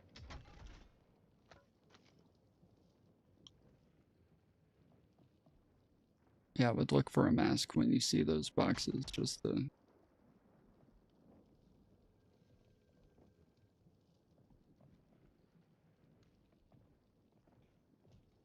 What the hell? Ah, shit. Hey, go to the bridge and jump out. Oh, there they go. Nice. Let's go. Let's go. Let's go. Let's fucking go. Maelstrom for the win. Pretty good kill. Hell yeah. Maelstrom for the win. Let's go, dude. Dude.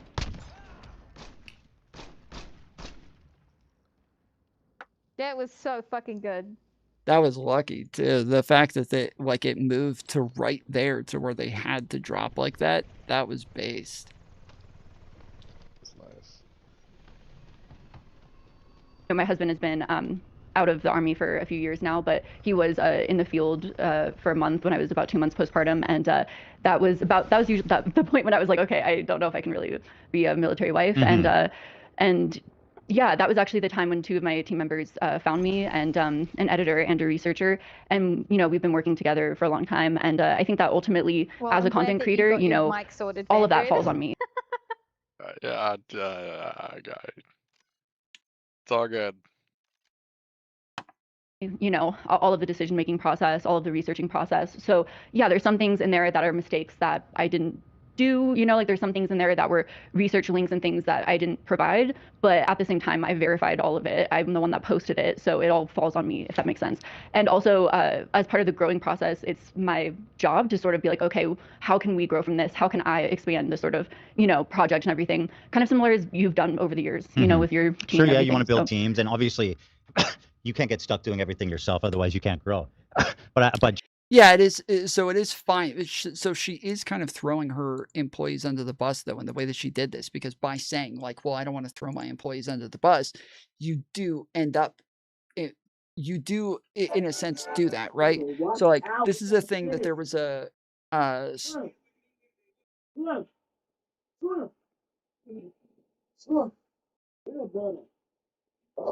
It's sore in my pants. I don't know why pants are.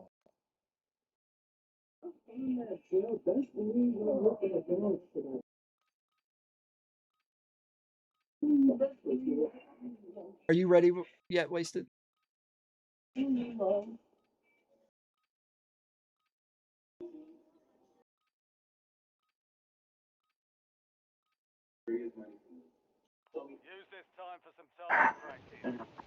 Alright, well that was the first game. Alright, we're just getting warmed up.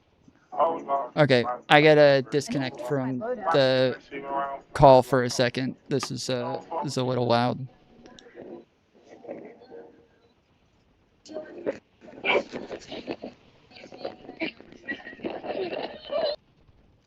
Okay, what is that? That's F9 to do this?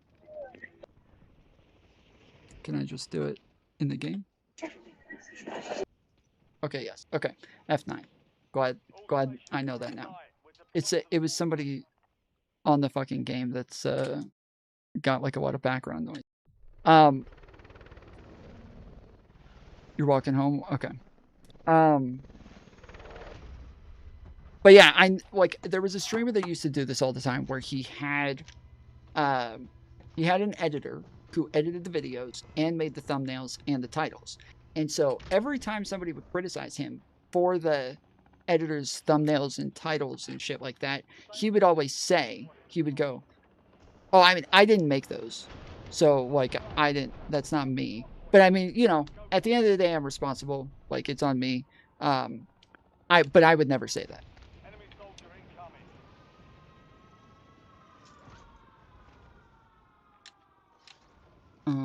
Okay, where the fuck did they go? Okay, they're there. And so, yeah, it was kind of like him always, like, removing the accountability while sounding as though he's taking accountability. And I do this sometimes as well. So I'm not saying that this is like a negative thing, because like, especially if it's like your friend or somebody, you don't want them to be offended by what was said. You want to make sure that they know that you're not, like, you don't think that of them, or you didn't say this about them, or you wouldn't say this about them, or some shit.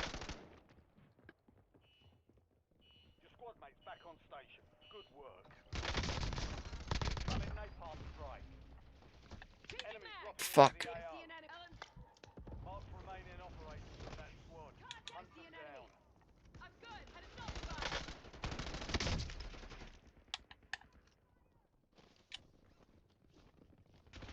Fuck!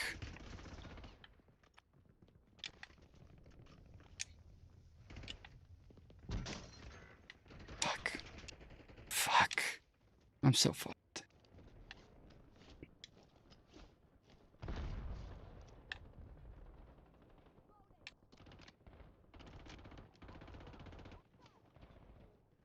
You have reinforcements inbound.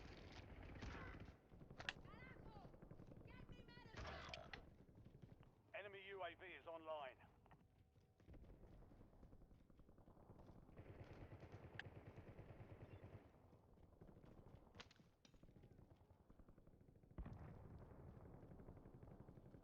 Where the fuck did everybody go? Your squad mate is redeployed. Well done. Oh shit, they're upstairs. Oh no, wait, that's Manta. Okay. But yeah, so anyway, so like, she says, I don't want to throw them under the bus, but essentially they end up taking the blame in the end, so yeah. I do think that this has been a really, sorry, also I interrupted you. That's okay, but I do think that this has been a good lesson for Hey, Cash and Go, you got a lot of background noise. Are you able to turn that down at all? I got you. Thank you, sir. Alright, I'm coming back in there to get my fucking guns. I had really good guns. Others, Oh, well, yeah. I'm down. There's someone in here with me. I thought you were in here, but you left. Yeah, I died. Oh shit, there's 4 fucking people here. I didn't leave, I died. Okay. Dan, this is not going well today. Yeah, this is... Yeah, I've died, I just died again. Fuck. for me to kind of scale back a little bit and, you know, really focus on, because I think that, you know, really focus on the research coming from me for a little bit, just a few projects at least, to really be like, okay, you know, with all these lessons in mind, how do I, you know, move forward and kind of do those things and get used to that. And so listen, we all learn, we all have learning experiences. I just wish it wasn't at the cost of my life. Right.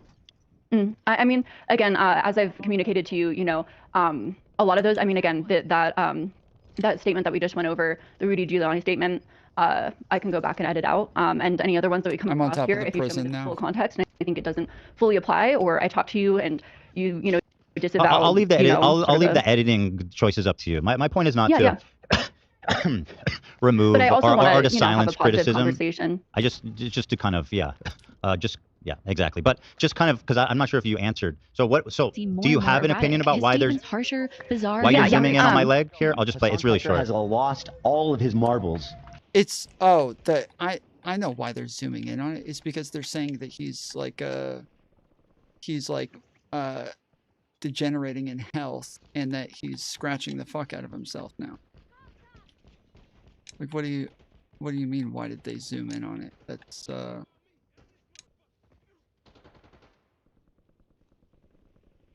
seems pretty obvious.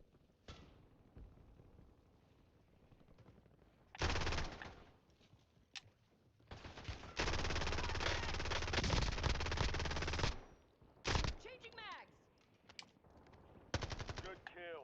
Marking the rest of that squad on your tac map. Get hunting. The mullet rolls are gone, people. Hard hitting, man. So there's a very deliberate effort to zoom in there, right? Yeah, I don't know. I mean, I guess my main question is, why was your leg up when you were? That happens all the time. chatting? I mean, I do that literally every episode. Okay. But It's just more comfortable. so my leg being up is implying something? I mean, is it the most professional? I don't know. Is that why you included it when you're talking about? I guess Have I also, claimed to be the most professional? Is that a tattoo? It is a tattoo, yes. Okay. Yeah. But it seems, if I can make an assumption, the insinuation here clearly seems to be that I'm on drugs of some kind. I think they're trying to imply that I'm on meth or something like that. In the edit. I don't know if that would be the proper insinuation. Thank you for because, saving to be me. honest, Hell my yes. members know that I have a family member who's a meth addict, who's very close to me. So. Right. Chuck, Yeah, but so right there. Well, then what is it? I just genuinely don't know what it means. more You saw, erratic. I'm getting more and more erratic. People in Snark and in that world calling me, saying that I'm on drugs, which is, again, a really fucked up thing, excuse my language, to say about a dad of 3. Someone who has Tourette's, someone who has anxiety disorders, someone who deals with all this stuff in the public eye, to insinuate that I'm ever on drugs or that I'm Bizarre somehow and more acting... extreme. Hassan Piker has You say I'm acting more extreme, and then you show a close-up. Marbles. Yeah. Of me. Gone, people. And it almost looks like someone's trying to say that it's like a scar, like a scratch wound, and I'm just manically kind of grabbing my leg like I'm on some kind of drug. Like that seems to be the obvious insinuation to me. Yes, that is definitely what. I mean, that can certainly be your opinion on that. Well, what is it? I mean, if you don't know, then who does? I mean, so the reason why I clip that is, to be also. Again, I do think, and I'm certainly not devoid of hypocrisy. I think that there's a certain, which we'll probably get into. I think that I can certainly, deploy hypocrisy, and that's happened a few times. And I think that anytime that happens, it's within anyone's right to check me on that, for me to reevaluate and, learn from that. But I think that it was it'd just be wrong and kind of mean-spirited. Well, no, I was kind of saying, as far as, you're sort of saying like, oh, someone's lost all of, Hassan's lost all of his marbles, kind of casually saying that, but you're very hurt when other people say the same thing. So this is showing me losing my marbles? That's showing that you're saying other people are losing their While marbles. zooming in but on my you're leg. also, again, that wasn't my particular editing Okay, choice, but I'm just trying to say, I just find it interesting that there's like edits in here that you don't somehow even know why they're there or what they mean.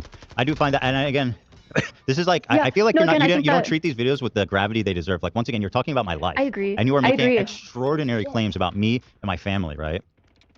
Like No, damaging, again, I think that- hurtful, like career, reputational, and just personally, like very hurtful and horrible things that should never be said without an extraordinarily serious, I'm a person, right? Like, at the end of the day, I'm not just like some fucking drug addict with his foot up on the desk that you can just say anything you want about. Like, it's just not, it's just, I am a person here, right? Like, and all these people that you sourced, all these snarkers and stuff, I mean, like, I don't think even you can tell me with a straight face I'm up that these top people on are not top of the obsessed prison. and attempting to destroy my life and everyone's around me life with whatever means they have. There should be people below. And even People landing on the prison.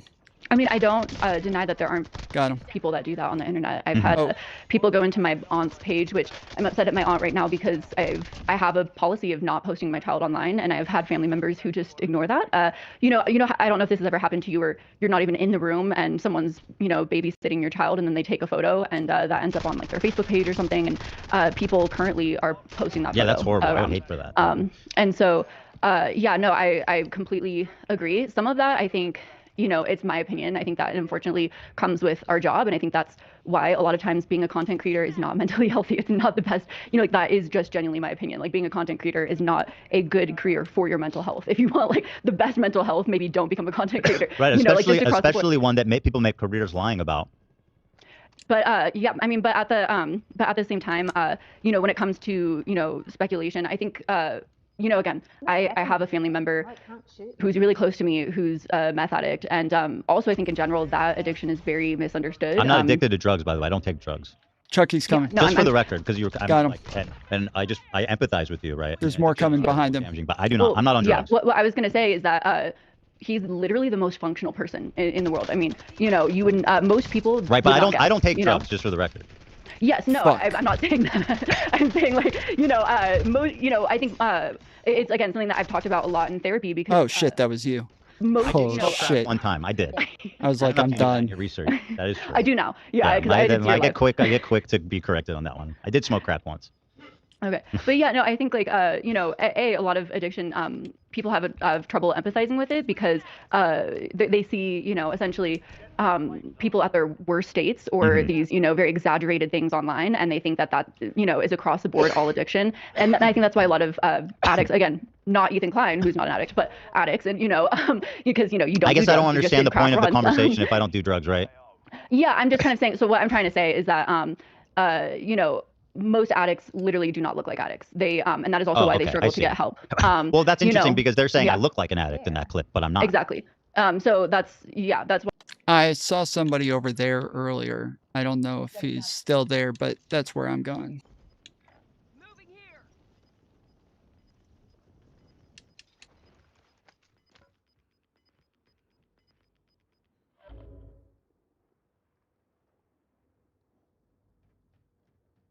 Why, you know, I think that again, what I'm trying to show when I do a lot of this content is the online concern, and I should try to essentially very heavily disassociate that from my own opinion or figure out how to, you know, because essentially I'm trying to show like this is what's being posted online about a person, and this is the escalating concern, or this is the escalating, you know, posts about someone, you know, essentially that. I feel like based on the story you're sharing with me, that if anything, you would want to distance yourself from flippant accusations of drug abuse, right? And by the way, Anissa, who you said never provokes me, I mean, she was during my debate with Hassan tweeting that I'm on drugs, and she knows me in real life.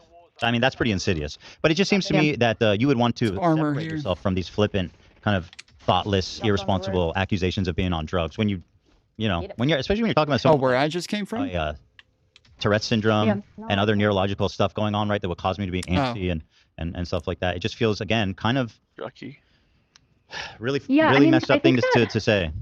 And as a parent of three, too. Sorry to cut you off. Yeah. I think as a parent of three who's had CPS visit my house, by the way, putting out there that I'm on meth or doing drugs is an extraordinarily cruel thing to coming from behind. They got me. Accuse a parent of in that situation. He's up top. I mean, yeah, I definitely both are up top. With that. Oh, got him. Up top of what? There's another behind you, Vandred. They're up on top of this building, but I'm down out here. Yep, they got Vandred. Yeah, I knew that they were popping up red behind you. I was coming to get them, and then they shot me on top of the fucking building. They're coming from up on the hill, right here. Right by us. Yeah, they're about to get me. I can hear them. Fuck, they're shooting me. Behind us, behind us. Did they go in the building? They're chasing me for sure. Yeah. Well done. Nice. Again, as far as, and I think that this is referencing the big post of concerns for Ethan's mental health on the Snark page, if that's what you're referencing, where it kind of discusses that. I think what I was trying to say with that is that essentially it did seem to me, as someone who is, you know, reading through a lot of this, that there were people that were genuinely concerned for you. Because sometimes, you know, when I'm going through these online, for example, bringing up one, you know, like person that I did research on is Brittany Dawn, you know, who I did a video on. And when I would find different, you know, kind of, you know, posts about her of like online opinion pieces, a lot of them were just all hate, you know, like. Before we go back into a game. Okay, I'll back out. I think Waste is probably about ready as well. Yeah, I didn't know that all the colors were in the bottom left. So I never looked at the bottom left. Yeah, I had no idea. So every time I would aim at people to look at their names on top of the shit. Yeah. Yes. Yeah, well, it's not worse sight. It's like attention. Like I'm paying attention to like very specific things. And if other stuff's popping up around it, I just don't look at it. I don't notice it. Fucking Vandred, 22 kills. Putting in the work. Let's go. I had the Double worst game roof ever. names. Awesome. All right, I'm going to back One out. day Wasted off, said it'll and be this is ready what in 2 happens. minutes. I just need to change my sensitivity a little bit. Okay.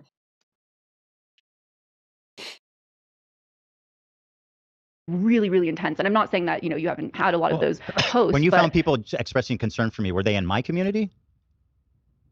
no, like I said, it was No. this master post that It was I it talked was about. in a community dedicated to snarking on me. They were the ones expressing concern, not my. Yes, it's concern trolling. The fact that she keeps trying to make this stuff sound like it's concern is so disingenuous because it's obviously concern trolling.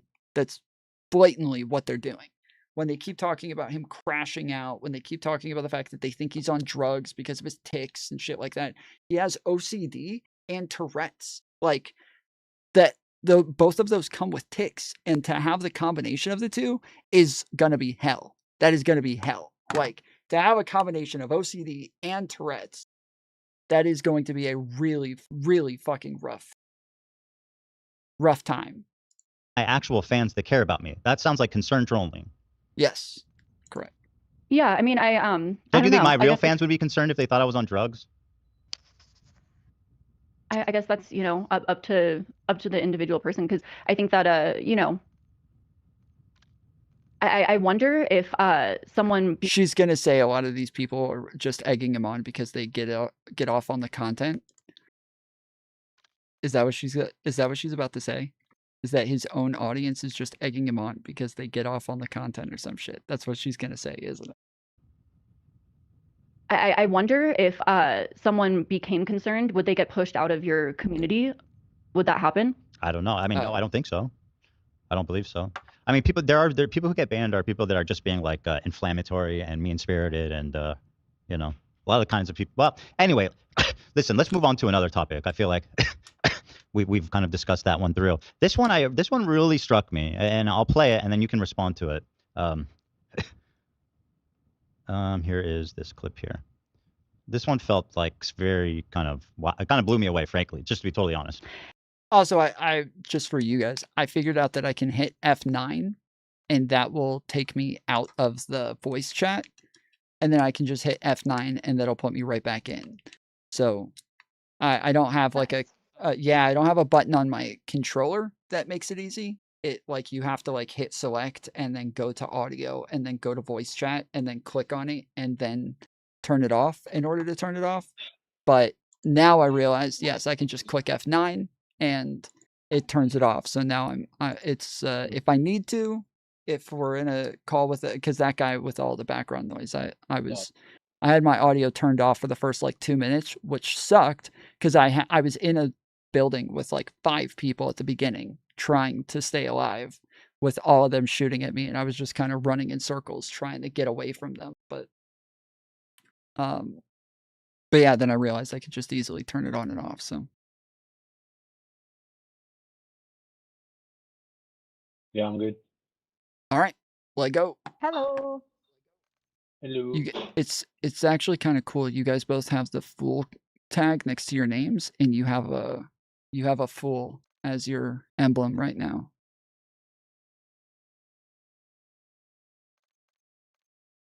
I should have tried to sign into my account again. Implying that Ethan and Ela Alright, are hit and play. pedophiles because Ethan made jokes about On the video. pedophiles, and Ela has a hoodie with Care Bears. Okay. Sorry, go ahead. Go ahead. I was just gonna say, how annoying is it that Ben Shapiro is finally talking up, like speaking up against Nick Fuentes, but like he won't speak up against any other of the like MAGA shit and the radicalization that's happening there. Like I kind of hope the gropers take over or align with them. Like you reap what you sow, motherfucker.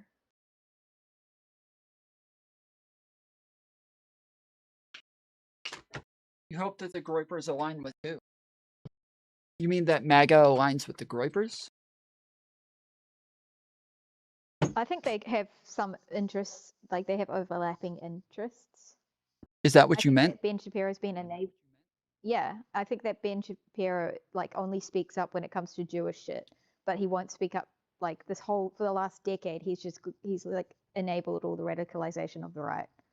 So I don't really feel fucking sorry for him. Yeah, maybe to an extent. Like, yeah, if you remember, like he's definitely always disliked Nick Fuentes, and that's why they fired Candace Owens. But yeah, it is mostly due to anti-Semitism. Are our mics off? Okay. Yeah, it is mostly due to anti-Semitism. So that's the only time where he gets a fucking backbone and some fucking morals. Yep. I fucking hate Ben Shapiro, but I got to give him credit. He also says some female cop players be moving better than yeah, it's amazing. But then he votes for the guy who loves Russia. So. Yep. Although I did, I had a debate recently where the guy said that like Trump was not as pro-Russia a couple weeks ago, and I did think about it, and yeah, like it does seem as though Trump has completely moved on from simping for Putin. So we'll see. I mean, I don't think he's completely moved on. I think he just has nowhere to go because he doesn't have any fucking negotiation skills. Yeah. I think that he's just pissed off that Putin didn't simp for him the way that he simped for Putin, and so I think that he's trying to more heavily align with Ukraine just to like get back at Putin. But I think he still sees something there, and so he's not going like all in on his Ukrainian support, because yeah, he's hoping for something in the future with Putin. All right, where y'all want to go? Where do you guys want to go? I think bioweapons. Bioweapons. Bioweapons. Let's go. Good choice.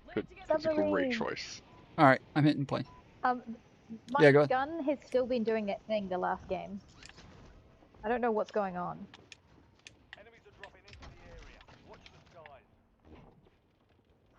Shooting? Just like running out of ammo way faster than it ever has before. Oh, you gotta get more ammo. I hate it when my gun shoots. Oh.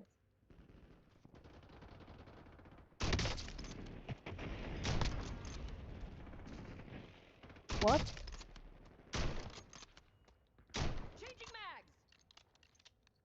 Fuck. Stop reloading. Dude, there's 4 people downed over here.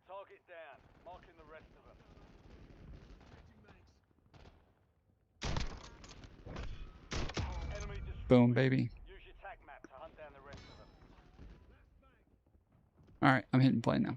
Is so gross, which I hopefully did not fully imply that, because yeah, no. Even in a hit piece like this, have you no shame?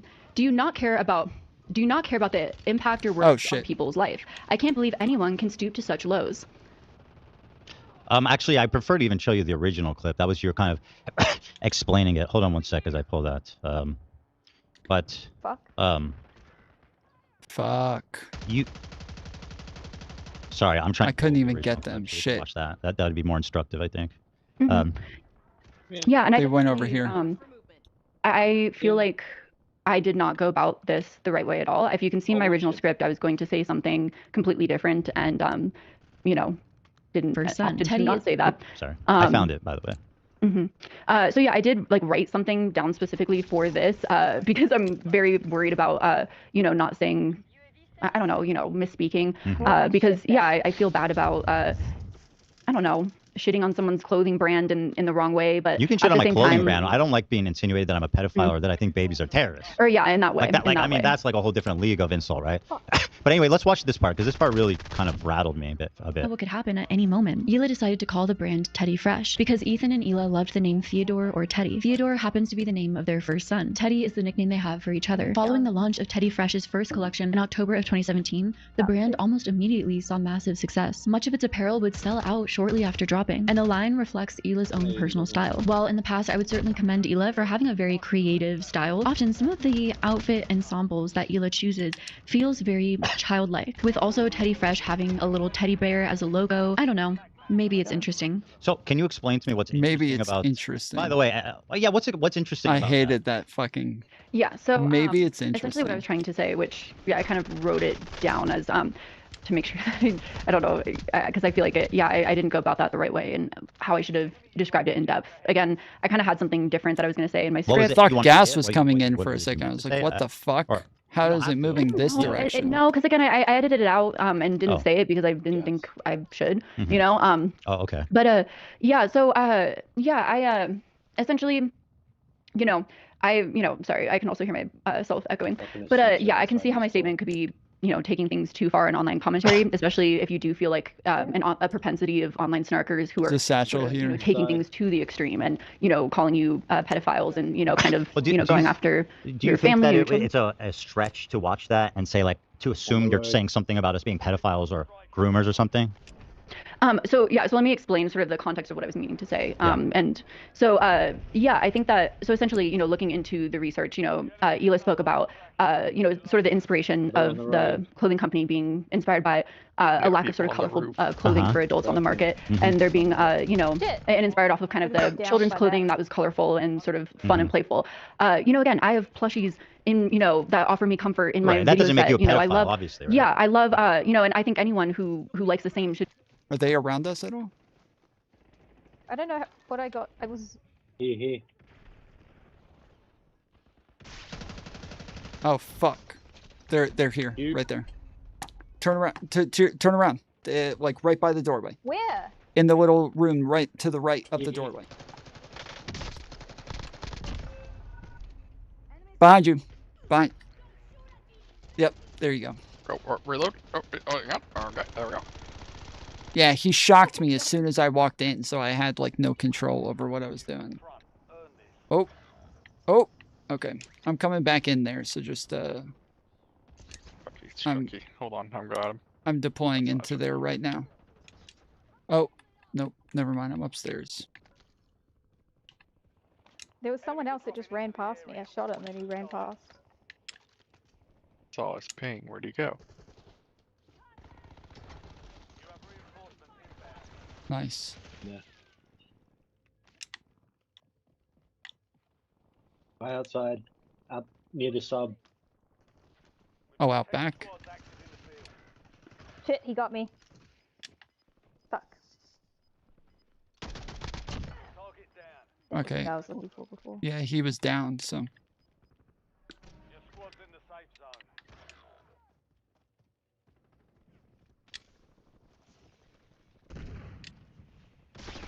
Fuck! You did it again. Keeps fucking shocking me. I'm gonna try and land there and get my shit back again. On the roof, on the roof.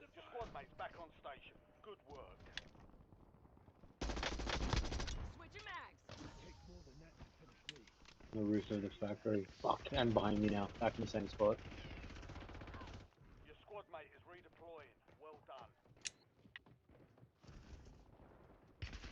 I'm taking fire!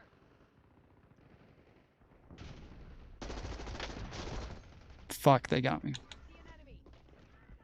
This guy's quick. Should go for it, find things that bring them joy and make them happy. And that's why I said, in the past I would commend Ela for her innovative style, for the way that she but brought now it's forward an pedophilia. innovative thing. The thing that sort of that I said sort of, and the word that I Dude, that fucking shocking shit is rough. This guy is so annoying. Yep. There's two of them in here now. There's three. Fuck off. There's three now. Yeah, fuck off. Let's go to our spot Go elsewhere. that's like right down from them. Yeah. The little cul-de-sac spot. God, why are we dealing with so many humans today?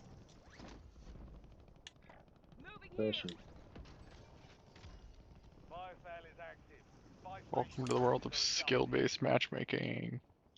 I know. Yeah, we're getting good. Well, we're not, because I'm still the host, and I'm on my new account where I just started over, so it's Nah, it does like an average of the players. Damn it.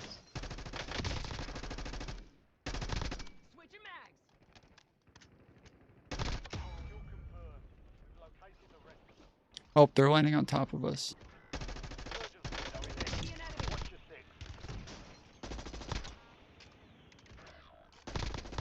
Enemy destroyed. Use your tac map to hunt down the rest of them. Fuck. Oh, you're down all the way over there? Yeah, there's no way I can get to you. Don't worry, Tom. I never expected you to come get me. Oh, shut up. I only pick up Mantis. All right. So you want to save his hot game butt, We bro? know. You can touch it. That's what I'm saying. Oh, somebody just landed on top of us. Don't go outside. Airstrike. Oh, shit. Fuck. You down too? It's okay, I'll get you. Maybe. Yeah, lay down. They're all around us. Yeah, we're fucked. We're not fucked. Just give me a second. Okay, here we go. Where should we go?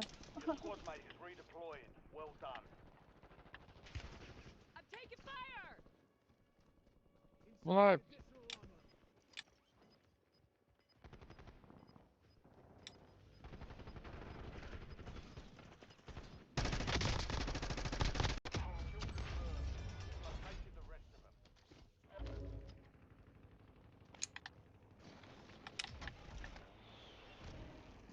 All right, I'm hitting play. What I said is you know, sort of, I felt like kind of undermines that wholesomeness of the brand was seeing, you know, your past Reddit accounts, seeing the sort of jokes that you continually make about pedophilia, seeing all of that and your closeness with the brand. I was kind of like, essentially, you know, that association, you know, do I make a lot of jokes about sort of pedophilia? I mean, I acknowledge I had that old account that's like 15 years old and stuff. But do I make jokes about pedophilia? I don't think so. That's not like a frequent topic. I mean, I talk about Michael Jackson. They're behind that's us. True. Michael Jackson, you know, I make Michael Jackson jokes. Well done. How are the two related? Because you're saying in the past you would commend my stuff, but what's changed? I didn't understand what's changed. And then you show pictures of me that don't show me dressed childlike either. So I can actually show like. By the point. Do you think this is childlike? This outfit? Yeah, I didn't. So when they said the childlike thing, I didn't even see them like show anything that I would have considered to be childlike. So I didn't. Yeah, that whole thing, I just didn't understand it from like beginning to end. Okay, somebody's down. I'm gonna try. Oh fuck. Coming, guys, coming. Yeah, it's going in a fucking direction. We're fucked. Yeah, we're so fucked. Damn. What is happening today? It was going. I did not expect it to go in that direction. I totally did not expect it to do that. I should have looked at the map. That was my fault because I saw it coming. Wasted? Shut up, Tom. What did you say, wasted? Oh, I think he has to back out, he said. Okay. Yeah, there's a little bit of a lag because as soon as he started talking, I stopped. And then after I stopped talking, then you said, shut up, Tom. So, yeah, there's a little bit of a lag there. You were, the whole time you were talking over him, so I was like, oh, okay. My bad. Oh, God, this is rough today.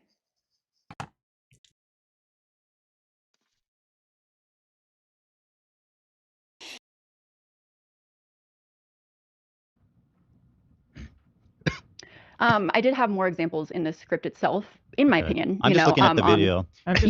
This one actually, on page 8. This one I can't say that I understand at all. What's the problem with the silver dress? What?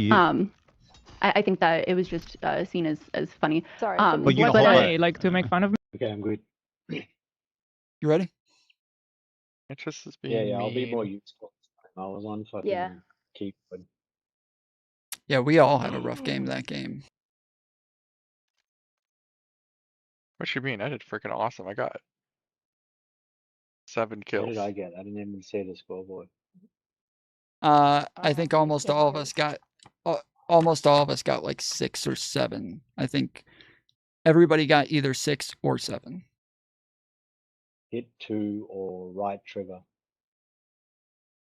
Yeah, I got a positive KD. That's all that matters.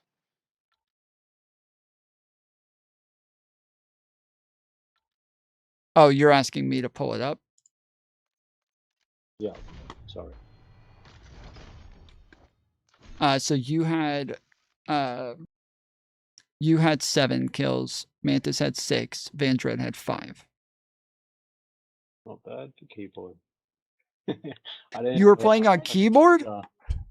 Oh Yeah, shit! didn't work on launch, so it was keyboard and mouse. Damn, that's rough.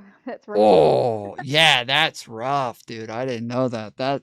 Yes, that is definitely fucking rough, dude. God, imagine playing with a precision mouse. Yeah, I tried playing a game We'll do that. with mouse, but it wouldn't let me turn left or right for some reason. And so I just quit because yeah, it would not turn. Like my vision wouldn't turn left or right. So when I was killing somebody, if they're moving left, I have to move left with them, and I can only face like one direction or run one direction. And so yeah, it was annoying. All right, I'm hitting play on the video as well. Me? Just because I'm ugly? I'm just gonna pee. Like, what kind of funny? You should look at the comments on Snark where this is found from and see like the kind of jokes that you're tapping into. Right? Yeah. I will. But yeah, no, I mean, back to the point, again, it's, essentially taking something. I mean, again, a lot of people have things that are sort of inspired off of, children's aspects that bring them joy. I think right now a good example is like all the surprise boxes, that are sort of, yeah, they're not all pedophiles. The Labubu's in the back of Dan's set. But I think that no, but I think that again, like I said, it's as I was researching for this video and seeing just like, some of Ethan's past content, it was like, okay, Ethan's very involved in Petty Fresh and often, promotes the brand. And so again, like I said, it just sort of you're talking specifically about comments made 15 years ago, You right? just said this picture is funny. Like, I'm wondering what was funny. Can you... You didn't say in this video that the problem became Ethan's Reddit account. That's not what was said here. You said you have a problem with how I dress. Again, I should have you just said now expanded that on this is funny. more in depth. Is it just making fun Again, of the dress I she's think wearing? that the photo was added in because it was seen as funny. And What the do you person that think?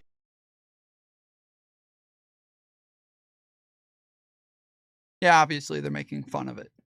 Like, I don't know why they're making a big deal about this one. This is weird. edited it. I'm asking you, what do you think? But you're asking do you what think I this think. picture, Yeah, what's funny what about I'm it? wearing is funny? Do you think I'm dressed like a pedophile? I don't understand. What is your point? Yeah, I think that I think that if you're asking me what my specific viewpoint is on that particular outfit, do I think it's like really trendy right now? No, I don't think it's really trendy right now. Okay. Do I think it's not like, trendy? So the point is that I'm I don't out of know. trend. That would be a different video. That's Sure, you like- can make that video that I'm not trending. I don't know. enough. Yeah, I feel like it's Sure. So this is another, your kind of editor a- kind of sneaking one in on you again? it's a bit of a straw man, but if you want to talk about that particular photo, yeah, we can go Wait, in what? depth Sorry, about what's a straw man? that outfit. The photo itself. The photo is in your video. How is that a straw man? I mean, yeah, no, but if we want to debate the specifics of that photo itself, we can talk about that, But if we want to talk about the sentiment that I discussed and, why I meant that and why I think I should have expanded more on that, so it wasn't, taken out of context, we can discuss that as well. These are the looks, by the way, you included in your research to say that her clothing is childlike and Let's go to quote unquote Harvard. interesting. Or So, the like, I mean, Yeah, I would. Where? Chemical engineering. Up. Oh, okay. There we go. All right.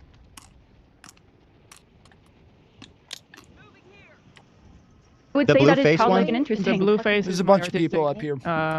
impression and how I interpreted famous art that I was inspired by. The other ones are Y2K inspired. Yeah, and again, I would commend that for being fashion forward and everything. Okay. Like I said, Ethan's past comments simply, in my opinion, sort of undermined the just to be clear, we're wholesomeness. talking about 15-year-old accounts posted from an account with the name troll in the name. Yeah, and Just to be just clear, so and there's that's been the some part other that consistent jokes that and- ruins the current day, that makes you suspicious of us in current day. Is just to I be wouldn't clear, say- is there again, I other wouldn't ones, say or is it I'm just the suspicious. 15-year-old Reddit account? I mean, again, there's been some other consistent jokes. I mean, if you want me to like create a document and send it over, compiling, Well, you already did a 3-hour as many video recent about jokes. it. Yeah, I was but about to say. Yeah, but like I said, I agree. I should have expanded on that. If you want me to expand on it, No, it's I okay. can. I just, you know what's interesting is, after this part, I'll let it play a little bit further. What you say is Having interesting a little afterwards. teddy bear as a logo. I don't know. Maybe it's interesting. Wow. Oh, I noticed you cut out the part where you said it reminds you of when you used to get groomed in high school. I think that was at the end of the video, but you can watch that one. No, too. I remember it. Oh, no. Wait, what? Wasn't it after that? Oh, my bad. My bad. My bad. It sounds like I've got that wrong. So wait, where's that? I was about to say I don't remember her saying that in the fucking video. Anything about getting groomed or anything. Did she say that? Ooh, this is. Oh shit! There's 3 over here. Tom's got guys.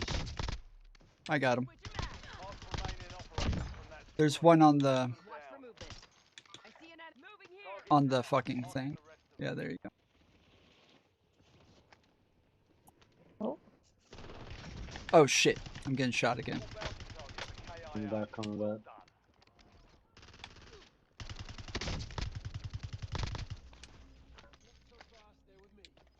Keep forgetting to reload both of my fucking guns. Well, please.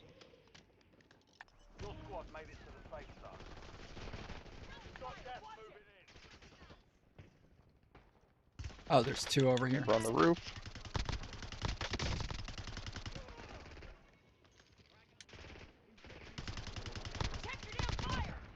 Shit, there's someone by me. Sniper, you started this fight. Yeah, I won't open the door. I won't open the door.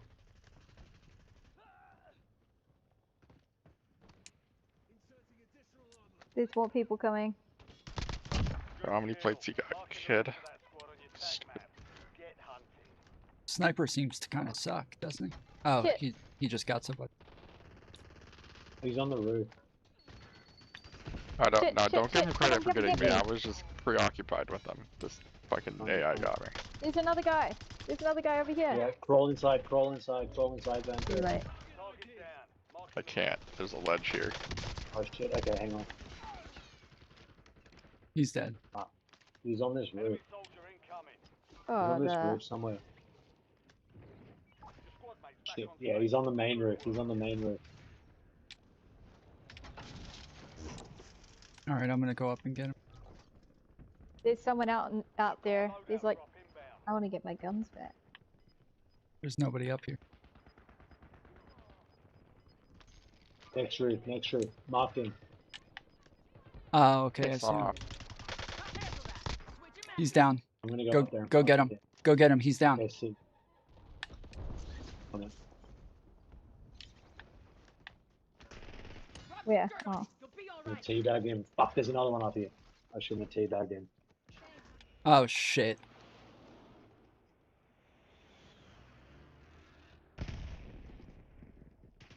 I think you just dropped there. Oh. No, yeah, that roof. Mark remaining operators from that squad. Hunt them down. Dropping to you guys. Okay. I'm gonna go up on the roof and get him. No, this is a good spot. There's heaps of people dropping in. Still up on the roof? Yep. Oh no. Yep. Yeah. There's one here. Come on, over. He got me. Over here somewhere. Over here. I'm dead. There's a lot of fucking cash up there though. That one. Oh, you have it. I apologize. I'm totally wrong on that one. Here it is. That being said, Ethan accuses a lot of people of being. Let me just go back to And remember, oh, this is about the Reddit Ethan account where you accuses mentioned. a lot of people of being pedophiles and makes a lot of jokes Here, about this one I'd like to say really Hila quick. dresses- I don't think I should have included Hila's clothing in this. I think that was total. You know, I think I should have just focused on, you know, your commentary. I agree on that one. Okay, well, it's in the video. I'll just play it. But Yeah. I'm glad. No, I that do want to say thank you because this has been ongoing for so long, and people come after this small business. I employ good people here in LA. This all we're doing is this is just a small business. I mean, there's people in her employees' Instagram saying, "Why do you work for a pedophile?" and stuff like that. I mean, that's bananas. Heavy and very serious. Yeah, I mean, It's not something to just play this around stuff with. is like I'm out of ammo on affected everything. our lives a lot. Oh, Sorry there's to cut you off, another Hila. one. No, it's fine. It's fine. Yeah, I mean, for my own, you know, personal context too. Though, I mean, again, talk about adding bias and everything. You know, not just in terms of, you know, that sort of lighthearted joke that I was talking, not lighthearted joke, but I was talking about, you know, I would growing up being like friends with, you know, different men, and they would sort of make sexual jokes, and then, you know, eventually I'd be like, different jokes at all. I also was. That would insinuate I want to fuck on our kids. roof, on our roof. That's like that's the direct logic from that statement. In Yeah, fact, let me I mean, just I guess play I- it before we talk about it. and makes a lot of jokes about Hila dresses kind of childlike with a little teddy bear for her fashion brand. I find all of that interesting. It reminds me of when I was really young and naive and had people who I thought were guy friends that would make a lot of sexual jokes towards me. And then they would kind of nudge me and say, it's just a joke. We're just joking around. And then I would always be shocked and disappointed when some time would pass and they would try to make a pass at me. Over time, when I became less naive, I realized that those jokes weren't really jokes at all, that they actually meant what they said the entire time. Ethan's. I mean, right there. Yeah, I see him. Fuck. He got me. Oh, you gotta be kidding me. Oh my god, Tom. I cannot believe that just happened, dude. I had him hurt. I had already shot him so many times before he got there. I cannot believe he just killed me. That was fucked. Someone coming in, Vandred.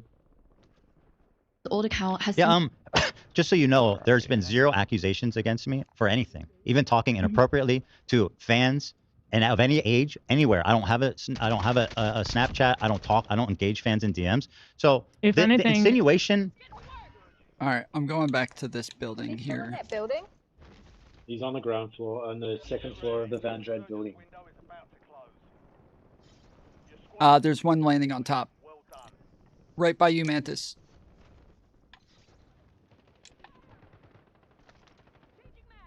Nice. Good job.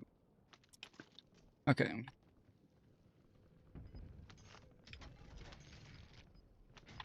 are dropping into the area. Watch the skies. We've got 10 squads active in the field. Move to the safe zone. Gas is closing in. All right, let's move. Damn it, I dropped my gun. Oh. That'll do. Dropping on your roof, Vandred. Maybe down below. Another over here. Oh. Oh. Did you get him? There's one more around. One more. All right, I'm on the bottom floor. You might have run. Dropping over on the street. There's a satchel. Oh, did you get it? Okay, you got it. Yeah. Dropping it, our original drop spot. 2 of them. All right. I can hear someone dropping somewhere near us. Yep. Yeah. I just walked out. Yeah, he's dead. For no reason. Okay. Come on, where is he? Up on the land above this building. Hostile UAV in the area. I think it's a bot. Yeah, I got him. Still operational in the AR. Way up on the roof.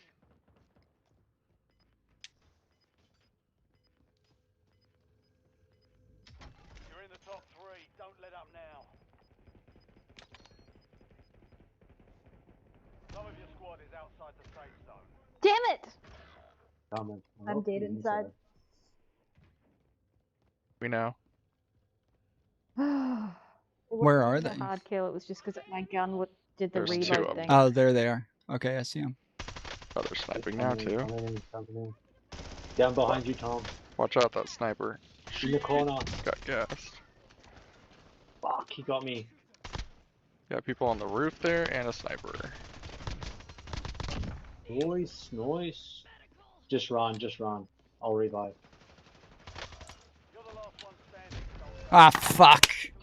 Ran out of ammo again. Sorry, I thought they killed you. When I killed him, he was shooting at you on the ground, so I thought you were already done. No, I was in the gas boat. There was no saving me. Okay.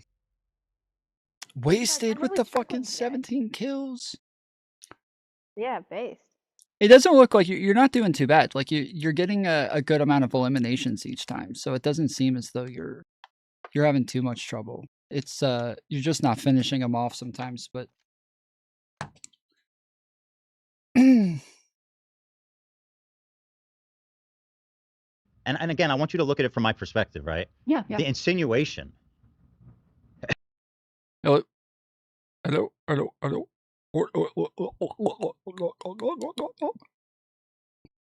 That I'm grooming people, children, is not okay. It's just not. It's so destructive. It is so mean-spirited. It is, so, and by the way, it's completely without basis.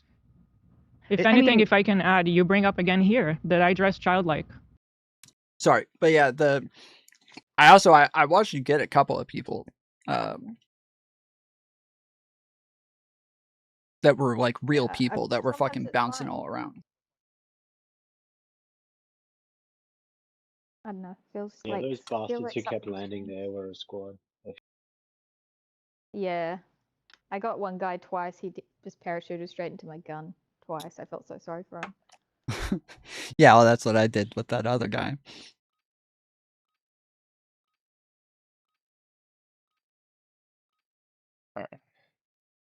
Where do I dress childlike? Me, Elar, have 2-year age difference, by the way. One more time. Again, I did say I don't think I should have added that Okay. in that part because I was focusing on And then Ethan and stuff. And I then think the it was other thing, if I can also add, is that you say that basically like you've had your own experience. And I have too. So, I have too. And Ethan knows sorry. Ethan knows stuff, and we are both very sensitive to this stuff, and that's why we always speak up for victims. We're always on the side of victims. We always put other creators that have done bad stuff on blast. We don't let anybody like push their stuff under the rug. When things come up, we talk about it. So I don't understand, why would you want to come after somebody like that? Yeah, I mean, honestly, when I was 16, I was born in Orange County. Got essentially recruited into a modeling agency and kind of part of the industry. And, there was a few different photographers that, did some pretty fucked up shit. And a lot of times it began with jokes, But that reminds me, reminds you of me? I think that in general, my personal opinion is that from my experience, jokes can sometimes not be jokes at all. Just to be clear, we're talking about 15-year-old Reddit account with troll in the title. Yeah, I mean, again, like I don't know you as a person. This is me, like, covering situations and just seeing a lot of jokes. Right. You want to go to the spot? Should we go back to bioweapons? Or headquarters? Yeah, let's go to bioweapons. I'm down. It's Vandroid's favorite place. It's got a submarine. Yeah, let's go to the submarine. The absolute wrong spot. You say the wrong spot? Yeah, it's all good. Bring in a car. Face? There's aims here if anybody wants Is it them. Maelstrom? Maelstrom's a shotgun. Yeah, that's the one that the guy killed the 2 people in the game that we won right at the end. Is he was holding it's an automatic shotgun, so you can just hold the button down and it just pop, pop, pop, pop, pop. I think I might get it because I think I have to get shotgun kills. Yeah, I know. In the past, I remember you saying "fuck you, Maelstrom," and I think I'm assuming you probably had the same confusion I did, where I would pick it up and it kind of looks like a regular gun, so you would just think it's an automatic weapon, and then you'd realize in the middle of shooting somebody that it's a fucking shotgun. Is that what happened? On the stairs. Yeah. Oh, in the back. Got him.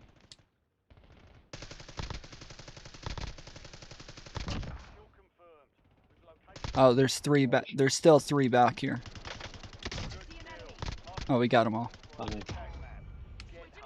They all did. Oh, there's one more over here. There's one more back here. 2. Okay, I got this one. Aims. You got the other one? Oh, there's one on the submarine. There's another one landing.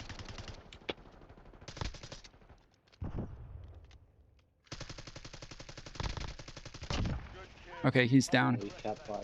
Oh, shit. Oh, there's another one. Fuck. I just stole 2 of them. There's just another one. Holy shit. Dropping over here. Dropping 3 it of my near me. kills. Never Where mind. are you? We're up on top of the stairs. Oh, there's another. Oh, yeah. Never mind. That's Mantis.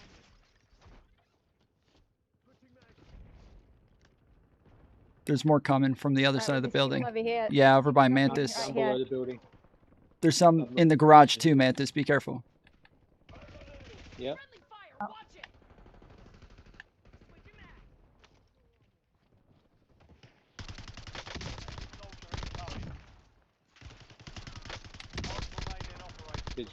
Well done.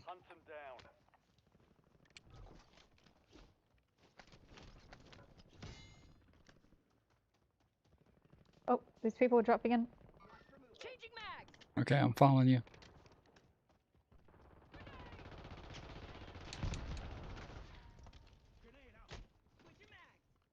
Oh, there's... Okay, I got the other guy. Okay, let's... Do we want to be leaving our building? Oh, already? there's a person here. Guys coming. Go to Tom. Got him. Oh, no. This is a real person. Someone dropping. So the shadow. Roof? Not sure.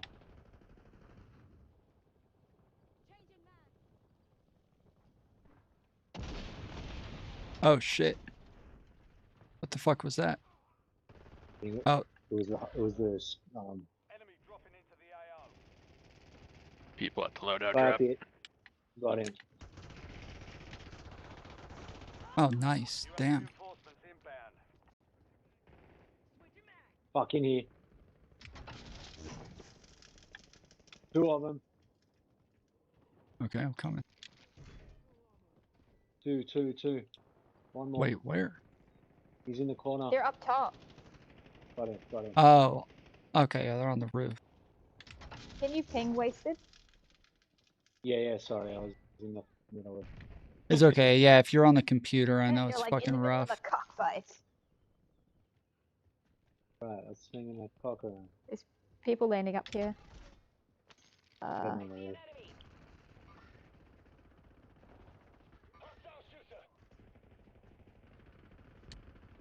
I'm just trying to get up there, shit.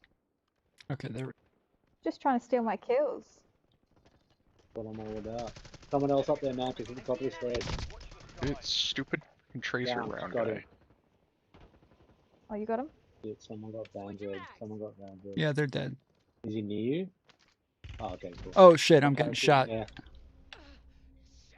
The dude with the colorful tracers on the roof. No. Where the fuck did I get shot from? Roof, probably the roof guy. Yeah, there he is. No, he's right here. I reckon let's... He's right there. I'm down. I'm dead. On the roof or what? No, on the balcony. I marked him. I got him. Shit, up here. Got him. Yeah, there's a lot of people up there too where he's at. In that little Coliseum area. Oh, there's someone with me. Guys, you guys keep running away. Come to the prison. I'm landing where you are, Mantis. So.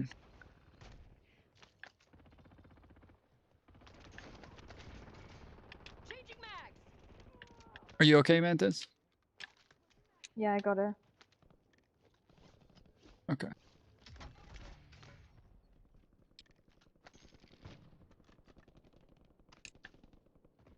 All right, y'all ready to go up?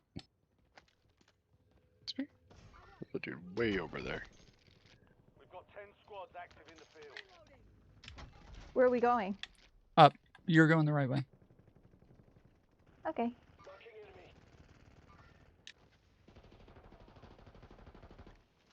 Enemy dropping into the AO. Ah, fuck. Wow. I'm dead again. It's the... This bitch in the courtyard. Yeah, it's the same guy, and he covers me with weed every time I die. Both times he killed me. Both times Mantis got him right after. All right, I'm landing where you are, Mantis. I got to get my guns back. Okay, I'm coming there. Coming outside. Nice. Okay, I'm getting his fucking gun too. Fuck that bitch. Someone gas. Ah, shit. There. Flashed in. Flashed in. He's buffed. Got him. Ooh, what are these guns? Yeah, I went and got his fucking weed gun. This is a sick gun. Yeah, that's what I had last time. Oh, you took his weed gun? Great, Tom's gonna become a skin chaser. It's more. They're coming back. Get coming. No, they're behind you.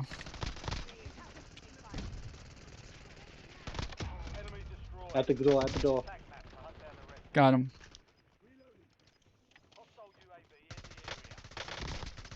Get someone to the ground here. Oh, I thought I already killed him. My bad. He just laid down, so I thought he was dead. Another one. Another one. They want their guns. I got him. He's dead. Can't put their guns. Yeah, they are. Oh, coming behind us from the store. Yep, there you go. Gas mask here. Oops. Oh, I'm getting shot. Over near Tom on the wall on the stairs. You get him? Over the door. Oh fuck.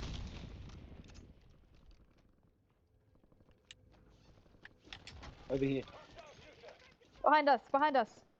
Ooh. Ah, fuck, they got me. I'm dead. Where are they? They're up top. There's one up top, one on the bottom. Should we go in?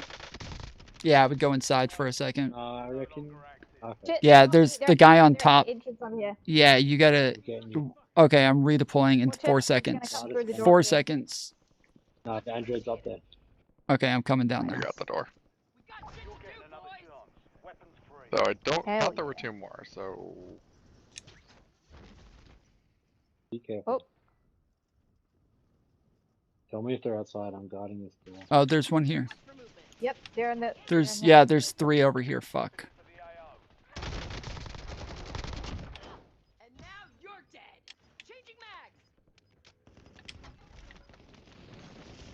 Over here.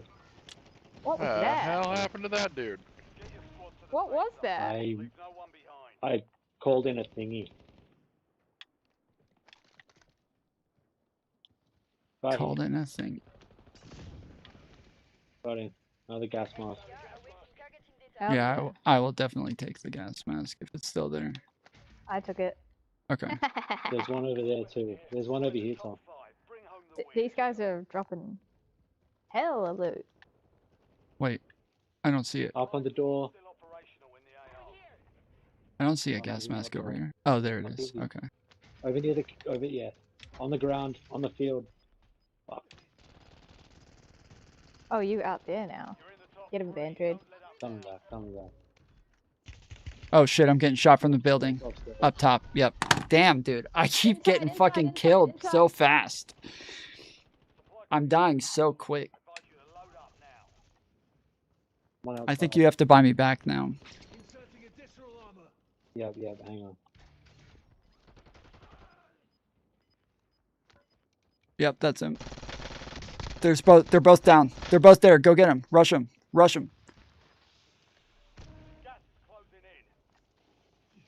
you know what he's talking about? I don't know what he's talking about. Over here. Yes, they're both there. I'm going to the shopping crate. Nice, Android.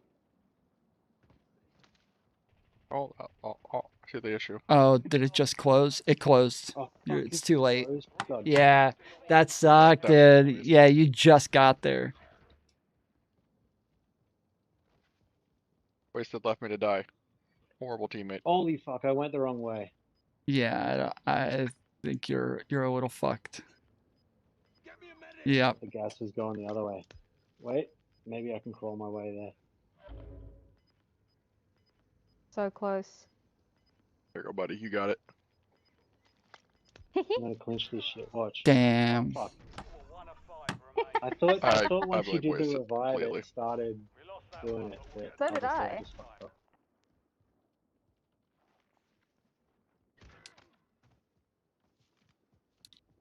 This is the best I've ever seen wasted play. Going that way. You're better without a fucking controller, dude. No, he's got a controller No, now. I'm on a Tom. controller That's now. why he. Oh, okay. Oh, okay. I was about to say, I was like, bro, this is by far the best I've ever seen wasted play. Normally, he's staring at a fucking wall. Just kidding. True. Normally, staring at he's staring at the ground and spinning in circles, going, which way did you guys go? What I do. You actually glazed up Hassan pretty hard. I mean, at one point, even way more recently than me, he has videos saying he always knew Hannah Montana was a little slut, and he says if old enough to count, old enough to mount. Hassan said that like 6 years after my Reddit account was inactive. Yeah, and if he said that, I think that's pretty fucked up, you know? So I expect a video. Should I expect a video about how he's a pedophile? Okay, this is like he's being a little lame here, bro. He's being kind of lame here. This is a little over the top. But much like the drug thing, like you have a personal experience with a drug addict, you know how serious that stuff is. I don't know why would you want to participate in like wrongfully accusing somebody based on nothing of being a drug addict. Same thing with this. As a victim, why would you want to throw around accusations and make all victims not count? You know how many douchebags there are out there that don't believe victims, right? And they like to say that the victims are lying. Why would you participate in that? Because what you're doing right now is throwing an accusation based on nothing, and you're making everybody else look like a fool. By the way, I feel like I've sacrificed a lot to stand up. I think, damn, this is kind of okay. So I feel bad for the girl now, even though like she is kind of dumb. Her video is kind of stupid. I feel bad for her because they both keep piling on arguments, and they're different arguments each time. And so Ethan will say something, then Hila will say something, and then Ethan will say something again, and each one of them are making separate points that they're piling on. And she doesn't get a chance to respond to any of these. And so it's, yeah, I just kind of feel bad for her now. For victims on the show too. And we personally lost friends I think that's in this why industry that accusations came up against them, and you know we're no longer friends with them. I think that's why a lot of people felt a little bit disappointed, you know, like By you my can't say that there were 15-year-old Reddit people- account with troll in the title. Yeah. Okay. I I just so. want to make clear that that's what we're talking about, not something more I mean, recent. other clips as Do you well, remember what you were doing 15 years ago? I was 10 years old. You were how old? I was 10 years old, 11 years old. Oh, well, you were probably playing with kid toys. Pedophile. I'm just kidding. Sorry. That was deeply unprofessional. I apologize. But yeah, no, I think what was I going to say? I think you know, there's other things that I can say as well that at least, you know, again, yeah, I don't. Do you think Hassan is a pedophile? Is Ethan drilling her or what? Yeah, kind of. They're like, she's being like super timid and like kind of admitting a lot of faults and saying, yeah, I fucked up. You guys want to go to headquarters? Sure.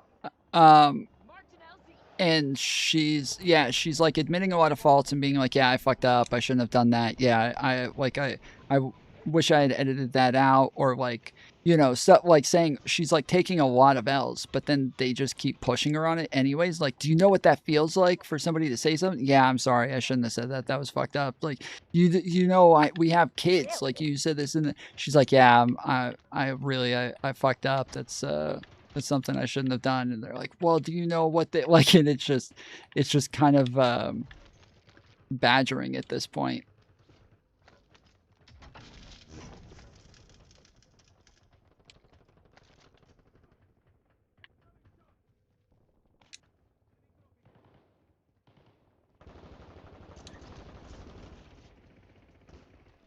Worst gun ever. Get another one.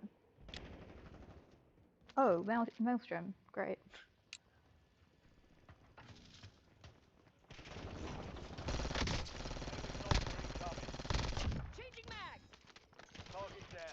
Behind you.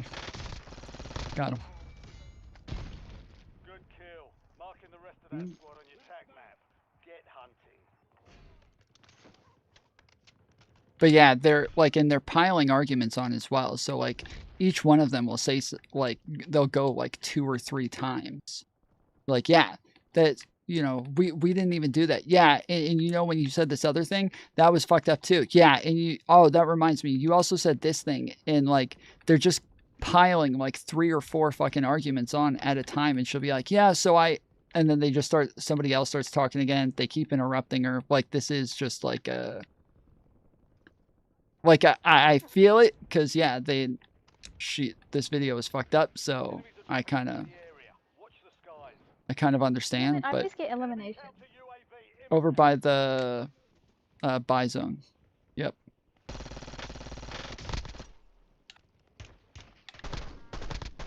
Mark remaining operators from that squad. Hunt them down.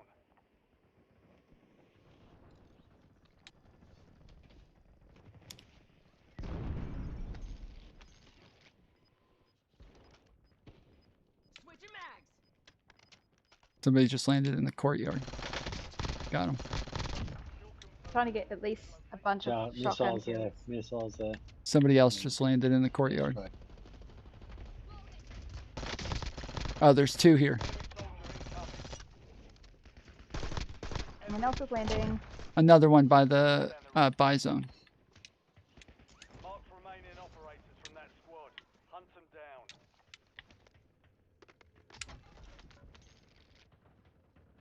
I don't see him. Fuck, where did they go? Don't go too far, Tom. This. Enemy deployed and advanced. Fuck, okay. Landing behind the house. Between the two houses. Got him. Well done. Stolen. There's a bunch over there. Oh, God. There's another one just landed too.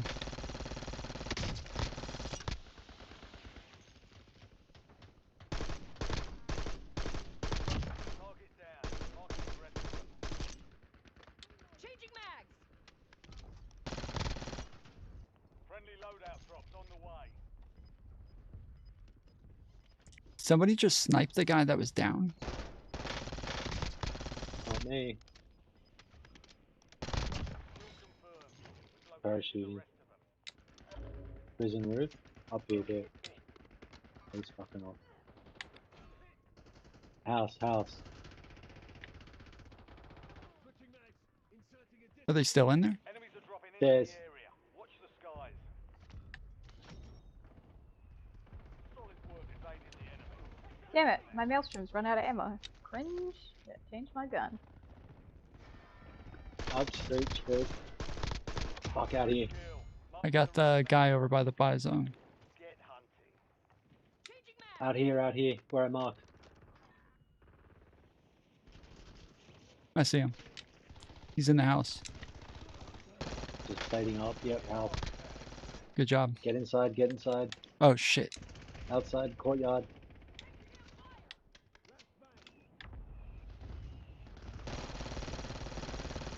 Damn, he just went flying.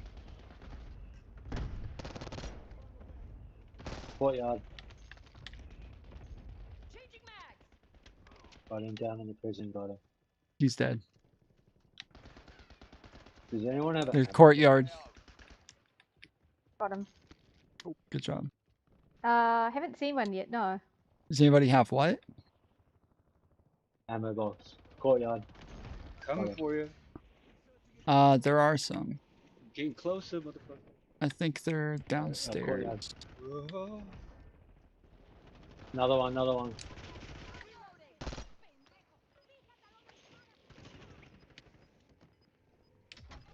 Where you at?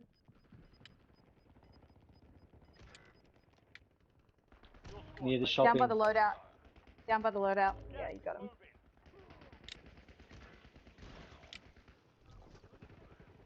Enemy soldier incoming. Enemy destroyed. Poof, that was close. I'm dropping down to the loadout. I'm out here. There's a box in here if you want. Actually, there's a guy here. There's somebody inside with me. Got him. I think they're upstairs. Oh, you got him. Okay.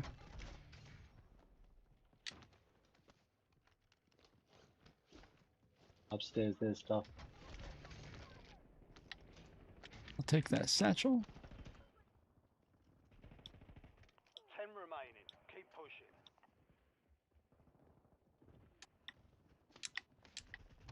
There's armor here if anyone needs it. Yeah, I've got an armor box as well. Use a deployed one. Whoop.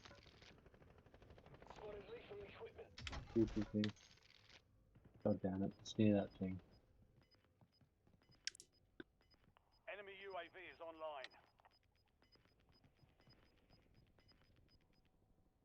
online. They're coming behind us. On the stairs? Yeah, by the stairs. Fire sale active. I think they're... Oh, there he is. He's right below. I got him. Target down. Marking the rest of them. Go back up. Oh, somebody else is shooting me from up top. One's around near Tom. Watch the skies. Yeah, he just Down shot below me. as well. Enemy UAV overhead. Changing mag.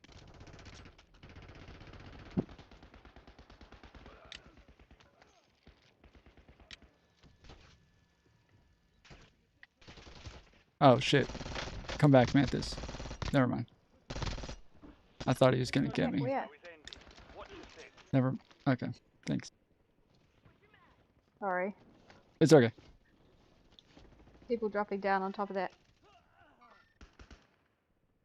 There's again. I think they're going back to those loadouts. Yeah, there's another one coming. Yeah. Watch for movement.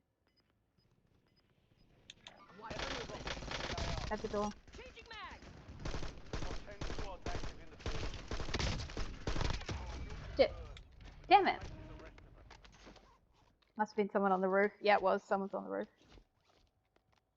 On the roof of what? What's on the roof or? What roof? That one? Behind the house. They're all landing over there. Oh, the big long building? Yeah, there were like three Yeah. up there. There's somebody landing behind the big house. Got him. Got him.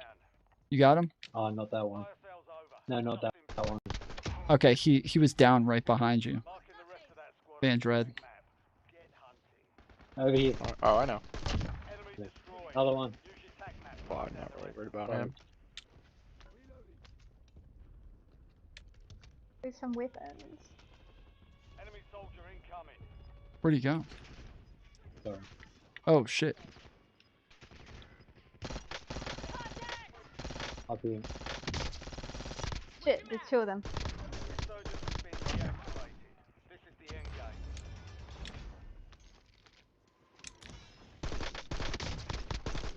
Supply crates have been restocked. Load up.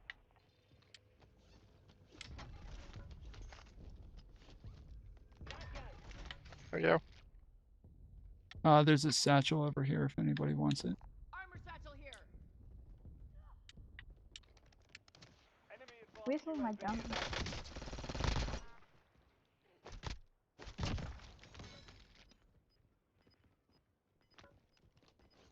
Yeah, gas is moving. Come up.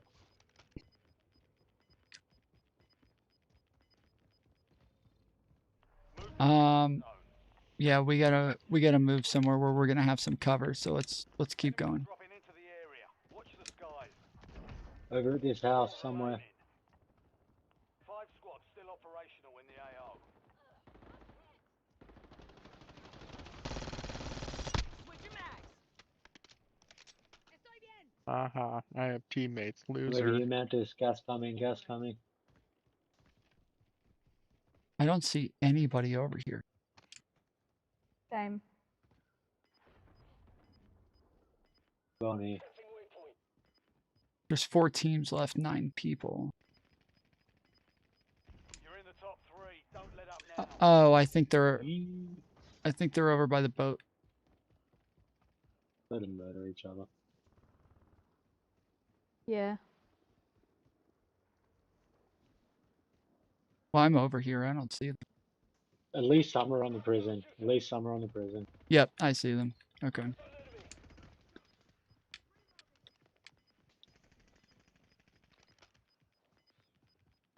Yeah, I don't see anybody anywhere else, so. See what happens. There's at least one on the prison road. About all I know. No, there's like Alright, 3 that up was there. clever. One's parachuting off. Where? Oh, fuck. He's over Right here. somewhere. Right by me. I just died. You see the smoke? Oh, damn, they got Mantis too. Yeah, no more buybacks, so. Oh, wait, is he? Oh, he bought us back. Let's fucking go. Well, there's nowhere for us to land, so we gotta.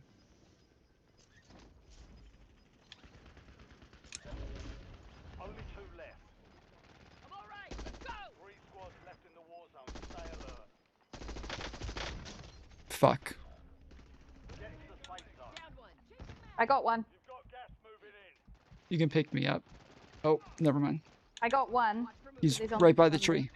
Well done. Let's go. Yeah. Clutch.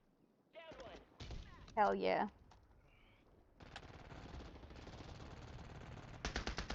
Now that I've told you,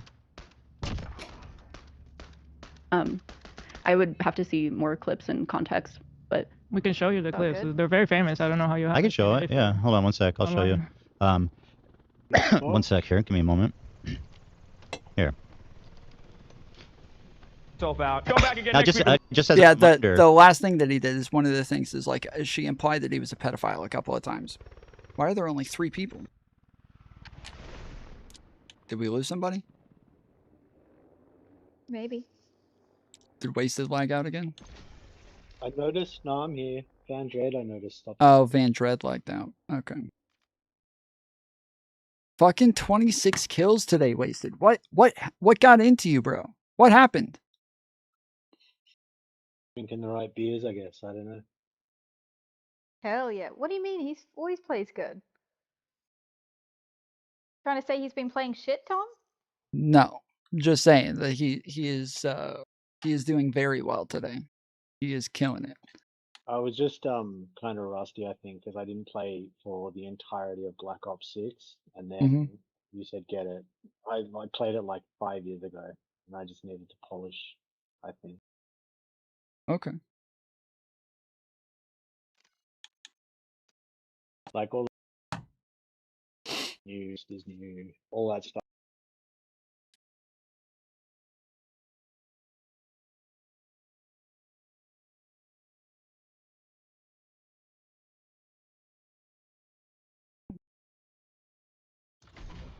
Cause yeah, you were the one who went to the loadout in the gas one time and didn't know how to, or to the store, but didn't know how to buy anybody back. And That we was had mostly because of my stupid controller, and because I hadn't played it in like 5 years. Because back in the day, obviously, I bought people back, but I didn't like inherently know which button to hit, and so I'm like looking across the whole fucking menu, going, "What do I hit? What do I hit?" I just need 2 more shotgun eliminations. Oh, I'm not going to get the other thing anyway. yeah, I only have one of my 3 completed. It's 10 legendary supply crates, open 10, but with the resolve perk activated, get 3 eliminations. I have 0 out of 3, and then get a headshot with a sniper rifle.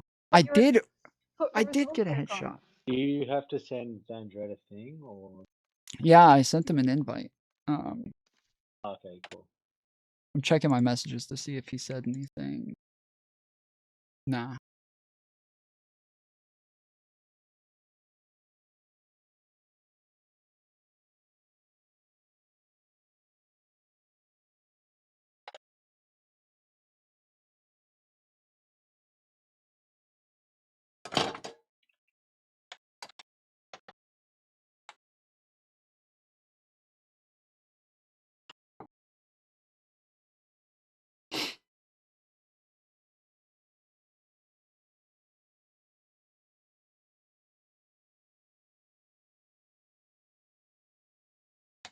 Well, I'll probably do one more when Vandre gets back. It's pretty late.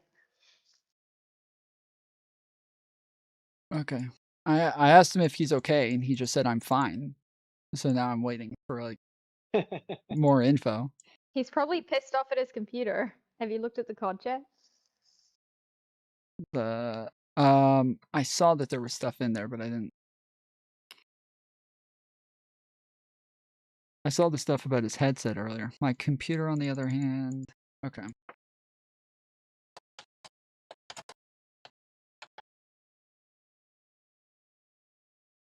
All right, I'm gonna play the video while we wait.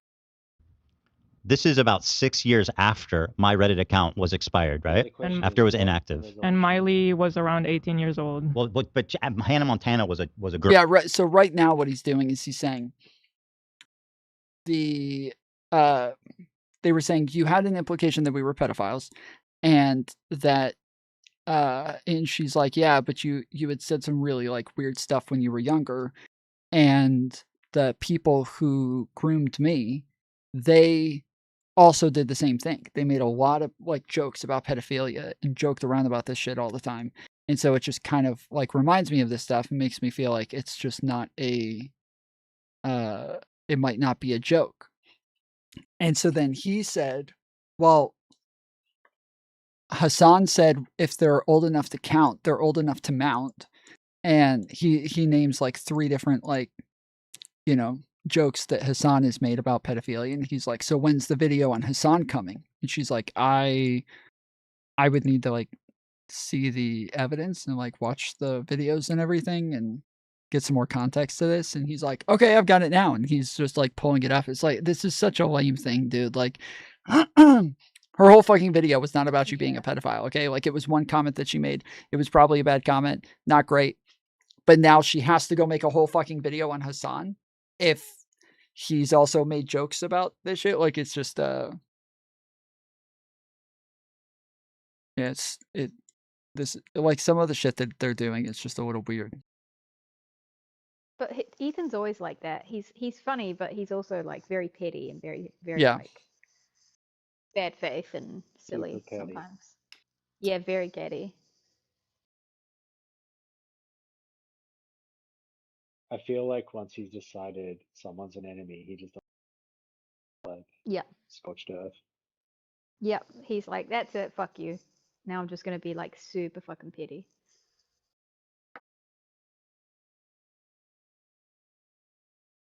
We'd love to see it. I kind of relate. I don't know. I try to give people like a chance and then keep being shit. What are you supposed to do? Yeah. Yeah, I'm yeah, I'm obviously like very different. Like, I give people a lot of chances, and then even after they fuck up, I give them a chance to like, if they're willing to like admit that they fucked up and like you know, apologize and everything, I'm willing to give them more chances. And I'm like insanely fucking patient with shit. Yeah. But Sometimes Tom is too fair. yeah. Or he needs an emote. Okay, I asked him if we should wait for him because he said that he thinks he can play again, but he's out of ideas because he's still having issues with the cable, where it's still just not working correctly with the graphics, and it's really weird that it would take him out of the game though. That's really strange because normally it might like have issues with the monitor, I thought, but I didn't know that it would take him out of the fucking game. That's strange. I guess maybe if it works sometimes and it like crashes halfway through a game. Well, it seems like it's an issue with Xbox where he might be better off just downloading Xbox on a PC, I think. Right, that's what I'm saying. I think it's an issue with the Xbox like program because I'm not on Xbox at all. Like I just downloaded the fucking game to my PC. And so if he's using a PC, I guess he wants to use his Xbox account, but he could probably do it without the Xbox account where it wouldn't have these issues. I asked him if we should wait and he hasn't responded, so I'll give it like a couple more minutes, but I know Mantis has to go to bed soon, so.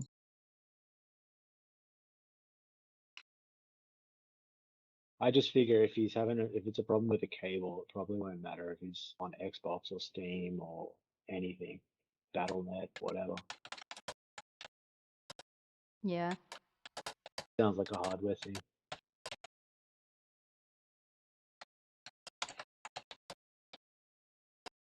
PCs are so fucking annoying, which is why, like 8 years ago, I just decided, fuck that. I'm just gonna pay someone who knows how to make them to make me I just buy like a pre-built with decent shit. It always fucking works.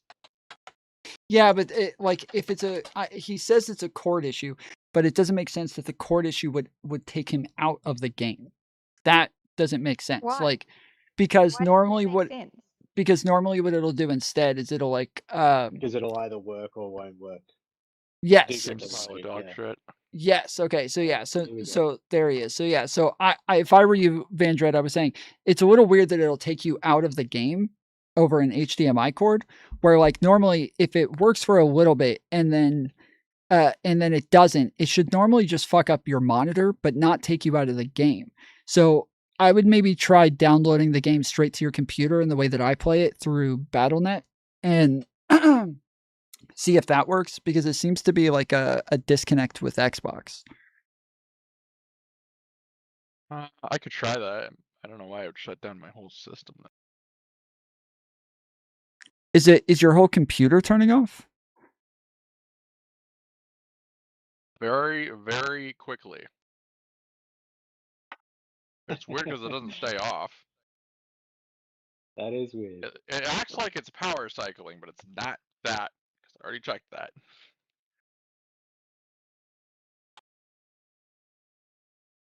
Oh, just demanding like 2,000 watts. I thought it was anti-cheat because my BIOS was hella out of date. Mine keeps nagging me about the anti-cheat, whatever, but it still lets you play Warzone. Yeah, the only thing that it should Yeah. do is like the only reason that it would do this is if there's like a driver issue. If it's not a driver issue, the cord should just be turning off your monitor, not resetting your It's actually PC not in a bad any thing. way. Have you checked your GPU drivers?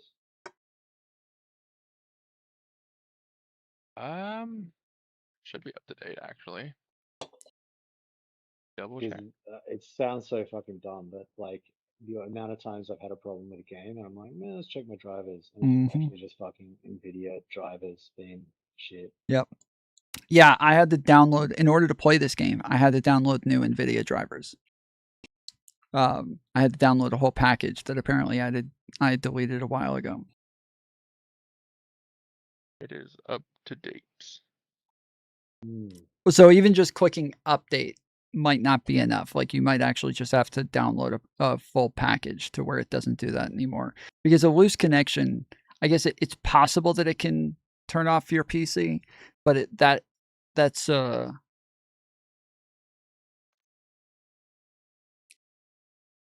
The original thought was it was my graphics overheating but I ruled that out. So that was not it. You said that you changed out HDMI cords though, right? Mm-hmm. It's on a fiber HDMI cord now. Yeah, so if you have a different cord now, it either has to be the port or the drivers. Mm-hmm. No, well, sometimes like cords do behave differently. Like cords can fail midway. So yeah, but he changed out the cord. With fiber cords, it would fail differently. Okay, so it's failed with both types. Yeah, it's failing the same way with both cords. So I missed that. Gotcha. yeah, sorry, he didn't say that. It's just that I know from playing with him before he switched them out.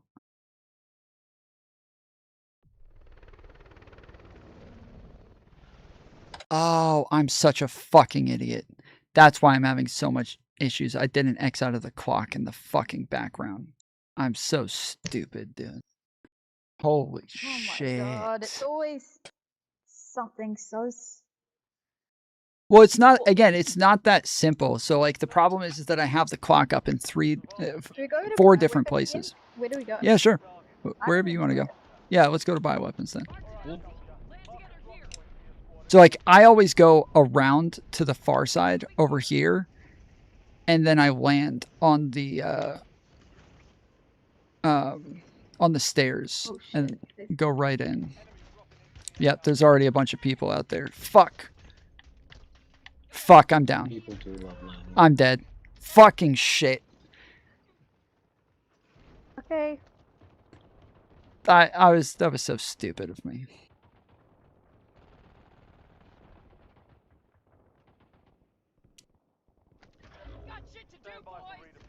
Same, I landed on 2 people. Yeah, there's people on top as well.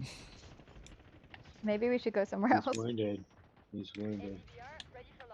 Go inside of it. Okay, I just put a airstrike on top, so Got that he's got to jump. Nice.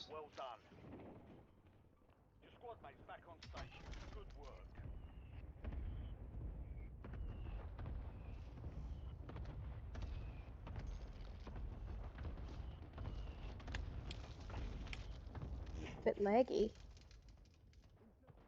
Fire solution was bad. Miss.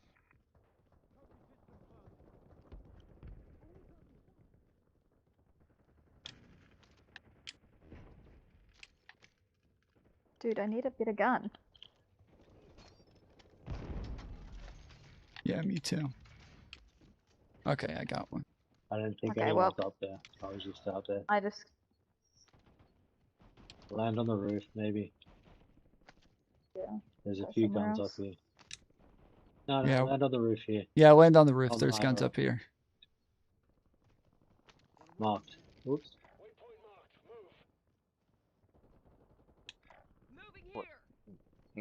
Frame rate, holy crap. Your squad mate is redeploying. Well done. Do you want to Oh, play in there's 20 frames, but it looks People shooting. I'll come back out. Come back up. Yeah, yeah, I reckon. Someone's landing on your roof, Andrew. Okay, there's a gun right here. There's one right there, yeah. Okay. Jumping off. Someone in the courtyard outside this building. Got him. Nice. Oh, there's one right there. There's ammo. He's fuck, I'm down. I'm right below you guys. Get ammo. Yep. There's nobody here with me, but he's probably coming to get me, but he's not here with me. We got him. Someone's landing on the roof. Okay, thank you. I'm getting picked up. Someone on the ground here. Someone on the ground here. I got him on the roof. No, he's on the first. He's on the first floor of that building. Yeah, he's there's one in our building as well. Thank you, sir. I said thank you. Second floor for Americans. We call that first floor. In here, Vandred. I got him. Yeah, we call it ground floor and first Shit, floor. someone's on the rather than roof. Floor and second floor. Okay, we're coming. But the first floor is the first No, floor. I just What? jumped off. Oh, the other roof? First floor is the floor after the ground floor in British English No, countries. that's I know it's that's strange. the second floor. Yeah, it's the main floor. No, that's the first floor. Gas is coming. Backstairs, backstairs, backstairs. Shit. Wounded. Someone put a fucking bomb on this door. Where is he? That guy. You have reinforcements inbound. Nice.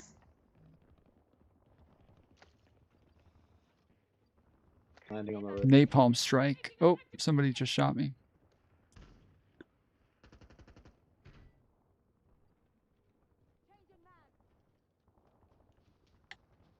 There is.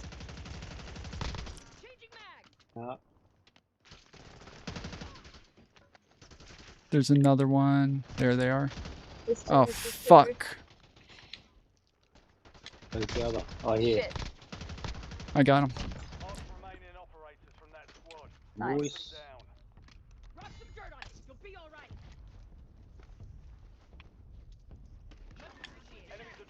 Someone's popping at me at these buildings over here. I gotta get my armor back Another one of on. you guys.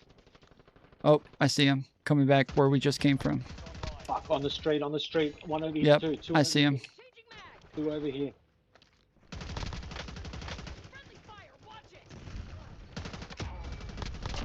Well done. Let's fucking There's go. another one Fine. over here. Shit.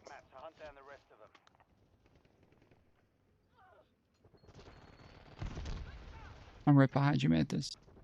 Okay, you got him. Oh, more on the street. Shooting by the loadout. Parachuting here.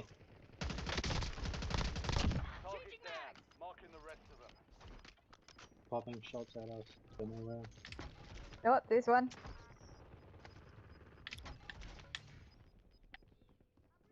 Get your squad to the safe zone. Leave no one behind. Incoming LDVR.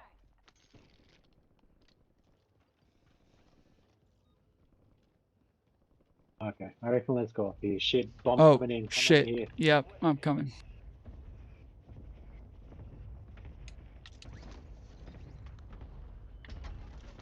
Oh, is that motherfucker? Someone's spotting that shit. Gas is coming in.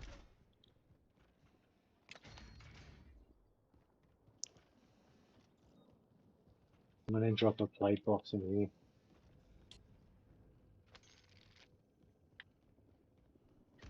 There's a bunch of ammo down here, remember? Someone else. Shouldn't have played this game. I agree. Fucking sucks. God, it was a mistake. I always Gabe does his overstay. crash computers.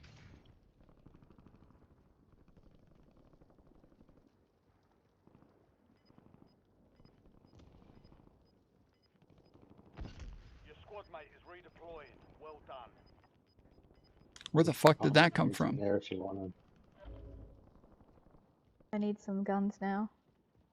Who just threw that smoke? Fire sale is active. Five station Someone's up prices here. are adjusted. Or is he on this tower? He's here. Enemy soldier incoming. Got him. Nice. Well done. Oh, there's another one over there. Shit. I got you. He's dead. You're good. Another one somewhere. Oh, I'm dead. On the roof, on the roof. Fuck, he's over on the roof. Yeah, we've kind of fucked. No, no, We're both down down. over here too. Yeah, kill him first. Well done. We're Get surrounded. us, Oh, shit. Tom, get us Tom. Get us Shit, Tom. there's so many people. Come on, Shit please over get there. him. I'm up here, man. Damn it! You're okay. Oh, cool. Enemy UAV overhead. Plating up. Enemy destroyed. Yeah, me too. Use your tac map to hunt down the rest of them. Stay still. Stop moving. Stop moving, please. Fuck, now you're right on top of a gun. I can't. Okay. Good cover fire. Okay, they're still On the roof shooting. still. On the roof. Yeah, I see them. There's someone right here! Shit, I'm loading the plane. Okay, he's down. Where are you? Shit, goddammit. Fucking hell. Gas coming in. Over near the tower. No! How do I get out of He this went through thing? the door. Push X, push X. Okay, I'm over here on the roof, so... Near the door, near the door, near the door, near the door. Front door? Oh my god, I just died because I got, Nah, I got into him, that I got him. fucking helicopter. You just gotta push X, Mantis. I'm rage quitting. I'm out of here. Fuck this. Nah, you good? No, no, stop. No, don't do it. Don't do it. Please.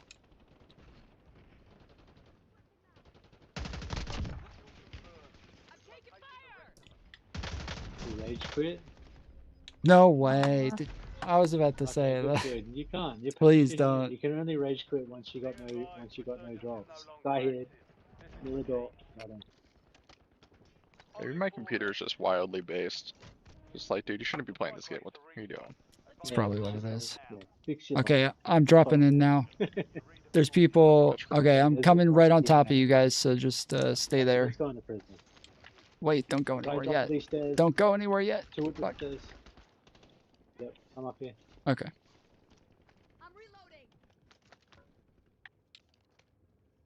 Plates here. How do we do precision airstrikes? You hit right on the D-pad. It becomes binoculars, and then you just like mark it. Where guys Okay. are. All right, inside. Yeah. Oh, guy behind you guys. Got him. Well done. You're in the top three. Don't let up now.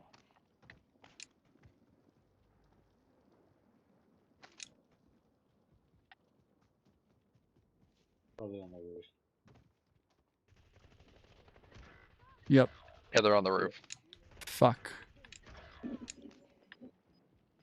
The fucking best to ever do this shit.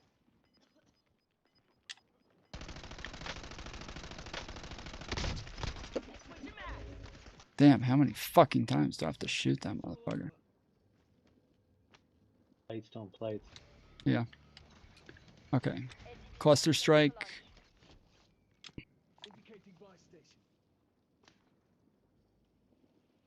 Come to the buy station, Tom.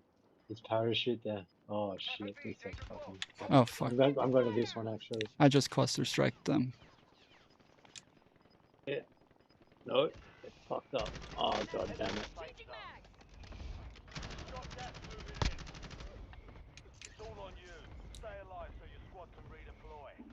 I think they brought everyone in. Target grid struck. No casualties.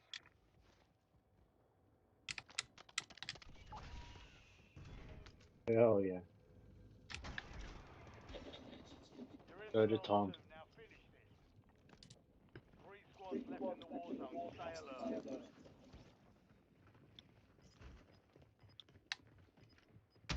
He's up there. He just went up top. On the straight as well. What? I'm not one. How? I'm not one. I'm not Come one. inside, come inside. I know someone's already Oh, reviving fuck. me.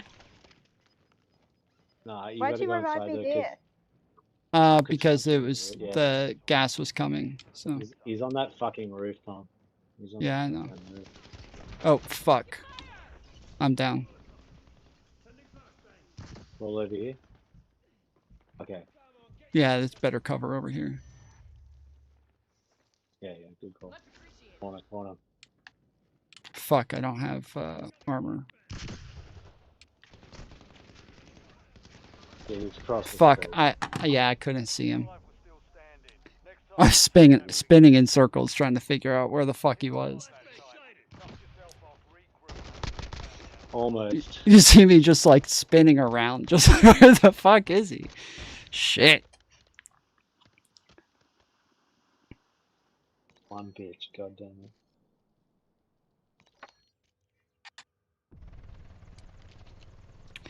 Good game. We made it to the end. Alright, I'm going to bed. Alright, night, Mantis. Night. I'm gonna head as well, I think. Yeah, I'm done too. I was kind of pissed because I got somebody's gun. I got their loadout gun, and it was a really nice gun, like right at the end. And I got a ton of kills with it. When I picked up or when I dropped into the what is it called? The prison.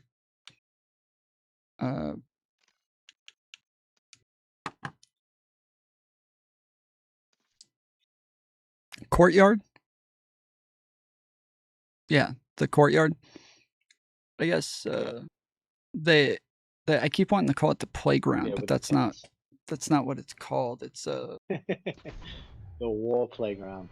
well, it's something like that, but that's like there's a term for like where you go out for like free time and you play basketball and like all that shit. It's I like know what you mean. but I can't think of the term. It's like a prison Yard. park, a prison. Yes, yeah, I guess the prison yard. Yes, exactly. Thank you. And so yeah, when I landed there, you had just killed somebody on the stairs. That I went and grabbed this gun and had a really good gun at the end, and so I was doing fairly well with that gun. And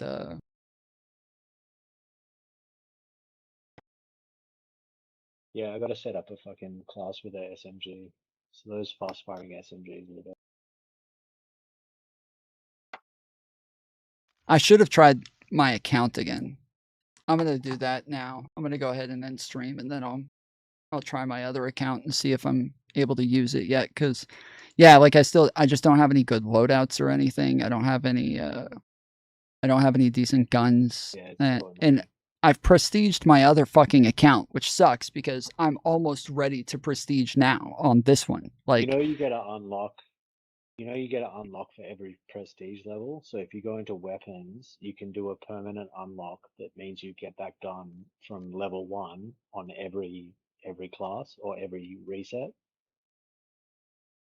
Well, or you can just not reset. Well, I'm saying I prestiged on my other account. And so on this one, I'm still level 0 or whatever. And I prestiged once on the other one. And so on the other one, I have a loadout, I have all of my shit, but I can't use that account because it's limited matchmaking. So on this one, I made this one so that we don't get limited. About the unlocks. Yeah, I don't think I did know about that, but I don't know where would I get it? Do I go into prestige? You go to loadouts. Yeah, after you prestige, you automatically get it. So you go into the loadouts, and then you can, on any weapon at like level 1, all of them will be locked. But if you go to it, there'll be like, I think it's press X, and it will permanently unlock one gun or one perk or one grenade or one whatever every time. So every time you prestige, you'll be able to use that from level 1. Okay. Interesting. Because that's the idea, is like at least you get the things you use, you get to unlock as you prestige. So you just kind of unlock the things you always use, and you're good. From level 1, you always have like a pretty decent bunch of shit. Interesting. Okay. Yeah, it sucks because like throughout the entire double XP week, I didn't get to use any of that for my main account. And then I'm almost to the same level as I am on that account now on this fucking account because of the double XP. So now I'm kind of fucking annoyed. It's pretty like regular. There'll be another one soon. Okay. All right. Well, appreciate it, guys. Holiday. It'll be like Thanksgiving time. I bet you. Okay. All right. Cool. All right. Well, appreciate it, guys. Y'all have a good night. We'll probably see you again tomorrow. All right. Ciao. All right. See you later.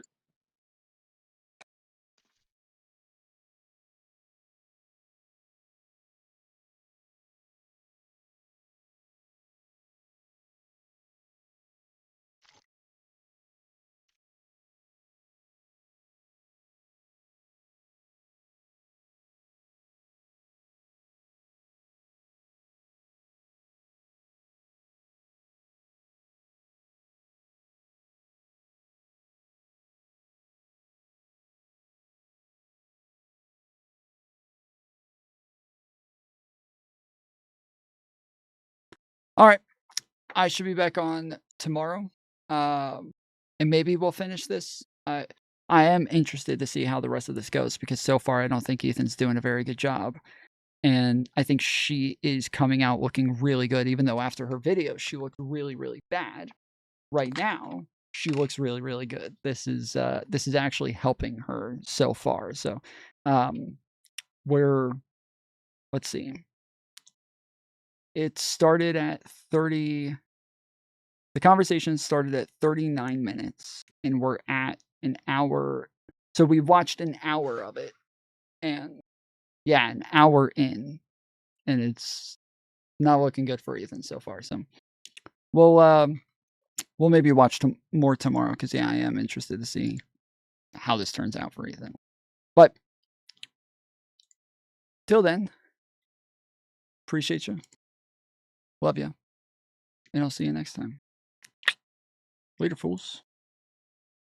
You know, if I ask you, hey, I have a hypothetical and I want to know if you like sour things more or sweet things more. And so I say, hey, would you rather a piece of chocolate or would you rather Sour Patch? And you say, I like Sour Patch because I like the colors. The hypothetical is designed for me to understand whether or not you like sweet things or sour things more.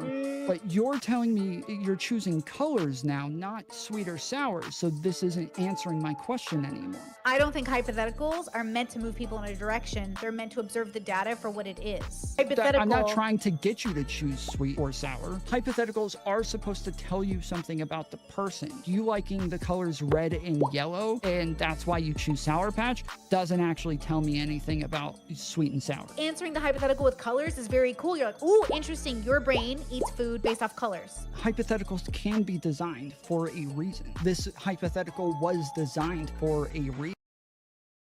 Earlier I said there's two definitions. So if No, you you're didn't. listening to my We've been over this a million times. I don't think people should say the N-word, but I also believe people should have the right to say the N-word. Wait, which one's Do you want me to say it for you? No. They have the right to believe what they believe. That doesn't mean that they're right in their own way. No, they're still wrong. You're wrong a lot. And you say things that I think are immoral, like that white people shouldn't say the N-word. But I still support your right to stop white people from saying the N-word and discriminating against white people in the way that you do. I don't agree with it, but I support your right to say it. Do you think it should be illegal to say the N-word? I think our world would be better. So I'll say yes. I think the world would be better if we all couldn't say it. I think the world would be a better place. Okay. Yeah. I feel like racism is authoritarian. Well, wait, what are you talking about? If you don't want your morality to be with the world, then it's not moral. It's not moral enough. Those are different things. But what the law says and what is moral are not the same things. I don't think people should lie. I don't think that people should get arrested for lying. I don't think people should call black people the N-word. I don't think they should get arrested for calling black people the N-word. These are not the same things. Morals are not the same thing as laws.